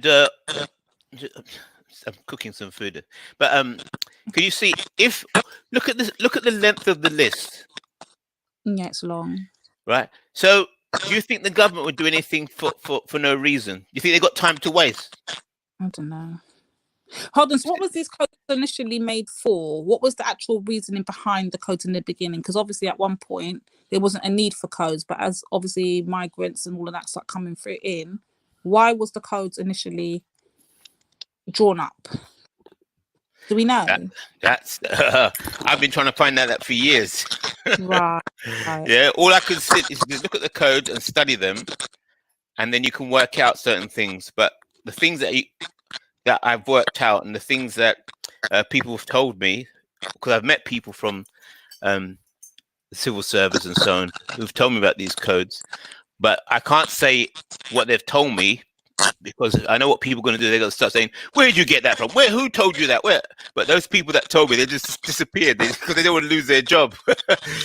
They just give me a little bit of information, and then they disappear.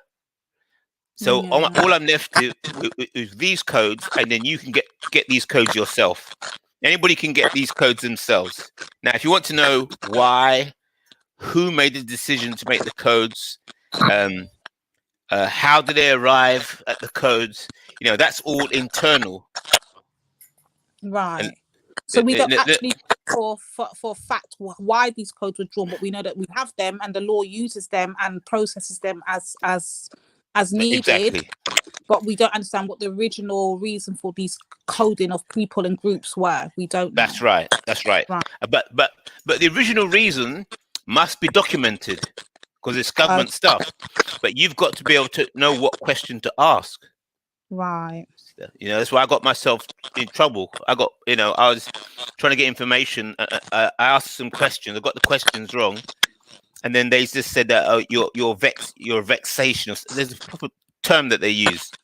You're vexatious, and because you're vexatious, they just cut me off, so I can't apply for any more information, because I didn't know that you can't just ask.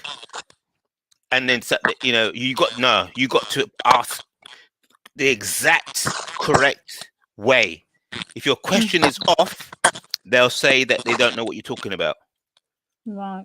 So I made a mistake. Like, I kept throwing the dice. I thought maybe this could be. Maybe if I keep rephrasing the question, let me keep rephrasing the question. But no, if you rephrase the question too many times, you're out. That's it. Okay. No more questions. So you got to know exactly what you're asking. Yeah, what you're asking with the proper reference number, or else you're done. Wagfunk, you seem to know something about this code business. Do you want to jump on and tell us your thoughts? Because trying to read your typing, sometimes I can't keep up, and I don't really know what point you're trying to make. Maybe I've gone past that point, or we've gone over that point already. So we're not really realizing what you're typing towards. Jump on Wagfunk, because I know you came on the other day, but please this time just like don't go mad with it. Like allow people to finish their sentence in it.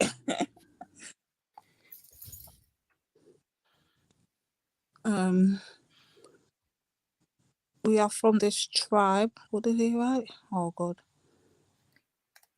Yeah, from this tribe culture, fuck your colorism, whatever. I ain't even paying you no mind, faceless LB. I can't. But I need to run tell my baby niece now. Pick up yourself, Miss London Yoruba. Big up yourself. Oh.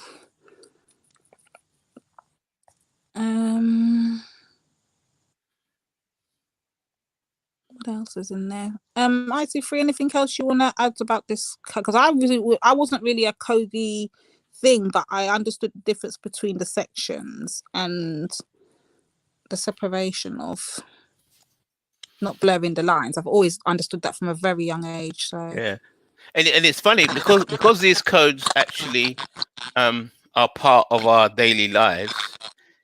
You can kind of sense it anyway by intuition.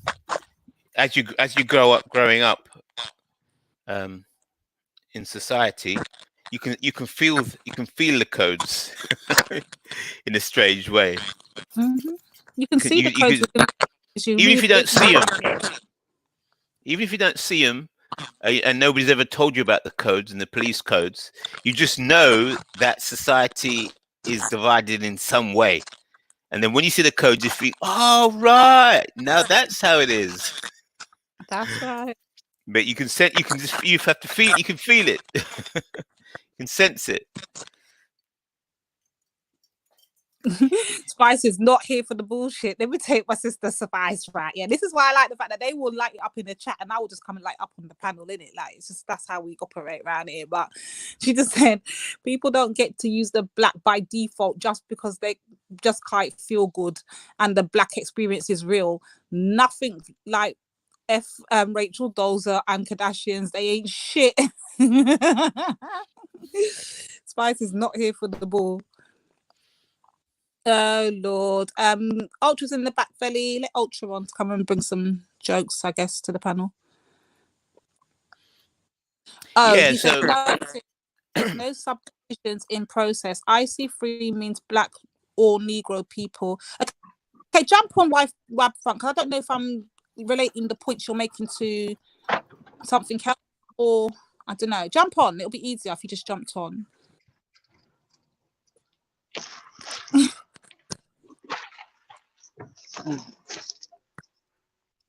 Hello. Hey. You can't change my mind. how you doing? All right, listen, I can't lie. There's Jedi. He's got a tune out on his channel called Arrested Development. Yeah. Okay. Like, bruh, the tune is cold. Like, we should get it over air, shouldn't we? Yeah, fucking. But I can't. I'm driving, so I can't see what the score is. Listen, you can't change my mind. My mind. Listen, big up fucking Jedi, Red Pill Trail, Jedi Online. Like, share, subscribe. Listen, go check out Arrested Development on Red Pill's channel. Yeah, when you get a minute, because the tune's just fucking cold. The tune's just cold. It just is. That's what it is. It's cold. Wow. Like fully. So you can't change my shit. I just missed the lights. You can't change my mind. All right, listen. What's the topic anyway? What we doing? What's going on? We're just discussing codes and trying to understand the meaning of these damn codes and where they came from, but nobody knows. So But do you know what the funniest is? This is the thing, yeah, about all these codes, right? Yeah. We're always adhering to things that are placed upon us. It's like, well, if I came to your house and told you that your curry chicken isn't in fact curry chicken, but it's fucking Great Paul Palm, yeah. Like, who's right? You or me? It's this what I'm saying. People just keep telling and like enforcing and subjecting us to their will, and I'm like, well, hang on a second. This is what I mean. What happened to individuals? Like, who says what these codes are correct? How about you go fuck yourself? How about that? Or like, how about that?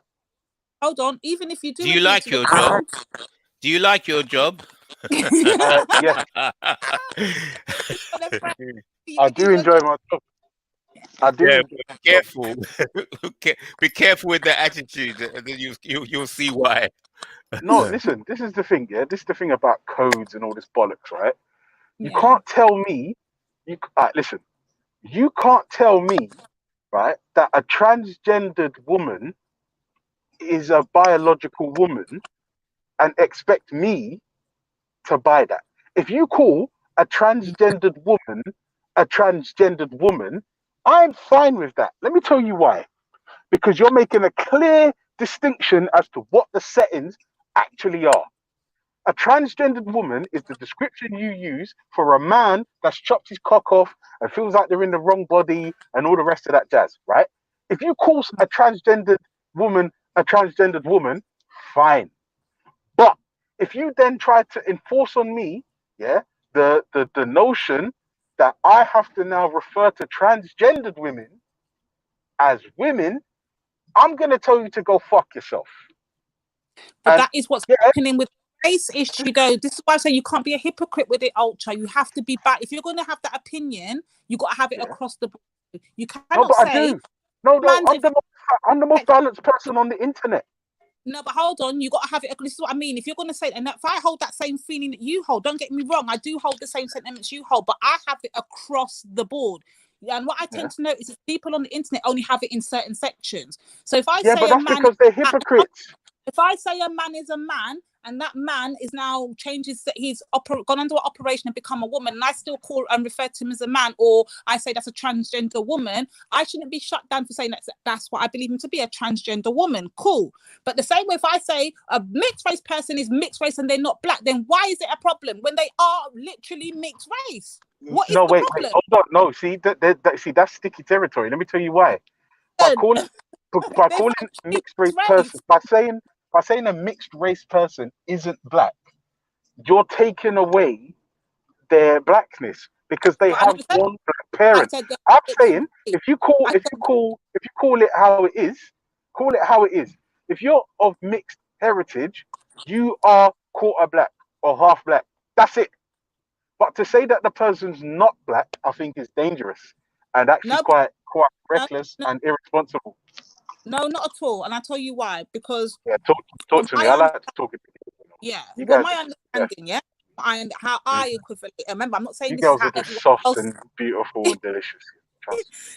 No, seriously now. I'm just saying like how I equate it to be. This is my understanding. This is not something I impose on anybody else. Nobody has to agree. I'm trying to put it on everybody. This is my stance, isn't it? When I see a black man, a black woman, and a black child, that's a black child. When I see a white man, a white man, a black woman, and a child, that's a mixed race child. Where I see a black man, an Asian woman, and a child, that's a mixed race child. So therefore, I don't go around calling the child half breed or none of that. That's just disrespectful. That's disrespectful. Yeah, half breed. Yeah, that's disrespect, man. You can't call people half breed. That's fucking disgusting. You can't say them things. All these slurs I'm hearing flying around the place, that is what I class as disrespectful. But me saying they are mixed race, which they have, they come from two different parents, that is not disrespectful. That's respectful. All right, Lady Divine. How okay? Let me ask you a question then. Instead of saying a mixed race person, they are not black. How about we call it factually accurate and say you are not only black? That's my point. That's the whole point. Or you are not just black. There we go. And that's the point I'm trying to drive home to people. Because what we do is people, we try to throw them under one bus. So what we're doing by saying they are black, this is what I'm saying to you now. By telling these people they are black and they go back home and they've got a one other parent that is a non-black, you're now just taking away half of their identity. Now you've given them one identity and you've removed the other half of who they are and who they are. And the essence are they come from two different parents. So give them the respect of letting them know, of calling them what they are. They have two identities. They don't have to just come onto the black struggle. They don't have to just make them black because they have a whole other identity that we don't have. So we don't know what it's like to go home to a white mother or a Chinese mother or an Indian mother. We know of one thing, which is a black mother and a black father. Why are we trying to push them under an umbrella they don't sit under? Yes, we can embrace them. Yes, we can love them. Yes, they can still be part of the thing. But what we're not going to do is force them to be what they are not. They have two identities. Yeah, I hear that. Both. It's yeah, but listen to this. If there's a mixed race person and they identify more with their white side, or and they choose to say like I'm white, or they identify with their black side and fight for the black struggle, right? Even though they're fighting for struggles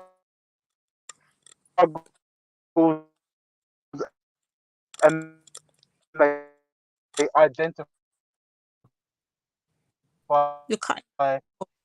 in which way, that doesn't take away from the fact that you can say I'm a mixed race Don can say no I'm black, but he can say that until he's blue in the face.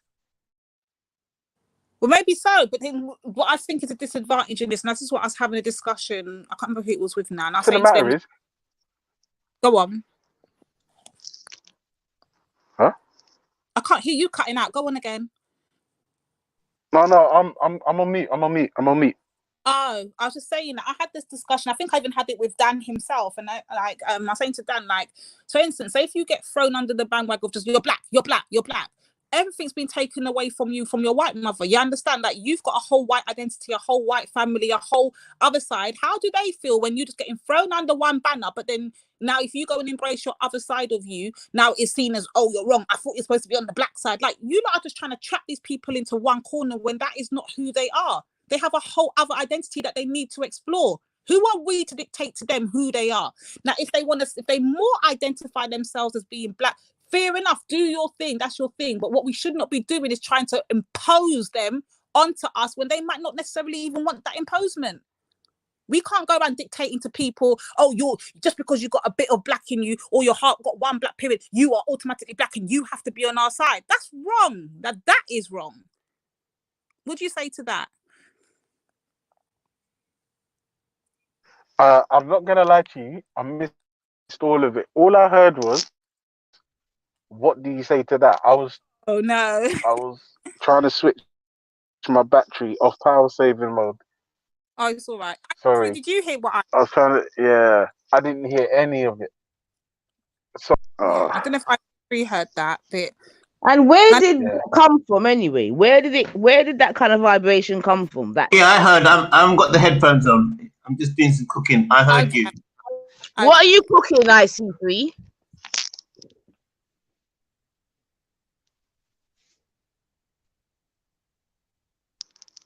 Hello? This he hasn't got his headphones in, that's why he's muted. I want to know what he's cooking. What do you think? All right, listen. No, all right, Nifa, fuck that. Let's Rice and peas. Friday, rice and peas. Is that you? Like one of the greatest days of the year.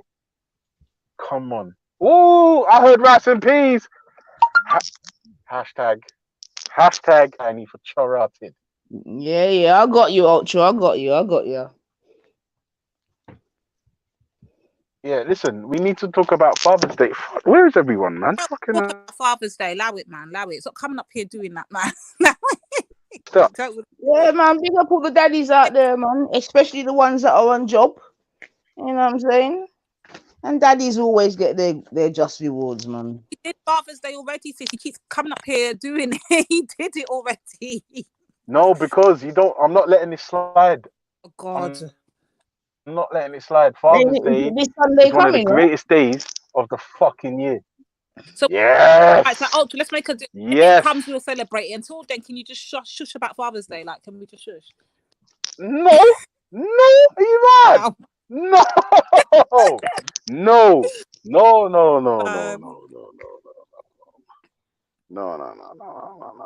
A made a good comment, sis. Have you reading A's comment? Oh, I can't see anything. I'm driving. Yeah. So fucking question of the day. Yeah, Black Lives Matter has raised nearly over $1 million. So how comes it's the broke foot soldiers on the front line, and how is it that we can channel or tap into those funds? Like, what happens? How does it happen? What do we do? Like, if there's another Black Lives Matter protest, do we have plans to fucking like to go down there again, or what? First Like, time because back again. it's just Who went the first time back again? yeah, no, certain man went. Obviously, certain man went. I didn't go because, like, I thought the whole thing was I thought it was fuckery. Yeah, I saw no point to the whole thing. Hold on 1 second. Sorry, my kids just come. 1 sec.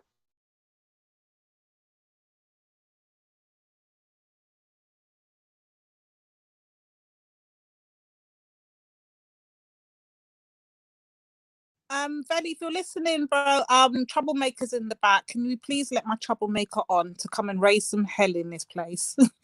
Veli, calling for Veli. Let the troublemaker on.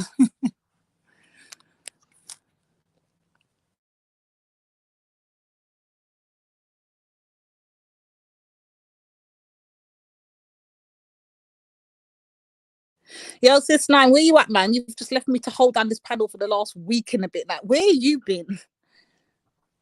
I told you I was on my jollies, love. Well, can you help me now, please? I need a break. But I'm back. Thank you, On thank my you. jollies, and what a nice jollies it was. God damn. Yeah, man, yeah, I'm so till me week. Oh, But yeah, man. Lord. Yeah, buddy. But why? Hold on a sec. What go on, yes, sir?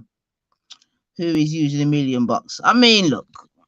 I mean, I think you lot, you know, went quite deep enough into the finances of that of the BLM. So I don't even feel that needs to be dealt with anymore myself. You know what I'm saying to you? Money, money, money, man. Are you mad? But definitely, I think, you know, I would definitely reiterate that if there's a way in which we could piggy bank on their thing and do our thing, you know what I'm saying to you, because the propaganda is real, then I think we should definitely look at doing that still, man. However that could go, you know what I'm saying to you, that's where the strategy comes in still. And that's what I'm saying. In the army, you need all type of people, yeah? Soldier, logistics, strategy, medic, everything. You know what I'm saying? For real, all Saturday, there should have definitely been a medic down there. You know what I mean? Make sure there's a first aid. You know what I'm saying to you? If we're going to be moving this thing for real and moving as one, then them are the kind of things that we have to put into practice, just like the reparations marks, etc., etc., etc. Because for the reparation marks, there are several meetings that I had before that thing happens, for those that don't know. And everyone is attributed roles and responsibilities, etc., etc. And yeah, so the thing set, man. Yeah, big up is spell spicy, you know the thing, go. You know, you're good in all foods, you know. Big up, big up, big up. Hey yo, can somebody shout Vellemy, please? I did shout You Vellemy a say few times. what Trouble. people can cook. Oh shit, I'm on. You Oh, say hey. LB, Assalamu rice alaikum. and peas, Black hashtag women. you all Black say Who women. what the panel? people Who the can Muslim cook. on the panel? Assalamu alaikum Oh God. to my Akis and my Akets. How y'all doing? How y'all doing? Big up Ultra Funky to the new baby, the new funky in the world. May you raise your child on proper celery diet. Alhamdulillah. Yeah, how's everybody doing, man? Oh, yo. I not a 9. I wanted to give you a major shout out, homie. I did not know that in America the Black Lives Matter thing was funding the DNC. So you're hitting up the 90 for 99 channel, yeah? I subscribe and I get every time your videos come up, I stop what I'm doing to watch it. Come on. You got some real shit there. Exchange of energy, brother. I was mad as hell. I'm like, what the hell? Like, you mean to tell me we've been supporting the DNC this whole time? Because Act Blue literally funds Congress and the Senate for the Democratic Party. Oh man, this is crazy. I was angry. But yeah. So what's everybody up to today? Everybody doing good? How's the chat? You know, big up to the G Block, big up to Velley, the man himself. I put my second walk on the line, so I'm being very domesticated today. I was gonna say something else, but yeah, man. Yo, what's the time, man? It's 10 to 6, man. Yeah. Vellemy Friday time. Fuck this, man. Walk on. We are gonna light up. Check your I sent you a link for this Black kids history thing that will come in very handy for little man. You get me? Go and look at that. Okay, give thanks. It's coming your way right now. It's coming your way. Black kids history.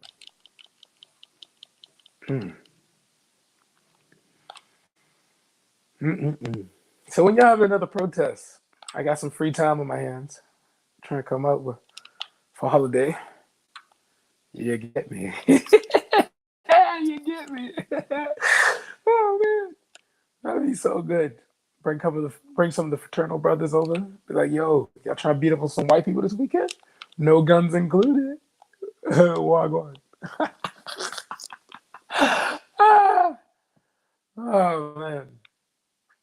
You guys got a power. I ain't gonna lie though. I really do enjoy the Black Brit community though. Cause y'all grounded in your thing. I like that. You know, you got wafflers though. But the one thing I DC do, Brad. I Are do. you taking the piss, DC Brad? No. I really do like I like how your community functions. I really do. You know, like No, man, Americans affirmate us, sis. They affirmate us in a real life, man. Once they get to understand Wagwan, they affirmate us, man. Have to. But go on, Brad. No, I mean it. I mean, you guys really have, cause like cause like when they talk about history, right? They always say that like, oh, the UK abolished slavery 100 Oh years. shit, I'm back. What's up? Hey, congratulations, Ultra. Just want to let you know that, bro. Big up, brothers, man. I appreciate it, man. I'm not gonna lie to you. Mm-hmm. I'm out at the moment. I had to do shopping and that because we had nothing in the house.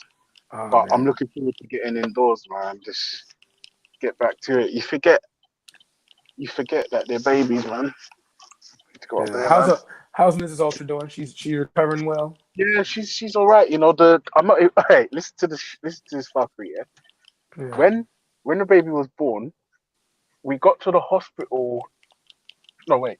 Her waters broke at 2:40, and the baby was born at 2:45. Wow. 4:45. Sorry, 2:45.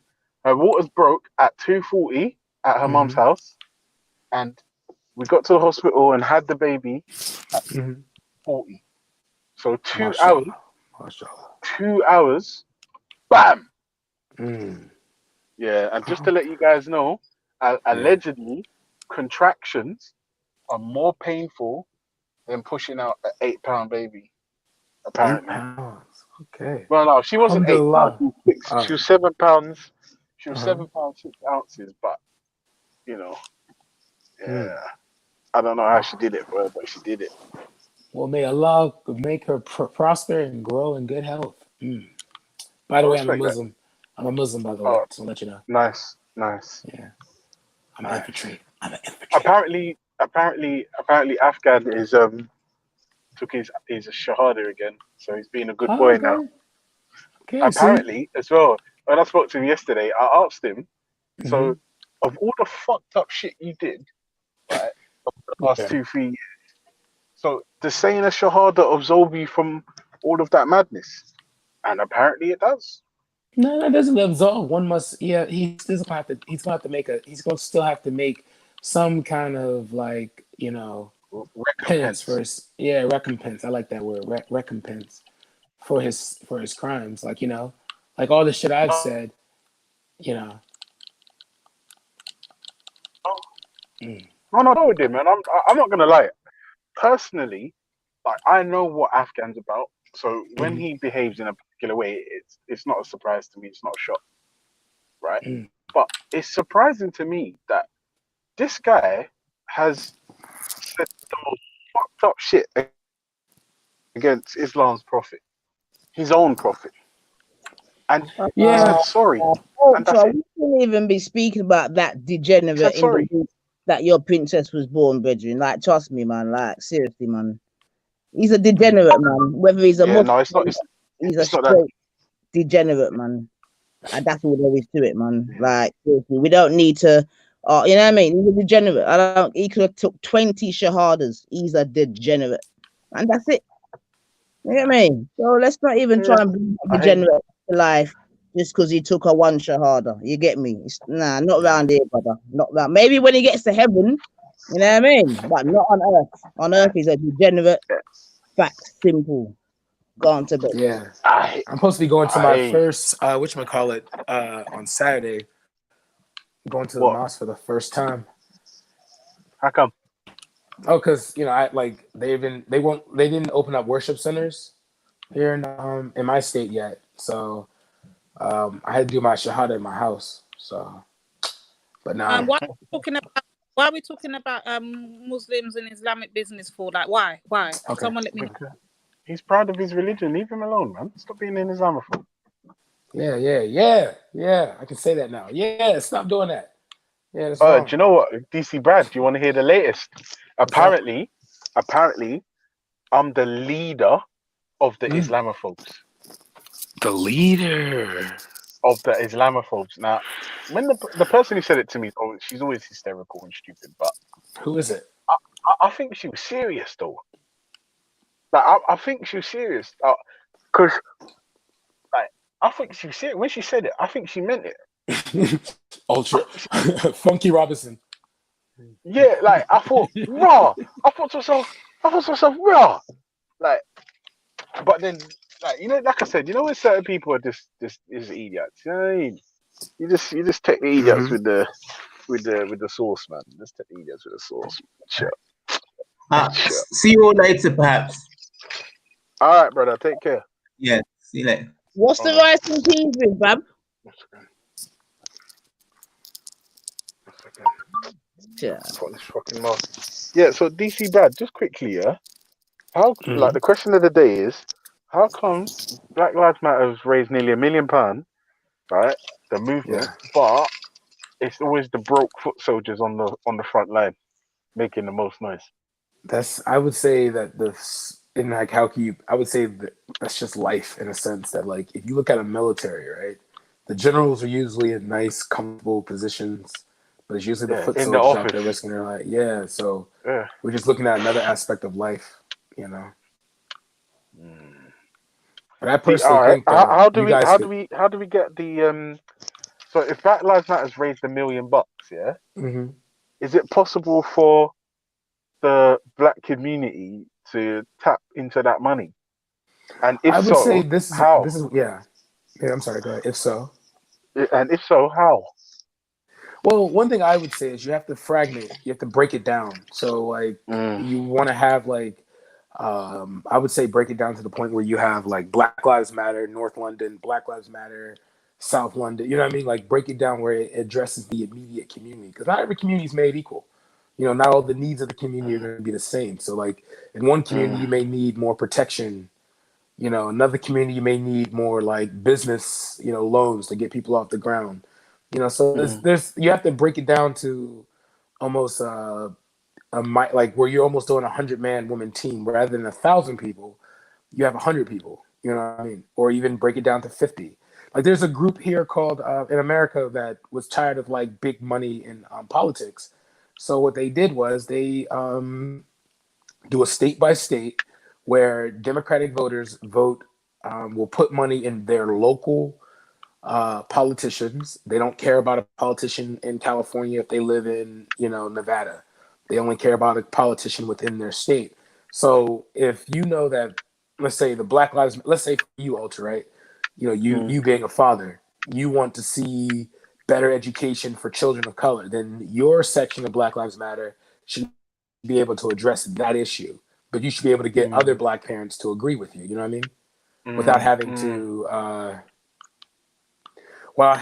rely, because I think, to be honest with you, I think when it comes to the overall organization when they're donating things, I think people just do it to absolve themselves in some sense, like, look what I did, rather than actually. But I'll tell you the truth, Brad. You know what's funny as well? That seems to be a theme with this whole protesting thing. I'm hearing a lot of, look what I did, look at me, I'm better than you, and I'm working harder than thou. It's just a bit, I don't know. See, I don't know. Like I said, for me, the question of the day, I'm thinking to myself, right, the movement's made X amount of money. How does the black community go about tapping into that? Is it about Black Lives Matter organizing themselves properly? Is it like, do community leaders approach them with a credible business plan? Because this is another thing as well. Like, to put together a business plan, people think it's just, right, here's my idea and it's going to cost this. It's just fucking insane. You have to be able to, especially when you're in it. But then again, we have to be real that I would say instead of trying to tap into that $1 million, you giving that money to an organization, you're not going to be able to touch it. But being able to say, all right, so if we're able to raise $1 million, let's put money together for this. Let's put, like, okay, for example, the UK is a highly a lot of tourists would come to the UK. You know what I mean? Like it's, you have that. So with that being said, Ultra has a business where, Ultra, you start a business where all you do is you do tours. You know what I mean? And you hire people from the community to do it. You show them a side of London no one sees. And my uncle did that within DC. He says, I'm gonna show you the real DC. So they'll take you down to the National Mall, go to Smithsonian's and things like that. But you're going to Ben's Chili Bowl. You're going to my To what? brother's place. Ben's Chili Bowl. What's- It's a famous chili spot. White people ruined it. But it was a really good place where you can get chili at. Wait. What is chili? Is chili minced meat? Yeah, chili and beans. Like minced burger, beans, peppers. Okay, onions. because okay. So you guys don't call it chili over there? No, we call it mince. Okay, so yeah, mince. Yeah. All right. Okay. Yeah. So this is the thing, Brad. So DC Brad, we had a bunch of people on Saturday just gone. Like, I can't even call them Black Lives Matter. This is the thing. Black Lives Matter cancelled their involvement in the fucking. Like, they cancelled their involvement on Saturday. They cancelled it. So nobody can say they were Black Lives Matter. You can't say that if the organization cancelled their involvement. So it's not Black Lives Matter. But we had people go down there. Though. That's the beautiful part. The beautiful part about that is that because they did, you now like people can capitalize on that. Shaka Raj was a known face there. The brother, his film, Ross Speck. These are people that can separate gang. Gang can honestly get themselves now on like, all right, cool, Black Lives Matters over here, but we were here. We're not on this political thing like to help the liberals out. This is us. We're actually on the ground within the community. There's tons of Black people over here that would just say Black Lives Matter as a saying, but they're not actually part of the organization. Well, this is the thing then. This is the thing. Who and who's supposed to go to the movement and say, right, in this specific area, this is a problem, and we've identified a property which is here. The lease for 2 years is X amount. We also need supplies, which we sourced already from, I'm going to have to do it, I'm going to say China. Reason being is because we need to be cost effective. Okay. Yeah, I agree. Right? Especially if you're using community money and everything. Exactly. And then right. On top of that, we need a counselor. We need fire alarms, building codes, electricity, blah blah blah blah. Like who's supposed to go to Black Lives Matter and say this 100 grand, if you can channel it to us, we'll go into like a building where we can set up shop and a community center, or even fucking something for political office. Like start that's small what in I the would community. say. Yeah, I would say at this moment, I wouldn't even include Black Lives Matter in the thing anymore. Okay, because obviously, it's more going to be more. It's an organization that's working more on a. Because the way I see how it works now is okay. So Black Lives Matter is pushing for starts with Black people first. Now they're doing LGBT. Then it's going to be immigrants, and I'm talking about America. So it's going to be immigrants next. Then after immigrants, you're going to have. After immigrants, the goal is to galvanize the Democratic vote, okay, and that the people who would traditionally vote Democrat. That's the whole goal of it, okay. So when we look at it now, I would say you have to think outside the political system in this sense. Like, so now you're going to want to have Black people. You're going to want to now say, all right, well, who's qualified? Who's a community leader that's qualified to do this?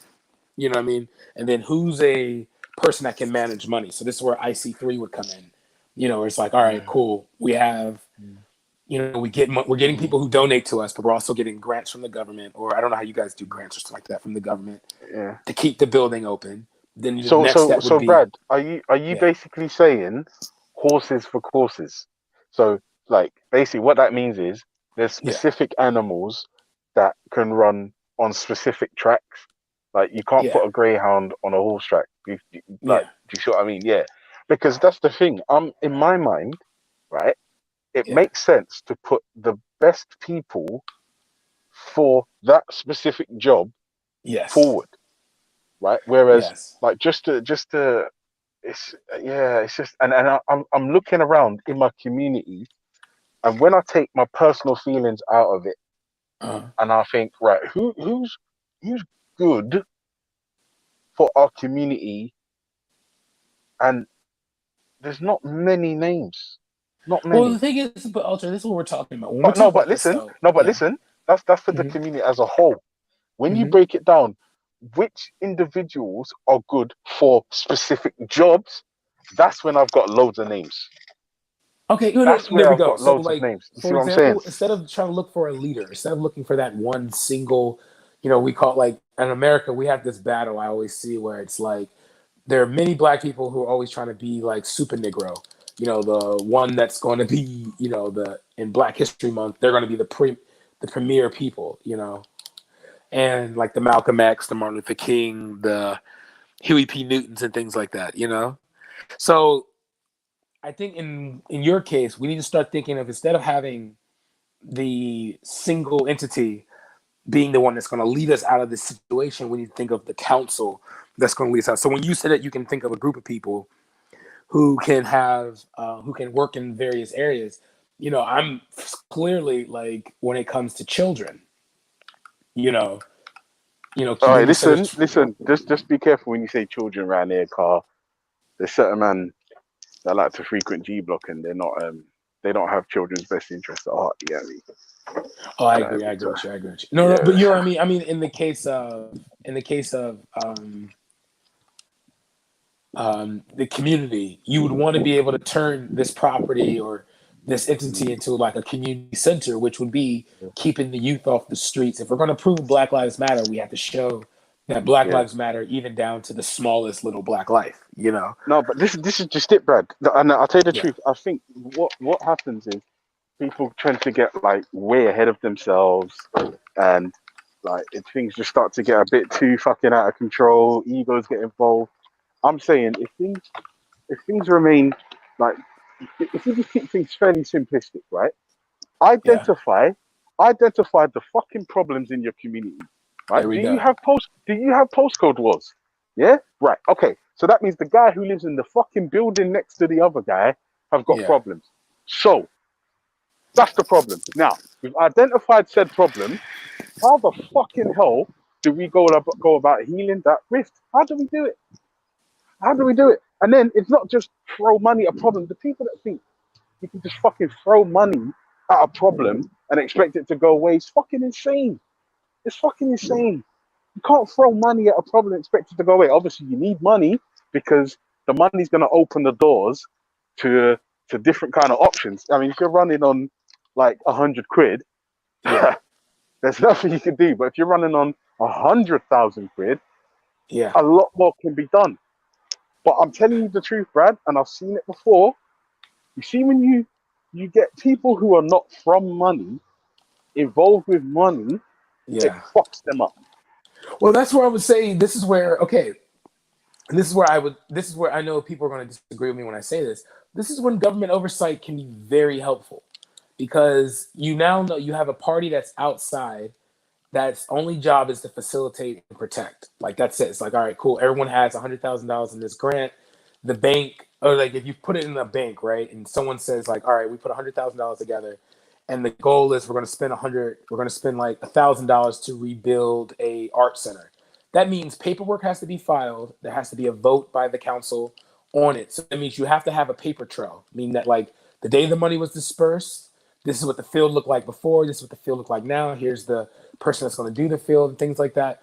You know what I mean? Like you have to establish that kind of accountability, that someone's not just donating their money and it's primarily going to salaries. Because when I saw Naifa's video, bro, the amount of money, I'm trying to figure out. You're not lobbying. There's not a lobbying section to it. There's not, even though there's legislation that's been passed on the state level, and I mean that. Like over here, I gotta give it, whatever entity is running Black Lives Matter over here, they're doing some shit. I'll be real with you. But when you see this, when you see the salaries, first of all, who is making that much money? That like your job is so basic in the sense that it's like you're an advocate. What the hell do you need at least more than like you should be making like at least a month about $1,800 because you should already have a job. Most of that money should go towards changing the laws that are meant to make I don't want to just keep saying Black Lives because it'd be more efficient if you say let's attack police brutality and police corruption on the overall, you know. But God, but big up to Nye for you know. It's 9 there. Huh? 9, are you there? Yo, sis. She's probably She's probably in our room. Liverpool. Naifa. When I bloody need, let me text her. Forget now.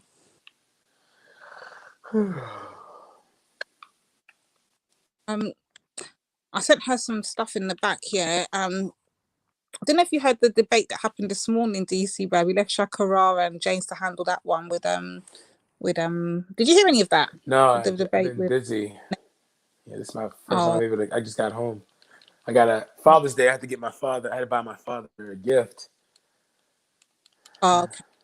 Yeah. You missed a good debate earlier with them and the disbelief in institutional racism. They don't believe in it. Who said that? Who don't believe in it? Remember I told you about Banks? He did that thing about the Americas and why he believes you lot should just go back to Liberia. Yeah. Well, he came on today, so I challenged him on his, his sentiments he had the night before. Oh, man. Well, it all came out in the wash, but Ned was a good sport. I'll give him that. Ned was a very good sport. Banksy, on the other hand, very ignorant, doesn't want to hear no other opinions and is just not buying into it. Yeah, I think James Jones said something perfect. I think sometimes people just get on here just to say shit. Like, like I think it was Tosh. Yeah. I think it was want her with to Jupiter. come back on again. Yeah, I think it was with Jupiter. I think it was Tosh that had a conversation about institutional racism and things like that. Like, I think people don't understand that, like, it's not like there's a system set in place where we're going to make sure white people are above the other. It's just white people have a better chance in certain sections of society that you're supposed to create. When you're supposed to create an equal society, when you have one group of people that are able to take advantage of it in a better sense, I think that's where I think people are stuck on. Well, I was just somebody just go on, man. Black Lives Matter, yeah. Everyone cares about black people, yeah. Black babies, yeah. Black woman, black man, woman, and child, yeah. That's right. That's right. Yeah. A problem with it, yeah. Yeah, that's right. Yeah, that's right. Yeah. Yeah. So how comes it's only flipping white people and light skinned people that's putting money in Ultra's baby present fund? Because they want to willingly hand it over, innit? What are you asking me what they're doing? What do you mean?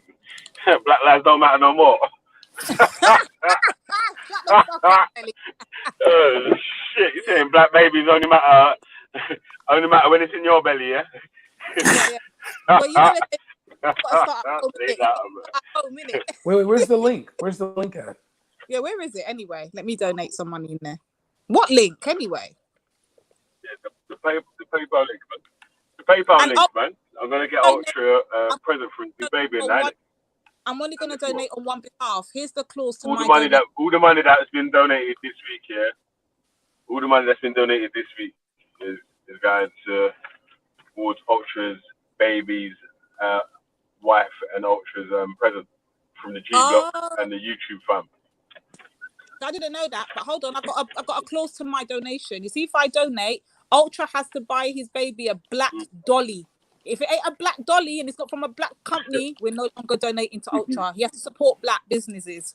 And he has to drink a glass of celery juice. If he wants a dime, he's gonna need to drink a glass of celery juice. That'd be so petty. 1 dime, you better drink. 1 penny, you better fucking drink that cup of And celery he has to say something nice in about one Street go. Fighter too. Yeah. Ellie, I want to know, like, if you're going to do a show about it or not. I'm not sure if you're even aware of it, but you do know the 22nd of About June what? is 22nd of June is Windrush Day, and I think we need to mark Windrush Day in some way, shape, or form. Okay. Hey, wait. Can I ask you guys a question? In Windrush, What's that? The day that Windrush landed Yes, in the UK? What, the first Windrush or the second Windrush? the very first. So I think we need to at least make a show of that. The ones that bought the tickets, yeah. Because remember, there's the very, very first Windrush is the people that bought a ticket to come over. There's about 500 people, and then there was like spare seats on the boat. But then the second one was when they recruited at after World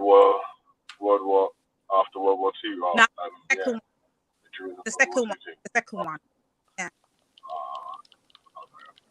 And if anyone's in London, if anyone's in London or happen to be within the Camden or can get to the Camden area, they have a Windrush Day going on there where they have the Camden's People Museum. They're landmarking that. So I've been getting a lot of things on my WhatsApp. People have been sending me a lot of stuff about, marking for Windrush Day, and we got to, give the ancestors their credence for paving the way for us here in the UK. Like, we got to mark that day here, or we wouldn't be here. None of us will be here. So I think it's something good that we actually highlight Windrush Day on the 22nd of June. Yeah. Also, it will be 3 days, to everybody knows, 72 hours since I took my Shahada. So, say your prayers for me.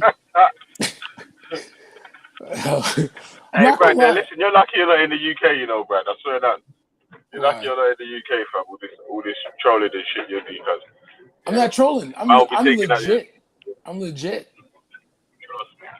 Mohammed Hijab will be fighting your security guard right now. You hear me?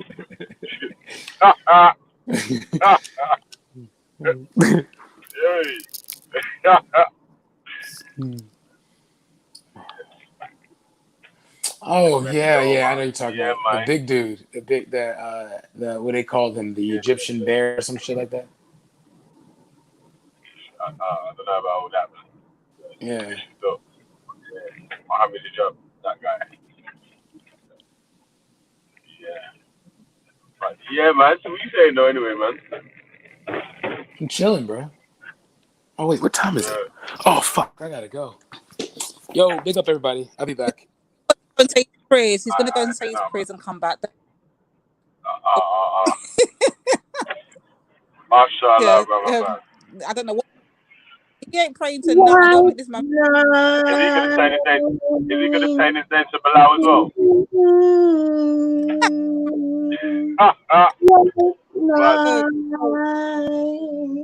What are you doing for when?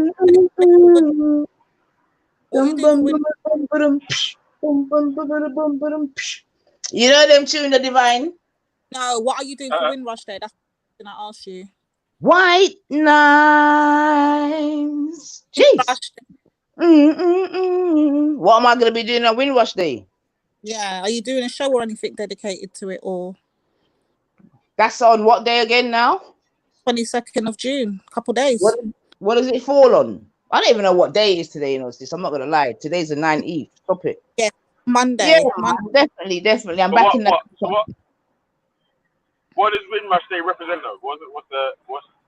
Well, we come here and we kick down the door for everybody, and we're still there.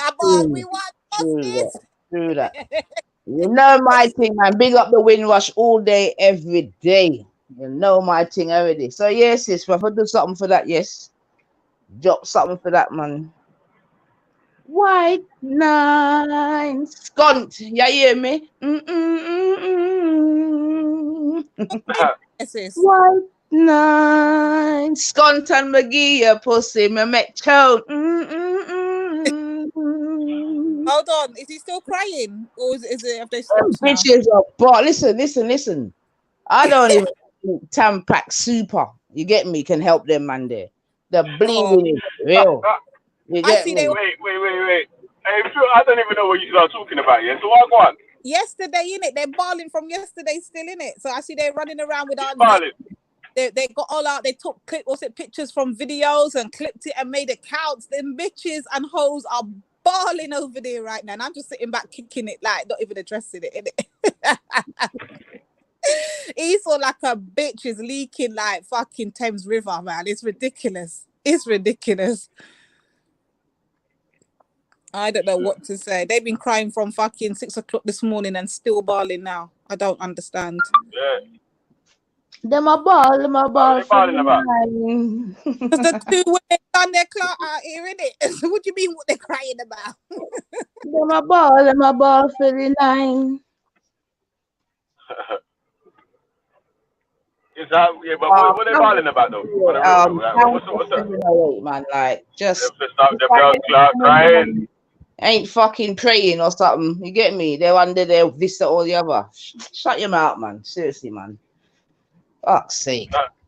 Them money they would kill a blood gasm to Rastafari. Anyway, let me shut my mouth before I start pulling up the chat already, star. Yeah, no. Nice. Hold on. Yes, come update move. What's the drama then, innit? I don't even know what the drama is. The drama is One, right? Esau. In fact, you know what, yeah? You know what it is, Biggage? It's a good thing. Not even a good thing, but you see when you got a wife, Biggage, seemingly it keeps you out of a lot of problems. You know what I'm saying? Cause you see the youths that have no woman bedroom. It's peak for them, man. Bare blue balls. You know what I mean? Bare emotion. It's mad. It's mad out here, man. Ah, dear. But when you're ready, man, we come for burn up Smuddy again. Oh, 708.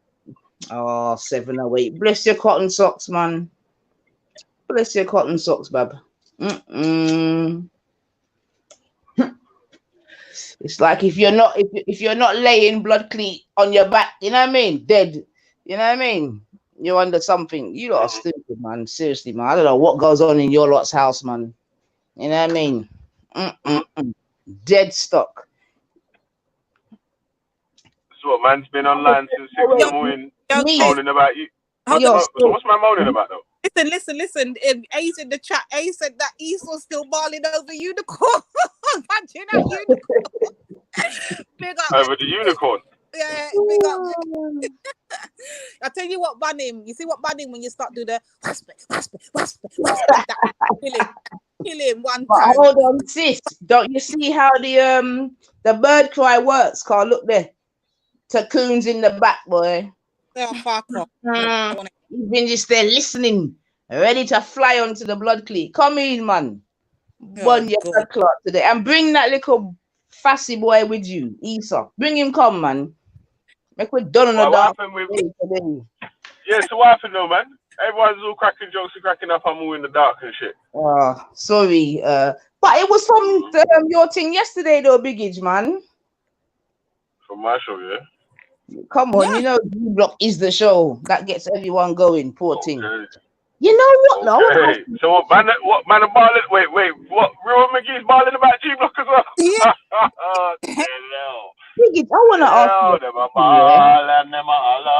you. No, see, I'm big YouTuber. Biggage, because you're a big YouTuber now. Biggage, how possible is it to get like 400-500 subs in a day or two when you got like average 21 people watching you, brother? What do you think? Does that sound feasible? Not really. Yeah. I think there's some skullduggery going on, you know. But anyway, enough. Yeah,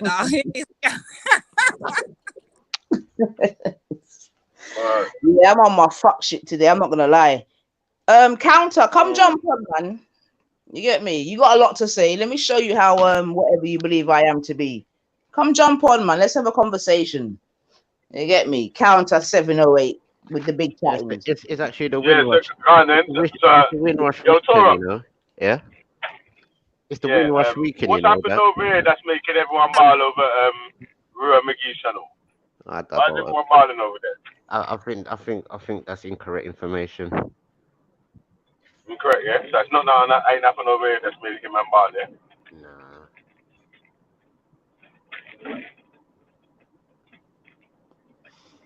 unfortunately. So fuck it out.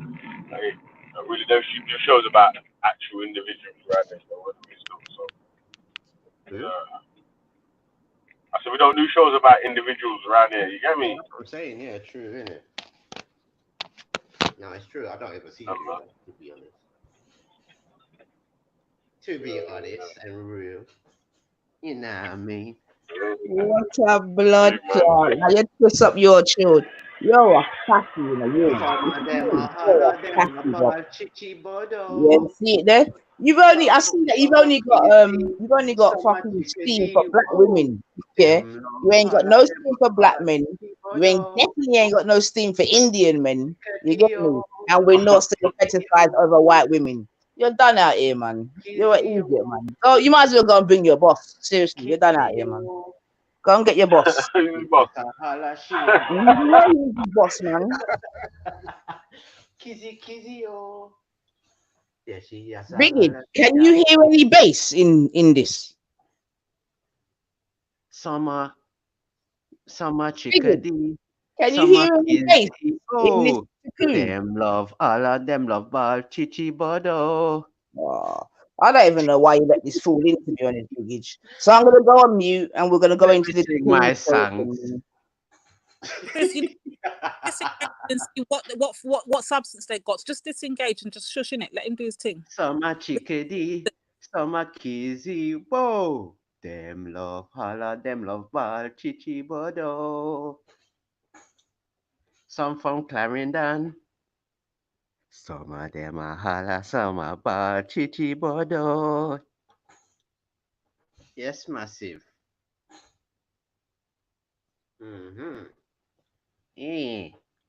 Exactly. Mm-hmm. You keep your lips kizzy. That's right.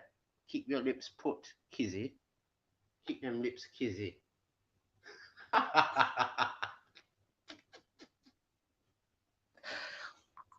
Chichi bodo. Yes, massive. Mm-hmm. Well, yeah. Kuya. Kizzy and Chickadee in Coventry, missy. Mm-mm. Then run off the stage of sting. Mm-mm. Cause real cassava boss a country, you know how we do. You know. You know the West Indian people how we stay, you know. You know how we do. So what's the thingy bob today? Yeah man, Missy Google I go on with some tactics, yeah, sir. I mean I like them tactics them I go on with, yeah, sir.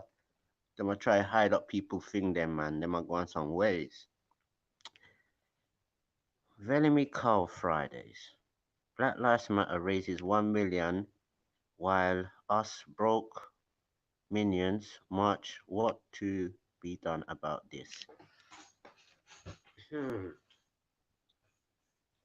Boy, I don't know, you know. They make 1 million for true.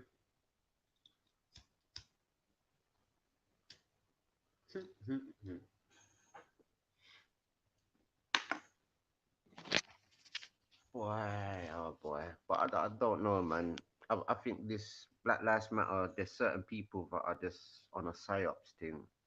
Like they will never say, oh yeah, we're for the cause and this, that, and the other. So it's kind of like it's kind of changed, if you know what I mean. The whole narrative of certain things. So you just can't be sure, really and truly. Yes, that's right. Stone Love in the building. All right. Third member of the dance. Mm-hmm. In the dance. Is Toraka IC6. Mm-mm. Them run. Yeah, man, them have to drink special brew to come and deal with Torak. Yeah, man, make them go to the F license, go drink them special brew and come back. Watch them. Let them go on. Yeah, man, I pay a special brew them drink. Hot special brew. Not even cool. Yep, that's right. She is on the liquor again. Carrot juice and special brew. Yep. Hopefully, Waspec and his gang will not burn down any local black businesses in London. I don't think there's much black businesses that's in central London, so you know what I mean. Yeah, man, they must have run. I wonder who IC3 is boring. Oh God. Maybe I'm thinking of hot gossip. Drink some noonie. Oh my God. I thought that the third member, legs and co. Yes, because this is what happens when people don't have legs. They can't stand in it. Yeah, man. Now I need for Lady D come like a three-legged table. You know what I mean? Just about can stand.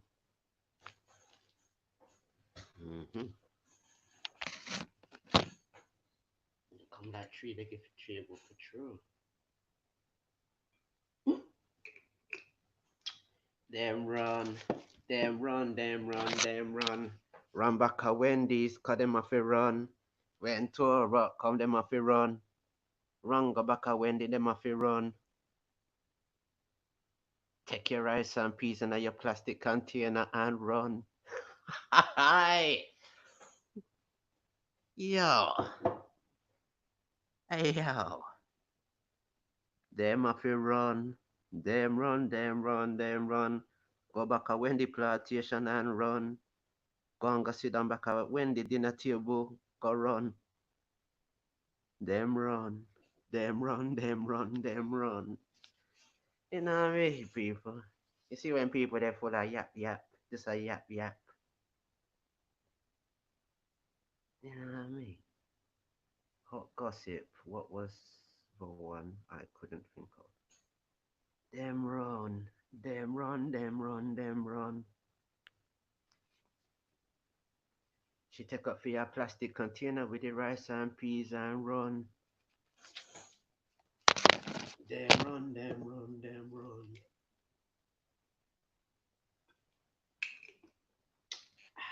You know what I mean? I don't get to warm up the sound. I don't even get to warm up the amplifier yet, and they run. You know what I mean? I don't even get to warm up the amplifier yet, to us. Them run.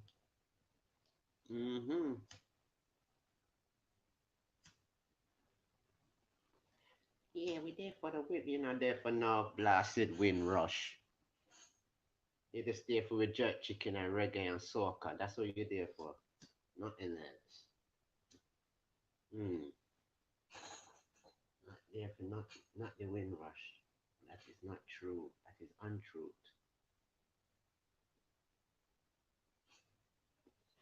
Because you can't tell me you're there for the wind rush and you cuss out Jamaica. You just cuss out the Caribbean. Tell we people say we people are got kill we off and all them fuckery there. Now you want to turn up at the wind rush party. With your plastic container 95. You hear what me say? Go girl.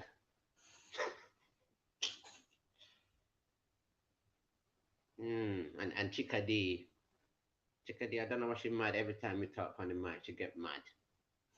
Cause our African man make her carry enough tin tomato in a bag, and the tin tomato split the bag, and the tin tomatoes are run all over the road. She vex. Think me never did see you, Lady D. You carry one whole heap of tin tomato, the bag split. All of the tin tomato run all of Harrow and Northwest to Rasclat.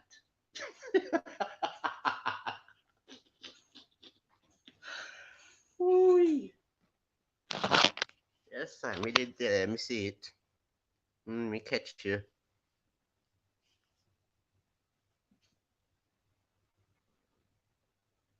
Why is he talking to himself? Purple has got your blood clot, sir. Who you are type to? Who the rascal you is typing to? You are type to Jesus. Who you are type to? Boris Johnson. Who the hell you are type to? You ask about who you talk to. Where your blood clot? purple blood clot years. Oh, who am I talk to? Who y'all type to? Hmm? Who y'all bun up your hand you are type about?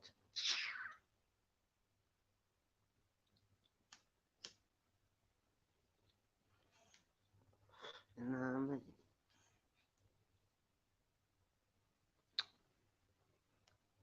Take a freestyle for us, Torah. Oh yeah, I wouldn't mind. You know how we do.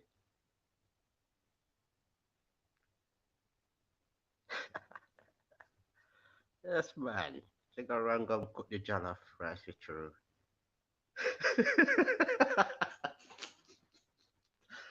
Yes, man. We did see it, man. The bag did split for true, and the tin tomato did run all over northwest to the rasp lad. Mm-hmm. You know if you carry so much tin tomato, lady D. Yeah, strain yourself, young woman. Ooh, me see the back split. Jesus Christ. Tin tomato all over the pavement to Ross.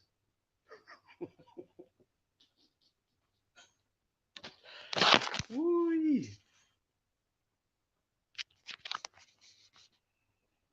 Can anybody understand what he is saying? Purple. What are you saying?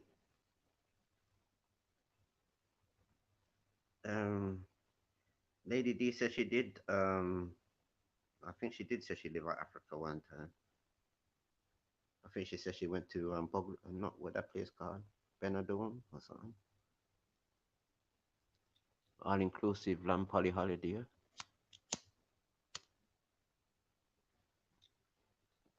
Yes, man. That's how far Africa Lady D get. She get to Benidorm. She never reach Andalusia.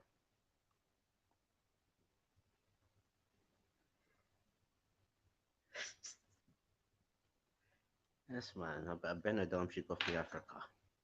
Or do year of return of Benidorm with the expats. Yeah, man.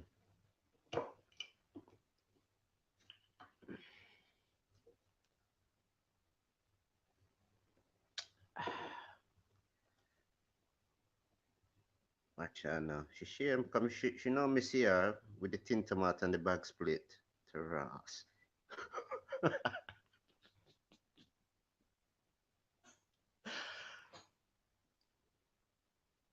Mm-hmm. Yes, that's what we have to say. Big up Ready Vision. Lucky me never have my camera.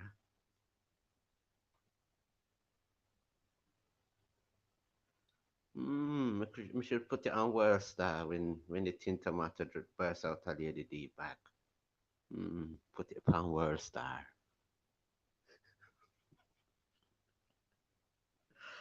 The only Africa Lady D's been to is her local Nigerian called African Paradise Bird. That don't true. That don't true. Let me think what part of Africa she go.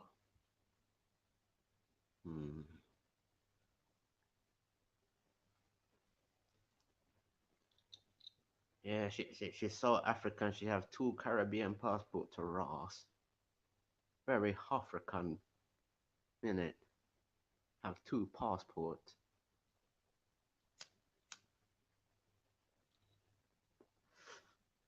Always get insider treatment. Oh no, them run. Them run. Them fly like some gigabats. Yeah, them. Yeah. Blue balls and all sorts. And he's like, boy, girl. Like me never did hear about you and Jupiter sing Mysterious Girl Peter Andre in the pub one time. Karaoke night. Nine for pub settings. You know what I mean, Bab? Hey, Bab. Hey, Bab. You and Jupiter in the Elton pub I sing karaoke, Bab.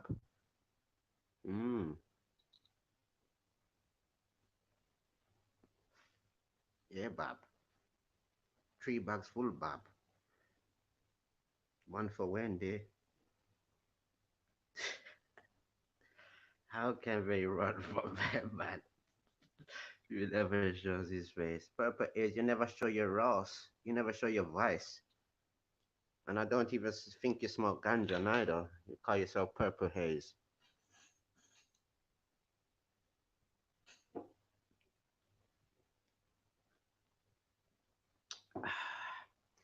Me think you is more of an African weed than Purple Haze. You come like the seedy weed what them have of Africa. Than a Purple Haze to me.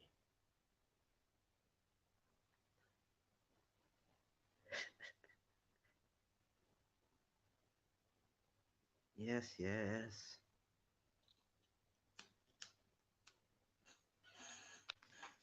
Early maroons from Clarendon.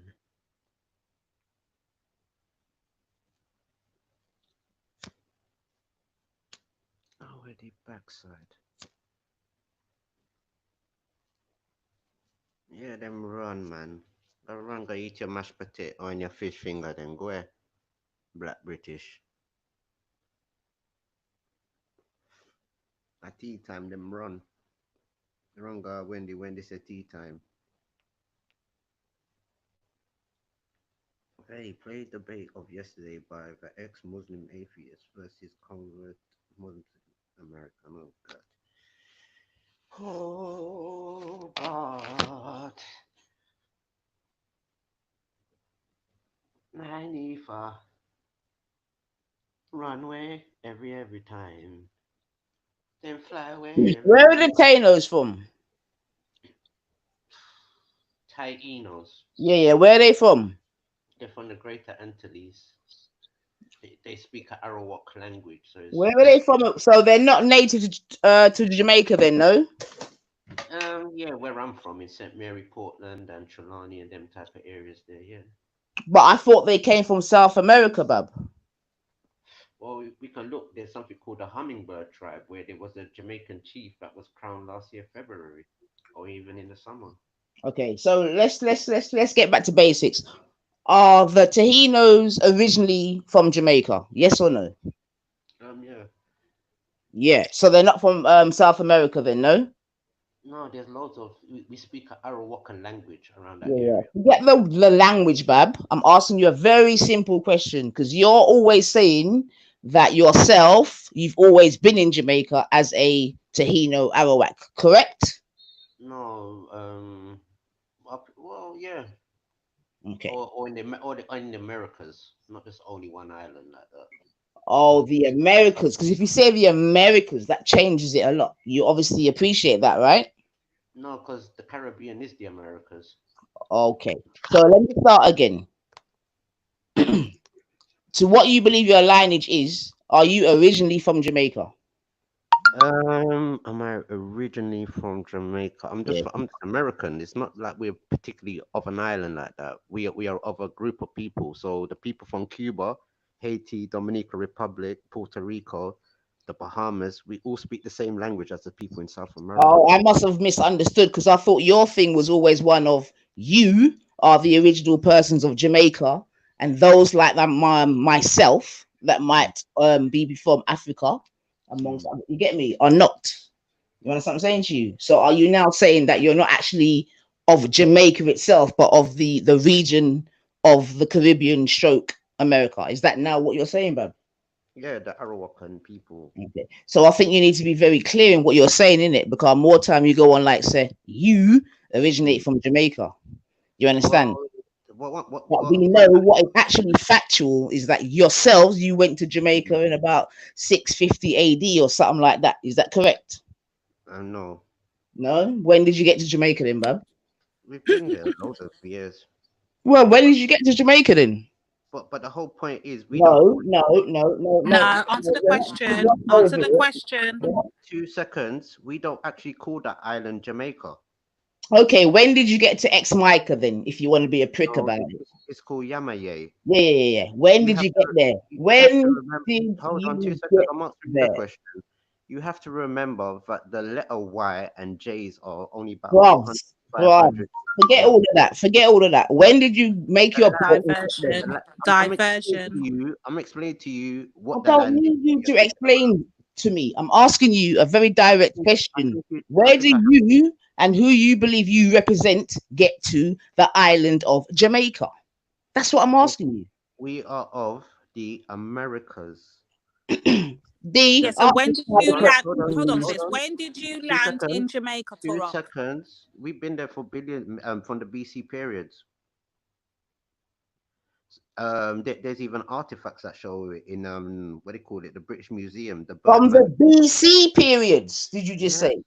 yes. Yo, Turok, listen to me, man. Listen. Mental. All right, sorry, No, sis. Sorry. I'm be honest. I have researched these things. Okay, Torok. You said that you speak the same language. What language Yeah. is this that you speak? So that in the Taino language, to say you is Amaru.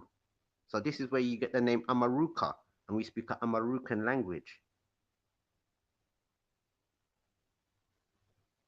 Okay, so by having the Amaruka and just saying you, that makes you speak the same language, correct? Yeah, we speak an Arawakan language. Is that language still present in Jamaica today and widely spoken? You have different other tribes what's been to Jamaica, because what I've learned is like there's many different Indians what they brought to different places in the Caribbean and certain places like that. So there is certain people that do speak the language. And there was a documentary where a man actually pulled a Taino Arawakan person, and she told basically all the words of the body parts and all these types of things. So I do think there's certain people that do speak the language still. Okay. Can I also ask, you see these Taino, Taino people, did they also land across the shores of other Caribbean islands, i.e. St. Lucia? Well, we're a mixed multitude of people. It's not just like one set of people. I think there's a mixed multitude of Arawaks, Waru people, Carib people, Sibuni people, Luakan people, but we all speak an Arawakan language or a Karina language. And that's what makes us one, because from the BC period, we have been mixing. So it's not just to say we're fully one thing basically, but the thing what determines our culture is what's dominant. So the dominant culture of the Greater Antilles, which is like Jamaica and Puerto Rico, and it stops at Dominica, just Dominica. That's called the Greater Antilles. So that's the most popular culture there. By the Lesser Antilles, going down to all the little islands, what we're from, is most of a Kalinago or a Carib type of culture. So I just want a clear definition. Is that a yes or a no? No? Of what? Of the Taino people being present in St. Lucia too? I doubt they would actually call themselves Taino. They will speak an Arawakan language. Like the term Taino is sort of like a misnomer.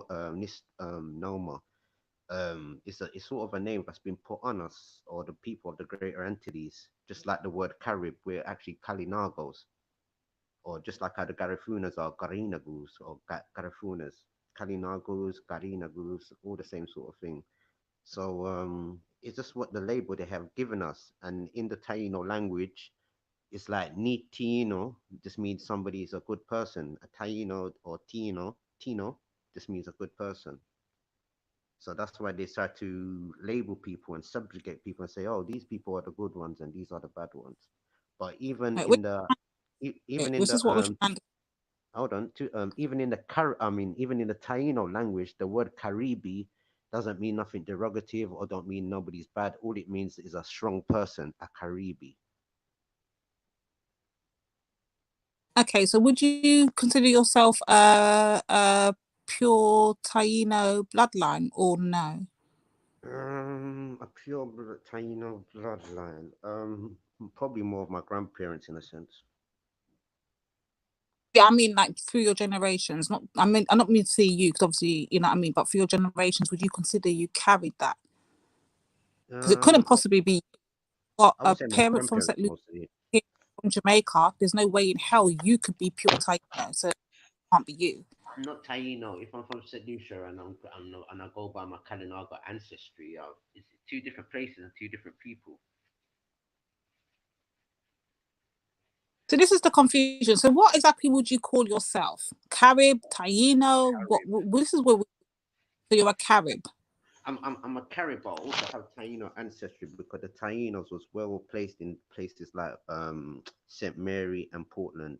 This is where you have places like Scots Hall, Charlestown, which turned into yeah, I think it was called Charlestown, but the original name was Crawford Town. And these are the regions where a lot of the indigenous people used to be, or still is.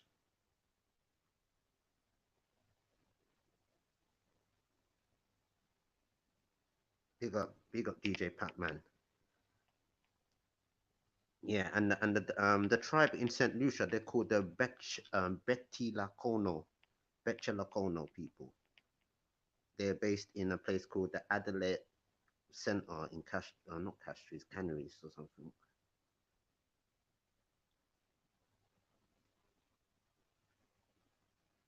Yeah, and even with our Patois, if you look at the language, it's like a lot of the way how we speak our Patois, especially in the Lesser Antilles, we still carry a lot of the Carib phonetics, the way how we say ka, fidi, fido, and certain things, if you know what I mean. That we still got the ka in the words and certain things like that, which is still very similar to the Kalinago language, just the same as the Haitians. They speak like with a lot of ni, but we use ka with our words. So this is why a lot of people who do speak French, they might not understand our patois way of speaking because we're speaking with a lot of the Caribbean, other little influences involved.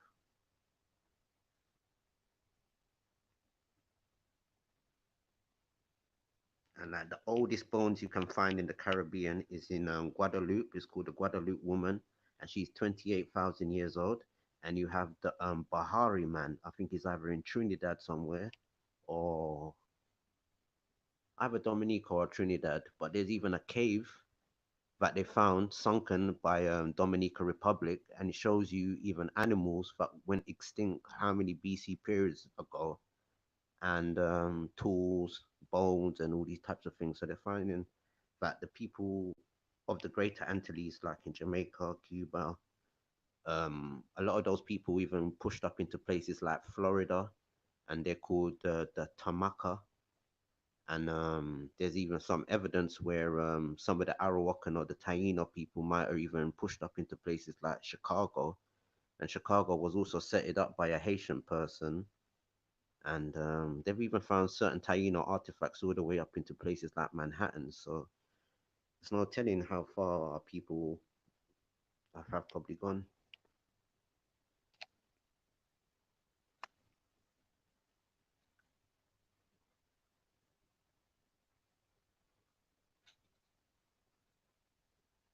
So we're gonna do the food trail now. Sis, you there?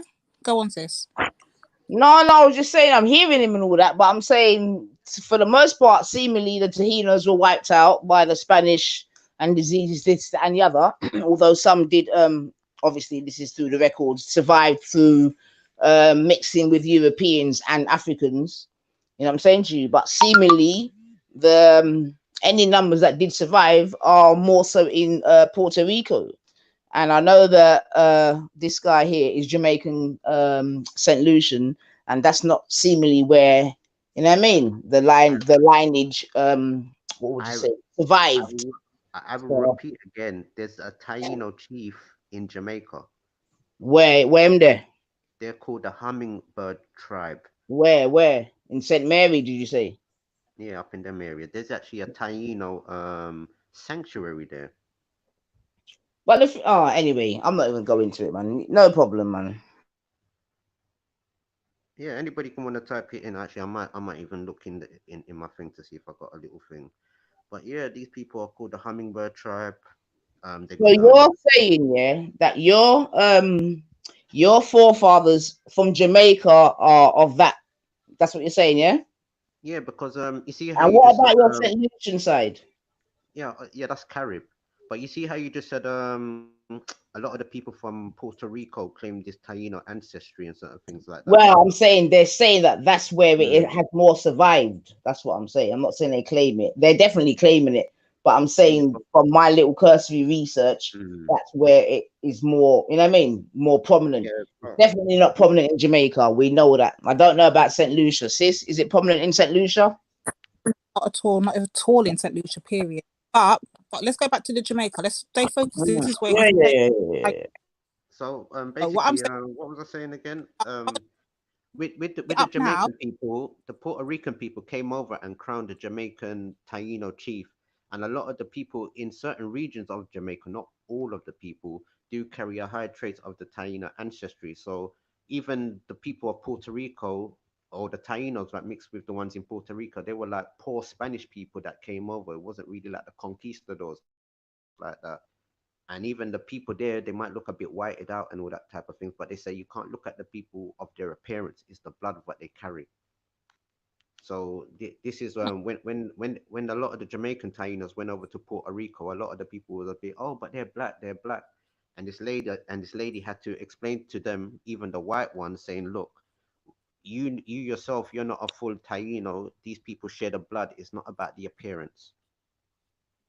Tora, let me just read something to you. But before I do, Veli, I did the donation, Veli. So allow me now. Don't come and talk about no black lives again. But anyway, Tora, this is what I'm saying.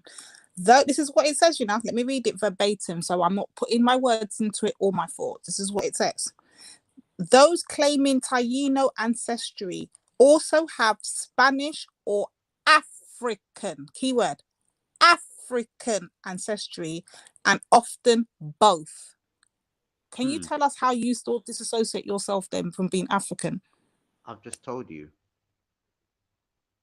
These people are in Puerto Rico and they've got European ancestry, but they also claim Taino and African. Some of the Puerto Rican, even though they look white, they have got African in them as well, and they admit that.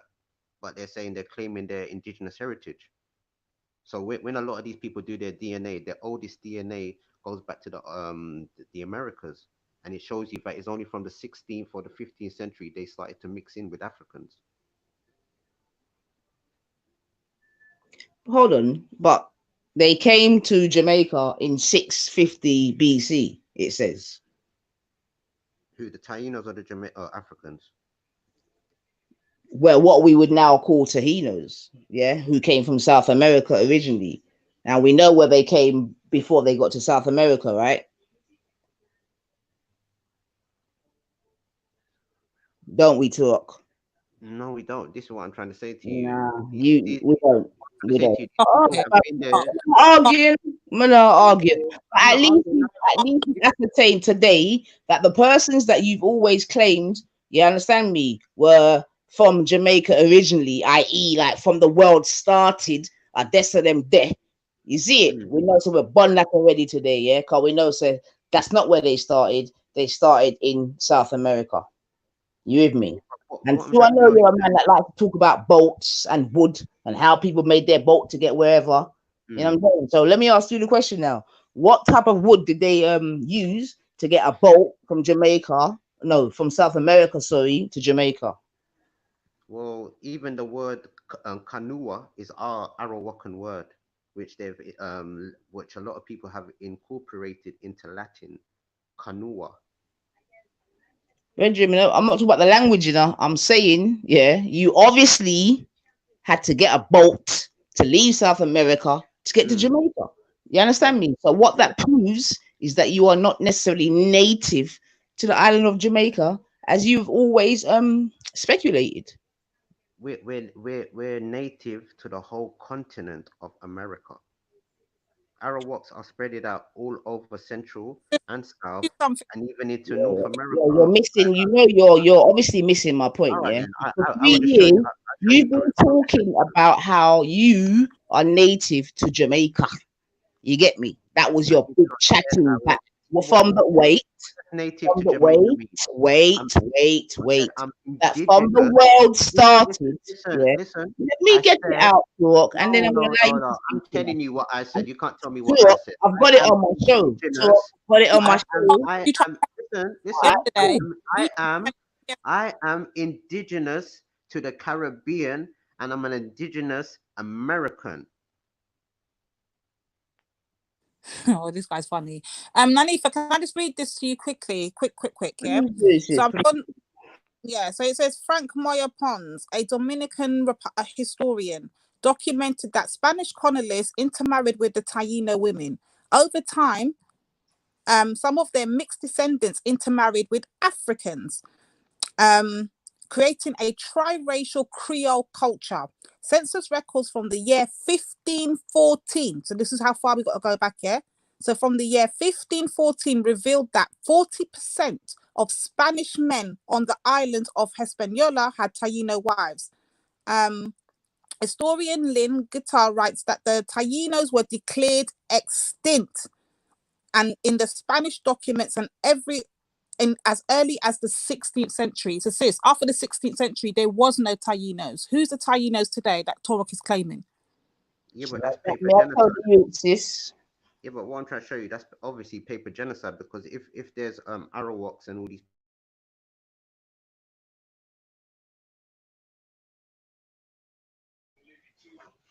Sis, Divine. can you see the mental health? Can you hear the No, mental health but we have to deal with? yeah, and this is why, yeah, I don't even want to bun up the youth, yeah, but that's why I'm saying it.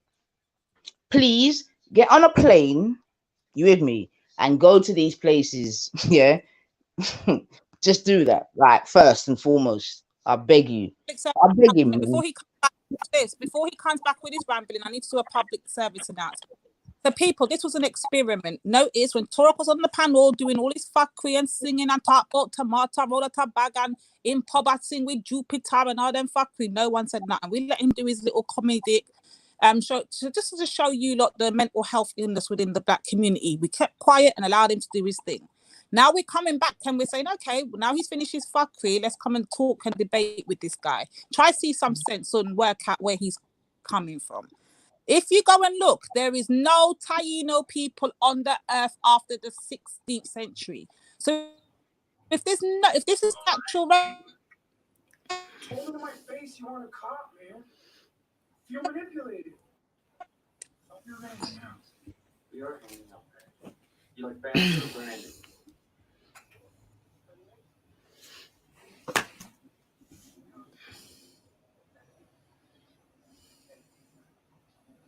And you oh.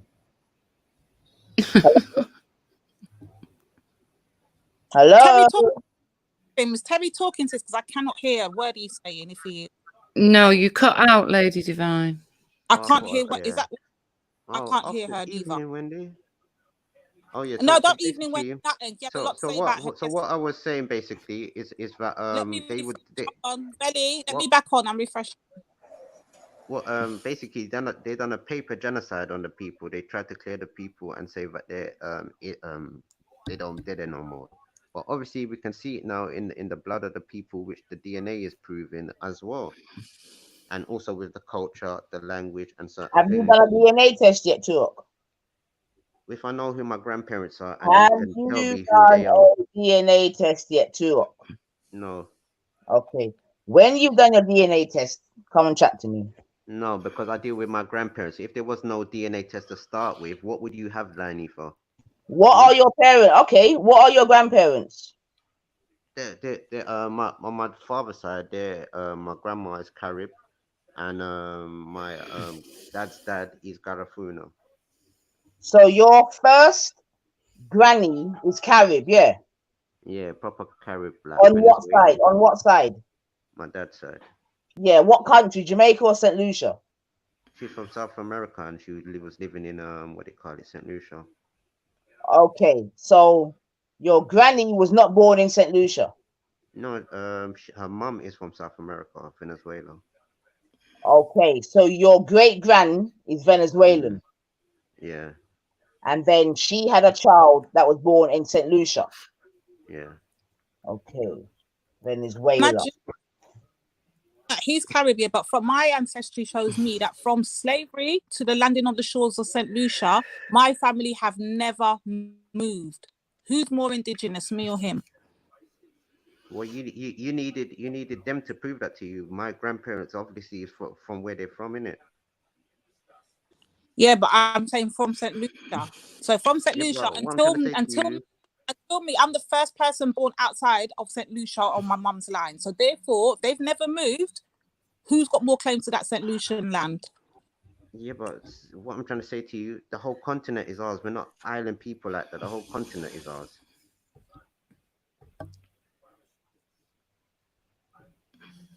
And people's got their own plot of lands everywhere and things like that. And you said your people was from Barbados, and those people are like Arawak and Carib.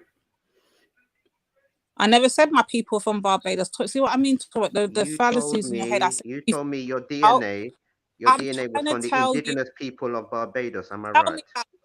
Tell me about me. You know so much about me. Tell me. Go on. Well, I listened to you the last time. You said you have the DNA markers. You have the DNA markers of the indigenous people of Barbados. Am I right? No, that's completely wrong. So that's what I never said that. I never said that. What I actually said is when my grandfather, we did the ancestry trace of my grandfather to find that he has got he's actually from Dominica. My grandfather. My mother's line, I clearly just said my mother's line has been all the way there from the shores of slavery till today, until I was born here, first generation. So therefore, we've never left. Who's got more claims? See, when you don't listen, you can't quote people. You cannot quote people. Listen, what I'm saying is plain and simple. The last time I talked to you, you said you had DNA in it. I'm going by your DNA. I don't know about your granddad or anybody else. I'm going by your DNA. You said you carry the indigenous people of Barbados. Am I right? No, you tried to claim I carried indigenous people. I said, okay, if that's what the blue marker means, okay, cool. I never made that claim. See, this is where you lie. What did the blue marker mean? Like yesterday. This is exactly what you did yesterday. You tried to twist it to make it fit your narrative. That's not what happened. So what was your blue marker meaning? Did I disclose that? You should tell me. You claim to me better than me. I just asked you, and you said I'm wrong, and I'm saying, so what was your blue marker then? Were you telling me about me, Toro? You tell me. You know more about me. I've asked you. I'm trying to be civil with you, and you say I'm wrong. So I said, what was it you said about your blue marker then? And in fact, I think you said yellow marker. Oh, hold on. Oh, allow it, man. I said blue marker, and Barbados is your people, man. Allow it, man. Shut blood clot, man. You make people have a cuss bad word, man. This is the mental health people. Hold on, my phone's going off. Mental health is real. Yourself, man. Stop lie upon yourself and lie upon people. You already told me that. Why would I say that? Fool. Yeah, but Turok, you're a bit out of whack because you claim I'm African too. Yes, you are African, Wendy. No, I'm not. The white people that went to South Africa call themselves what at Wendy? What language do they speak?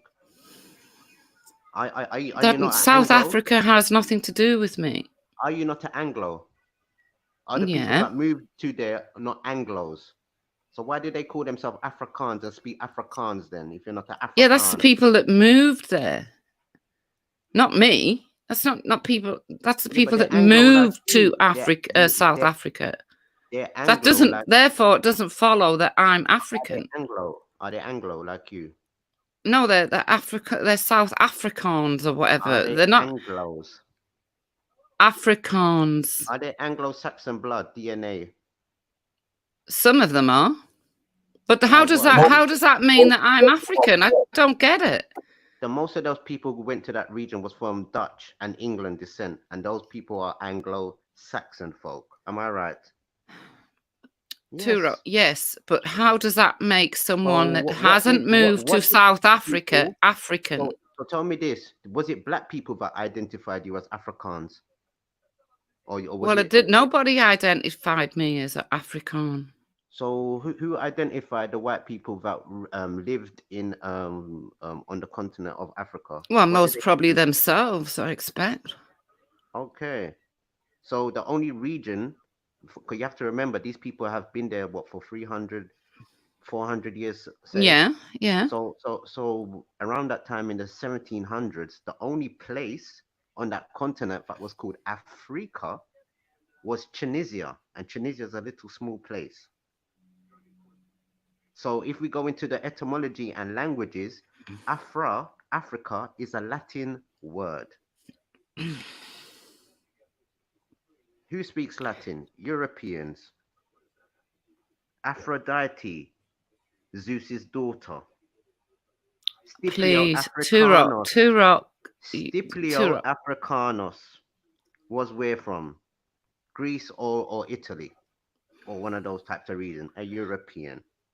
You're talking about Aphrodite because there is no way I'm African. So why how can you come to that logic? I don't understand. It is. So is Zeus a mixed race man? Well, I don't know. He's some sort of god, isn't he? Oh, but his daughter's called Aphrodite. And it depends if you believe in those gods as well. Yeah, but I'm trying to show you these are your relatives of language. These language Africans or Nubian people, they don't use that word Africa. It's also an Arabic word, Afra, and a Latin word.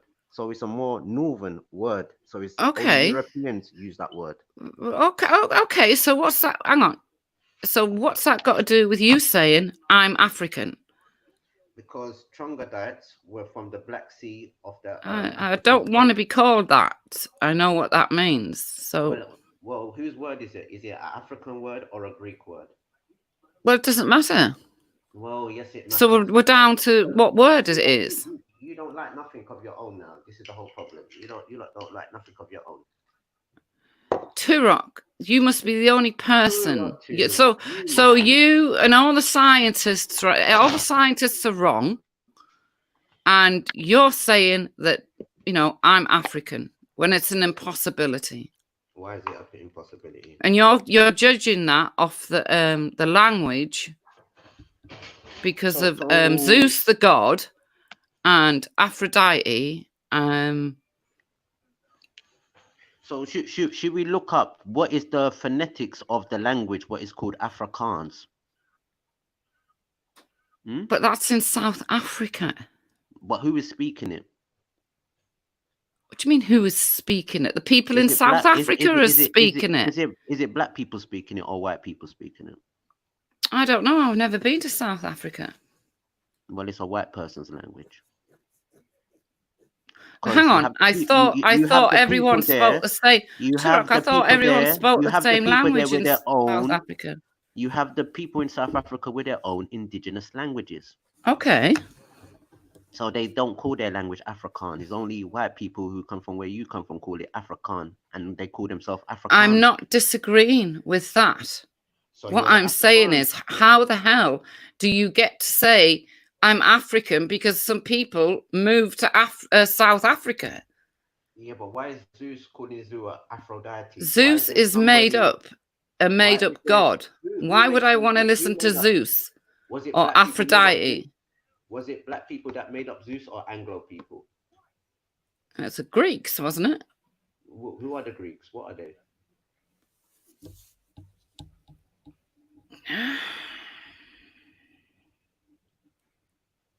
They're Greek, Turok. The height of European civilization. Who are the Greeks? Are they black or white? Neither. What, mixed race? Sort of, yeah. I don't know. What are you trying to say? You're still not answering the question. You're now going from there to hang on. You're now going from that to what color were the Greek people? Gods in the sky that didn't exist and everything else. Because you can't come out with a logical answer as to why you think I'm African. Was it white people that made up Zeus or black people made up Zeus? Well, have you ever seen anyone from Greece? It's the height of your European civilization. Turok, have you ever seen anyone from Greece? So what are they? So what would you say they are? Yeah? Africans. Oh, so the Greek people are Africans too? You're African as well. Remember, but you haven't got any scientific fact to prove that. Shall I tell you why? You've got hairy, fairy gods in the sky to prove it, and nothing else. People, the Romans invaded England, and they said they had black people in the Roman army, and they also said they had black people all the way up into Scotland. Oh, wait. I'm not talking about black people. You said that I'm African because of the Afrikaans in South Africa.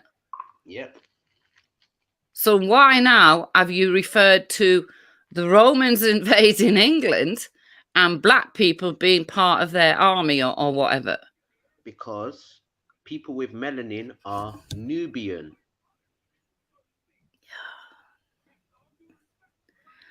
You know what, Turo? You're not African making sense. languages- I ask in you a African simple languages, question, the and black you've gone people of from the Greece land to Rome. uses the word Nubian. They Who? actually use the word Nubian. The darker races underneath the Sahara actually use the word Oh, Nubian. God, now we're Even- in the even- Sahara. So that's even- three different even- places.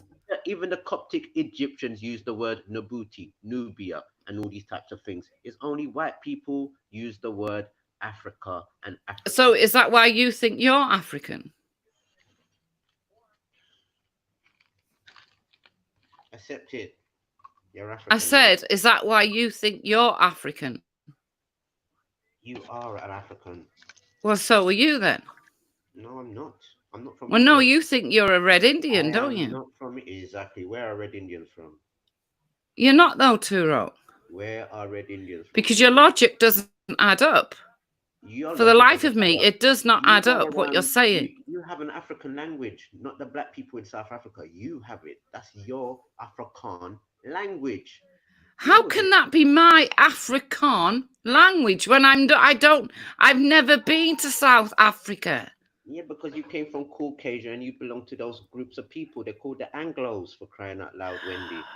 It's a Latin word, Africa. It's Wendy, why did you call Esau the N-word, Wendy, 10 times? Oh, look, the evil one's here. Why did you call him the N-word? I don't talk to you, Afghan.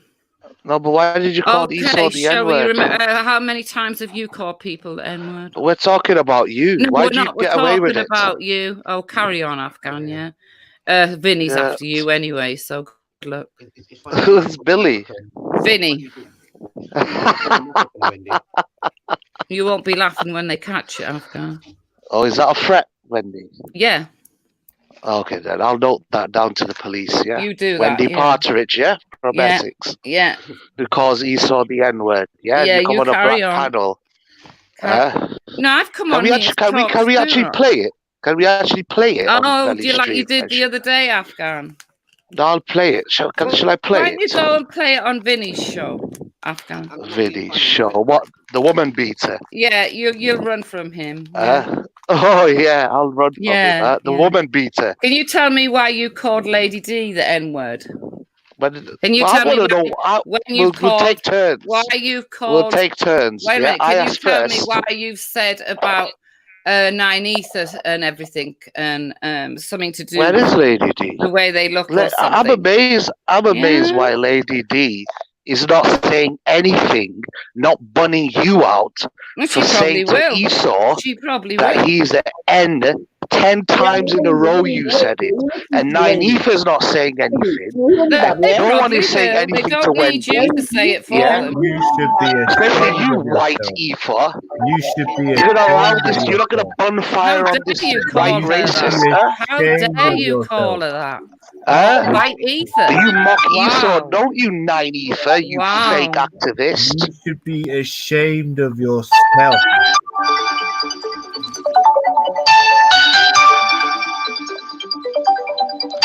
You should be ashamed of yourself. How Listen, dare King you? Gold, this Wendy was having an argument with Esau. Esau didn't even say anything to her, and she called him the N-word 10 That's a times lie. in a The row. video is on my channel. Yeah.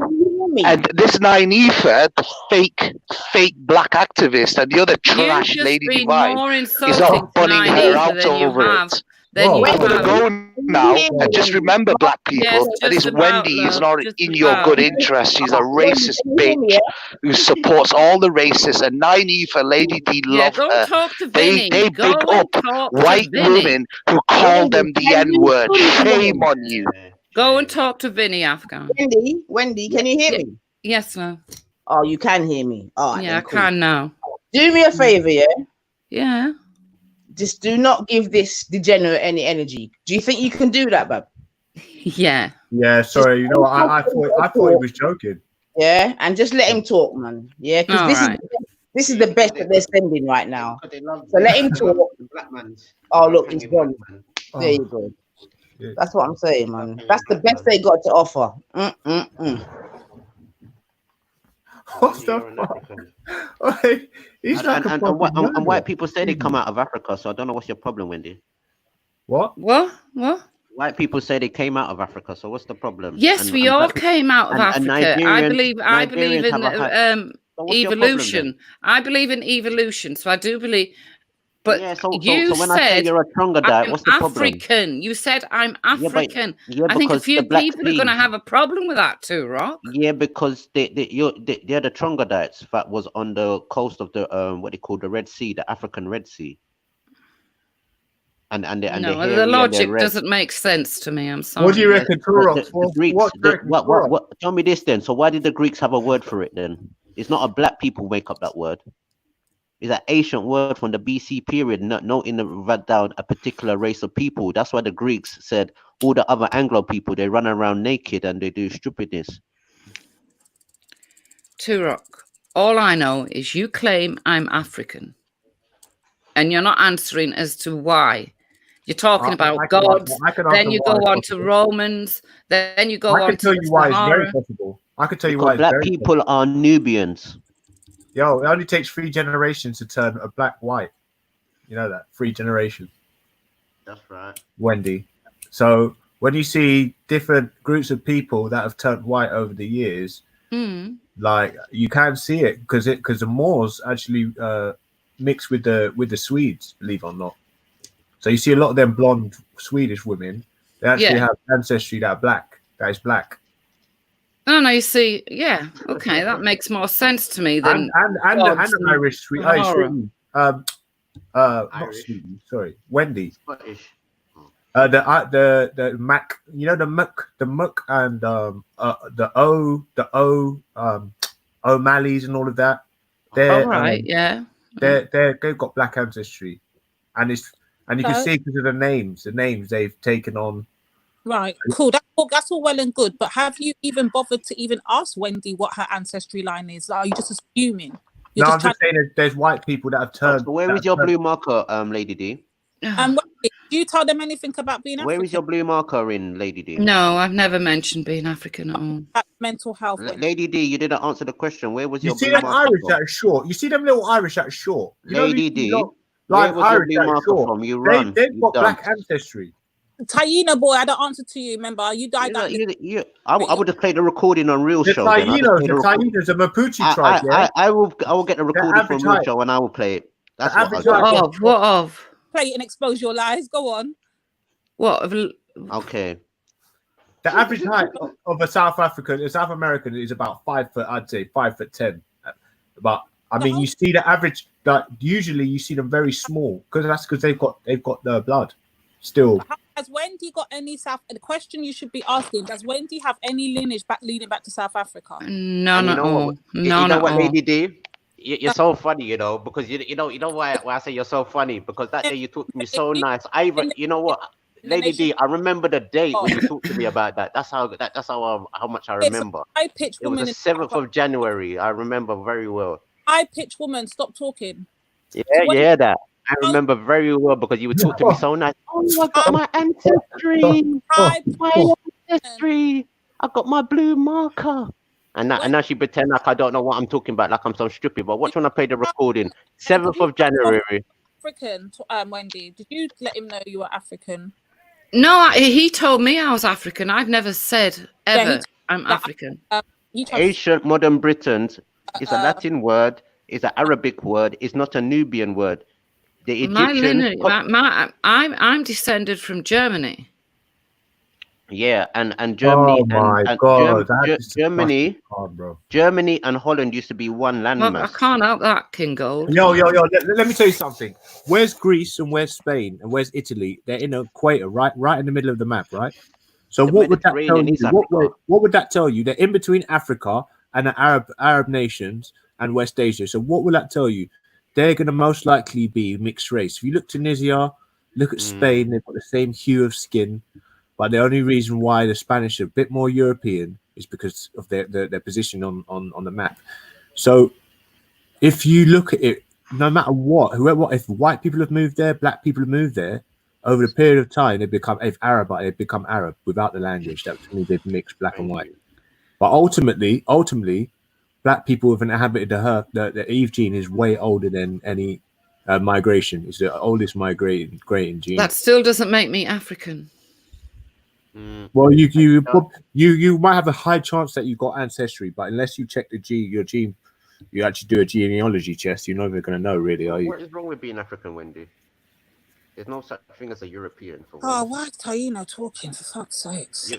They're called Caucasian. Did I say there was anything wrong with being African?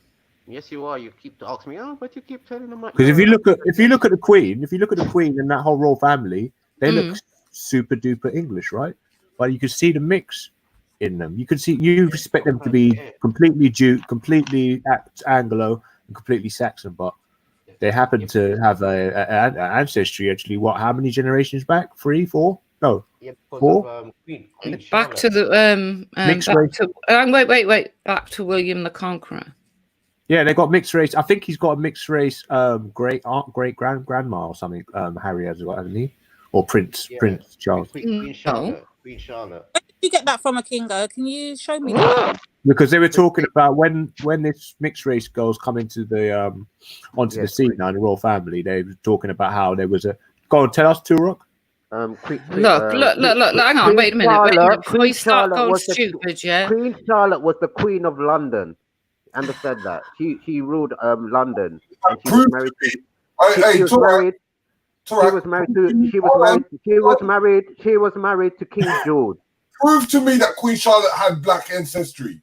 No, she was mixed race. She was like, you can see in All right, I will. Can we stop talking over me then? Meghan Markle was the first ever mixed race person to marry into the royal family. They mocked her. Yes. What they done to Queen Charlotte was racist. They mocked her. They keep saying that. Look at her, she's ugly. When was this then? When was this? Hold on, Wendy, 1 second. Kerry, did you ask? We don't want to hear it. We want the evidence of it. Like, can we have some? Yeah, prove to me that Queen Charlotte. I'll get it. I'll get the evidence. Actually, Queen Charlotte was from Germany. From father. Hold on, wait. Go from father and mother.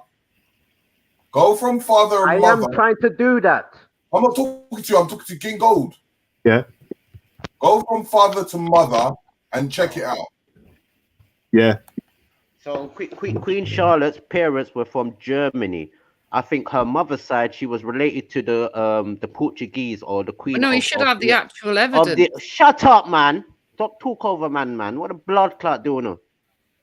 So Queen Charlotte now, her family's from Portugal on her mother's side of the Azores, and her father was like a duke of some area called like Hamburg or Mosselsberg in Germany. And because she was very clever for her age. They were looking for women for King George to marry, and because she was so suitable, because she was intelligent and all these different. Are you talking about King George III?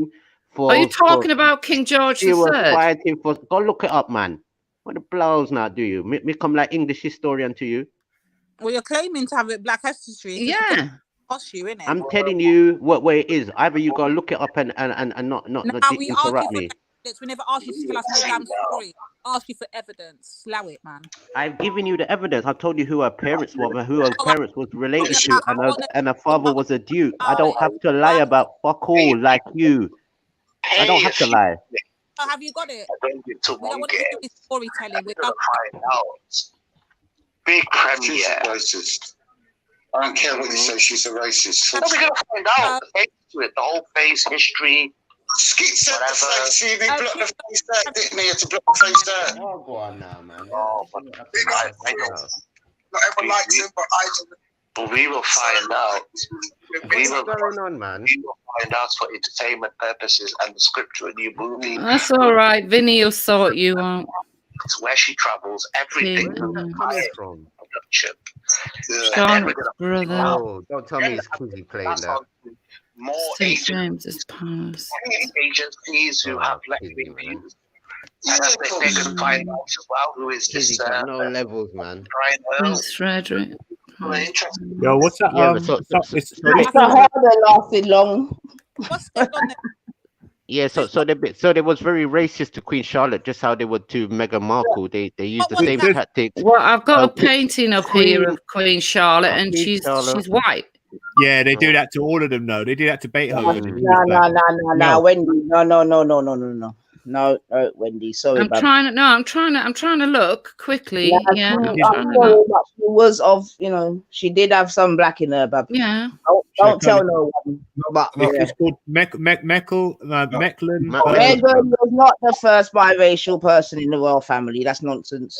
Yeah, the man have been fucking black women all along. Stop your fucking man. Yes, we want evidence of the bloodline. No, We don't but Nanifa, this is a big dispute that we've been having for about 6 years now, and we've been going into the archives, and there is no proof of it.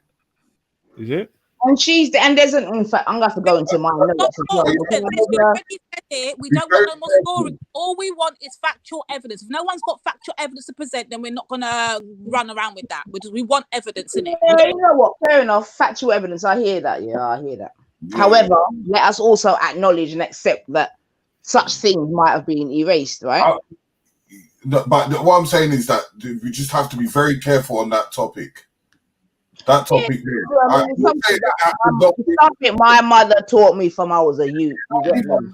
I agree with that, but we have to be very careful on everything that we look at the end of the day, because there is even majority of other paintings that makes her even look European look like. If you look at the artist that did that painting that made her look black, he makes all his other artworks look black. So we have to be very So is careful. that the only reason that we're going that she's black then? Because of her painting? Is that what we're saying? Right. No, at the moment I'm trying to find out if the King George. I need to go into my notes, but even up until when was it? Last year or the year? Let me give you an example, right? It's like one of your cousins, is got black hereditary because your family married into a black family, but it doesn't mean that you're the black person. Do you get what I'm saying? Your cousin may be black, but then you may be white. Doesn't mean that you've got black blood. all that keeps coming up really is Germany and Persia and places like that. Because it's a topic that we've been going on for a long time. So that's why I don't go into that territory. Oh, okay. Oh, all right. Yeah, family, like we can't be trying to make everything black out here, and this is a bad habit. Like we won't deal with evidence, innit, or allow it. Yeah, I hear that still. I wouldn't put anyway, fair enough. I have to go into my notes in it, because this is, like I said, this is from long time knowledge still. I know, run with it. We run with it, and I get that. But as I said to you, we have to be very careful, because when we started to go into certain archives and into a home in Kew Gardens, it gives us a different story. Yeah, but this is what I tried to explain just a minute ago. And King Gold just was about to speak. He was saying about something about Misselsburg or something. Yeah, what are you saying? Let me ask you something. Wait 1 second, gentlemen. Let me ask you something, then, Terry. Yeah? Is the likelihood more that they would have whitewashed her out of history? Is it, or that it was actually the case that she was biracial or whatever the case? What's the likelihood? She's biracial. Is that the one thing that you got to remember with the British, when it comes to certain paintings or values of paintings, they're not going to really whitewash a painting that is very valuable, because it wouldn't make sense in you to whitewash an expensive painting. No, I don't agree with that, Terry. Because at the time, I don't agree with that, bro. I definitely don't agree with that. Anifa, this is why the black community runs with it. And let me just read this little bit to you, sis. And this is where they get. I'll put the source in the back because I will present where I got mine from. But this will explain to you why the black community has run with this for years. This is the evidence that they have. So they say Queen Charlotte, wife of the English King George III, 1738 to 1823, was directly descended from Margarita de Castro y Sosa, I don't know, a black branch of the Portuguese royal house. The riddle of the Queen Charlotte African ancestry was solved as a result of an earlier investigation into the black magi featured in the 15th century Flemish paintings. So a painting is what we're going by to claim this woman to be black. Do you see the madness in that, sis? That's all they use to solve the mystery of her being having African ancestry. A painting. Does that make logical sense to you? Not direct blood, not a lineage. A painting, sis. Yeah, but this is what I was trying to explain earlier. I heard what you said, sis. Her dad was a duke from a place where King Gold was about to say, and her mother's lineage was something of a royal family of the Azores Island in Portugal.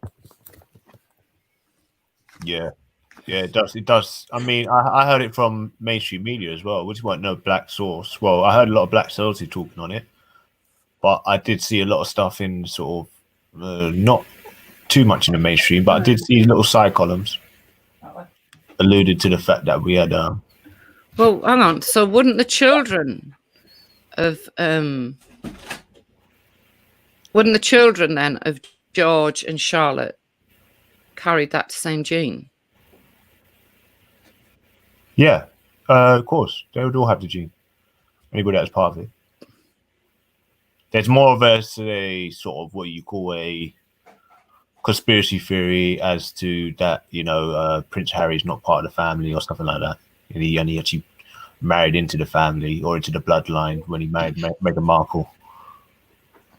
But he's obviously part of a very powerful family, but that's all because he don't look nothing like his brother, does he? But that's just a conspiracy theory we don't want to go into. But when you look at it, if I believe they do, because they understand that people when they've got that sort of bloodline, everybody's going to know about the bloodline, so it would be beneficial for them to go into a powerful bloodline. If that makes sense. Well, but Mr. Riggs, let's not be sorry. Let's not be naive, to know that certain parts of history have been whitened out. Like, let's stop. You know what I'm saying to you? So that's all I'm saying, innit? You get me? I'm not arguing, but because there's many artifacts around the world that show black faces that have been whitened out. It's facts. Nanifa, as I said to you, I've been working with this for 5 years now, and I'm working with not black scholars that have been going through, and we've been doing this for a period of time. And I'm just saying to you that it's muddy waters that we're playing into. Just be careful how we go into muddy waters. That's all. Yeah, like I said, Chester, no problem. I hear that, innit? But I'm just also adding to that. So you with me? Like, let us also acknowledge. Because okay, I'll give you the stances that we're working. The black theory is working through a black woman from the United States who placed the claim. So how would it not benefit them by you know what I mean? Why would it not benefit by declaring that she's black? Because you may lose a bit of loyalty within the and radical. It don't make a difference. No facts. It doesn't make a difference. We just, I'm telling you, in the discussion what we're doing. Hold on, in the discussion we're doing, in the discussion that we're. Show us some facts then, because I'm showing some facts. Oh gosh, I can bring. Wait, Riggs, before you go on, brother, please let me add this. Yeah, don't forget there was mutiny amongst the Alexandria soldiers when he married into. Let me show you a screen of a painting of Queen Charlotte, and she's pale white. Can we get some family lineage? I said to you, her mother's side was from Portugal of the Azores. I read. That is why I read what I read, because I wanted to put the fact that. I don't even go back and forth with you. Hold on, Terry. Yeah, we can't look at paintings, man. Hold on, Terry. Let me finish. I just wanted to point out the fact that there's not an actual direct lineage of blackness. All it was is a painting. Now they claim she came from the African branch of the Portuguese royal house. What branch was that? Well, can we investigate that? What was the connection to her with that house? All of that. This is what I mean by evidence. It's called the Azores. The Azores Islands. my point is this, Tora. Until we dig it, we can't say for sure or yay or nay. That's my point. I know, but this is kind of frustrating because I'm giving the information and people can fact check it. Why don't people fact check? No, I'm I'm literally doing that now. We're literally doing it. That's what I'm saying. Until then, what we're not going to do is what I had to cross up my sister Nifa and try to come out and say, yes, she definitely was mixed. We don't know that. Well, let me give facts then. Just let me give the truth then, because this is why. There's also why there's statue in America, and this is why they named the state Charlotte after the Queen Charlotte.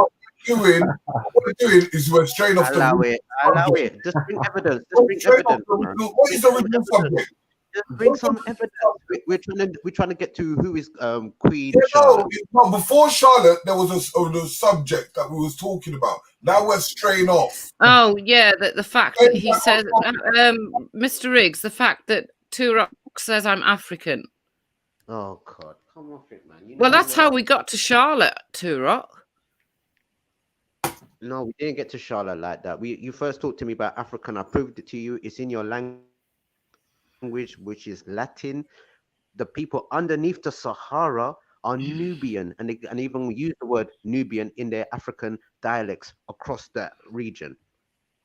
Is that all right now? No, it still doesn't make me African. Well, that's your problem. Get used to it. Well, I don't have to get used to anything. You haven't got any evidence for that fact. All you've got is that British people left here and went to South Africa. I'm saying to you, these people are using language in it, and they're using the language and the identity of the label Afrikaan, because there was only a place on that little on the continent which is called Tunisia, which is mostly Amazigh people, Berber people, and plus it was territory of the Carthaginians. So Scipio Africanos, a Greek or a Roman, ruled that territory.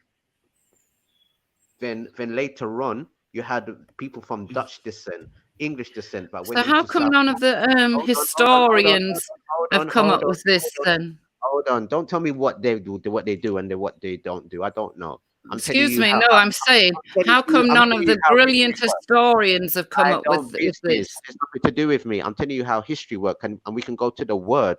We can go to the etymology dictionary. It's not an African dictionary. It's your dictionary of words. You're talking. How come none of the historians have come up with this then?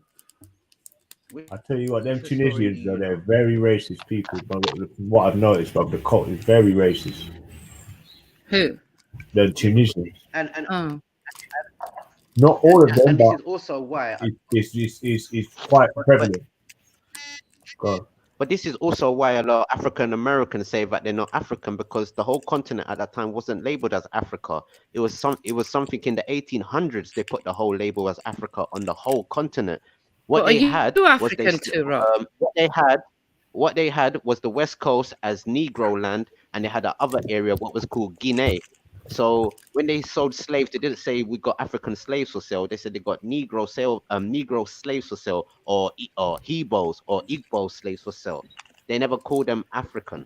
It's only in the 1700s when Dutch, German, English, Anglo-Saxon folk go into that continent and they labeled themselves as Afrikaans, residents in that area. But how does that make me an African?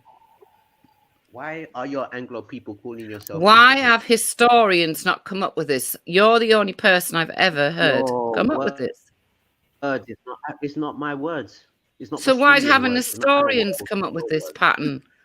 Look, do me a favor quickly. While you got a Torok, click on the link in the back I posted, and look at that tree line. Look at that family line. That's the lineage of the Black Portuguese royal family. Look at that. All right. Where is it? Is that in the? I told you. I told everybody already. I told everybody. Wait, what's the difference between Xhosa and Afrikaans? Of course, the Xhosa are the indigenous people of that region, isn't it? But they speak. It's the same. They've got the same dialect, but it's this one's called Xhosa, which is I think indigenous, and Afrikaans is a learnt, but I think probably a mixture. Yeah, because Yeah, but be honest, what did they teach the Khoisan, the Zulu indigenous people in that region? They teach them how to speak in Afrikaans. All the signs, all the things are in Afrikaans. And they're only speaking that language to do what? Communicate with white people. Well, there's many. I think there's many historians would disagree with you on that point. Wendy, just go to an etymology dictionary No, online there's many and type in the historians would word disagree with you. African. It's Yo, not the me. most common I don't language. make etymology dictionary. Don't say Torok's Yeah, edition of the yeah. etymology dictionary. It is very versatile. Just type in the word African. It's simple. I'd rather listen to historians who know what they're talking about. Yes, I know, and you rather pay your TV license for all sorts to go on. I don't pay my TV license, actually. Well, this is why you don't get the information you need. What? Because I don't pay the TV license. You bloody idiot. Oh, right. Let's have a look at this then.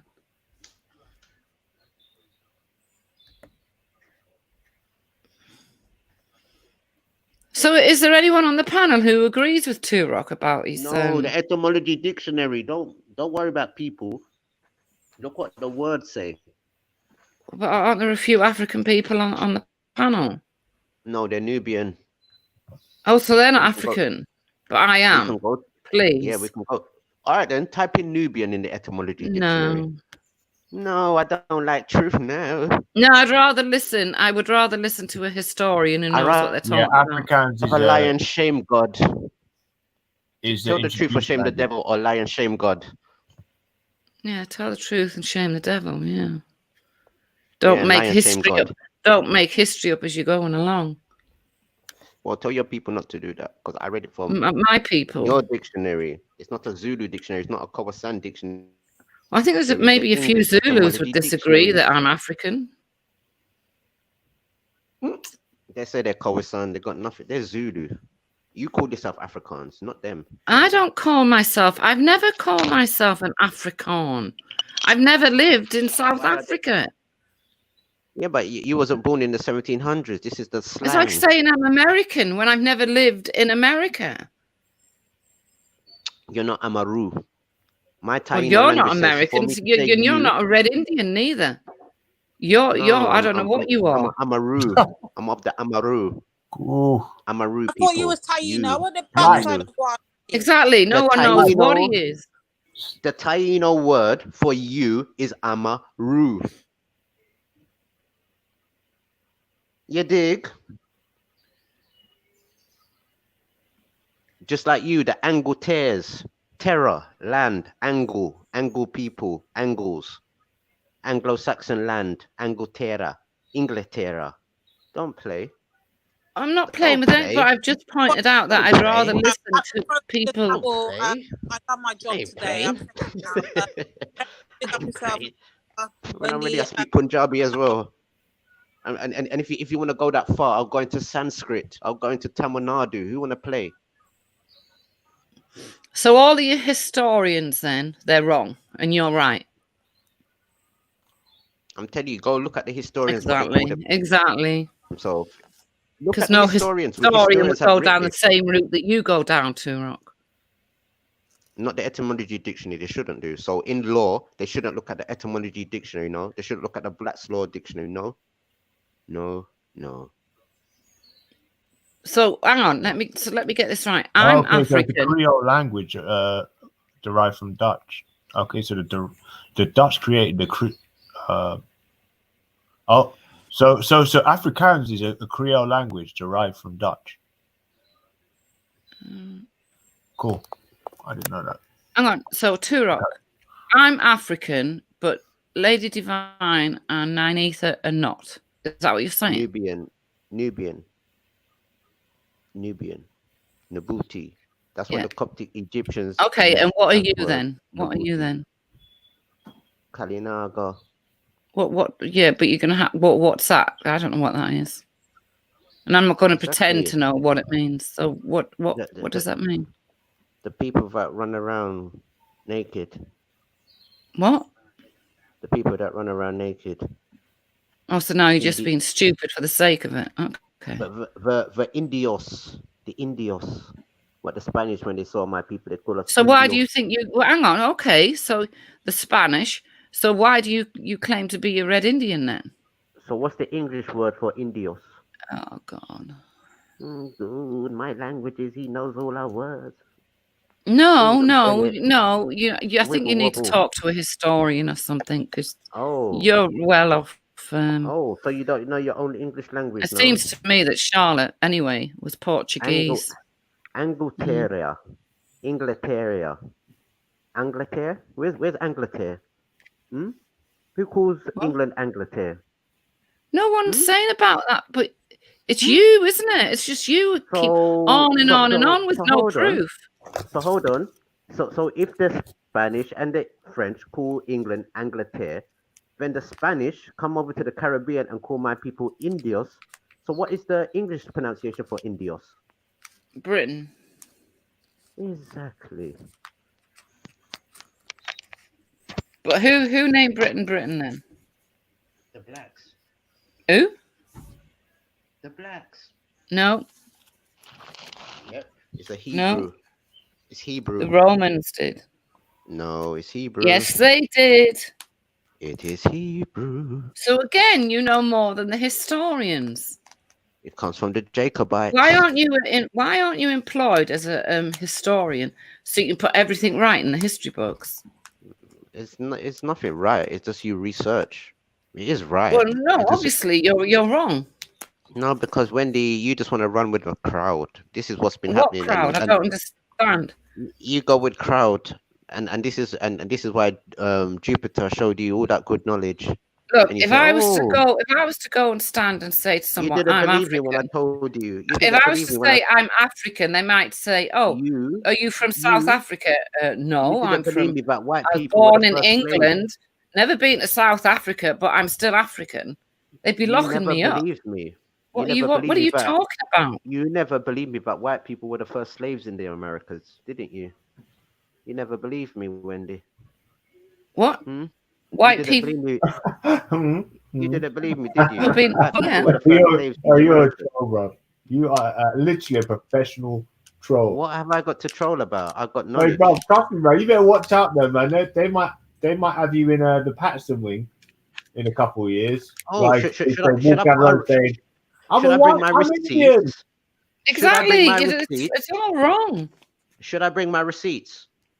No, but you're taking stuff from like Nine Ether and Lady Divine, and you're saying I'm African. Well, it just doesn't stand- add up. They're Nubian. Stand on your own square. Come on, stop. And stop you're a coming, Red man. Indian. No, let's be honest. No, I have a bit of. Why did the Spanish call my people the Indios? What is Indios in English? Be a bit truthful now. Be a bit honest, man.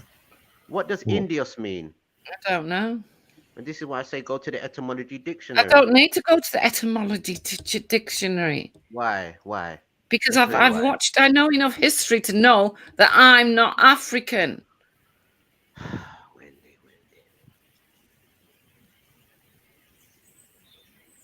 Yeah, I reckon you possibly might have. You've seen it, and they told you a million. And that times. Nine Ether and I think King Gold is African. And you don't know what They're you are. Nubian. You can't Where- decide what you This are. is what I'm trying to tell you. Where is actually located in the olden days was Africa. It's only the 1800s now. The whole continent is classified as Africa. The West Coast was classed as the Gold Coast or Negro Land or Guinea. Look, my point is this. You tried to tell me I was African, right? Because people from this country moved to South Africa. Actually, it's called Now you've been Wagadu. all over the It's called globe Wagadu. and a dictionary, You're and wrong, you you're still wrong. haven't been able to point to do it. You're still you're talking rubbish. The Gold Coast is called the Wagadu Empire. Stop lying. So why are you scared to look at your etymology dictionary, woman? Look into your English Bible. Hey, But I don't. I don't need to look into any English Bible. I'd rather Why are you believe frightened? historians than you. Who? Which one you're going to believe in?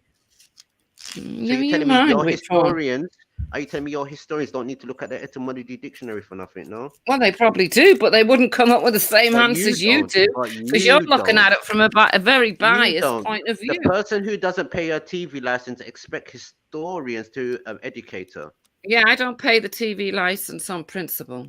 So. Oh, Yeah. so you expect your information to be presented to you in a specific way, and you don't pay the money.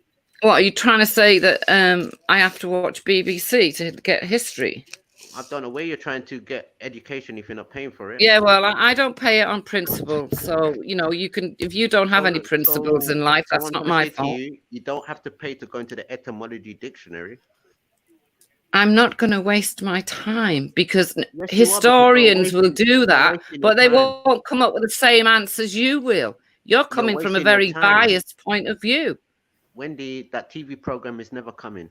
You're coming from a very biased point of view. You want to prove that everyone but the Africans are African. Wendy, that TV program does not exist. So why is it everyone, apart from people from Africa, are actually you can buy African? all the Radio Times you want. That program Radio doesn't Times. exist. I've never bought the Radio Times in my life. So what are you saying? What? Well, you can watch your What's On mag, but it's not there. I don't buy such magazines. What are you on about? So how do you know when the program's on then? Well, I just put the TV on and it's on. So what are you on about? You know, when you hear the music, right? Yeah, when I hear the music in gold, then I know what it is. Yeah. The least you could do is get a What's On mag to see what's on telly if you don't want to pay for a TV license. Oh yeah, I love EastEnders. Yeah, of course I do. My God. Oh, see, this is what I'm saying. See, when EastEnders is on, that's when Can't hear you. See, when EastEnders on Coronation Street is on, that's when the proper documentaries are on. Oh, no, I tend to watch EastEnders all at once because I record it. So. Oh my God, here we go. Oh my. All right, you get in there, girl. So I still don't know what that has to do with me being African. When I think about English culture, I think of a red letterbox, cigarettes, and EastEnders. What, British culture? Yeah. You don't think of Shakespeare? We've got to get out of this. Watch this now, King Gold. They killed themselves now. So watch this then. So are you saying that the royal families of Europe don't actually market themselves off of what the Greeks used to do? The royal families of Europe. All the royal lineages. Yeah, you hope you're not talking about my royal family. You can go ahead and talk about other royal families. What the one on UK Gold you're talking about? No, Turok, if you want to go and talk about the European royal families, go right ahead. So I'm saying, but that doesn't include the royal family of this country. But what I'm trying to say, don't some of these European royal families, especially the ones that are in power today, very dominant, don't they sort of model themselves off of the Greeks? Not as far as I know, no. Or maybe the Romans, especially Caesar, give to Caesar, No. to the bearer. No. All right then. But Yo, the Greeks and the Afghans in the Romans- back, belly, but watch this belly, now. belly. Afghans in the back. Go on. Everybody knows the European height of civilization comes from either Rome or Greece. But where did the Greeks and Romans get it from? Egypt. So you're How do you know? Show me the proof. Show me the proof. Show me the proof. You are behaving like Africans, whether you like it or not. Show me the proof. The Greeks learned from the Egyptians, and Europe society is built off Greeks and Roman society. So you lot do what Africans do, but you pretend you're not African. No. Do you know how many different societies there's been over the years? Oh shit! Oh yeah, 90. Oh, 90 just jumped off. Do you know how many there's been, Turok? Wendy, look at the video in the back chat. That's I don't Wendy need to, Turok. openly saying the N-word. I've got a video of my Vellemy own. as well. I've got a video of my own. I mean, on my how own can she channel. get away with it? You know, if I make a joke, everyone attacks me. But this woman here, no one says anything but bigs her up like Lady D and Nine Ether did. Shame, people, shame. Didn't you call 9 ether white ether? Shame. She's just watch the video, right? And you, Well, all you the just black go on my people, you channel. The make your video's opinion of there. this The woman video's there. who is a known Yeah. ex-BMP member, Who is? supports deporting all Muslims, Who's an calls ex-BNP black member? people monkeys that swing in the trees, That's claims you that who she's said got that. black nephews and You said nieces, that. You said that, and she can Afghan. come on any black panel and say do the what? N-word, and no one questions her, no one No, interrogates her. They have questioned me. You know what I mean? And this is like the 10th time you've said the N-word, Wendy. And you're not gonna get away with it because I'm gonna sing you a song, Wendy. 1, 2, Afghans coming for you. 3, 4, you better lock your Facebook. I don't have Facebook. Adios. Shame on Nainifa though. Oh, Raheem, he lets Afghan get away with racist things while Tell you what, Wendy's on the Afghan, you same need panel. to watch out for Vinny, though. You really White need to watch Aoife out for Vinny. and Lady Yeah? D are nothing but ass kisses of white racists. You need to That's watch all. out for Vinny. In a bit. Just Thank you, Vinny, for worry letting me about on. yourself and go and watch out for Vinny. Yeah, I thought as much. That guy's nothing but, I mean, I don't, the things he said about African people is What do you say? ridiculous. 1, 2, Freddy's coming for you. Yeah, he's nuts. He keeps me out a little bit, you know, because he's a bit cold and He's very cold. like, yeah, it's like well, I'm not even gonna look at it. No. Slaves. People say things. It was something said in the heat of the moment. In the I heat of the moment. apologize to people But, as a collective. It's because I won't apologize to one certain person on I another. said stuff in the heat of the moment, but it depends how your meaning of it and all the rest of it. How They were golding me. They were golding me into saying it. How was it? Oh. Unfortunately, I fell for it. Not proud of the fact. Far from. That's what I don't get. If I'd been running around and was really proud about it, yeah, but I'm not. And I've apologized to the black community as a whole, but that's still not enough for people like Afghan, who's done far worse than I have. Far worse. I think I've got some live information to prove that white people were the first slaves in the Americas, especially with the English and the Irish and the Scottish. Yeah, but that doesn't really bother me. That's we were. No, because you said you don't believe that. The biggest mystery to the history is the white enslavement. They do not want to give you the mental sort of, you know what I mean, empowerment. To know that white people can actually be enslaved. They don't want to give black people that mental power. Go on.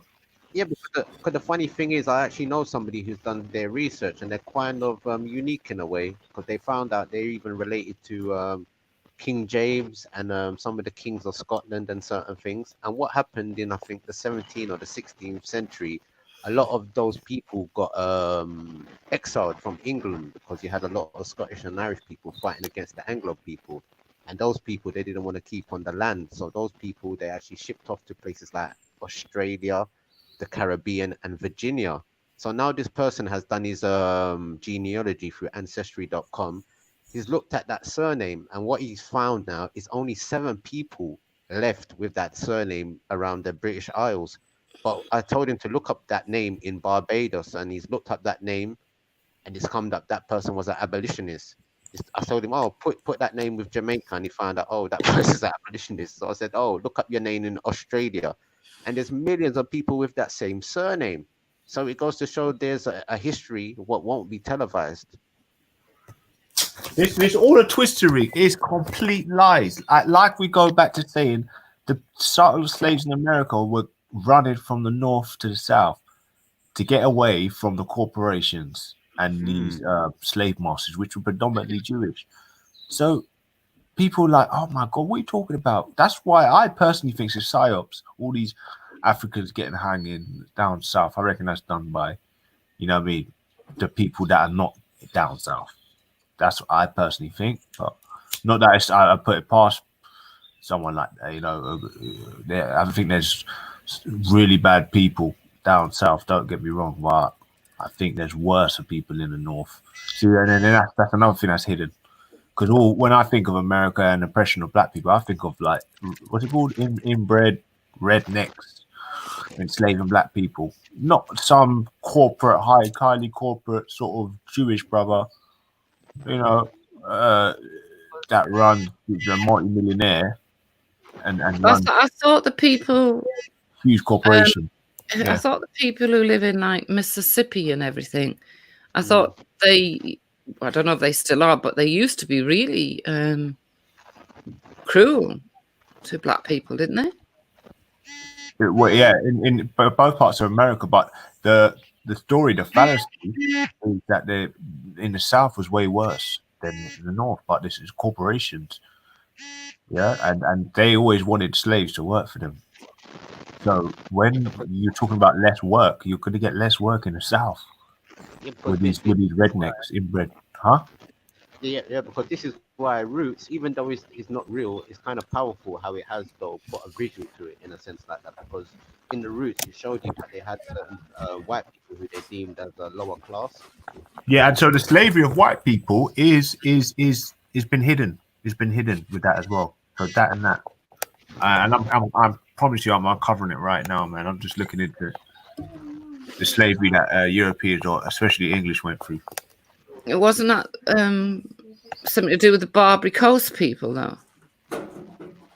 What, the English got into slavery? No, yeah, they came and stole us or something. I think they had a lot of slaves rowing their ships when I think they were going through the little, you know, that little bit in where's it? Tunis in Spain. What's that little strait? What do you call that place again? Suez Canal. Suez. Oh yeah, and that little, you know, they just steal a lot of slaves, the English, and the blacks used to steal a lot of English slaves. I can imagine, predominantly Spanish, though, from what I can see. But I mean, they've lost a lot of wars as well, the English, and you wouldn't never know. Yes, yeah, of course. Yeah, you wouldn't know about it. Like they were indirect slavery with the Italians as well. It's probably around what we lost at some point. They didn't want to fight. They didn't want to fight the Italians. They didn't want to fight the Italians, so they become vassals. So and then you've got the Indo-European wars. I think they called it the Indian Army. Oh no, because we used to own part of France, and they won it back. So obviously we won a war at some. We lost the wars at some. Oh yeah, and that as well. Yeah. When was that? 1066, right? Yeah, because England's because there's a lot of Scottish people. I'm not Scottish. I mean Irish people in France. So there's like a big Irish population. Who's leading the army again? I called it Cromwell. It's not Cromwell. William the Conqueror. William the Conqueror. That's it. And Harold was. Who did he pick out? Harold. Harold, that was it, and they had to get out, and they actually left. That was when the presence of Anglo-Saxons left the island completely. For the first time and the last time that happened. So. Yeah, because that isn't that when. Hang on, you used to get the Saxons. I think Oliver Cromwell came back in and the Normans, wasn't it? Yeah, because I think Abraham Lincoln himself was an indentured servant. No, Turok, I'm talking about the Saxons and the Normans. Oh, sorry. Yeah. Well, the Saxons were the Normans. The Saxons just mixed up with the French to make the Frankians. I think actually Lincoln or Abraham or one of them mans, they came over to the Americas as an indentured servant and they built themselves up. I think he's what's his name, Abraham Lincoln or one of them, man. No, that's his whole name, Abraham Lincoln. He was never an indentured servant. Yeah, his family come over there like as carpetbaggers, like when they have a stick in a bag. Come over from where? From Europe, think about it. Why? Because think about it. Why are there so many original indigenous Sicilian people in the Americas? Because what happened now? They took all the dark people out of Sicily and them regions, and they've been doing that ongoing. So when you look at the Italian American people surnames, they've got the most richest Italian surnames. Oh yeah, America's full of everyone, sort of thing. No, but it's just like England. A lot of the indigenous Scottish and Irish people got chucked out into those places, just like the indigenous Sicilians, Sardinians, and all them type of folks. The gypsies from Portugal and Spain and Ireland, all the traveller people, all people that are deemed unchristian and things like that. Yeah, so tore up. You know, the English, the Spanish, and the French were fighting against each other, right? The English were trying to like get rid of the Latin colonies. I hope you know that, innit? So what they did is they armed the Indians, and the Indians took the land off of the Africans. Hmm. You know that, innit? That's when they went into slavery. So they say they're fighting each other, but really they were just getting rid of the people who held the strongest part of the land. It was just like another South African thing, land grab. Like just like how you had maroons all over the place, they had Dutch people had different treaties with different people, if you know what I mean. So this is where things got a bit sticky and where they got support from other people to fight. And it was the Latin countries that used to trade a lot more than the English. The English would be just like they are now. They just go and take us to kill and whatever. It used to be the Spanish, Portuguese, and the Dutch that was leading in like world Yeah, travel. the Spanish and Portuguese had a war with I think they armed the tribes that weren't from the Aztecs and stuff, the ones that used to, you know, sacrifice people. I think they were the Aztecs and the but You have to remember the Spanish took over loads of places in Asia, like the Philippines. So they brought a lot of those type of people and African people. because when we look at the Americas, you think, where did the black people go? Why did they lose control? So even up until the 1600s, black people still controlled Latin America. They still controlled.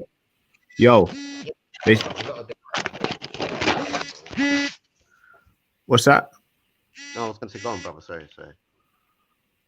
Yeah, that they still control. They still control the black people. Still control the Americas in the 1450. There was nothing to suggest that they didn't. That's why I'm coming up with that hypothesis. But they won't tell you that black people controlled it, because obviously they don't want black people to also claim that as a stolen land. But what another history what people don't talk about though is where they've took a lot of the indigenous people from the Americas into places like Africa. And we can back into Africa, yeah. Yeah, we can. Well, not back into Africa. Well, into Africa because of the products.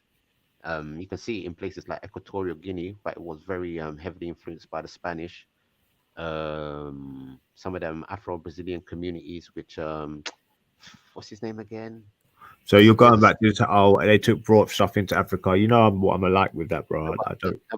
But what I'm trying to show people as well, why there might not be so many black people in the Americas as well, because a lot of those people have gone into places like Africa and into Europe or up into places like New York. I'd have to see a bit more proof for that. I just can't see how that would work really. But the Garifuna people, there's more Garifuna people in New York than there is probably in Belize, and them people, there's like over 400,000 people with the bloodline and the nationality of Garifuna in New York. So just like how the Windrush people, a lot of us go to Europe, a lot of people go to like either New York or up north in it, because that's where a lot of the industries were, factories and things like that to work. Yeah, so they said, I mean, I'd have to see that. Well, you can see in New York. Like, I've heard about African Americans. Well, you could being shipped out to the Caribbean, but I have not heard. Well, we can see it. So this is what I'm trying to say with the I've heard of people going back on their own accord, but I ain't heard no mass migration by forced migration at all. Right. There's somebody called Franco de Souza, who is the father or the main man who mostly made Afro-Brazilian communities, and these Afro-Brazilian communities he made was all over the west coast of Africa. So before there was a Ghana, before there was a Nigeria, these people was already there. So from the 15th century, the Portuguese and the Dutch have been bringing in a lot of the indigenous crops from the Americas. So they're also bringing in the people now to cultivate these crops. You'd have to show me a bit more proof though of that. Yeah, don't you remember when we was watching that thing on Schiffer show and that lady at the Brown University? She did. was She saying, did. She mentioned it, but it was very sketchy. And There also, she was- said it was through the Dutch. Remember, I mentioned the Dutch as well, and the Portuguese, because they were heavily influenced in on the west coast of Africa and also south. And yeah, the so other- it wouldn't have been on a mass scale though. I don't believe. yeah. Remember, the lady said The that only they took time I would say was when they touched the shores of. Don't you remember the lady said the Tupi Lumbar? They took a lot of these people into places like Congo, Angola, and where these people are dark as well and brown as well, they couldn't tell who was different. And this Yeah. is well documented. And this is why I say, like, if you look at some of the cultures, how certain cultures have evolved in Africa, especially like with the voodoo practices and certain things like that, you could tell it has changed because of some of the products that's been introduced also, and some of the cultures might have entwined. Because I looked at the Benin Kingdom, and they say voodoo come from there, but to me, I think voodoo is basically a French word, basically, in a sense. I don't think the people there actually used to use that type of word, in a sense.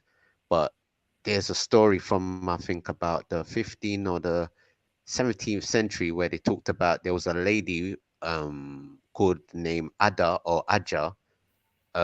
Somehow the other, she was married to the queen, but nobody knew where her tribe was. And they described her as like a medicine woman who know how to heal people and certain things like that. And from the union of that marriage, they've introduced different types of gods. And from that union, it's only another Oba can come from that type of family. That before, Obas could be just initiated and certain things, but now, because of the union of that marriage, you can only be an Oba if you come out of some of the lines of those people. Yeah, still. Yo, Tarek, where you from though? The Caribbean. You're Caribbean. Yeah. Is your name actually Tarek? It's not really, no. No, wait. What sort of answer was that? Not really, no, innit? What is that part of your name then? You know or- why it's called Equatorial Guinea? Why? Well, not you. You're a little bit smart for that. Oh, you didn't know? I didn't. Near the equator. Equator. Oh yeah. Ecuador is probably in the equator of the continent, I can imagine. Yeah, I should have thought about that a little bit. You know Yeah, what I mean? even me, when I read it and I thought, wait, equator? Oh yeah, equator. Yeah. So that's when I googled it and just found out. But anyway, the coastal regions, Turok, Ghana, Sierra Leone, Guinea. Now Sierra Leone was the dropping place, basically, where a lot of the diaspora from America and all them places would have gone to, mostly of their own accord. But also a lot of the English set it up. Mozambique, all these coastal regions as well. Yep, So these are like places that were uninhabited, but a lot of the diaspora. Yeah, but it was an English MP that set it up, Sierra Leone, and it was black people and also poor white people and mixed race couples that they shipped to those places because they called them the unwanted people or the poor class, basically. Yeah, so that's where a lot of African diaspora have gone to. Yeah, but what I'm trying to show you, they must have also saw the Spanish and the Dutch doing this type of invention. So they're just basically copying a prototype with what they've seen other people do. Yeah, could be. When you say invention, you mean the movement, what they're doing basically. I don't know. I think it had much impact culturally on say the more denser populated, like interior, the inside of Africa, the you know what I mean, the central parts. I don't think they had much impact, but I could see where the culture could have gone through. But yeah, Well, the central part of Africa. yeah, because what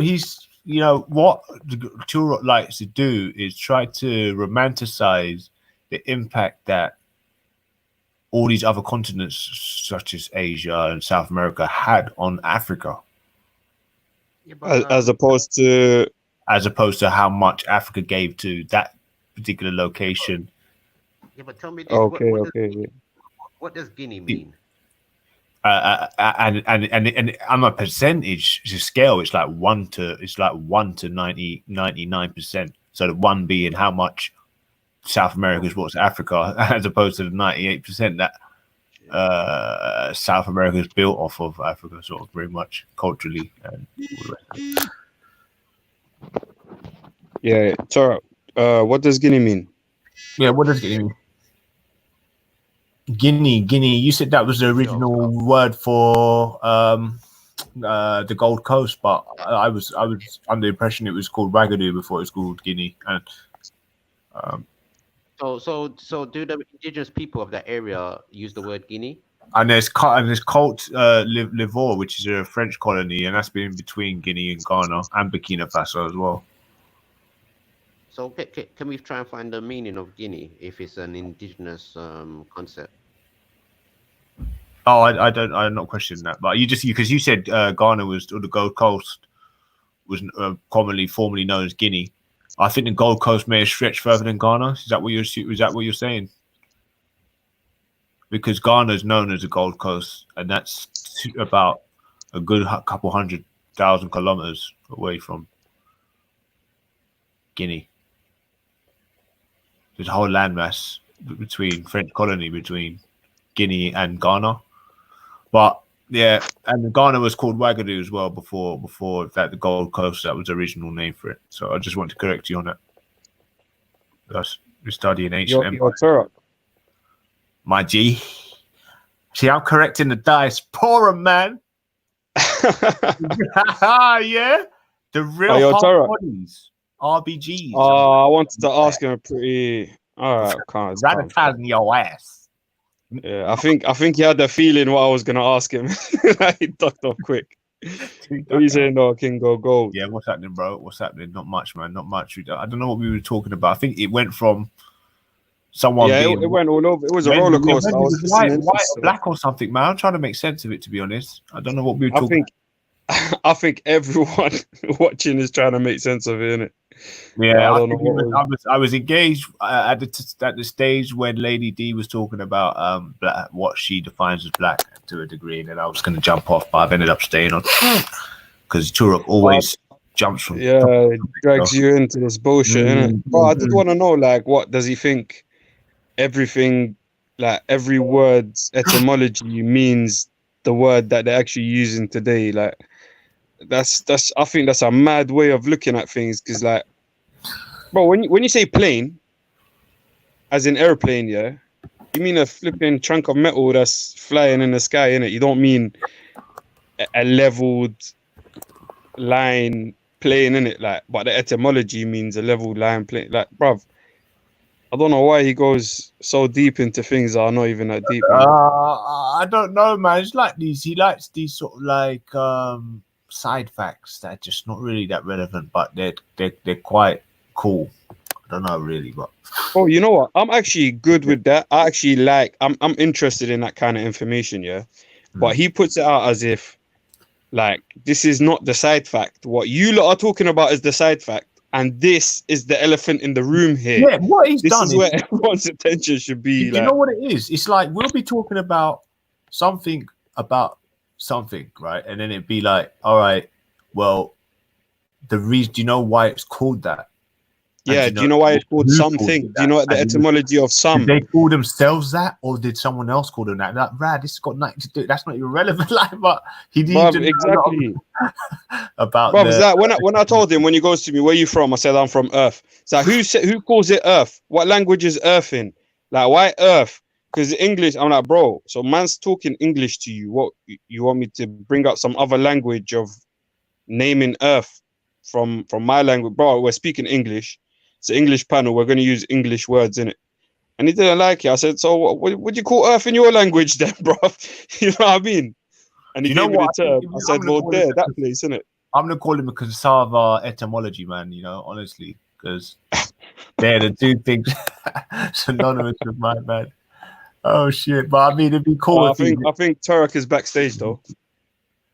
Oh, yeah, I do want to ask him about that. I do want to ask him about the etymology thing. You know what? To be fair, I do actually. I'm quite interested to find out where he's got his etymology. Maybe some people just have. It'd be good to actually to get a dictionary to find out etymology. It really would. Yeah, you know what? That's one of the most interesting books. Yeah. I think it's more interesting than the actual dictionary. 100. because like you know what, when I started reading through material like that, like a lot of things, a lot of words I use started making more sense, like that I'm using it in this sense and why people use it like that, and then you actually realize what you're saying, innit? It's like you've almost been hoodwinked. It's almost like you've been hoodwinked when you find out, right, it meant that. Exactly. You hear someone, you'll be like, oh shit, if I didn't know this, I would not know. Like you could just hear what everyone else is hearing, and you can also hear what is actually being said, innit? Simultaneously.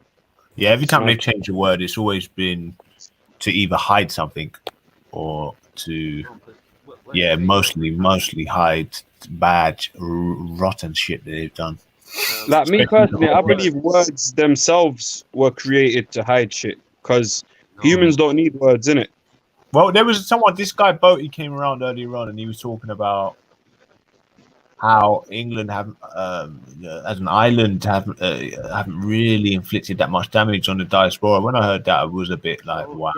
Did we find out what Guinea means? Once it, the whole, no, whole they don't language find out what Guinea means still. Have we found out what Guinea means yet?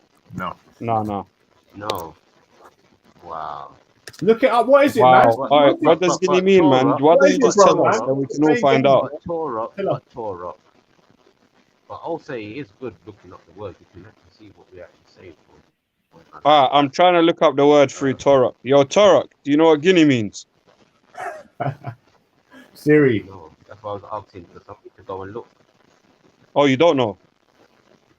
I did try search it up on an etymology dictionary and it gave no results. It said this word don't exist. See, So and this is why not to say I'll do it. What about Oxford Dictionary? Oxford Dictionary. Yeah, Well, let me see. I'll do your work for you, bro. Don't worry. No, come on, I've got low battery and the streaming.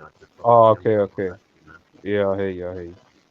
Oxford Dictionary.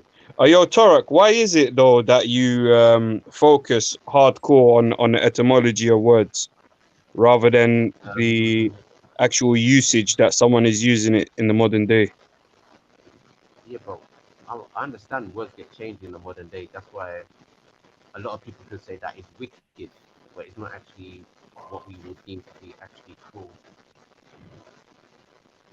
Yeah, I get you, man. No, where it makes a lot of sense. Maybe because I'm a poet and a rapper and a singer, that's why I look to the words. Oh, maybe. So you focus on words a lot. Yeah, because our people from the Caribbean and America say word, power, and sound.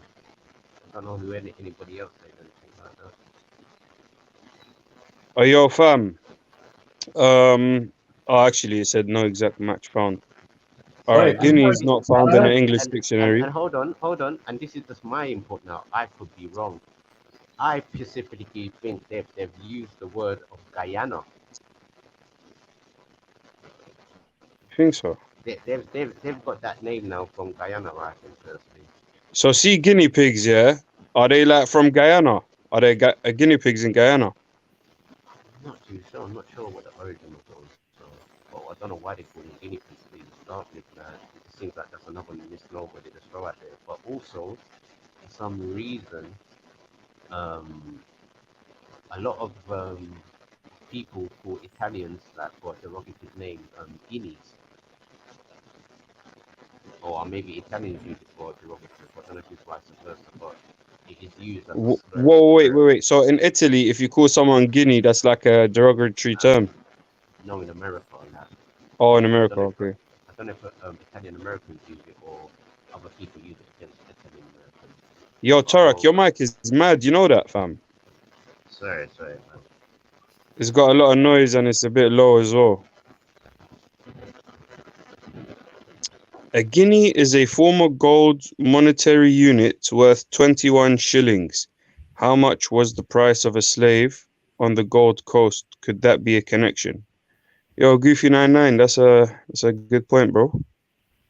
If anyone knows how much the price of the slave was on the Gold Coast, share that. So the Gold Coast searched Guinea, didn't it? Yeah. Yeah. Thought so. I'm or part of it anyway. I think it must have been, but I know the Gold Coast. For me, when I heard the Gold Coast, it was synonymous with Ghana. But maybe that's just the remnants of that empire. I think the Gold Coast is that little, you know, on the You can see west. it. You can see it on the Yeah, map. the inward bit. Oh yeah, let me check. Yeah, Actually, yeah, I can see it. I can see it. It's a shoreline. Gold Coast. I've always been under the impression it's that little bit that dips in on the I left. thought, Right, city in Australia. Or maybe this is a next thing. I can't. Yo, fam, Goofy99. Did you mean Gold Coast, as in Australia, or do you mean the Gold Coast, as in the dip in Africa on the west? Let me see the comments. Aye, but Veli, don't think I didn't see what you wrote earlier, innit? Like, man can't teach at my university still. do you go uni? I go to universities, but like not enrolled in it. Oh, another thing I want to ask you. I wanted to ask you, why did you go to the protest, bro? Yeah, I can hear you. Why Did I didn't you go to the protest? Why didn't you go to the So protest? hold on 2 seconds. Why didn't I go? Yeah, man, you're a strong young brother. 2 seconds, man. Who told you I didn't go? Oh, did you? 2 seconds. So with the Guinea Ah, now. that's kind of bait to say online. Oh, is it? Oh, like that. Okay, all right. No. Yeah. Yeah, so with the Guinea now, the Yeah. Taino peoples, we call our gold Guruni. So What, say that again? like the Taino word for gold is Guani or Guruni. I'm not too sure what the I'm not too sure the Spanish word for gold. Spanish word for God. I'll check that right now. Because there might be a link to what that person put in the chat there. There might be a link to that. Sorry, for what did you want to translate to Spanish? Gold. Oh, gold, yeah. Let's see what a Kingo's name would be in Spanish. G-O-O-D. To Spanish, please. H-I-J-K-L-M-N-O-P-Q-R-S-P. It is called oro. Oro. See? And this is why I keep saying that, because I think a lot of our words are in Africa as well, because Guyana, or Guanin is gold and things like that. So So you're saying they named the land after valuable commodities? In my Taino language, Guanin or Guinin is gold, and the Spanish, when they took a lot of gold from South America and all that things like that. So I thought maybe the Spanish start calling gold Guanin or Guinin. There was a lot of gold. There was a lot of gas in Canada as well. That's one of the reasons why the Dogos went to Canada first. Oh, sick. Yo, see Taino, yeah. Flipping. What's the origins of it? They speak Arawakan language.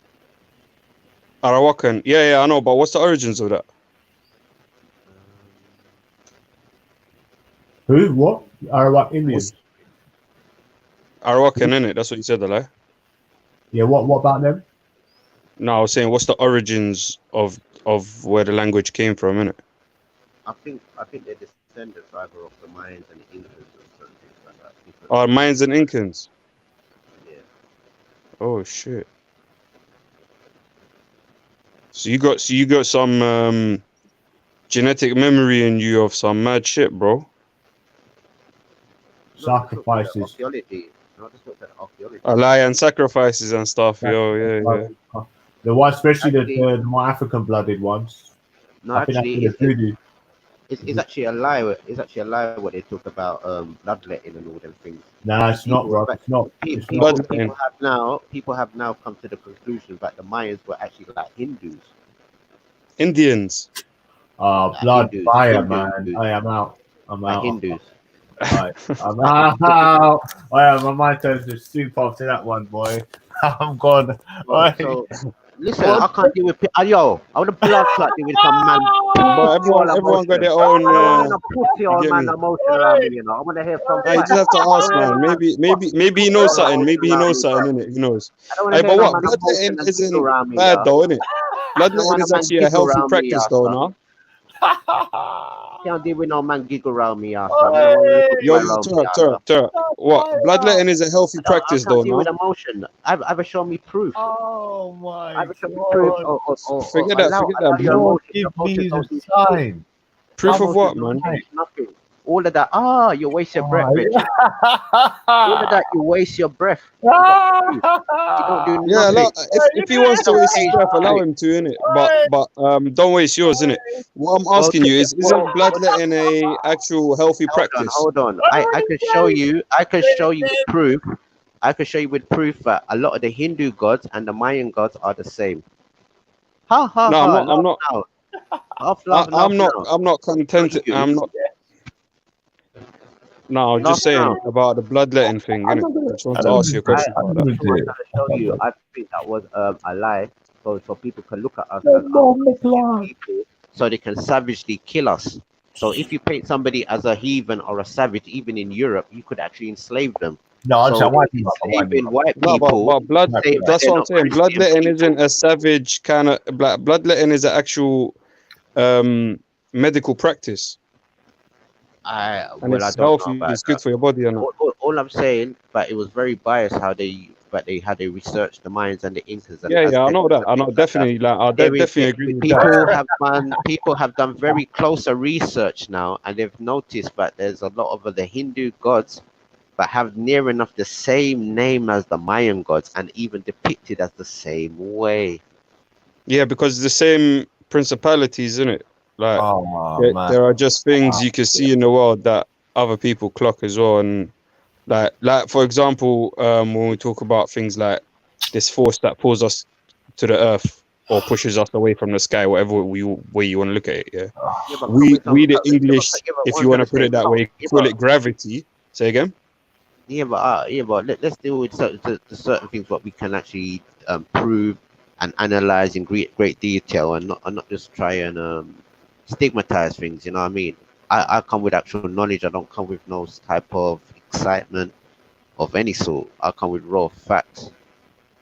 But you put the whole of the community, the speakers core community to sleep. There's 180. If I don't have the facts, I will 180 people research. in here. And what it showed me today, that people rather deal with emotion than No. deal with direct, I'm just playing, evidential. man. I'm playing, bro. I'm just laughing. But I mean, My phone Hindus, locked off. My phone Yeah, doesn't. some And people you would would never rather have, deal with Hindus, emotion. Mayans, would not have Mayans and researched it. Hindus. You never have learned Mayans without and me. Hindus. Mayans You and would Hindus. have never learned without me. This is the whole problem. And I'm Mayan not teaching and Grange Hindus. Hill. I'm not no teacher at Grange Hill, right? Mayans are Hindus. I'm gonna literally remember that for the rest of my life. And anytime you tell me I'm wrong or I said a stupid, outlandish, retarded statement, I'm gonna say Mayans are Indians. I said they have the same And God. what I am going to do is I'm going to ask you, Tarok, to please demonstrate this. Well, a lot of the gods, like I think it's called Vera culture. There's another Hindu god by the name of Kukulkan or Vera culture as well. And there's like a rain god, which is depicted as blue. And there's the same sort of rain god sort of man you have in the Hinduism. Also in the Oh yeah, Egyptian. they got that blue kind of. Even you can find this in Egypt as well. You know that. I just said that. Like, oh, do you say that? Yeah, So, yeah. no, So I you just can said find that So, blue. what I'm trying to show you, these cultures are all connected. So You see that? Do you know what he's talking about? He's alluding to the tongue. Yeah, a lot of these. If you look at a lot of these sort of Now, what he's saying is like seeing bare Aboriginal- cultures. Yeah, you No, see let me bare just- like blue people. Yeah, but what he's doing, yeah, where are we going to take the Indians to the South Americans or Africans? Do you know this tongue? You know that typical where's a what's the name of that god now or that deity that sticks his tongue out? Is it Shiva? Bet? It's not Bets, is it? Shiva, yeah, Shiva. Shiva, yeah, Kali, stick the tongue out, right? Kali. That is Kali, yeah. That is what these Samoans are doing, or these huh? Yeah, they have the same culture. Yeah, Like so that. yeah, listen, what I'm gonna say, let me just finish, Baba. One second, sorry, let me just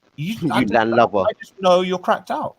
You Yeah. slow swimmer. Oh, yo, Hey, did you turn not your get any turn your further camera. on that You Hey, swim on the turn your floor. camera. thing, bro? Turn your You camera swim on, on you the old floor. man.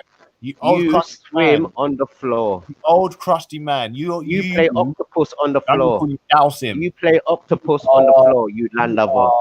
You walk around You saying, land lover. I know you like land. You land lover. you might as well go cup You swim on land. Listen, what did them man do? You swim on land. You swim on land. You swim on land. You swim on land. You're a fish on land. You're a fish on land. Do you know that? Do you know you're a fish on land? Skinny body. Do you know you're a fish on land? Do Bro, you this is know jarring, you're a man. fish on land?